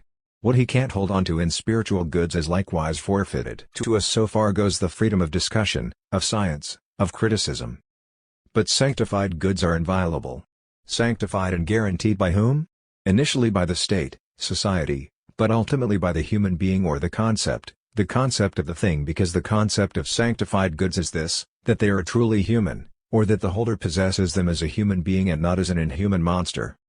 On the spiritual side, a person's faith is such a good, as are his honor, his moral feeling, and indeed even his feeling of decency, of shame, etc. Acts, speeches, writings that insult honor are punishable. Attacks against the basis of all religion, attacks against political beliefs, in short, attacks against everything that a human being has by right. How far critical liberalism would extend the sacredness of goods, on this it has as yet made no statement, and probably also wrongly believes itself to be averse to all sacredness. But, as it fights against egoism, it must set limits on it, and must not let the inhuman monster attack human things. If it came to power, to its theoretical disdain for the mass there would have to correspond a practical repudiation. What extension the concept human being gets, and what comes to the individual human being through it, thus what the human being and the human thing are, the various grades of liberalism differ on this, and the political, the social, the humane human being each always lay claim to more than the other for the human being. The one who has best grasped this concept knows best what is the human being's. The state still grasps this concept within political limitations, society within social limitations. Humanity, so it's said, is the first to wholly grasp it, or the history of humanity develops it. But if the human being is discovered, then we also know the human being's own, the property of the human being, the human thing. But let the individual human being lay claim to ever so many rights because the human being or the concept human being, i.e., because his being a human being, gives him the right to them. What do I care for his right and his claim? If he only has his right from the human being and doesn't have it from me, then for me he has no right. His life, for example, counts to me only for what it is worth to me. I respect neither his so-called property rights or his right to material goods, nor even his right to the sanctuary of his inner being or his right to have his spiritual goods and divinities, his gods, remain unharmed. His goods, the sensual as well as the spiritual, are mine, and I deal with them as property owner to the extent of my power. There's a broader meaning hidden in the property question than its narrow formulation allows one to bring out. Referred solely to what people call our possessions, it is capable of no solution. The determination is to be found only in the one from whom we have everything. Property depends on the owner. The revolution directed its weapons against everything that came by God's grace, for example against divine right, in whose place the human was reinforced. To that granted by the God's grace is opposed that which is derived from the human essence. Now, just as the relationship of human beings to each other, as opposed to religious dogma which commands a love for one another for God's sake, had to get its human position through a love for one another for the sake of the human being, so the revolutionary teaching could do nothing else, as to what concerns the relation of human beings to the things of this world, than to establish that the world, which had up to now been arranged by God's order, henceforth belongs to the human being. The world belongs to the human being, and should be respected by me as its property. Property is what is mine. Property in the bourgeois sense means sacred property, such that I have to respect your property. Respect for property. Therefore, the politicians would like everyone to possess their little piece of property, and have partly brought about an incredible parceling out through this effort. Everyone must have their bone on which to find something to chew. The matter goes differently in the egoist sense. I don't shyly step back from your property, but see it always as my property in which I need to respect nothing. Just do the same with what you call my property. With this view, we will most easily come to an understanding with each other. The political liberals see to it that, if possible, all servitudes get removed, and everyone is a free lord on his ground, even if this ground only has so much soil that one person's manure would sufficiently saturate it. That farmer married even in his old age that he might profit from his wife's scrap. Be it ever so small, if one only has his own, namely a respected property. The more such owners, such crap holders, the more free people and food patriots the state has. Political liberalism, like everything religious, counts on respect, humanity, the loving virtues. That's why it lives in endless annoyance. Because in practice people respect nothing, and every day the small possessions get bought up again by the bigger owners, and the free people become day laborers. If, against this, the small owners had kept in mind that the large property was also theirs, they wouldn't have respectfully excluded themselves from it, and wouldn't have been excluded. Property as bourgeois liberals understand it deserves the attack of the communists, and Proudhon it is intolerable, because the bourgeois property owner is really nothing but a propertyless person, one who is everywhere excluded. Instead of owning the world as he might, he doesn't even own the paltry point on which he turns round. Proudhon doesn't want the proprietaire but the possessor or usufruitier. What does that mean? He doesn't want the land to belong to anyone but the benefit of it, and even if one is entitled to only the 100th part of this benefit, this fruit is nonetheless his property which he can deal with as he sees fit. One who only has the benefit of an acre is assuredly not its property owner, still less the one who, as Proudhon wants it, must give up as much of the benefit as is not required for his needs, but he is the property owner of the share that is left to him. So Proudhon denies only this or that property, not property as such. If we no longer want to leave the land to the landowners, but want to appropriate it for ourselves, then we associate ourselves for this purpose, form an association, a société, that makes itself the property owner. If we succeed, then those others cease to be landowners. And as we drive them from the land, so we can drive them out from many other properties still, to make it our property, the property of the conquerors. The conquerors form a society, which you can think of as so large that it gradually embraces all humanity, but so-called humanity as such is also just a thought phantasm. The individuals are its actuality. And these individuals as a collective mass would treat soil and land no less arbitrarily than an isolated individual or a so-called proprietaire. Even so, therefore property remains, and that is exclusive too, in that humanity, that great society, excludes the individual from its property, perhaps only leases him a piece of it, grants it to him and fiefs it, in any case, excludes everything that is not humanity. For example, it doesn't allow the animal world to come into property. So will it also remain and become. That in which all want to have a share will be taken away from the individual who wants to have it for himself alone. It is made common property. As a common property each one has his share in it, and this share is his property. So indeed, even in our old relations, a house, which belongs to 5 heirs, is their common property, but a 5th part of the revenue is each one's property.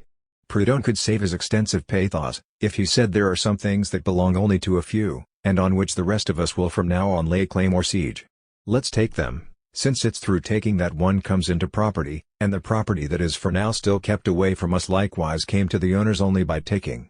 It will be put to better use if it is in all of our hands than if the few are in charge of it. Let us therefore associate ourselves for the purpose of this robbery volume. Instead he tells us the lie that society is the original possessor and the sole owner of inalienable rights against its so-called property owners have become thieves. La propriété volume. Now if it takes the property away from the present owner, it robs him of nothing, because it is just asserting its inalienable right. So far one comes with the phantasm of society as a moral person. On the contrary, what the human being can get belongs to him. The world belongs to me. Are you saying anything else with the opposite proposition? The world belongs to all? All are one and one again, etc. But you make a phantasm out of the all and make it sacred, so that then all become the awful masters of the individual. Then the ghost of right stands at their side. Proudhon, like the communists, fights against egoism. That is why they are continuations and consequences of the Christian principle, the principle of love, of sacrifice for something universal, something alien. They complete, for example, in property, only what has long existed in the matter, namely the propertylessness of individuals. When the law says ad regis potestas omnium pertinet, ad singulas proprietas omnia rex imperio possidit, singuli dominio, it means this: the king is the property owner, because he alone can dispose of and deal with everything. He is potestas and imperium over it. The communists make this clearer in that they transfer that imperium to the society of all. So since they're enemies of egoism, they are therefore Christians, or more generally, religious people, believers in ghosts, dependents, servants of whatever universal God, society, etc. Proudhon is also like the Christians in this, in that he attributes to God what he denies to human beings. He calls him the proprietaire of the earth. With this he proves that he can't think away the property owner as such. He comes at last to a property owner, but transfers him to the other world. The property owner is neither God nor the human being, human society, but the individual. Proudhon also whitling believes he is saying the worst about property when he calls it theft. Volume. Completely leaving aside the embarrassing question of what well-founded objection one could make against theft, we only ask, is the concept of theft at all possible unless one lets the concept of property count? How can one steal if property doesn't yet exist? What belongs to no one cannot be stolen. You don't steal the water that you draw from the sea. Consequently, property is not theft, but a theft becomes possible only through property. Whiteling also has to come to this, since he indeed regards everything as the property of all. If something is the property of all, then indeed the individual who appropriates it to himself steals. Private property lives only by the grace of the law. Only in law does it have its guarantee. Indeed, possession is not yet property, it is only mine by consent of the law. It isn't a fact, unfed as Proudhon says, but a fiction, a thought. This is legal property, legitimate property, guaranteed property. It is mine not by me but by law. Still, property is the expression for unlimited control over something, thing, animal, human being, of which I can dispose of as I see fit. According to Roman law, indeed, jus utendi et abutendi re sua, quata nusuris ratio potiter, an exclusive and unlimited right, but property is brought about by power. What I have in my power, that is my own. As long as I assert myself as holder, I am the property owner of the thing. If it gets away from me again, no matter by what power, for example, through my recognition of another's entitlement to the thing, then the property is extinguished. So property and possession come together as one. No right lying outside my power legitimizes me, but only my power. If I no longer have this, then the thing disappears from me. When the Romans had no more power against the Germanic peoples, the Roman world empire belonged to the latter, and it would sound ridiculous for one to insist that the Romans still remained the real owners. To whoever knows how to take and hold the thing, it belongs, until someone takes it away from him, as freedom belongs to the one who takes it. Only power decides about property, and since the state, whether the state of the bourgeoisie or of paupers or of human beings as such, is the only powerful one, it alone is property owner. I, the unique, have nothing, and am only infaft, am a vassal, and as such, a servant.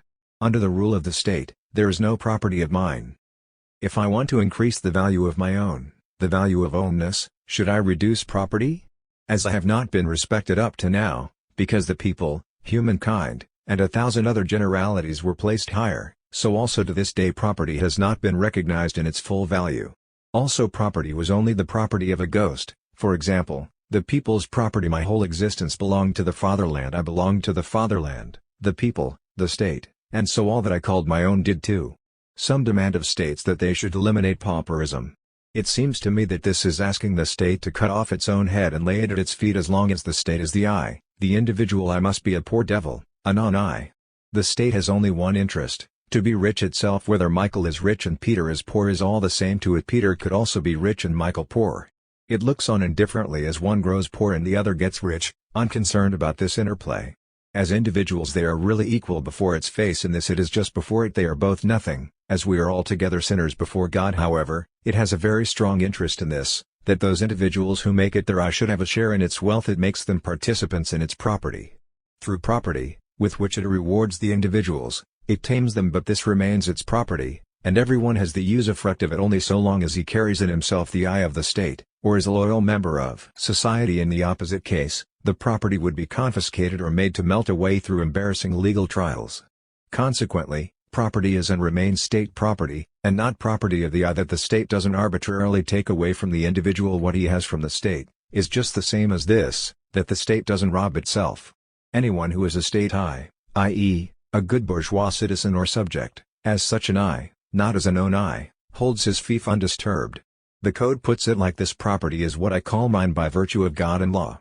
But it is mine by virtue of God and law only so long as the state has nothing against it.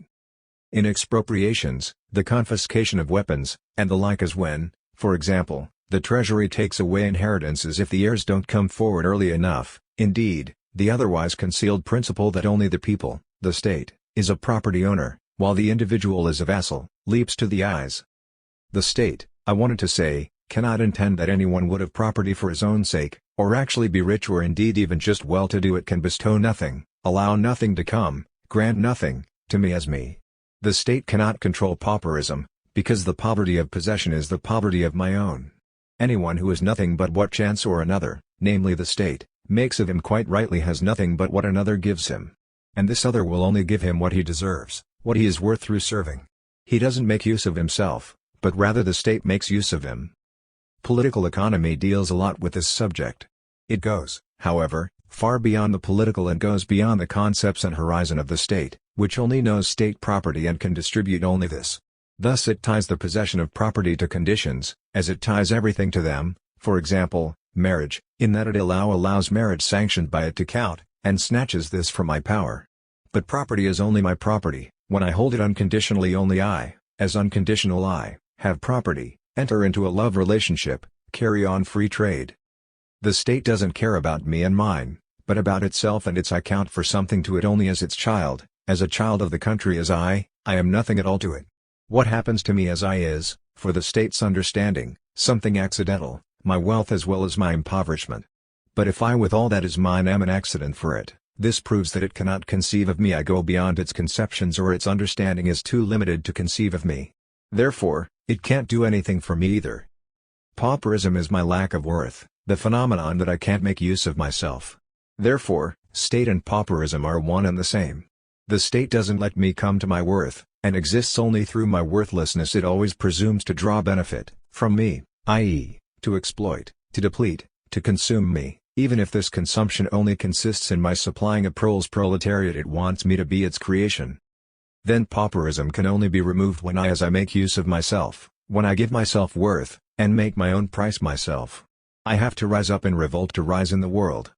What I create, flour, canvas, or iron and coal, which I laboriously win from the earth, is my work that I want to make worthwhile for me. But I can complain a long time that I am not paid for my work according to its worth. The payer will not listen to me, and the state will likewise react apathetically so long as it doesn't believe it has to appease me, so that I don't break out with my dreaded might. But this appeasement is the end of the matter, and if it occurs to me to demand more, then the state will turn on me with all the force of its lion's paws and eagle's claws, because it is the king of beasts, the lion and the eagle.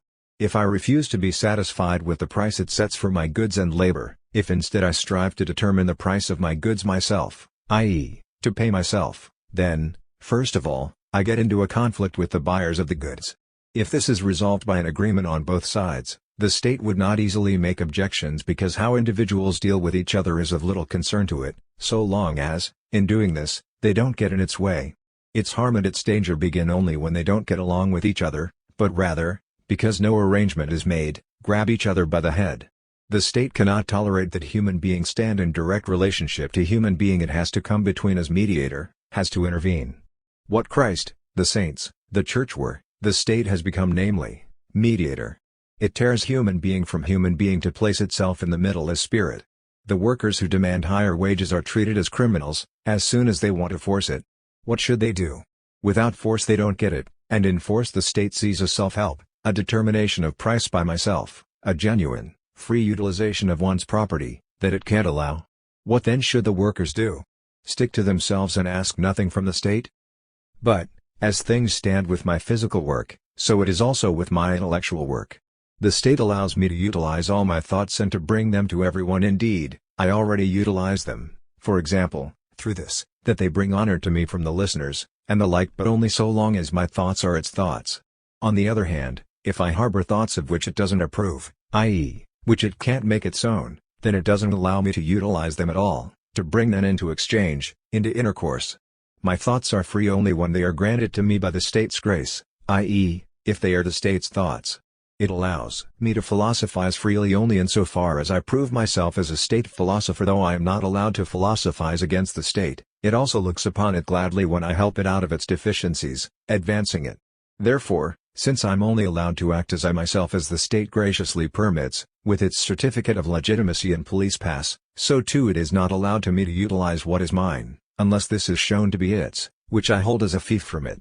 My ways must be its ways, or it will seize me my thoughts, its thoughts, or else it stops my mouth. The state has nothing to be more afraid of than my worth, and there is nothing that it must try more carefully to prevent than every opportunity that may come to me to make a worthwhile use of myself. I am the mortal enemy of the state, which always hovers between the alternatives it or I. Therefore it pays strict attention not only to not letting me count, but also to thwarting what is mine. In this state, there is no property, i.e., no property of the individual, but only state property. I have what I have only through the state, as I am what I am only through it. My private property is only what the state leaves to me of its own, in that it cuts off other state members from it, makes it private. It is state property. But, in opposition to the state, I feel more and more clearly that a great power is still left to me, power over myself, i.e., over everything that is suitable only to me and that only is, in being my own. What do I do if my ways are no longer its ways, my thoughts no longer its thoughts? I look to myself, and ask nothing of it. In my thoughts, which I get sanctioned by no assent, no permission, no grace, I have my actual property, a property with which I can carry on trade. Because as mine they are my creations, and I am in a position to give them away in return for other thoughts, I give them up and in exchange for them take others, which are then my newly bought property. What then is my property? Nothing but what is in my power. To what property am I entitled? To any to which I empower myself. I give myself property rights by taking property to myself, or giving myself the property owner's power, full power, empowerment. That over which I have power that others cannot snatch from me remains my property. Well then, let power decide upon property, and I will expect everything from my power. Alien power, power that I leave to another, makes me a bondsman, so may my own power make me an owner. May I then pull back the power that I have conceded to others out of ignorance about the strength of my own power. May I say to myself, where my power reaches, that is my property, and may I lay claim to everything as property that I feel myself strong enough to attain, and may I get my actual property to extend as far as I authorize, i.e., empower myself to take. Here egoism, selfishness must decide, not the principle of love, not love motives like compassion, charity, kindness, or even justice and fairness, because Iustisha too is a phenomenon of love, a love product. Love recognizes only sacrifices and calls for self-sacrifice. Egoism has no intention of sacrificing anything, of giving up anything. It simply decides what I need, I must have and will get for myself. All attempts to provide rational laws of property leaked out of the bosom of love into a desolate sea of regulations. One can't even exclude socialism and communism from this. Everyone is supposed to be supplied with sufficient means, for which it matters little whether one still finds them socialistically in a personal property or communistically ladles them from the community of goods. The individual's sense remains the same. In this it remains a sense of dependence. The distributive board of equity lets me get only what the sense of equity, its loving care for all, dictates. For me, the individual, there lies no less of an offense in collective wealth than in that of individual others. Neither the former nor the latter is mine. Whether the wealth belongs to the collectivity which allows part of it to flow to me, or to individual possessors, is for me the same constraint, as I can decide nothing about either. On the contrary, communism pushes me back even more, through the abolition of all personal property, into dependence on another, namely the generality or collectivity, and as loudly as it always attacks the state, what it intends is itself a state, a status, a state of affairs that restrains my free movement, a supreme lordship over me. Communism rightly rebels against the pressure that I experience from individual property owners, but still more horrifying is the power that it puts in the hands of the collectivity. Egoism takes a different route for eradicating the propertyless rabble. It doesn't say wait and see what the Board of Equity will give you in the name of the collectivity, because such a gift has always taken place in states, each receiving according to desert, and so according to the measure to which each was able to deserve it, to earn it by service, but rather seize and take what you need. Thus, the war of all against all is declared. I alone decide what I will have. Now, this is really no new wisdom, because self-seekers have held to it at all times. It's not at all necessary that the thing be new, if only the awareness of it is existing. But this latter couldn't claim great age, unless perhaps one includes Egyptian and Spartan law here, because how little it is known is clear from the allegation above, which speaks contemptuously of self-seekers. One should only know this, that the method of seizing is not contemptible, but manifests the clear action which some egoists agree together to take. Only when I expect neither from individuals nor from a collectivity what I can give myself, only then do I escape the bonds of love. The rabble stops being rabble only when it seizes. Only the fear of seizing and the corresponding punishment make it a rabble. Only that seizing is sin, crime, only this definition creates a rabble. And it is to blame that it remains what it is, because it lets this rule be in force, as are, more especially, those who self-seekingly to give them back their favored word demand that this rule be respected. In short, the lack of awareness of the new wisdom, the old consciousness of sin, alone bears the blame. If people reach the point where they lose respect for property, then everyone will have property, as all slaves become free people as soon as they no longer respect the master as master. Associations will then, in this matter as well, multiply the individual's means and secure his contested property. In the opinion of the communists, the community should be the property owner. On the contrary, I am the property owner, and I only come to an agreement with others about my property. If the community doesn't do what suits me, I rise up against it and defend my property. I am the property owner, but property is not sacred. Am I merely to be the possessor? No, up to now one was only a possessor, secured in the possession of a parcel of land by leaving others in possession of a parcel of land, but now everything belongs to me. I am the owner of everything that I need and can get hold of. If one socialistically says, society gives me what I need, then the egoist says, I take what I need. If the communists conduct themselves like paupers, the egoist behaves as a property owner. All attempts to make the rabble happy and all swan brotherhoods, which arise from the principle of love, must fail. Only from egoism can the rabble get help, and it must provide this help to itself and will provide it to itself. If it doesn't let itself be forced to fear, it is a power. People would lose all respect. If I did not force them to fear, says Bugbear Law and Der Gestiefelte. Thus, property should not and cannot be done away with. It must rather be snatched from ghostly hands and become my property. Then the false awareness, that I cannot entitle myself to as much as I need, will vanish. But what could the human being not need? Well, whoever needs much and knows how to get it, has at all times gotten it, as Napoleon got the continent and the French got Algiers. Therefore, it simply depends on this that the respectful rabble finally learns to get what it needs. If it reaches out too far for you, well then, defend yourselves. You have no need to good-heartedly bestow anything on it, and when it gets to know itself, or rather whoever from the rabble gets to know himself, he casts off the vulgarity of the rabble, by saying no thanks to your charity. But it remains ridiculous that you declare the rabble sinful and criminal, if it doesn't like living off your good deeds, because it can do something good for itself. What you bestow cheats it and strings it along. Defend your property, and then you will be strong. If, on the other hand, you want to preserve your ability to bestow, and possibly even have more political rights, the more charity poor rate you can give, this will work just as long as the recipients let you work it. In short, the property question can't be solved as amicably as the socialists, indeed, even the communists, dream. It will only be solved in the war of all against all. The poor only become free and property owners when they rebel, rise up. However much one bestows on them, they will still always want more because they want nothing less than that. Finally nothing more gets bestowed. One will ask, but how will it be then, when they have not state courage? What sort of compensation is there to be then? One might as well ask that I cast a child's birth chart. To know what a slave will do once he has broken his chains, one must await. In Kaiser's pamphlet The Personality of the Property Owner, in reference to socialism and communism, etc., worthless for its lack of form as well as substance, he hopes from the state that it will bring about an equalization of property. Always the state. The great Papa. As the Church was proclaimed and looked upon as the mother of believers, so the state completely has the face of the Provident Father. Competition shows itself to be most precisely connected with the principle of the bourgeois way of life. Is it anything other than equality, égalité? And isn't equality just a product of the same revolution that was brought forth by the bourgeoisie, the middle classes?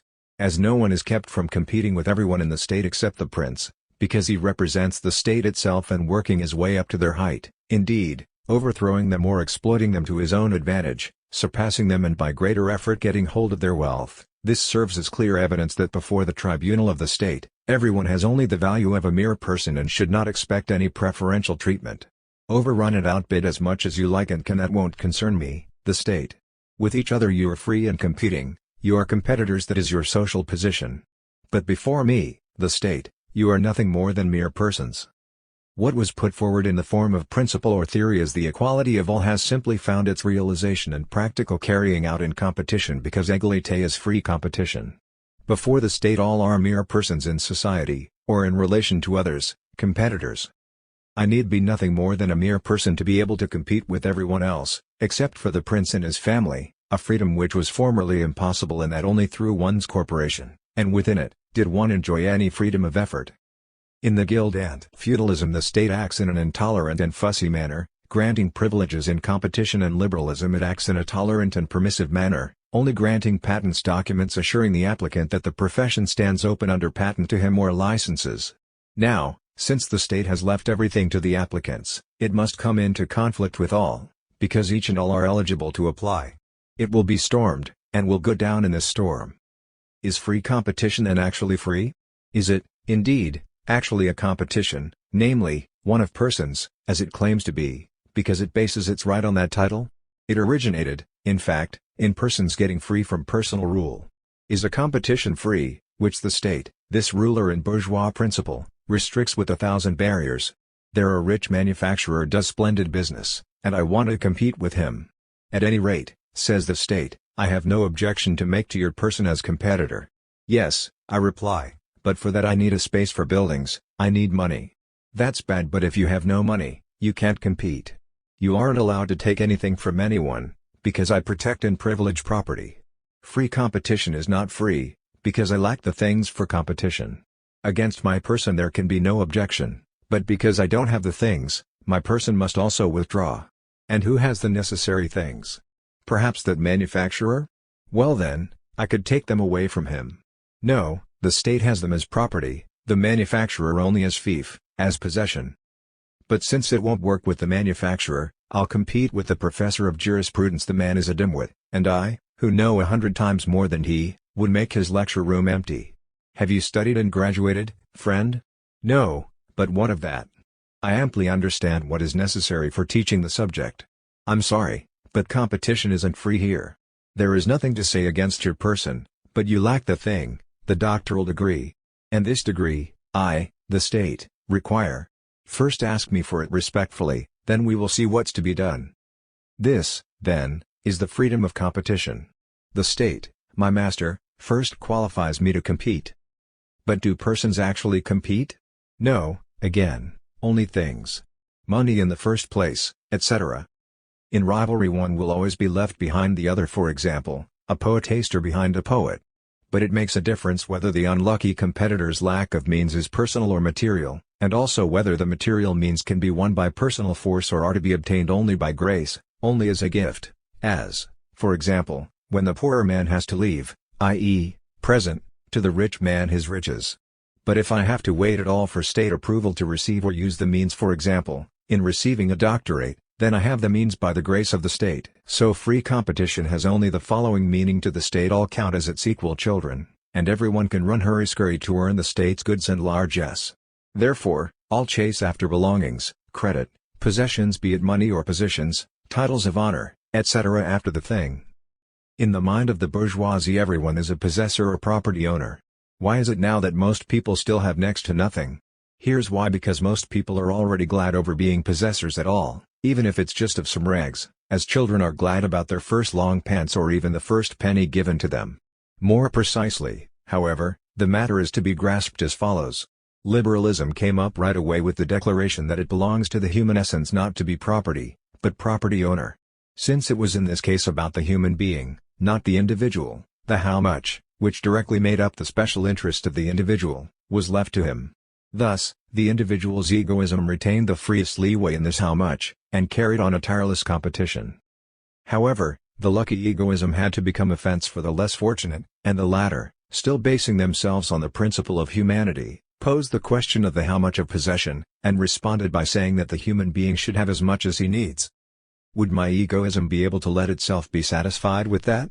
What the human being needs by no means serves as a standard for me and my needs because I could have use for more or less. I must rather have as much as I am capable of appropriating. Competition suffers from the disadvantage that the means for competing are not at everyone's command, because they aren't gathered from personality, but from chance circumstance. Most are without means and therefore without goods. That's why the socialists demand means for all and aim for a society that provides means. We no longer recognize your cash value, they say. As your capacity you must show a different capacity, namely your labor power. In the possession of some belongings, or as a holder, the human being certainly shows himself as a human being. This is why we also let the property holder, whom we called property owner, remain valid for so long. Still you possess the things only so long as you don't get kicked off this property. The property holder is capable, but only so far as others are incapable.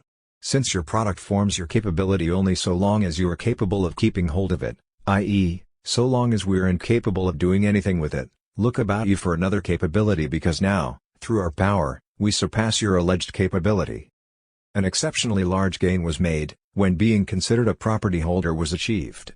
With that, bondage was abolished, and everyone who had up to then been bound to a master's service and had more or less been his property, now became a master. Only from this time on your credit and your belongings are no longer enough and will no longer be recognized. On the contrary, your working and your work rise in value. We now respect your mastery of things, as we formerly did your holding them. Your work is your capability. You are only a master or property holder of what comes by work, not by inheritance. But since nowadays, everything has come by inheritance, and every penny that you possess bears not a labor stamp but an inheritance stamp, everything must be melted down again. Is my work then actually my sole capability, as the communists suppose, or isn't it rather everything of which I am capable? And doesn't the workers' society itself have to admit this, since it also supports, for example, sick people, children, the elderly, in short, those unable to work? These are still capable of many things, for example, preserving their life, instead of taking it. If they are capable of making you desire their continued existence, then they have a power over you. To one who exercised no power at all over you, you would grant nothing he could perish. So what you are capable of is your capability. If you are capable of giving pleasure to thousands, then thousands will reward you, for it is indeed in your power not to do it, so they have to purchase your deed. If you aren't capable of winning anyone over, you may just starve. Now am I, who am capable of much, perhaps to have nothing over the less capable. We all sit in the midst of abundance. Am I not supposed to help myself as well as I can, but rather just wait and see how much is left for me through equal division? Against competition the principle of pauper society rises up: partition. The individual cannot bear to be considered a mere part, a part of society, because he is more. His uniqueness fends off this limited view. Therefore, he doesn't expect his capability to be allocated by others, and even in the workers' society the concern arises that an equal allocation will cause the strong to be exploited by the weak. He rather expects to draw his capability from himself, and now says my capability is what I am capable of having. Doesn't the child possess quite a capability in its smiling, its playing, its screaming, in short, in its mere existence? Are you able to resist its desire, or don't you, as its mother, hold out your breast to it as its father, as much of your belongings as it needs? It compels you, and therefore it possesses what you call yours. If your person matters to me, then you pay me with your very existence. If I only care about one of your qualities, then your compliance perhaps, or your aid, has a value, a cash value for me, and I purchase it. If you don't know how to give yourself anything more than a cash value, in my estimation, the situation we learn from history, in which German natives were sold to America, could repeat itself. Should those who let themselves be bartered away be worth more to the seller? He preferred hard cash to this living merchandise, which didn't know how to make itself precious to him. That he found nothing more valuable in it was, however, a defect in his capabilities. But only a scoundrel gives more than he has. How was he supposed to show respect, when he didn't have it, indeed, hardly could have it for such a pack? You behave egoistically when you respect each other neither as holders nor as paupers or workers, but as a part of your capability, as useful entities.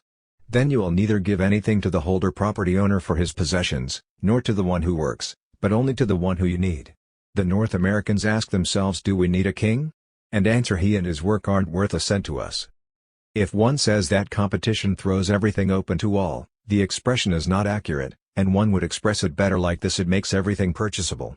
Since competition surrenders it all to them, it leaves it all to their appraisal or their estimation, and demands a price for it. But those who want to buy usually lack the means to make themselves buyers. They have no money. Indeed, the purchasable things are to be had for money. Everything is to be had for money, but money is precisely what's lacking. But where is one to get money, this viable or circulating property? Know then, you have as much money as you have power, because you count for as much value as you get hold of for yourself. One doesn't pay with money, of which there can come to be a lack, but with one's capability, through which alone we are capable, because one is a property owner only so far as the arm of one's power reaches. Whiteling thought up a new means of payment, work. But the real means of payment remains, as always, capability. With what you have in your capability you pay. Therefore, think about the expansion of your capabilities. In saying this, one is still right there again with the slogan, to each according to his capability. Who's supposed to give to me according to my capability? Society? Then I would have to put up with its estimation of me. Rather, I will take according to my capability. Everything belongs to everyone. This proposition comes from the same empty theory. To each belongs only what he is capable of. If I say the world belongs to me, that too is actually empty talk, which has meaning only insofar as I respect no alien property. But to me belongs only as much as I am capable of, or have the capability for. A person isn't worthy of having what he allows to be taken from him out of weakness. He isn't worthy of it, because he isn't capable of it. People have raised a tremendous uproar over the 1,000-year wrong that the rich are committing against the poor. As if the rich were to blame for poverty, and the poor were not equally to blame for riches. Is there another difference between the two than that of capability and incapability, of the capable and the incapable? Of what, then, does the crime of the rich consist? Of their hard-heartedness. But who then has supported the poor? Who has provided their nourishment when they were no longer able to work? Who has given alms, those alms that even have their name from kind-heartedness, eleemosyn? Haven't the rich always been kind-hearted? Aren't they charitable to this day, as poor taxes, hospitals, foundations of all sorts, etc., prove? But all that is not enough for you. They are undoubtedly then supposed to share with the poor? Here you demand that they should abolish poverty. Aside from the fact that hardly anyone among you would act this way, and that this one would be a fool, just ask yourselves, why should the rich suffer badly and give up themselves, when such an action would be much more useful to the poor? You, who have your dollar a day, are richer than thousands who live on 4 groschen. Is it in your interest to share with the thousands, or isn't it rather in theirs? The intention connected with competition is less that of doing the thing the best, than that of doing it as profitably, as productively, as possible. People study to get a position, study to be a good breadwinner, study groveling and flattery, routine and business sense, work for appearances and cash. So while it's apparently about doing good service, in truth, a person is only looking out for a good business and money-making. He supposedly does the thing only for the sake of the thing, but in fact, because of the profit it yields. Indeed, he would prefer not to be censor, but he wants to be promoted. He would like to judge, administer, etc. according to his best convictions, but he fears transfer or even dismissal. Above all things, a person has to live. So this hustle and bustle is a fight for dear life, and, in a step-by-step progression, for more or less good living. And yet, all their toil and trouble brings most of them nothing but bitter life and bitter poverty. All the bitter earnestness for this ceaseless self-promotion doesn't let us take a breath. To come to a peaceful enjoyment we don't take pleasure in our possessions. But the organization of work affects only such work as others can do for us, butchering, tillage, etc. The rest remain egoistic, because no one can, for example, produce your musical compositions, carry out your painting projects, etc. In your place nobody can replace Raphael's works. The latter are the works of a unique individual, which only he is capable of achieving, whereas the former deserve to be called human, because what is one's own in them is of little importance, and just about any human being can be trained for them. Since now society can take into consideration only work for the public good or human work, so one who does something unique remains without its care. Indeed, he might find himself disturbed by its intervention. The unique one will no doubt work his way out from society, but society brings forth no one who is unique. It is therefore always helpful that we reach an agreement about human works, so that they don't take up all our time and effort as they do under competition. To this extent, communism will bear its fruits. Before the rule of the bourgeoisie, even that of which all human beings are capable, or could become capable, was tied to a few and withdrawn from the rest. It was a privilege. To the bourgeoisie it seemed fair to put back into play everything that appeared to be there for every human being. But because it was put back into play, it was still given to no one, but rather left to each to grab by his human powers. By this the mind was turned toward the acquisition of the human, which from then on beckoned to everyone, and there emerged a tendency which one hears so loudly complained about under the name of materialism. Communism seeks to block its course, by spreading the faith that what's human isn't worth so much trouble, and with a sensible arrangement, could be gained without the great expenditure of time and energy that seemed necessary up to now. But for whom is time to be gained? Why does a human being need more time than is necessary to refresh his weary labor power? Here communism is silent. Why? To take pleasure in himself as unique, after he has done his part as a human being. In the first joy at being allowed to stretch out their hands toward everything human, people forgot to want anything else, and competed boldly for it, as if the possession of the human were the goal of all our desires. They've run themselves to exhaustion, and are gradually realizing that possession doesn't bring happiness. So they're thinking of getting what they need by an easier bargain, and spending only as much time and effort on it as its indispensability requires. Wealth declines in price, and a contented poverty, the carefree pauper, becomes the seductive ideal. Should those human activities of which everyone thinks himself capable be highly paid, and sought with great effort in the expenditure of life forces? Even in the everyday expression "if only I were the minister" or even then it would go quite differently. That confidence is expressed that one holds himself capable of playing the role of such a dignitary. One no doubt senses that to things like that uniqueness doesn't belong, but only in education which is attainable, if still not exactly to all, at any rate to many, i.e., that for something like this one need only be an ordinary human being. If we suppose that, as order belongs to the essence of the state, so too subordination is based in its nature, then, we see that the subordinates, or the favored, disproportionately overcharge and overreach those who are pushed down. But the latter take courage, first from socialist perspectives, but later certainly with egoistic awareness, of which we will, therefore, immediately give their speech some coloring, for the question "by what is your property secured then, you favored ones?" and give themselves the answer by this, that we refrain from encroachments. And so, by our protection. And what do you give us for it? Kicks and disdain are what you give to the common people. Police surveillance and a catechism with the main clause: respect what is not yours, what belongs to others. Respect others and especially your superiors. But we reply, if you want our respect, then buy it for a price agreeable to us. We will leave you your property, if you give proper compensation for this leaving. Well then, what compensation does the general give in times of peace for the many thousands of his yearly income? What does another give for his sheer hundreds of thousands and millions each year? What compensation do you give for our chewing potatoes and looking on quietly while you slurp oysters?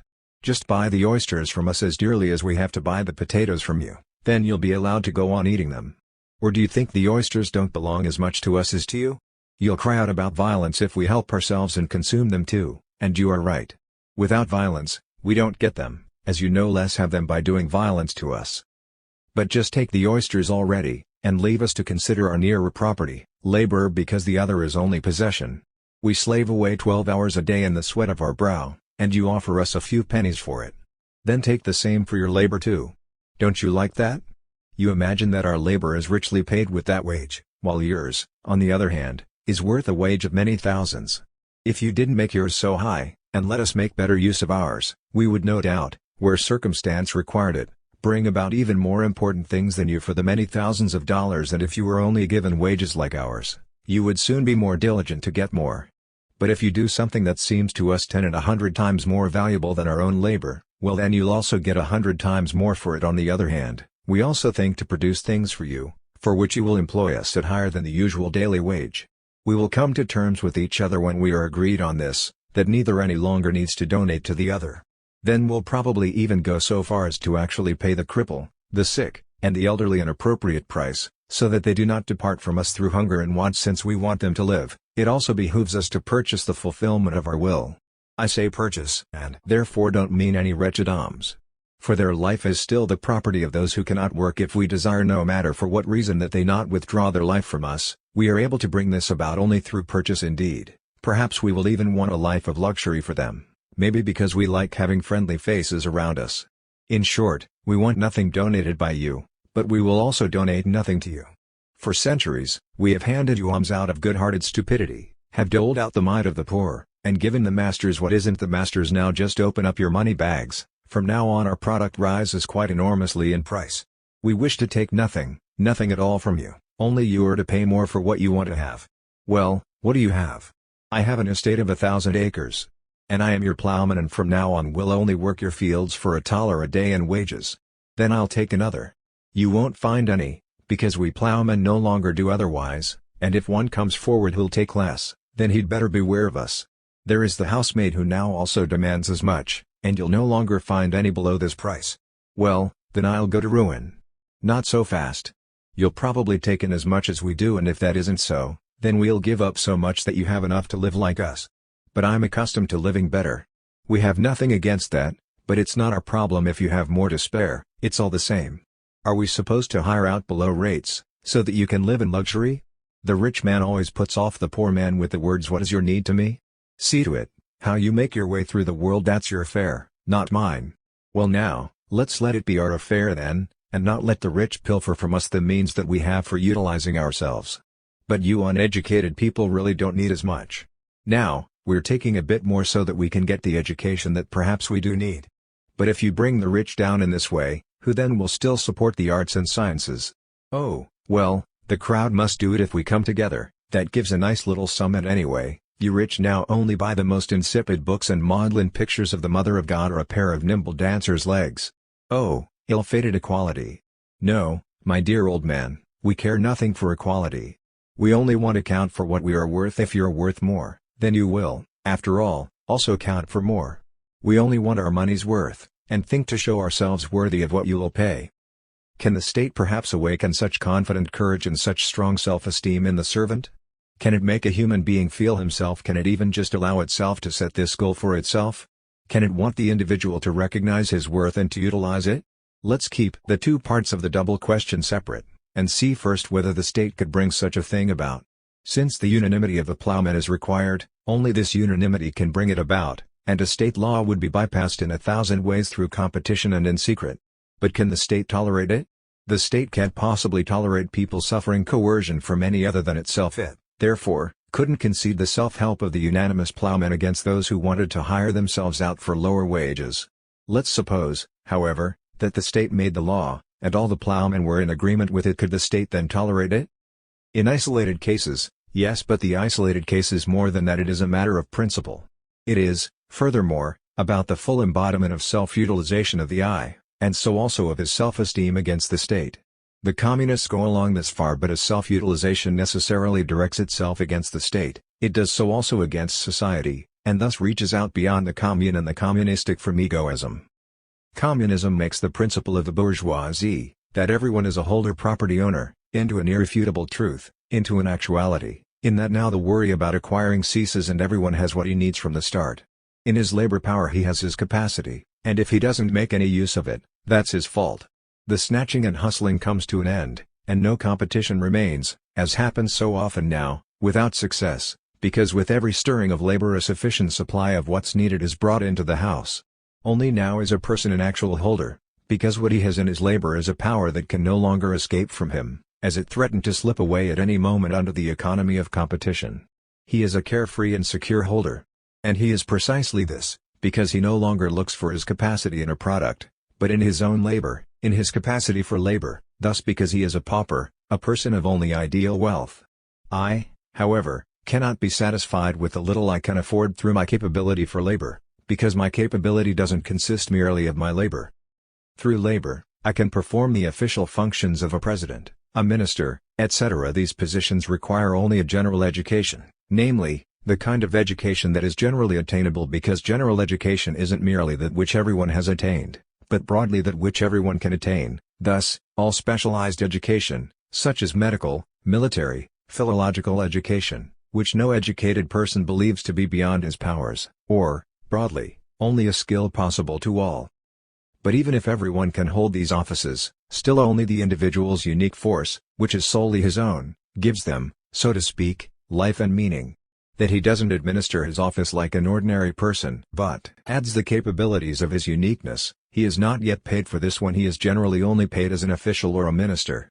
If he's done this to get your thanks, and you want to preserve this thanks-worthy force of the unique, you can't pay him as a mere human being who performed only human things, but as one who accomplishes the unique. Do the same with your labor. It isn't possible to determine a universal valuation of my uniqueness, as it is for what I do as a human being. Only for the latter can evaluation be determined. Go on then and set a general estimation for human labors, but don't rob your uniqueness of its deserts. Human or universal needs can be satisfied through society. For the satisfaction of unique needs, you have to do some searching. Society can't provide you with a friend and some friendly service, or even an individual's service. And yet, in any moment, you will be in need of such service, and on the slightest occasions need someone who is helpful to you. Therefore, you don't rely on society, but see to it that you have the means to purchase the fulfillment of your wishes. Should money be maintained among egoists? An inherited possession is attached to the old stamp. If you no longer let yourself be paid with it, then it's ruined. If you do nothing for this money, then it loses all power. Write off the inheritance, and you've broken off the executor's court seal. Now, indeed, everything is an inheritance, whether it is already inherited or still waits for its heir. If it is yours, why do you let it be sealed up from you? Why do you respect the seal? But why shouldn't you create new money? Do you abolish the product by taking away its hereditary stamp? Now, money is a product, and an essential means or capability, because it protects against the ossification of wealth, keeps it in flux, and brings about its turnover. If you know a better medium of exchange, well, all right, but it will again be a money. It's not the money that does you harm, but your inability to take it. Let your capability take effect, pull yourself together, and there'll be no lack of money. Your money, money of your stamp. But I don't call working letting your capability take effect. Those who are only looking for work or are willing to work hard prepare for themselves the inevitable lack of work. Fortune and misfortune depend upon money. It is therefore a power in the bourgeois period, because it is only wooed like a girl who is indissolubly wedded by nobody. All the romance and chivalry of wooing a dear object come to life again in competition. The knights of industry run off with money, an object of desire. The lucky one brings the bride home. The pauper is lucky he brings her into his household, society, and destroys the virgin. In his house, she is no longer bride, but wife, and with her virginity her family name is also lost. As a housewife, the maid adds the capabilities of his uniqueness. He is not yet paid for this when he is generally only paid as an official or a minister. If he's done this to get your thanks, and you want to preserve this thanks-worthy force of the unique, you can't pay him as a mere human being who performed only human things, but as one who accomplishes the unique. Do the same with your labor. It isn't possible to determine a universal valuation of my uniqueness, as it is for what I do as a human being. Only for the latter can evaluation be determined. Go on then and set a general estimation for human labors, but don't rob your uniqueness of its deserts. Human or universal needs can be satisfied through society. For the satisfaction of unique needs, you have to do some searching. Society can't provide you with a friend and some friendly service, or even an individual's service. And yet, in any moment, you will be in need of such service, and on the slightest occasions need someone who is helpful to you. Therefore, you don't rely on society, but see to it that you have the means to purchase the fulfillment of your wishes. Should money be maintained among egoists? An inherited possession is attached to the old stamp. If you no longer let yourself be paid with it, then it's ruined. If you do nothing for this money, then it loses all power. Write off the inheritance, and you've broken off the executor's court seal. Now, indeed, everything is an inheritance, whether it is already inherited or still waits for its heir. If it is yours, why do you let it be sealed up from you? Why do you respect the seal? But why shouldn't you create new money? Do you abolish the product by taking away its hereditary stamp? Now, money is a product, and an essential means or capability, because it protects against the ossification of wealth, keeps it in flux, and brings about its turnover. If you know a better medium of exchange, well, all right, but it will again be a money. It's not the money that does you harm, but your inability to take it. Let your capability take effect, pull yourself together, and there'll be no lack of money. Your money, money of your stamp. But I don't call working letting your capability take effect. Those who are only looking for work or are willing to work hard prepare for themselves the inevitable lack of work. Fortune and misfortune depend upon money. It is therefore a power in the bourgeois period, because it is only wooed like a girl who is indissolubly wedded by nobody. All the romance and chivalry of wooing a dear object come to life again in competition. The knights of industry run off with money, an object of desire. The lucky one brings the bride home. The pauper is lucky he brings her into his household, society, and destroys the virgin. In his house, she is no longer bride, but wife, and with her virginity her family name is also lost. As a housewife, the maid, such as humanity, majesty, etc., is elevated to something existing in itself, so that it still exists long after it has ceased to be my power. Thus turned into a ghost, power is right. This immortalized power doesn't even expire with my death, but rather is transferred or bequeathed. Things now actually don't belong to me, but to right. On the other hand, this is nothing more than a delusion. Because the individual's power becomes permanent and a right only by others combining their power with his. The delusion lies in their believing that they can't withdraw their power again. Again, the same phenomenon, that the power is separated from me. I can't take back the power that I have given to the possessor. One has invested power, has given away his power, has renounced thinking better of it. A property owner can give up his power and his right to a thing by giving it away, squandering it, and the like. And couldn't we likewise let go of the power that we lend to him? The upright person, the righteous person, desires to call nothing his own that he does not have by right or have the right to, thus only rightful property. Who is to be the judge and grant him his right?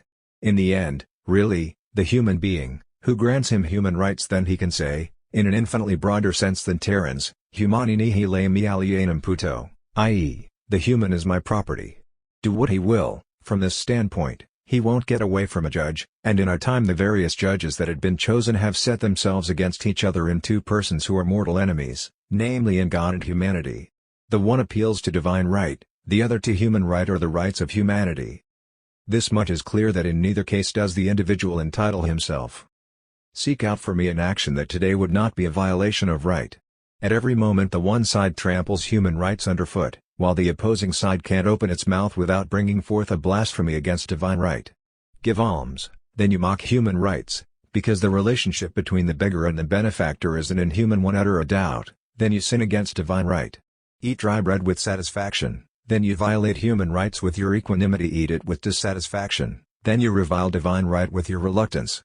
There's not one among you who doesn't commit a crime. At every moment your speeches are crimes, and every inhibition of your freedom of speech is no less a crime. You are altogether criminals. But you are so only because you all stand on the ground of right, i.e., because you don't even know, and understand how to value, the fact that you are criminals. Inviolable or sacred property has grown on this very ground. It is a legal concept. A dog sees the bone in another's power and stands off only if it feels too weak. But the human being respects the other's right to his bone. The latter action is thus considered as human, the former as brutal or egoistic. And as here, so generally it is called human when one sees something spiritual in everything. Here the right, i.e., makes everything into a ghost, and acts toward it as toward a ghost, which one can indeed scare away at its appearance, but cannot kill. It is human to look at what is individual not as individual, but as universal. In nature, as such, I no longer respect anything, but know that I am entitled to everything against it. On the other hand, in the tree in that garden, I must respect alienness one-sidedly. People say property, I must keep my hands off it. That comes to an end only when I can indeed leave that tree to another as I leave my stick, etc., to another, but don't regard it, from the beginning, as alien to me, i.e., sacred. In fact, I don't make it a crime for myself to fell it if I want to, and it remains my property. However long I relinquish it to others, it is and remains mine. In the banker's wealth I as little see anything alien as Napoleon did in the territories of the. Therefore, it is necessary that I no longer lay claim to anything as human being, but to everything as I, this I therefore, to nothing human, but rather to mine, that is, nothing that comes to me as a human being, but what I want and because I want it. The rightful, or legitimate, property of another will only be that which you consider it right to be his property. If it stops being right to you, then it has lost its legitimacy for you, and you will laugh at the absolute right to it. In addition to the previously discussed property in the narrow sense, another property is held up to our reverent minds, a property against which we should sin much less. This property consists in spiritual goods, in the sanctuary of the inner being. What a person holds sacred, no one else should poke fun at, because, however false it may be, and however fervently you may seek in a loving and modest way to convince the one who holds to it and believes in it of a true sacred thing, still the sacred itself is always to be honored. In his error the erring one still believes in the sacred, even though in an incorrect sense, and so one must at least respect his belief in the sacred. In ruder times than our own, people used to cultivate a particular faith and require devotion to a particular sacred thing, and they didn't go easy on those of a different faith. However, since freedom of belief became more and more widespread, the jealous God and Soul Lord gradually melted into a fairly universal supreme being, and it satisfied human tolerance if everyone honored something sacred. Brought to the most human expression, This sacred thing is the human being itself and what is human.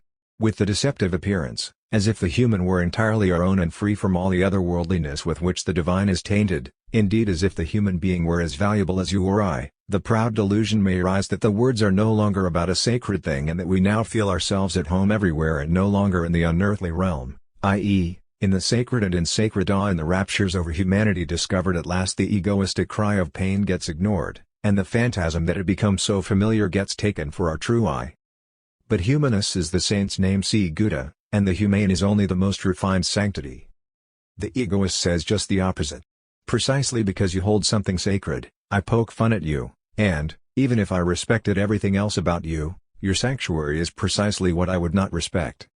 With these opposing views, one must also assume there is a contradictory attitude towards spiritual goods. The egoist insults them, while the religious person, i.e., everyone who places his essence above himself, must consistently protect them.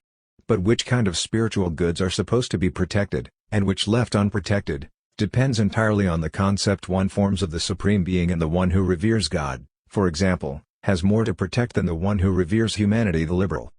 In spiritual goods we are injured in a spiritual, as distinct from a sensory, way, and the sin against them consists in a direct desecration, whereas against a sensory good a theft or alienation takes place. The spiritual goods themselves are devalued and desecrated, not merely taken away. The sacred is immediately threatened.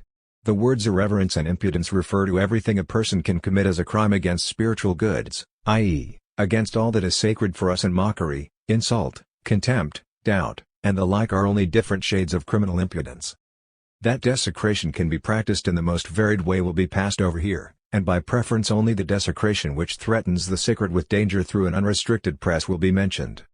As long as respect is demanded even for one spiritual essence, speech and the press must be enslaved in the name of this essence, for just so long the egoist could violate it by his comments, a thing which one must prevent him from doing at least through due punishment, if one would rather not take up the more correct remedy against it, preventative police power, such as censorship.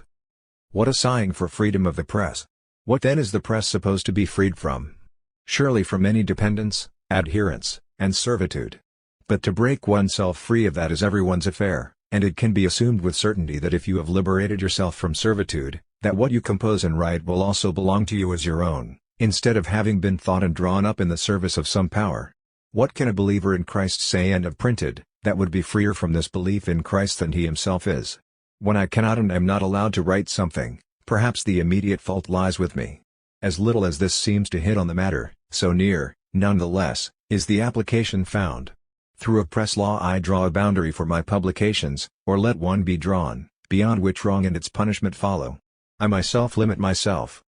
If the press were to be free, nothing would be quite so important as its liberation from any constraints that would be put on it in the name of the law. And, so that it comes to this, I myself would have to have released myself from obedience to the law. Of course, absolute freedom of the press, like every absolute freedom, is absurd. The press can become free of a great many things, but always only from what I am also free from. If we free ourselves from the sacred, if we have become unholy and lawless, our words will also become so. As little as we can be released from every constraint in the world, so little can our writing be withdrawn from them. But as free as we are, so free can we also make it. It must therefore become our own, instead of, as up to now, serving a phantasm. People are still unclear about their call for freedom of the press.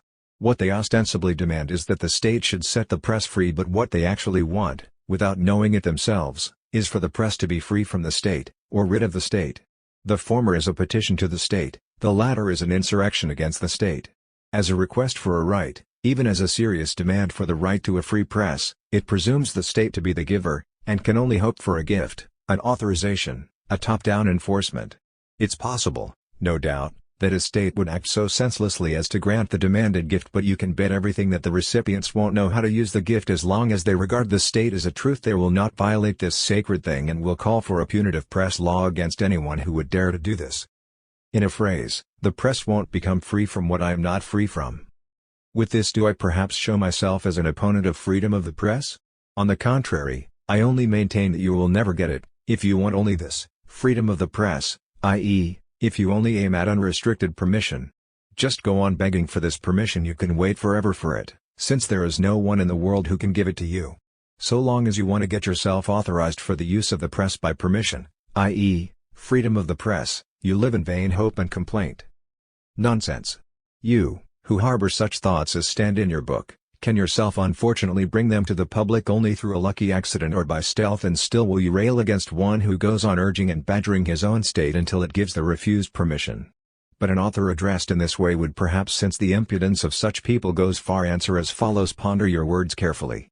What do I do then to get the freedom of the press for my book? Do I ask for permission, or do I not rather, without any question of legality, look for a favorable opportunity and grasp it with a complete lack of consideration for the state and its needs? The terrifying word must be uttered: I cheat the state. Unaware, you do the same. From your tribunes, you persuade it that it must give up its sacredness and inviolability, it must expose itself to the attacks of writers, without needing, for that reason, to fear danger. But you deceive it, because its existence is done for as soon as it loses its remoteness. To you, indeed, it might readily allow the freedom of writing, as England has done. You are state believers and incapable of writing against the state, however much you would like to reform it and remedy its defects.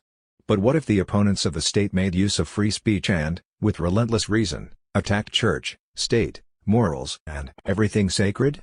Then, in awful anxiety, you would be the first one to call the September laws into life. Too late, you would then regret the stupidity that earlier made you so ready to sweet-talk and beguile the state or the state regime. But I prove only two things by my act. This, for one, that the freedom of the press, always bound to favorable opportunities, will therefore never be an absolute freedom, but secondly this, that whoever wants to enjoy it has to seek out and perhaps create the favorable opportunity, by which he asserts his own advantage against the state, and deems himself and his will as more than the state and every higher power. Not in the state, but only against it, can freedom of the press be achieved. If it is to be established, it will not be obtained as the result of a request but as the act of an insurrection. Every request and every petition for freedom of the press is already an insurrection, be it aware or unaware, which the Philistine half-measure will not and cannot admit to itself, until, with a shrinking shudder, it sees this insurrection clearly and irrefutably in the outcome. Since in the beginning the requested freedom of the press certainly has a friendly and benevolent face, it is not inclined in the least to ever let the insolence of the press come out, but gradually its heart hardens, and the implication wheedles its way in that, after all, a freedom is not a freedom if it remains in the service of the state, morality, or the law. Indeed, a freedom from the constraints of censorship is not yet a freedom from the constraints of the law. The press, once seized by the desire for freedom, wants to grow ever freer, until at last the writer says to himself, I am then only wholly free when I ask for nothing, but writing is free only when it is my own, dictated to me by no power, no authority, no belief, no fear. The press must not be free, that is too little. It must be mine ownness of the press, or property in the press, that is what I will take for myself. Indeed, freedom of the press is only permission of the press, and the state never will and never can willingly permit me to crush it through the press. Now, in conclusion, to improve the language above, which is still hesitant due to the phrase freedom of the press, let us rather put it like this: freedom of the press, the liberals' loud demand, is certainly possible in the state. Indeed, it is possible only in the state, because it is a permission. Consequently the permitter, the state, must not be lacking. But as a permission, it has its limits precisely in this state, which justifiably should permit no more than is compatible with itself and its welfare. It stipulates the limits of this freedom as the law of its existence and extension. That one state tolerates more than another is only a quantitative difference, which nonetheless, alone, lies at the heart of political liberals. They want in Germany, for example, only a more extensive, broader authorization of free speech. The freedom of the press which they seek is an affair of the people, and until the people, the state, possesses it, I'm not allowed to make use of it. From the standpoint of property in the press, it goes otherwise. If my people wants to do without freedom of the press, I will seek out a power or a trick in order to print. I get my permission to print only from myself and my strength. If the press is my own, then I need the state's permission to use it as little as I request permission to blow my nose. The press is my property from that moment when for me, nothing any longer goes above me, because from this moment on, state, church, people, society, and the like, cease, because they owe their existence only to the contempt I have for myself, and they come to an end with the disappearance of this contempt. They exist only when they exist above me, only as powers and power holders. Or can you imagine a state whose inhabitants all make nothing of it? It would surely be a dream, a fictitious existence, like United Germany. The press is my own as soon as I myself am my own, a self-owned individual. The world belongs to the egoist, because he belongs to no power in the world. With this my press could still be quite unfree, as at this moment. But the world is large, and one helps himself as well as he can.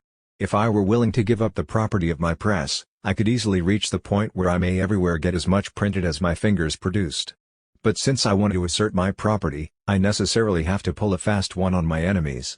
Wouldn't you accept their permission if they gave it to you?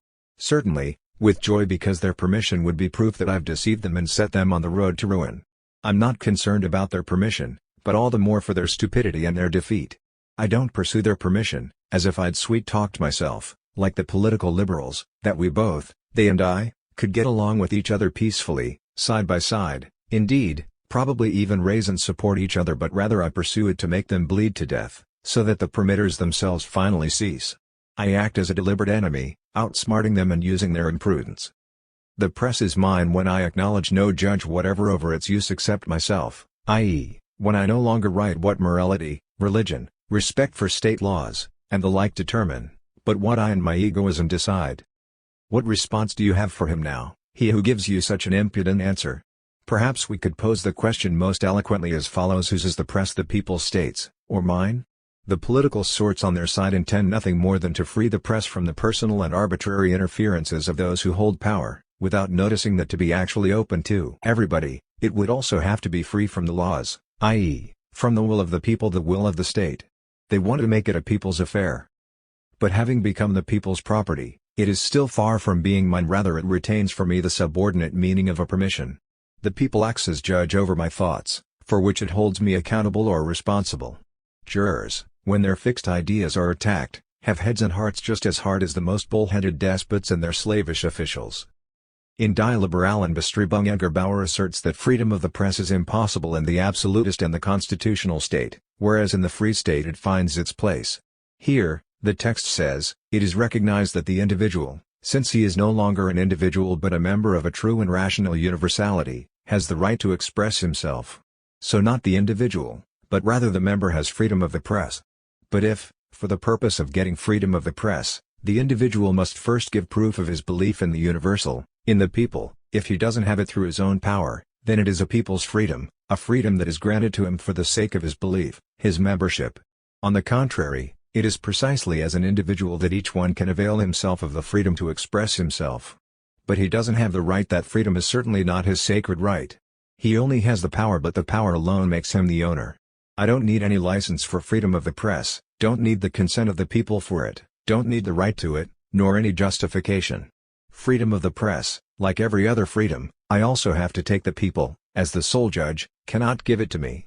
It can put up with the freedom I take for myself, or fight against it to give, bestow, or grant it. This it cannot do. I exercise it despite the people, purely as an individual I fight hard for it against the people, my enemy, and get it only when I actually fight the people for it, i.e., take it. But I take it, because it is my property. Sander, against whom E. Bauer speaks, claims freedom of the press as the right and freedom of citizens of the state. What does E. Bauer do differently? For him also it is only a right of the free citizen. People also demand freedom of the press in the name of universal human rights. Against this, the objection was established: not every human being knows how to use it properly, because not every individual is truly a human being. No government ever refused it to the human being as such, but the human being writes nothing, because it is a ghost. It refused this freedom always only to individuals, and gave it to others, for example, its organs. So if one wants to have it for all, then one has to assert outright that it is due to the individual, me, not to the human being or the individual insofar as he is a human being. Anything other than a human being, for example, a beast, can, in any case, make no use of it. The French government, for example, does not deny freedom of the press as a human right, but demands from the individual a guarantee that he is actually a human being, because it grants freedom of the press not to the individual, but to the human being. Precisely under the pretext that it was not human, they deprived me of what was mine. They left me what was human undiminished. Freedom of the press can bring about only an accountable press. The unaccountable press comes out solely from property in the press. For intercourse with human beings, among all who live religiously, a specific law is placed above all, one whose observance people probably forget at times, but whose value they never dare to deny. This is the law of love, to which even those who seem to fight against its principle and hate its name have not yet been unfaithful, for they also still have love. Indeed, they love more deeply and sublimely. They love the human being and humanity.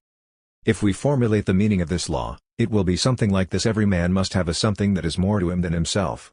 You're supposed to put your private interest aside, if it is for the welfare of others, the good of the fatherland, the good of society, the common good, the good of humanity, the good cause, and the like. Fatherland, society, humanity, etc., must be more to you than yourself, and facing them, your private interests must step back because you're not allowed to be an egoist.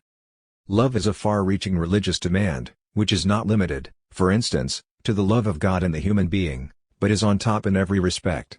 Whatever we do, think, want, the reason for it is always supposed to be love. So we may indeed judge, but only with love. The Bible may certainly be criticized, and really quite thoroughly, but above all else the critic must love it and see in it the sacred book. Does this mean anything else than that he isn't allowed to criticize it to death? He must leave it standing, and indeed is a sacred and irrefutable thing?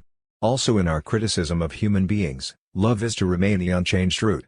Certainly, judgments that hatred inspires are not our own judgments, but judgments of the hatred that rules us, spiteful judgments. But are judgments that love inspires in us any more our own? They are judgments of the love that rules us, loving, forgiving judgments, not our own, and so not actual judgments at all. The one who burns with love for justice cries fiat justitia, periat mundus. He can certainly ask and delve into what true justice is or demands and in what it consists, but not if it is anything. It is quite true, he who abides in love abides in God and God in him. God abides in him. He hasn't gotten rid of God, hasn't become godless, and he abides in God, doesn't come to himself and into his own home, abides in the love of God and hasn't become loveless. God is love. All times and all generations recognize in these words the center of Christianity. God, who is love, is a meddlesome God. He cannot leave the world in peace, but wants to bless it. God became a human being to make human beings divine. He has his hand in play everywhere, and nothing happens without it. Everywhere he has his best intentions, his incomprehensible plans and decrees. Reason, which he himself is, should also be advanced and realized throughout the world. His fatherly care deprives us of all independence. We can do nothing sensible without someone saying God did that, and can draw no misfortune to ourselves without hearing God impose that we have nothing that we don't have from him. He gave everything. But as God does, so does the human being. God absolutely wants to bless the world, and the human being wants to make it happy, wants to make all human beings happy. Therefore, every human being wants to awaken the reason, which he considers himself to have, in all. Everything should be absolutely rational. God torments himself with the devil. The philosopher does it with unreason and the accidental. God lets no being go its own way, and the human being likewise wants to let us lead only a human way of life. But whoever is full of sacred religious, moral, humane love loves only the phantasm, the true human being, and persecutes with dull relentlessness the individual, the actual human being, under the phlegmatic legal title of proceedings against the inhuman monster.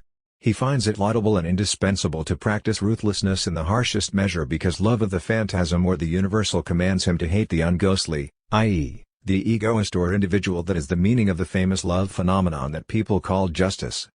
The embarrassed defendant can expect no mercy, and no one kindly spreads a cloth over his unhappy nakedness.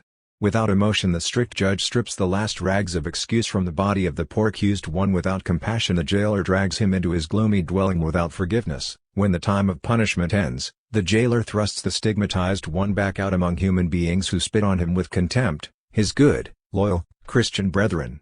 Yes, without mercy, a criminal deserving of death is led to the scaffold, and before the eyes of the cheering crowd the compensated moral law celebrates its sublime revenge. Only one can live, the moral law or the criminal. Where criminals live with impunity, the moral law has gone under, and where the moral law prevails, the criminals must fall. Their enmity is indestructible. The Christian age is precisely that of mercy, love, concern for letting people get what is due to them, indeed, for bringing them to where they fulfill their human divine calling. Therefore, for intercourse people have put this first. This and this is the essence of the human being and consequently his calling, to which either God has called him, or according to today's concepts as being human the species calls him. From this comes the zeal for proselytizing. That the communists and the humane expect more from human beings than the Christians doesn't take away from this standpoint in the least. The human being should get what is human. If for the pious it was enough that the divine became his part, the humane require that what is human will not wither away in him. Both take a stand against what is egoistic. Of course, because the egoistic cannot be granted or conferred to him a fief, rather he must get hold of it for himself. Love grants the former only, I can give myself the latter. Up to now, intercourse was based on love, considerate behavior, doing for each other. As a person owed it to himself to make himself blessed or to take up into himself blessedness, the supreme essence, and bring it to a verite, a truth and actuality, so one owes it to others to help them realize their essence and calling. In both cases, one owed it to the human essence to contribute to its realization. But one owes it neither to himself to make anything out of himself, not to others to make anything out of them, because he owes nothing to his or anyone else's essence. Intercourse based on essence is an intercourse with a phantasm, not with any actual thing. If I hold intercourse with the highest essence, then I don't hold intercourse with myself, and if I hold intercourse with the human essence, then I don't hold intercourse with human beings. The natural human being's love becomes through education a commandment. But as a commandment it belongs to the human being as such, not to me. It is my essence, about which people make so much fuss, not my property. The human being, i.e., humanity, places this requirement on me. Love is required, it is my duty. So instead of actually being gained by me, it is gained by the universal, the human being, as his property or ownness. It behooves the human being, every human being, to love love as the human being's duty and calling, etc. Consequently, I must again claim love for myself and rescue it from the power of the human being.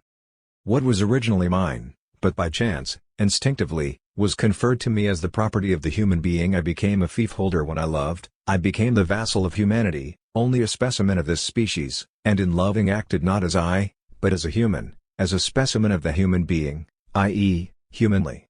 The whole condition of civilization is the feudal system, property being the human being's or humanity's, not mine. A vast feudal state was founded, the individual robbed of everything, everything left to the human being. The individual finally had to appear as a sinner through and through. Am I perhaps to have no lively interest in the person of another? Should his joys and his well-being not lie at my heart? Should the enjoyment that I prepare for him not be more to me than other enjoyments of my own? On the contrary, I can sacrifice numberless enjoyments to him with joy, I can deny myself countless things to heighten his pleasure, and I can risk for him what would be dearest to me without him, my life, my welfare, my freedom. Indeed, it forms my pleasure and happiness to feast on his pleasure and happiness. But me, myself, I do not sacrifice to him, but rather remain an egoist and enjoy him. If I sacrifice to him everything I would keep without my love for him, that is very easy, and even more commonplace in life than it seems to be, but it proves nothing more than that this one passion in me is more powerful than all the rest. Christianity also teaches to sacrifice all other passions to this one. But if I sacrifice others to one passion, I still do not, for this reason, sacrifice myself, and sacrifice nothing through which I truly am myself. I do not sacrifice my particular worth, my ownness. Where this nasty incident occurs, love looks no better than any other passion that I blindly obey. The ambitious person, who is swept away by ambition and remains deaf to every warning that a quiet moment engenders in him, has let this passion grow into a tyrant against which he gives up all power of breaking off. He has given up himself, because he cannot break off and therefore cannot release himself from the passion he has possessed. I also love human beings, not just a few individuals, but every one. But I love them with the awareness of egoism. I love them because love makes me happy, I love because love is natural to me, it pleases me. I know no commandment of love. I have fellow feeling with every feeling being, and their torment torments me, their refreshment refreshes me too. I can kill, not torture, them. In contrast, the high-minded, virtuous Philistine Prince Rudolph in The Mysteries of Paris plots the torture of the wicked, because they enrage him. That fellow feeling only proves that the feeling of those who feel is also mine, my property, in contrast to which the relentless practices of the righteous person, for example, against the notary Ferrand, resembles the lack of feeling of that robber who cut off or stretched his prisoner's legs to the measure of his bedstead. Rudolph's bedstead, to whose measure he cut human beings, is the concept of the good. The feeling for right, virtue, etc., makes one hard-hearted and intolerant. Rudolph doesn't feel as the notary feels, but contrarily feels that it serves the rascal right. This is not fellow feeling. You love the human being, therefore you torture the individual human being. The egoist, your love of humanity is the tormenting of human beings. If I see the beloved suffering, I suffer with him, and I find no rest until I've tried everything to comfort and cheer him. If I see him joyful, I too become joyful over his joy. It doesn't follow from this that the same thing causes suffering or joy in me, as that which brings about these effects in him, as any bodily pain sufficiently proves. Since I don't feel it as he does, his tooth gives him pain, but his pain gives me pain. But because I cannot bear the sorrowful crease on the beloved forehead, therefore, then for my sake, I kiss it away. If I didn't love this person, He could go right on creasing his forehead, that wouldn't trouble me. I'm only driving away my troubles. Now, how does anyone or anything that I do not love have a right to be loved by me? Is my love first or is his right first? Parents, relatives, fatherland, people, hometown, etc., and finally fellow human beings and general brotherhood claim to have a right to my love and lay claim to it without further ado. They look upon it as their property, and upon me, if I don't respect it, as a robber who deprives them of what is due to them and is theirs. I am supposed to love. If love is a commandment and a law, then I must be educated for it, trained in it, and if I violate it, punished. People will therefore exercise the strongest moral influence possible on me, to bring me to love. And there's no doubt that one can titillate and seduce human beings to love as to other passions, for example, to hatred as well. Hatred runs through whole generations simply because the ancestors of one belonged to the Guelphs, those of the other to the Ghibellines. But love is not a commandment, but rather, like each of my feelings, my property. Acquire, i.e., purchase, my property, and then I will give it up to you. I don't need to love a church, a people, a fatherland, a family, etc., that don't know how to acquire my love, and I set the purchase price of my love thoroughly to my pleasure. Selfish love is very far from unselfish, mystical, or romantic love. One can love every possible thing, not just human beings, but any object at all, wine, one's fatherland, etc. Love becomes blind and crazy through a must taking it out of my power infatuation, romantic through a should entering into it, i.e., through the object becoming sacred to me, or through me becoming bound to it by duty, conscience, oath. Now the object is no longer there for me, but I for it.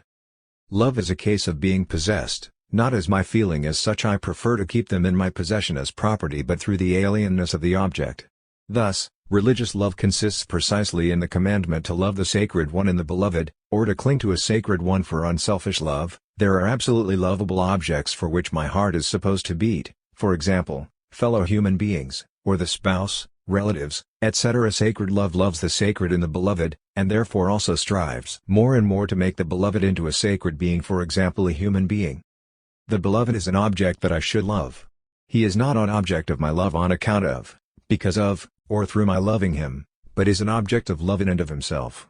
I do not make him into an object of love, but rather he is inherently such because that he has become so by my choice, as bride, spouse, and the like. Doesn't matter here, since also then, as the one once chosen, he has obtained forever a right of his own to my love, and I, because I have loved him, am obligated to love him for eternity. So he is not an object of my love, but of love in general, an object that should be loved. Love is fitting for him, is due to him, or is his right, but I am obligated to love him. My love, i.e., the love that I pay him as tribute, is in truth his love, which he only collects from me as tribute. Every love to which even the smallest fleck of obligation clings is an unselfish love, and, as far as this fleck reaches, is a case of being possessed. Whoever believes that he owes the object of his love something loves romantically or religiously.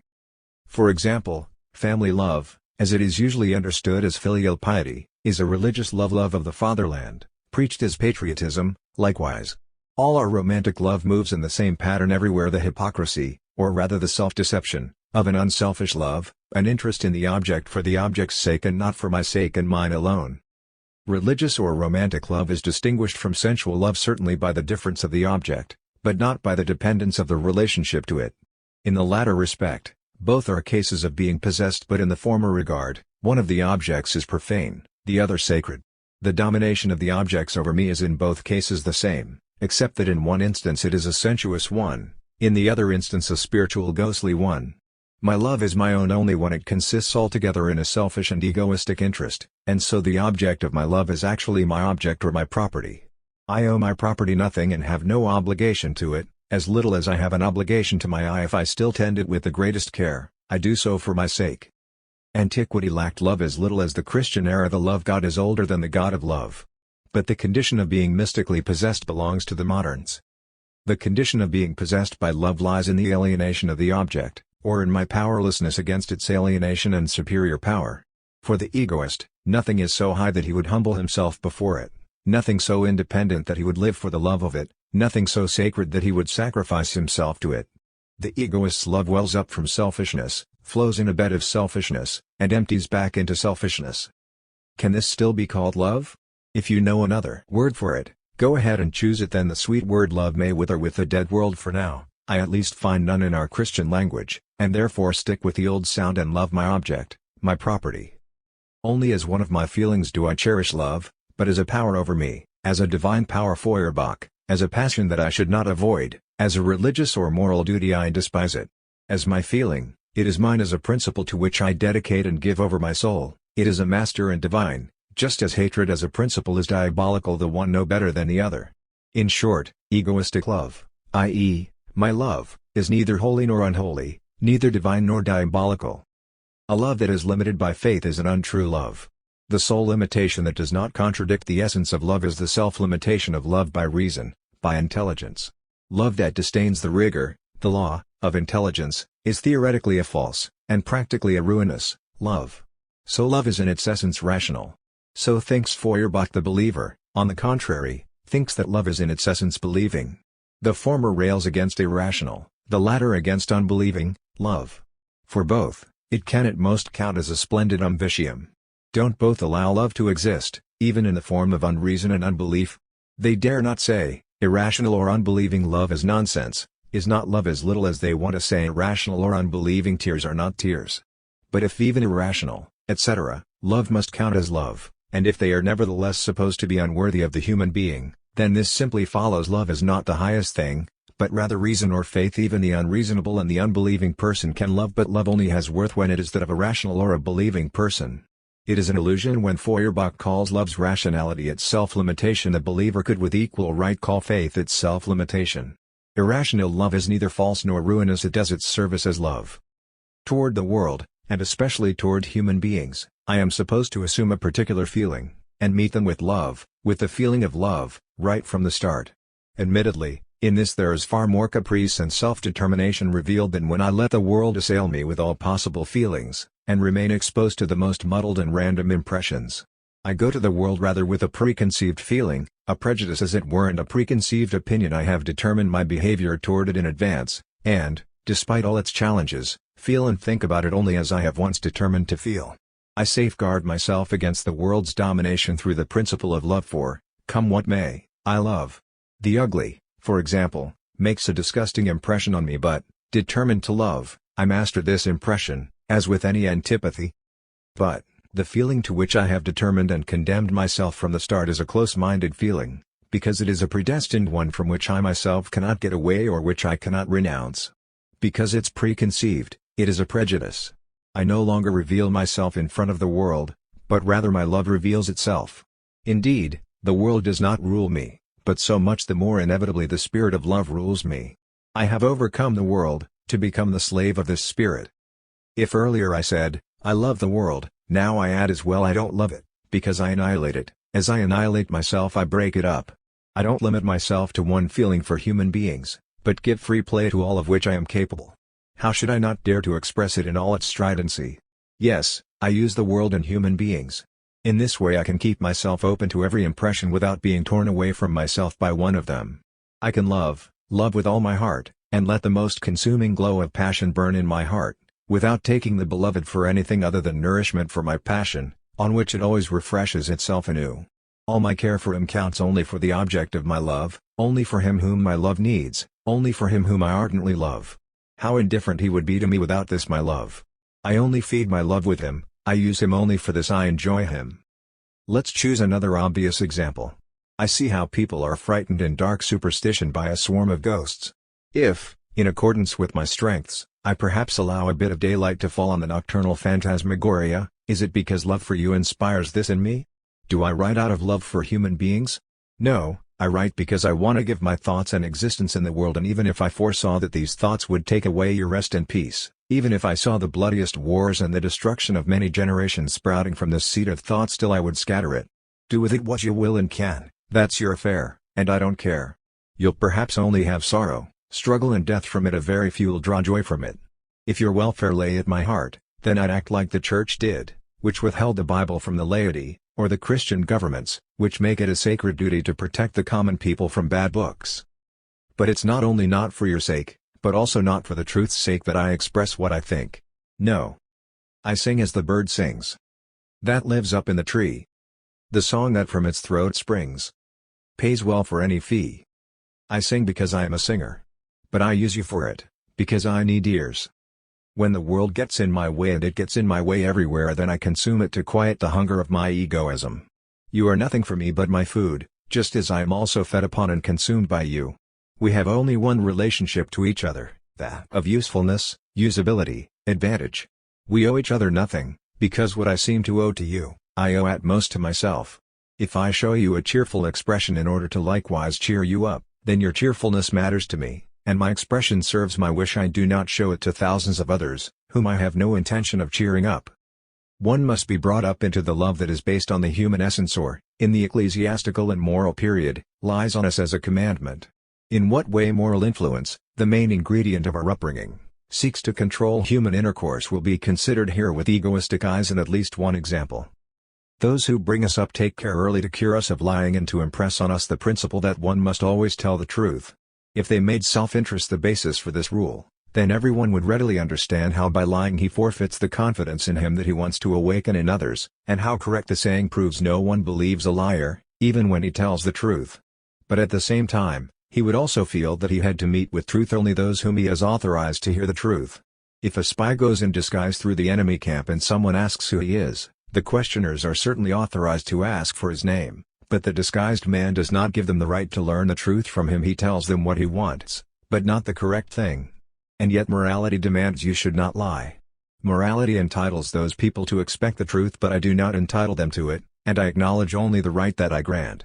The police force their way into a meeting of revolutionaries and ask the speaker for his name. Everyone knows that the police have the right to do this, but they don't have it from the revolutionary. Because he is their enemy, he gives them a false name, and lies to them.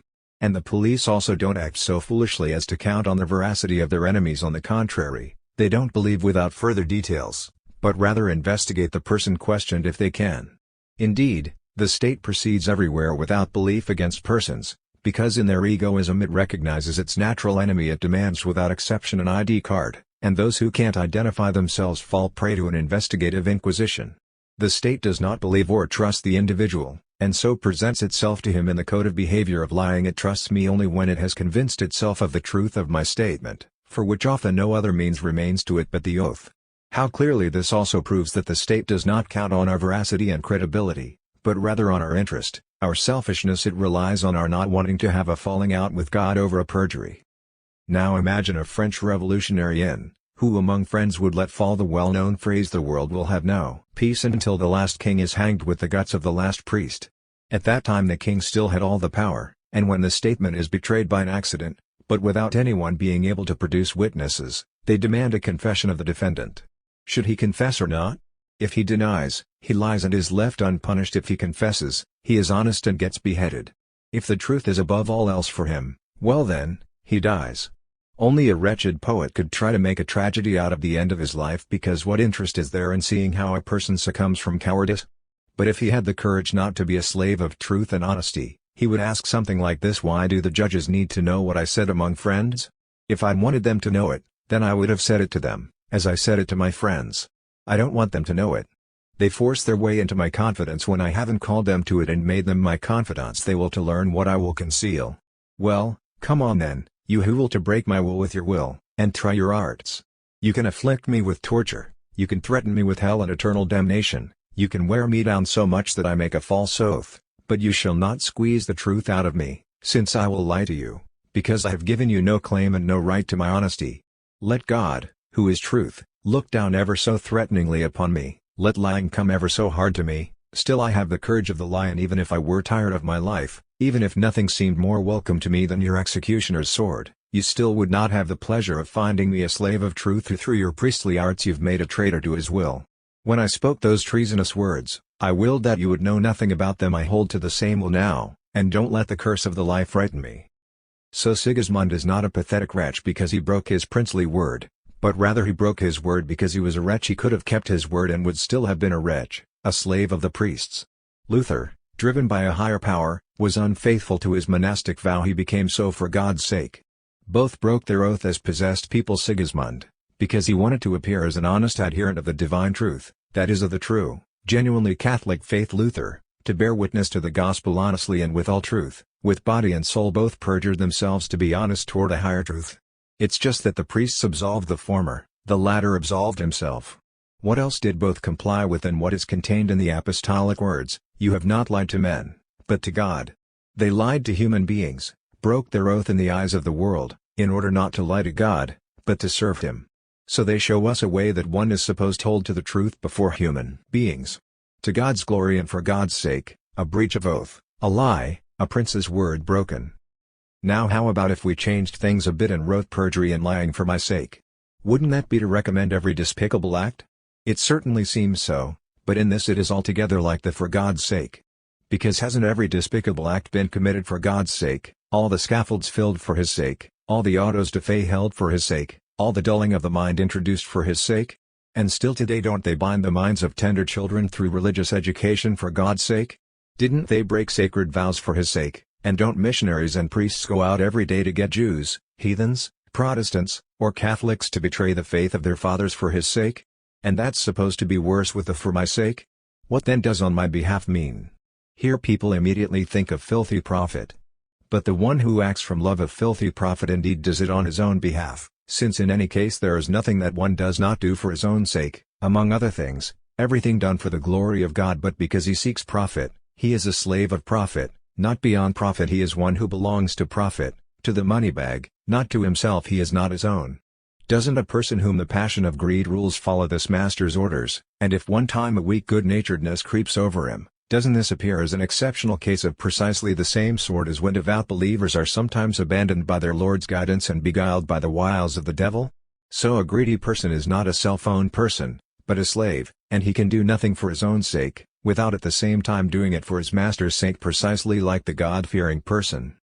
The breach of oath that Francis I committed against Emperor Charles V is famous. It wasn't later, when he carefully considered his promise, but immediately, when he took the oath, that King Francis took it back in thought as well as through a secret protestation, documented and signed before his counselors. He uttered a premeditated perjury. Francis showed that he was not averse to buying his release, but the price that Charles set on it seemed too high and unreasonable to him. Although Charles behaved stingily when he sought to extort as much as possible, it was still shabby of Francis to want to barter for his freedom at a lower ransom, and his later actions, among which there occurs a second breaking of his word, sufficiently proves how the haggling spirit kept him enslaved and made him a shabby swindler. However, what should we say to the reproof of his perjury? In the first place, this again, that it wasn't the perjury, but a sleaziness, that shamed him, that he did not deserve contempt for his perjury, but rather made himself guilty of perjury because he was a contemptible human being. But Francis' perjury, considered in itself, demands another judgment. One could say that Francis did not live up to the trust that Charles put in him by releasing him. But if Charles had really granted him trust, he would have given him the price he considered the release worth, and then would have set Francis free and expected him to pay the ransom sum. Charles harbored no such trust, but believed only in Francis' powerlessness and gullibility, which would not allow him to act against his oath. But Francis deceived only this gullible calculation. When Charles believed himself to be insured by an oath from his enemy, right there he freed him from any obligation. Charles had expected from the king a bit of stupidity, a narrow conscience, and, without trust in Francis, reckoned only on his stupidity, i.e., conscientiousness. He released him from the Madrid prison only to hold him more securely in the prison of conscientiousness, the huge jail cell built around the human mind by religion. He sent him back to France locked tightly in invisible chains. What wonder if Francis sought to escape and sawed off the chains? No human being could have held it against him if he had secretly fled from Madrid, since he was in an enemy's power. But every good Christian cries woe upon him, that he also wanted to loose himself from God's bonds. Only later did the Pope absolve him from his oath. It is contemptible to deceive a trust that we voluntarily elicit, but it is no shame to egoism to let anyone who wants to get us in his power through an oath bleed to death at the failure of his untrusting tricks. If you've wanted to bind me, then learn that I know how to burst your bonds. It all depends on whether I give the truster the right to this trust. When my friend's pursuer asks me where he has fled to, I would certainly put him on a false trail. Why does he ask precisely me, the friend of the pursued man? So as not to be a false, traitorous friend, I prefer to be false to the enemy.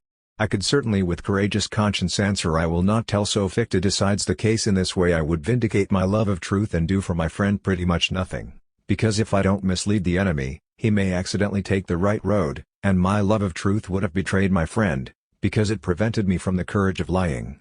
Anyone who has an idol, a sacred thing, in truth must humble himself before it, may not defy its demands, may not resist courageously. In short, he must renounce the heroism of the lie. Because no less courage belongs to the lie than to the truth, a courage that the young are most usually lacking in, since they would rather confess the truth and mount the scaffold for it than confound the enemy's power through the insolence of a lie. For them the truth is sacred, and the sacred always demands blind reverence, submission, and self-sacrifice. If you are not insolent, not mockers of the sacred, you are tame and its servants. If someone puts a grain of truth in the trap for you, you certainly peck at it. They've caught the fools. You don't want to lie. Well, then, fall as sacrifices to the truth and become martyrs. Martyrs for what? For yourself, for ownness? No, for your goddess the truth. You know only two kinds of service, only two kinds of servants: servants of the truth and servants of the lie. Then in God's name serve the truth.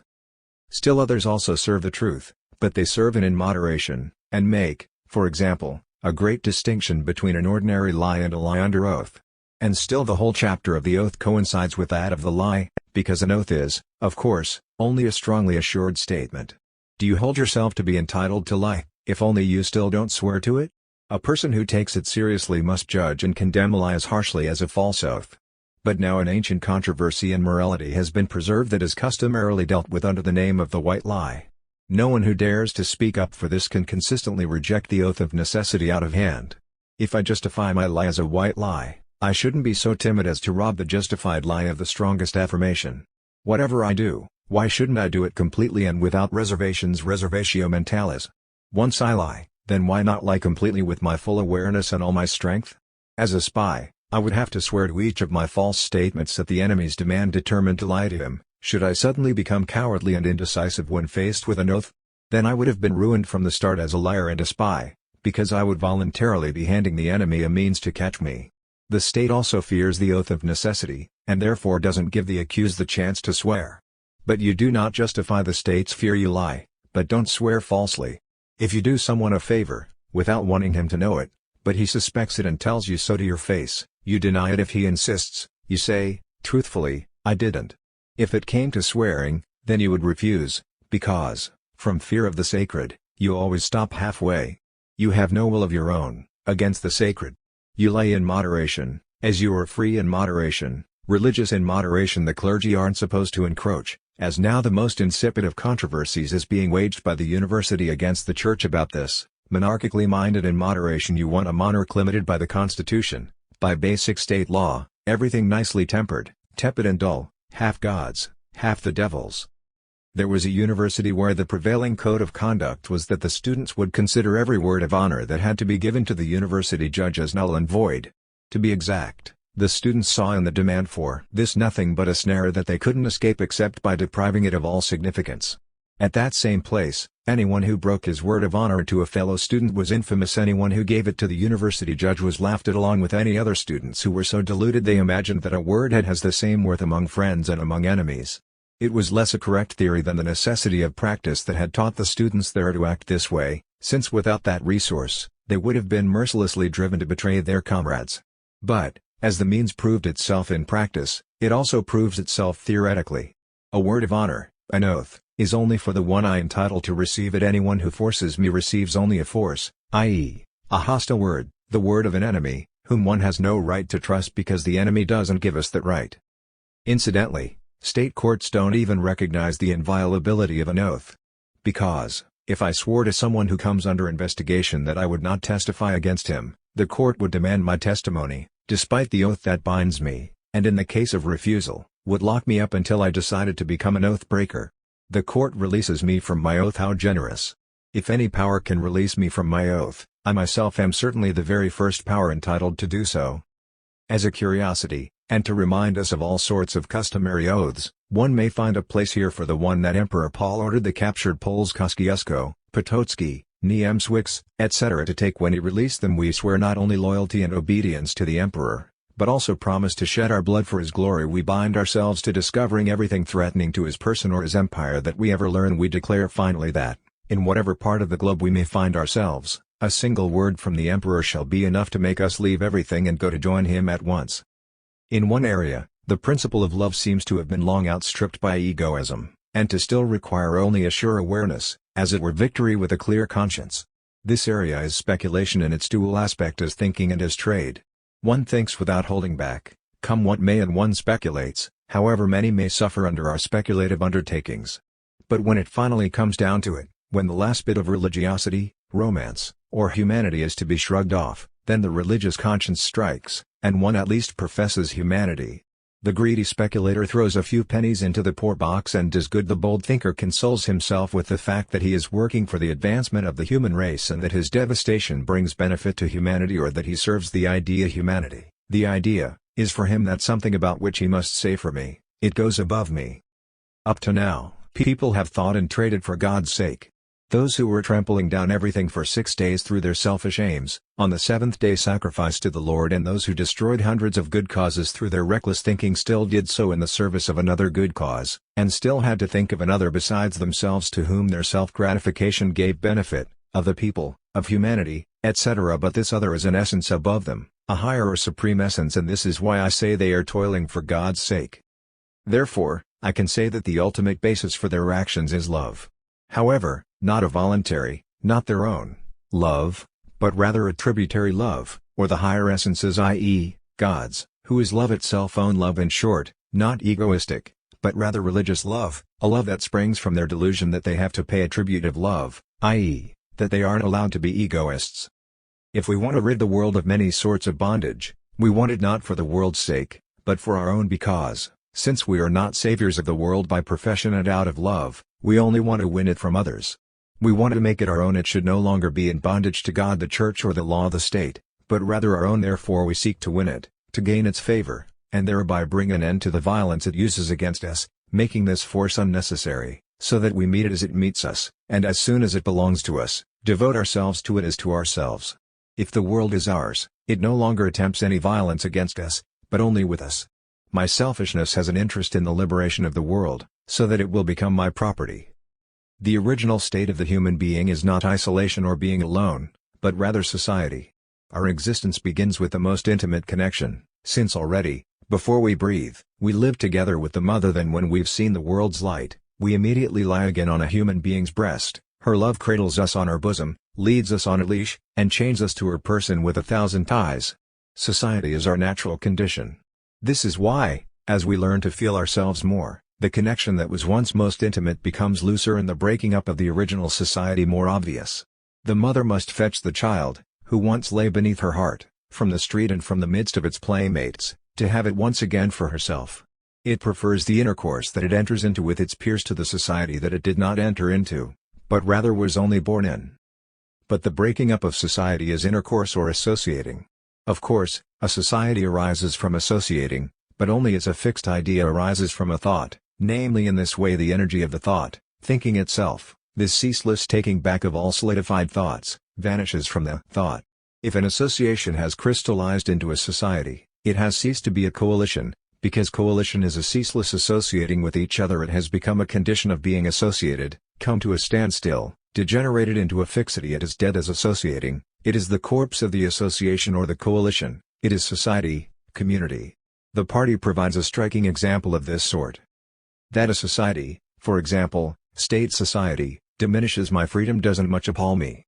I have to let my freedom be limited by all sorts of powers and by anyone who is stronger, indeed by every fellow human being, and if I were the autocrat of all the are, I would still not enjoy absolute freedom. But I will not let ownness be taken from me. However, society has its sights precisely on ownness, precisely this is supposed to be subjected to its power. Indeed, a society to which I adhere takes many a freedom away from me, but grants me other freedoms in return. There's also nothing to say if I myself deprive myself of this or that freedom, for example, by any contract. However, I want to jealously hold on to my ownness.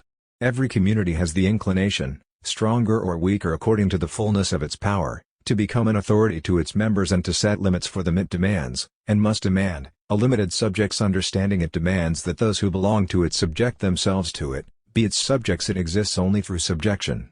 In this, a certain tolerance doesn't need to be excluded. On the contrary, the society will welcome improvements, corrections, and reprimands, insofar as these are calculated for its benefit, but the reprimands must be well-intentioned and are not allowed to be rude and disrespectful. In other words, one must leave the substance of society intact and hold it sacred. Society demands that those who belong to it don't go beyond it and rise up, but rather remain within the bounds of legality, i.e., allow themselves only as much as society and its law allows them. It makes a difference whether my freedom or my ownness gets limited by a society. If only the former is the case, it is a coalition, an agreement, an association, but if it threatens ownness with ruin, it is a power for itself, a power over me, a thing inaccessible to me, which I can indeed admire, worship, honor, respect, but cannot conquer and consume, and I cannot do this because I am resigned. It exists through my resignation, my self-denial, my faint-heartedness, called humility. My humility makes society's courage, my submission gives it its power to rule.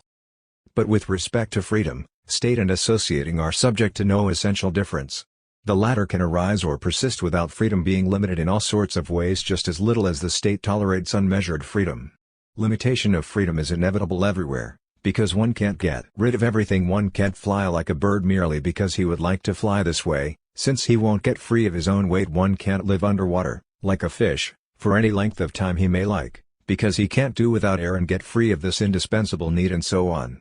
As religion, and most resolutely Christianity, torments human beings with the demand to realize the unnatural and the nonsensical, so it is to be regarded as the authentic consequence of that religious extravagance and exuberance that finally freedom itself, absolute freedom, was elevated to an ideal, and so the nonsense of the impossible had to glaringly come to light. But the association will offer both a greater level of freedom, and, in particular, may be considered as a new freedom, because through it one escapes constraints typical of state and social life, but still it will contain enough unfreedom and compulsoriness. Because its purpose is not simply freedom, which on the contrary it sacrifices to ownness, but only ownness. In this respect, the distinction between state and associating is great enough. The former is an enemy and murderer of ownness, the latter its son and assistant. The former is a spirit that wants to be worshipped in spirit and in truth, the latter my act, my product. The state is the lord of my mind, who demands faith and dictates articles of faith to me, the articles of faith of legality. It exerts moral influence, dominates my mind, drives away my I to set itself in its place as my true I. In short, the state is sacred, and as opposed to me, the individual human being, it is the true human being, the spirit, the ghost. But the association is my own creation, my creature, not sacred, not a spiritual power over my mind, any more than any association of whatever sort. As I don't like being a slave to my maxims, but rather expose them to my continual criticism without any guarantee, and admit no surety of their persistence, so even less will I commit myself to the association for my future and pledge my soul to it, as they say is done with the devil, and is actually the case with the state and all spiritual authority. But I am and remain more to myself than state, church, God, and the like, consequently infinitely more than the association too. That society which communism wants to establish seems to be closest to the coalition. Because it is supposed to aim for the well-being of all. Oh, yes, of all, cries Weitling countless times, of all? That actually looks as if no one had to miss out. But what then would this welfare be? Does everyone have one and the same well-being? Are all equally well off with one and the same thing? If so, then it's about true well-being. With this, don't we come to the exact point where religion begins its tyranny? Christianity says, don't look on earthly baubles, but seek your true well-being. Become devout Christians. The Christian life is the true well-being. It is the true well-being of all, because it is the well-being of the human being as such. This phantasm. Now is the well-being of all still also supposed to be your and my well-being? But if you and I don't look upon that well-being as our well-being, will care then be taken for that in which we find well-being? On the contrary, society has decreed one welfare as the true well-being, and if this well-being is called, for example, enjoyment honestly worked for, but you would prefer enjoyable laziness, enjoyment without work, then society, which cares for the well-being of all, would wisely be on guard against caring for that by which you are well off. In proclaiming the well-being of all, communism utterly obliterates the well-being of those who up to now lived on their pensions and probably found themselves better off in this than in Weitling's prospect of strict work hours. Therefore, Weitling asserts that the well-being of millions cannot exist with the well-being of thousands, and the latter will have to give up their special well-being for the sake of the general well-being. No, you don't call people to sacrifice their special well-being for the general, because you won't come through with this Christian demand. They will better understand the opposite exhortation to not let anyone snatch their own well-being from them, but to put it on a lasting foundation. They are then led of themselves to see that they provide best for their well-being when they join together with others for this purpose, i.e., sacrifice a bit of their freedom, but not to the well-being of others, but rather to their own. An appeal to the human being's self-sacrificing attitude and self-denying love should have finally lost its seductive glow when, after thousands of years of activity, it has left nothing behind but the present-day misery. So why go on fruitlessly expecting self-sacrifice to bring us better times? Why not rather hope for them from usurpation? Salvation no longer comes from the givers, the bestowers, the loving ones, but from the takers, the appropriators, usurpers, the owners. Communism and, consciously or unconsciously, egoism cursing humanism still count on love. If community is in need of the human being and he finds himself aided by it in his aims, then very quickly, because it has become his principle, it also prescribes its laws to him, the laws of society. The principle of human beings raises itself to a sovereign power over them, becomes their highest essence, their God, and as such lawgiver. Communism gives this principle the most rigorous consequence, and Christianity is the religion of society, because, as Feuerbach rightly says, although he doesn't mean it rightly, love is the essence of the human being, i.e., the essence of society or of societary communistic human beings. All religion is a cult of society, this principle by which the societary cultivated human being is dominated, and no God is exclusively the God of an I, but always a society's or community's God, whether it's of the society family law, Penates, or of a people national God, or of all people he is a father of all people. So a person has a chance of raising religion to the ground only when he makes society and all that flows from this principle obsolete. But this principle seeks to culminate in communism, since in it everything is to be held in common, for the establishment of equality. If this equality is won, freedom too is not lacking. But whose freedom? Society's. Society is then all in all, and human beings are only for each other. It would be the glory of the love state. But I would rather have to rely on the selfishness of human beings than on their acts of charity, their mercy, their compassion, etc. The former calls for mutuality, as you to me, so I to you, does nothing gratis, and lets itself be won and purchased. But with what shall I acquire charity? It's a matter of luck whether I am dealing at the moment with a loving person. The loving one's services can be gotten only by begging, whether through my utterly lamentable appearance, my neediness, my misery, or my suffering. What can I offer him for his assistance? Nothing. I have to accept it as a gift. Love is beyond payment, or rather, love can most certainly be paid for, but only by loving back. One good turn deserves another. What wretchedness and beggarliness does it not take to accept gifts year after year without any favor in return, as such gifts are regularly collected, for example, from the poor day laborer. What can the receiver do for him and his donated pennies, in which his wealth consists? The day laborer would truly have more enjoyment if the receiver, with his laws, his institutions, etc., all of which the day laborer still has to pay for, did not exist at all.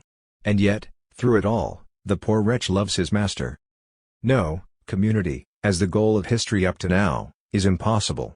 Let us rather break with every hypocrisy of community and recognize that, if we are equal as human beings, we are simply not equal because we are not human beings.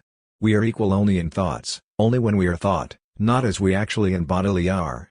I am I, and you are I. But I am not this thought of I, but rather this I in which we are all equal is only my thought. I am human, and you are human, but human is only a thought, a generality. Neither you nor I are speakable, we are unutterable, because only thoughts are speakable and exist in speaking. Let's therefore not strive for community, but for one-sidedness. Let's not seek the broadest commune, human society, but rather let's seek in others only means and organs that we use as our property. As we don't see our equals in trees, in animals, so the assumption that others are our equals arises from a hypocrisy. No one is my equal, but I consider him, equally with all other beings, as my property.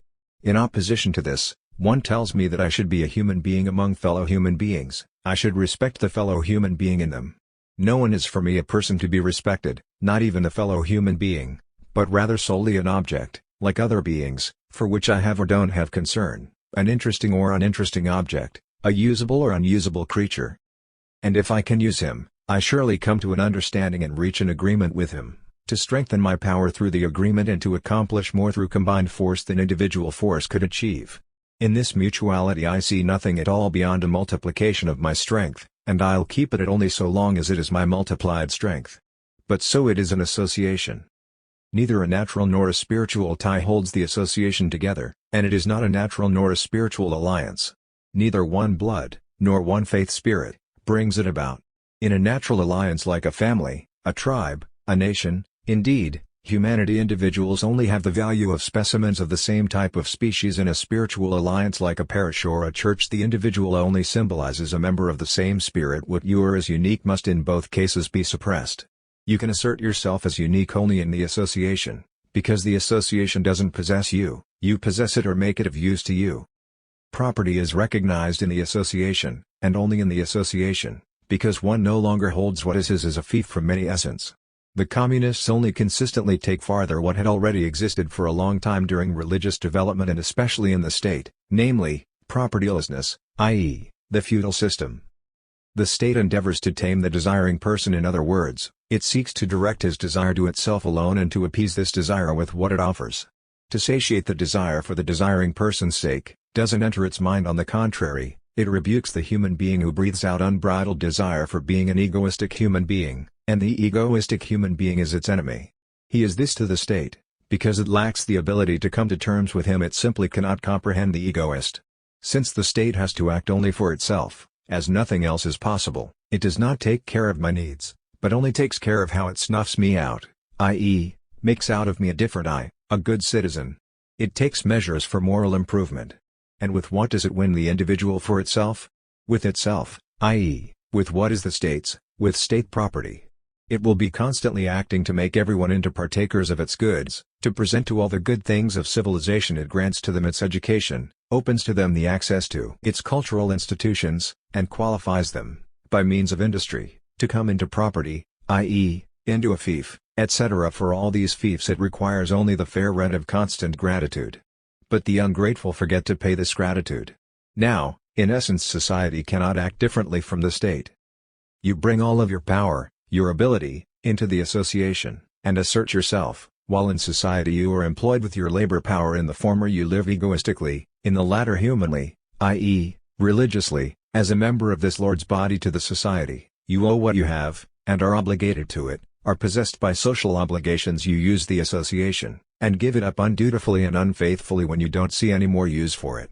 If the society is more than you, then to you it is above you. The association is only your tool or the sword with which you intensify and increase your natural force. The association is there for you and through you, while society, on the contrary, lays claim to you for itself and is still there without you. In short, society is sacred, the association, your own society, consumes you, you consume the association.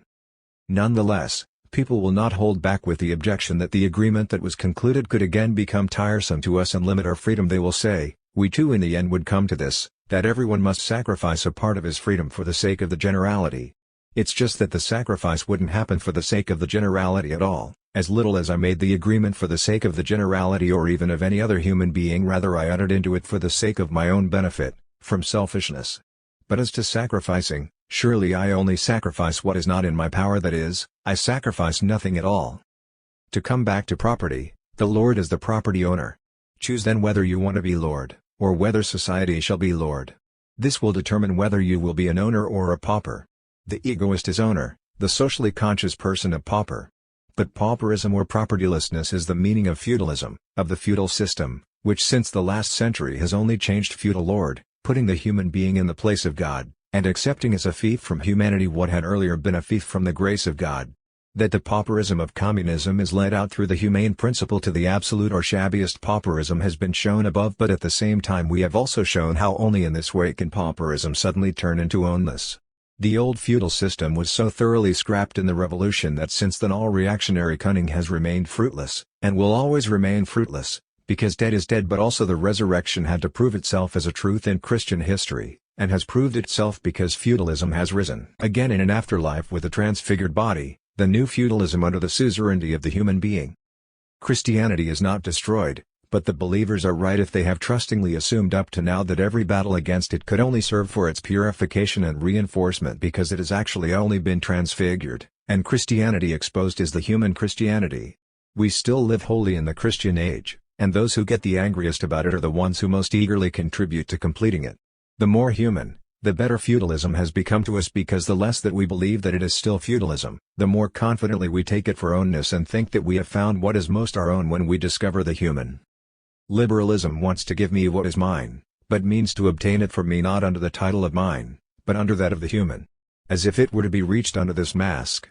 Human rights, the costly work of the revolution, have the meaning that the human being in me entitles me to this, or that I as an individual, as this one, am not entitled, but the human being has the right and entitles me.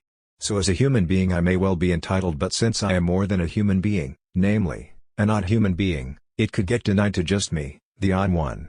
If, on the other hand, you hold to the value of your gift, keep it at price, don't let yourself be forced to get rid of it below price, don't let yourself be convinced that your product is not worth the price, don't make yourself ridiculous by a ridiculous bargain price, but imitate the courageous one who says, I will sell my life property dear, the enemy shall not have it at a cheap bargain. Then you have recognized the reverse of communism as the suitable thing, and then it's not give up your property, but rather actualize your property.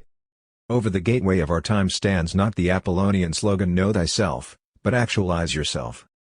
Proudhon calls property robbery le volume. But alien property, and his talking only of this, comes to exist as much through renunciation, surrender, and meekness. It is a gift. Why so sentimentally call for pity as a poor victim of robbery, when you are just a foolish, cowardly gift giver? Why here again blame others as if they had robbed us, when we ourselves are to blame in leaving the others unrobbed? The poor are to blame for the existence of the rich. No one at all gets worked up over his property, but over alien property. People don't in truth attack property, but the alienation of property. They want to be able to call more, not less, theirs. They want to call everything theirs. So they fight against alienness, or, to form a word similar to property, against alienity. And how do they help themselves in this? Instead of transforming the alien into their own, they play at being impartial and demand only that all property be left to a third party such as human society. They claim the alien not in their own name but in the name of a third party.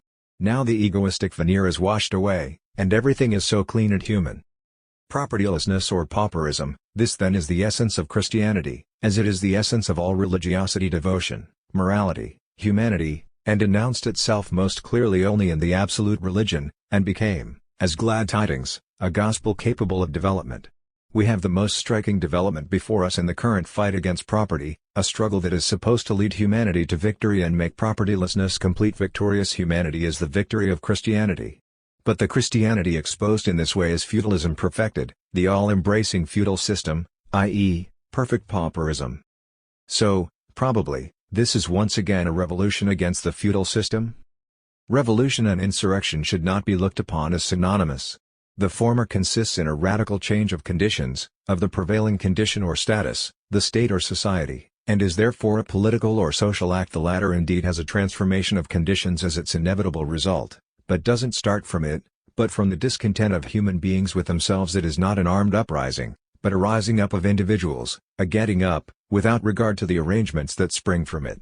The revolution is aimed at new arrangements, while the insurrection leads us to no longer let ourselves be arranged, but rather to arrange ourselves, and sets no radiant hopes on institutions. It is not a fight against the established, since, if it prospers, the established will collapse of itself. It is only a working of my way out of the established. If I leave the established, it is dead and falls into decay. Since now my aim is not the overthrow of the established order but my rising up above it, so my intention and action are not a political or social intention and action, but, since they are directed solely toward me and my ownness, an egoistic intention and action. The revolution commands one to make arrangements. The insurrection demands that one stand or raise himself up. What constitution was to be chosen? This question busied revolutionary heads, and the entire political period is bubbling with constitutional fights and constitutional questions, as the social talents too are unusually inventive about social arrangements, phalansteries and the like. The insurrectionist strives to become constitutionless. While I am pondering a comparison for greater clarity, contrary to expectations, the founding of Christianity comes to me. From the liberal side, it is perceived as a bad thing in the early Christians that they preached obedience to the established heathen social order, ordered recognition of the heathen authorities, and confidently commanded, "Give unto Caesar the things that are Caesar's." And yet how much turmoil arose at the same time against Roman rule, how seditious the Jews and even the Romans showed themselves to be against their own temporal government. In short, how popular was political discontent. Those Christians wanted to know nothing of this. They didn't want to join the liberal tendencies. The times were so politically agitated that, as it says in the Gospels, people thought that they could not more successfully accuse the founder of Christianity, than if they accused him of political intrigue, and yet these same Gospels report that he was precisely the one who took the least part in this political hustle and bustle. But why was he not a revolutionary, not a demagogue, As the Jews would have liked to see him, why was he not a liberal? Because he expected no salvation from a change in conditions, and this whole business was indifferent to him. He was not a revolutionary, like, for example, Caesar, but an insurrectionist, not a radical transformer of a state, but one who straightened himself up. This was why for him it was also solely a matter of be wise as serpents, which expresses the same sense as, in the special case, the dictum give unto Caesar the things that are Caesar's. Indeed, he led no liberal or political fight against the established authorities, but wanted to walk his own path, indifferent to and undisturbed by these authorities. The government's enemies were no less indifferent to him than the government, because neither understood what he wanted, and he only had to keep them away from him with the wisdom of the serpent. But even if he was no agitator of the people, no demagogue or revolutionary, he, like every one of the ancient Christians, was all the more an insurrectionist, who raised himself up above all that the government and its opponents thought sublime, and released himself from everything to which they remained bound, and at the same time he undermined the sources of life of the whole heathen world, from which the established state had to wither away in any case precisely because he rejected the overturning of the established order. He was its deadly enemy and actual destroyer because he walled it in while he confidently and recklessly carried out the building of his temple over it without paying heed to the pains of those walled in. Now, as happened with the pagan order, will the Christian order fare the same? A revolution certainly doesn't bring on the end if an insurrection isn't accomplished first. My intercourse with the world, what does it aim at? I want to enjoy it, this is why it must be my property, and this is why I want to win it. I don't want the freedom, nor the equality of human beings, I want only my power over them, want to make them my property, i.e., make them enjoyable. And if I don't succeed in that, well, then I also call the power over life and death, which the church and state reserve to themselves, mine.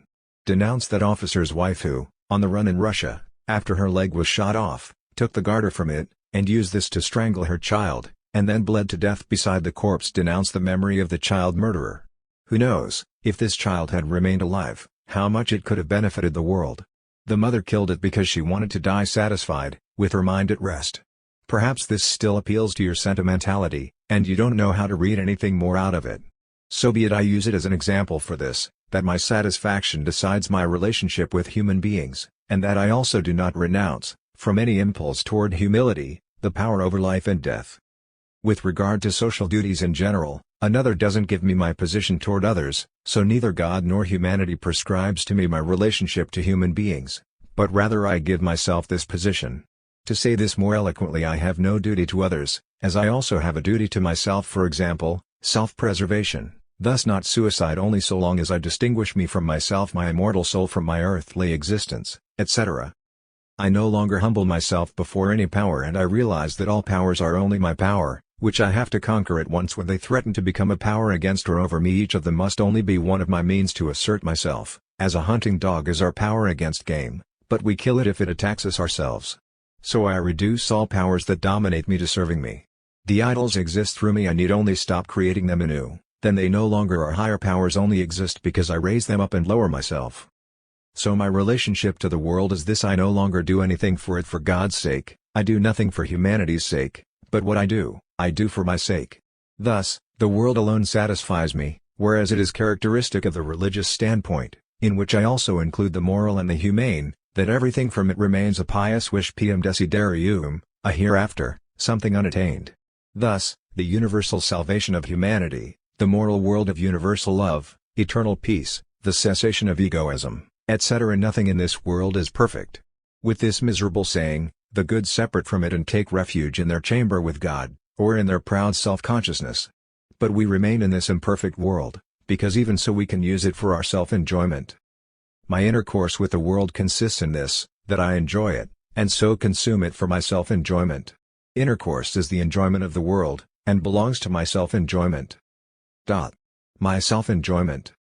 We stand at the border of an era. The world up to now plotted nothing but the winning of life, provided for life. Because whether all activity is set in motion for and death, which the church and state reserve to themselves, mine. Denounce that officer's wife who, on the run in Russia, after her leg was shot off, took the garter from it, and used this to strangle her child, and then bled to death beside the corpse. Denounce the memory of the child murderer. Who knows, if this child had remained alive, how much it could have benefited the world. The mother killed it because she wanted to die satisfied, with her mind at rest. Perhaps this still appeals to your sentimentality, and you don't know how to read anything more out of it.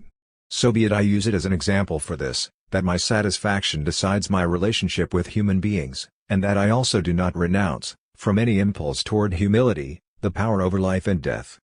With regard to social duties in general, another doesn't give me my position toward others, so neither God nor humanity prescribes to me my relationship to human beings, but rather I give myself this position. To say this more eloquently, I have no duty to others, as I also have a duty to myself, for example, self-preservation, thus not suicide only so long as I distinguish me from myself, my immortal soul from my earthly existence, etc.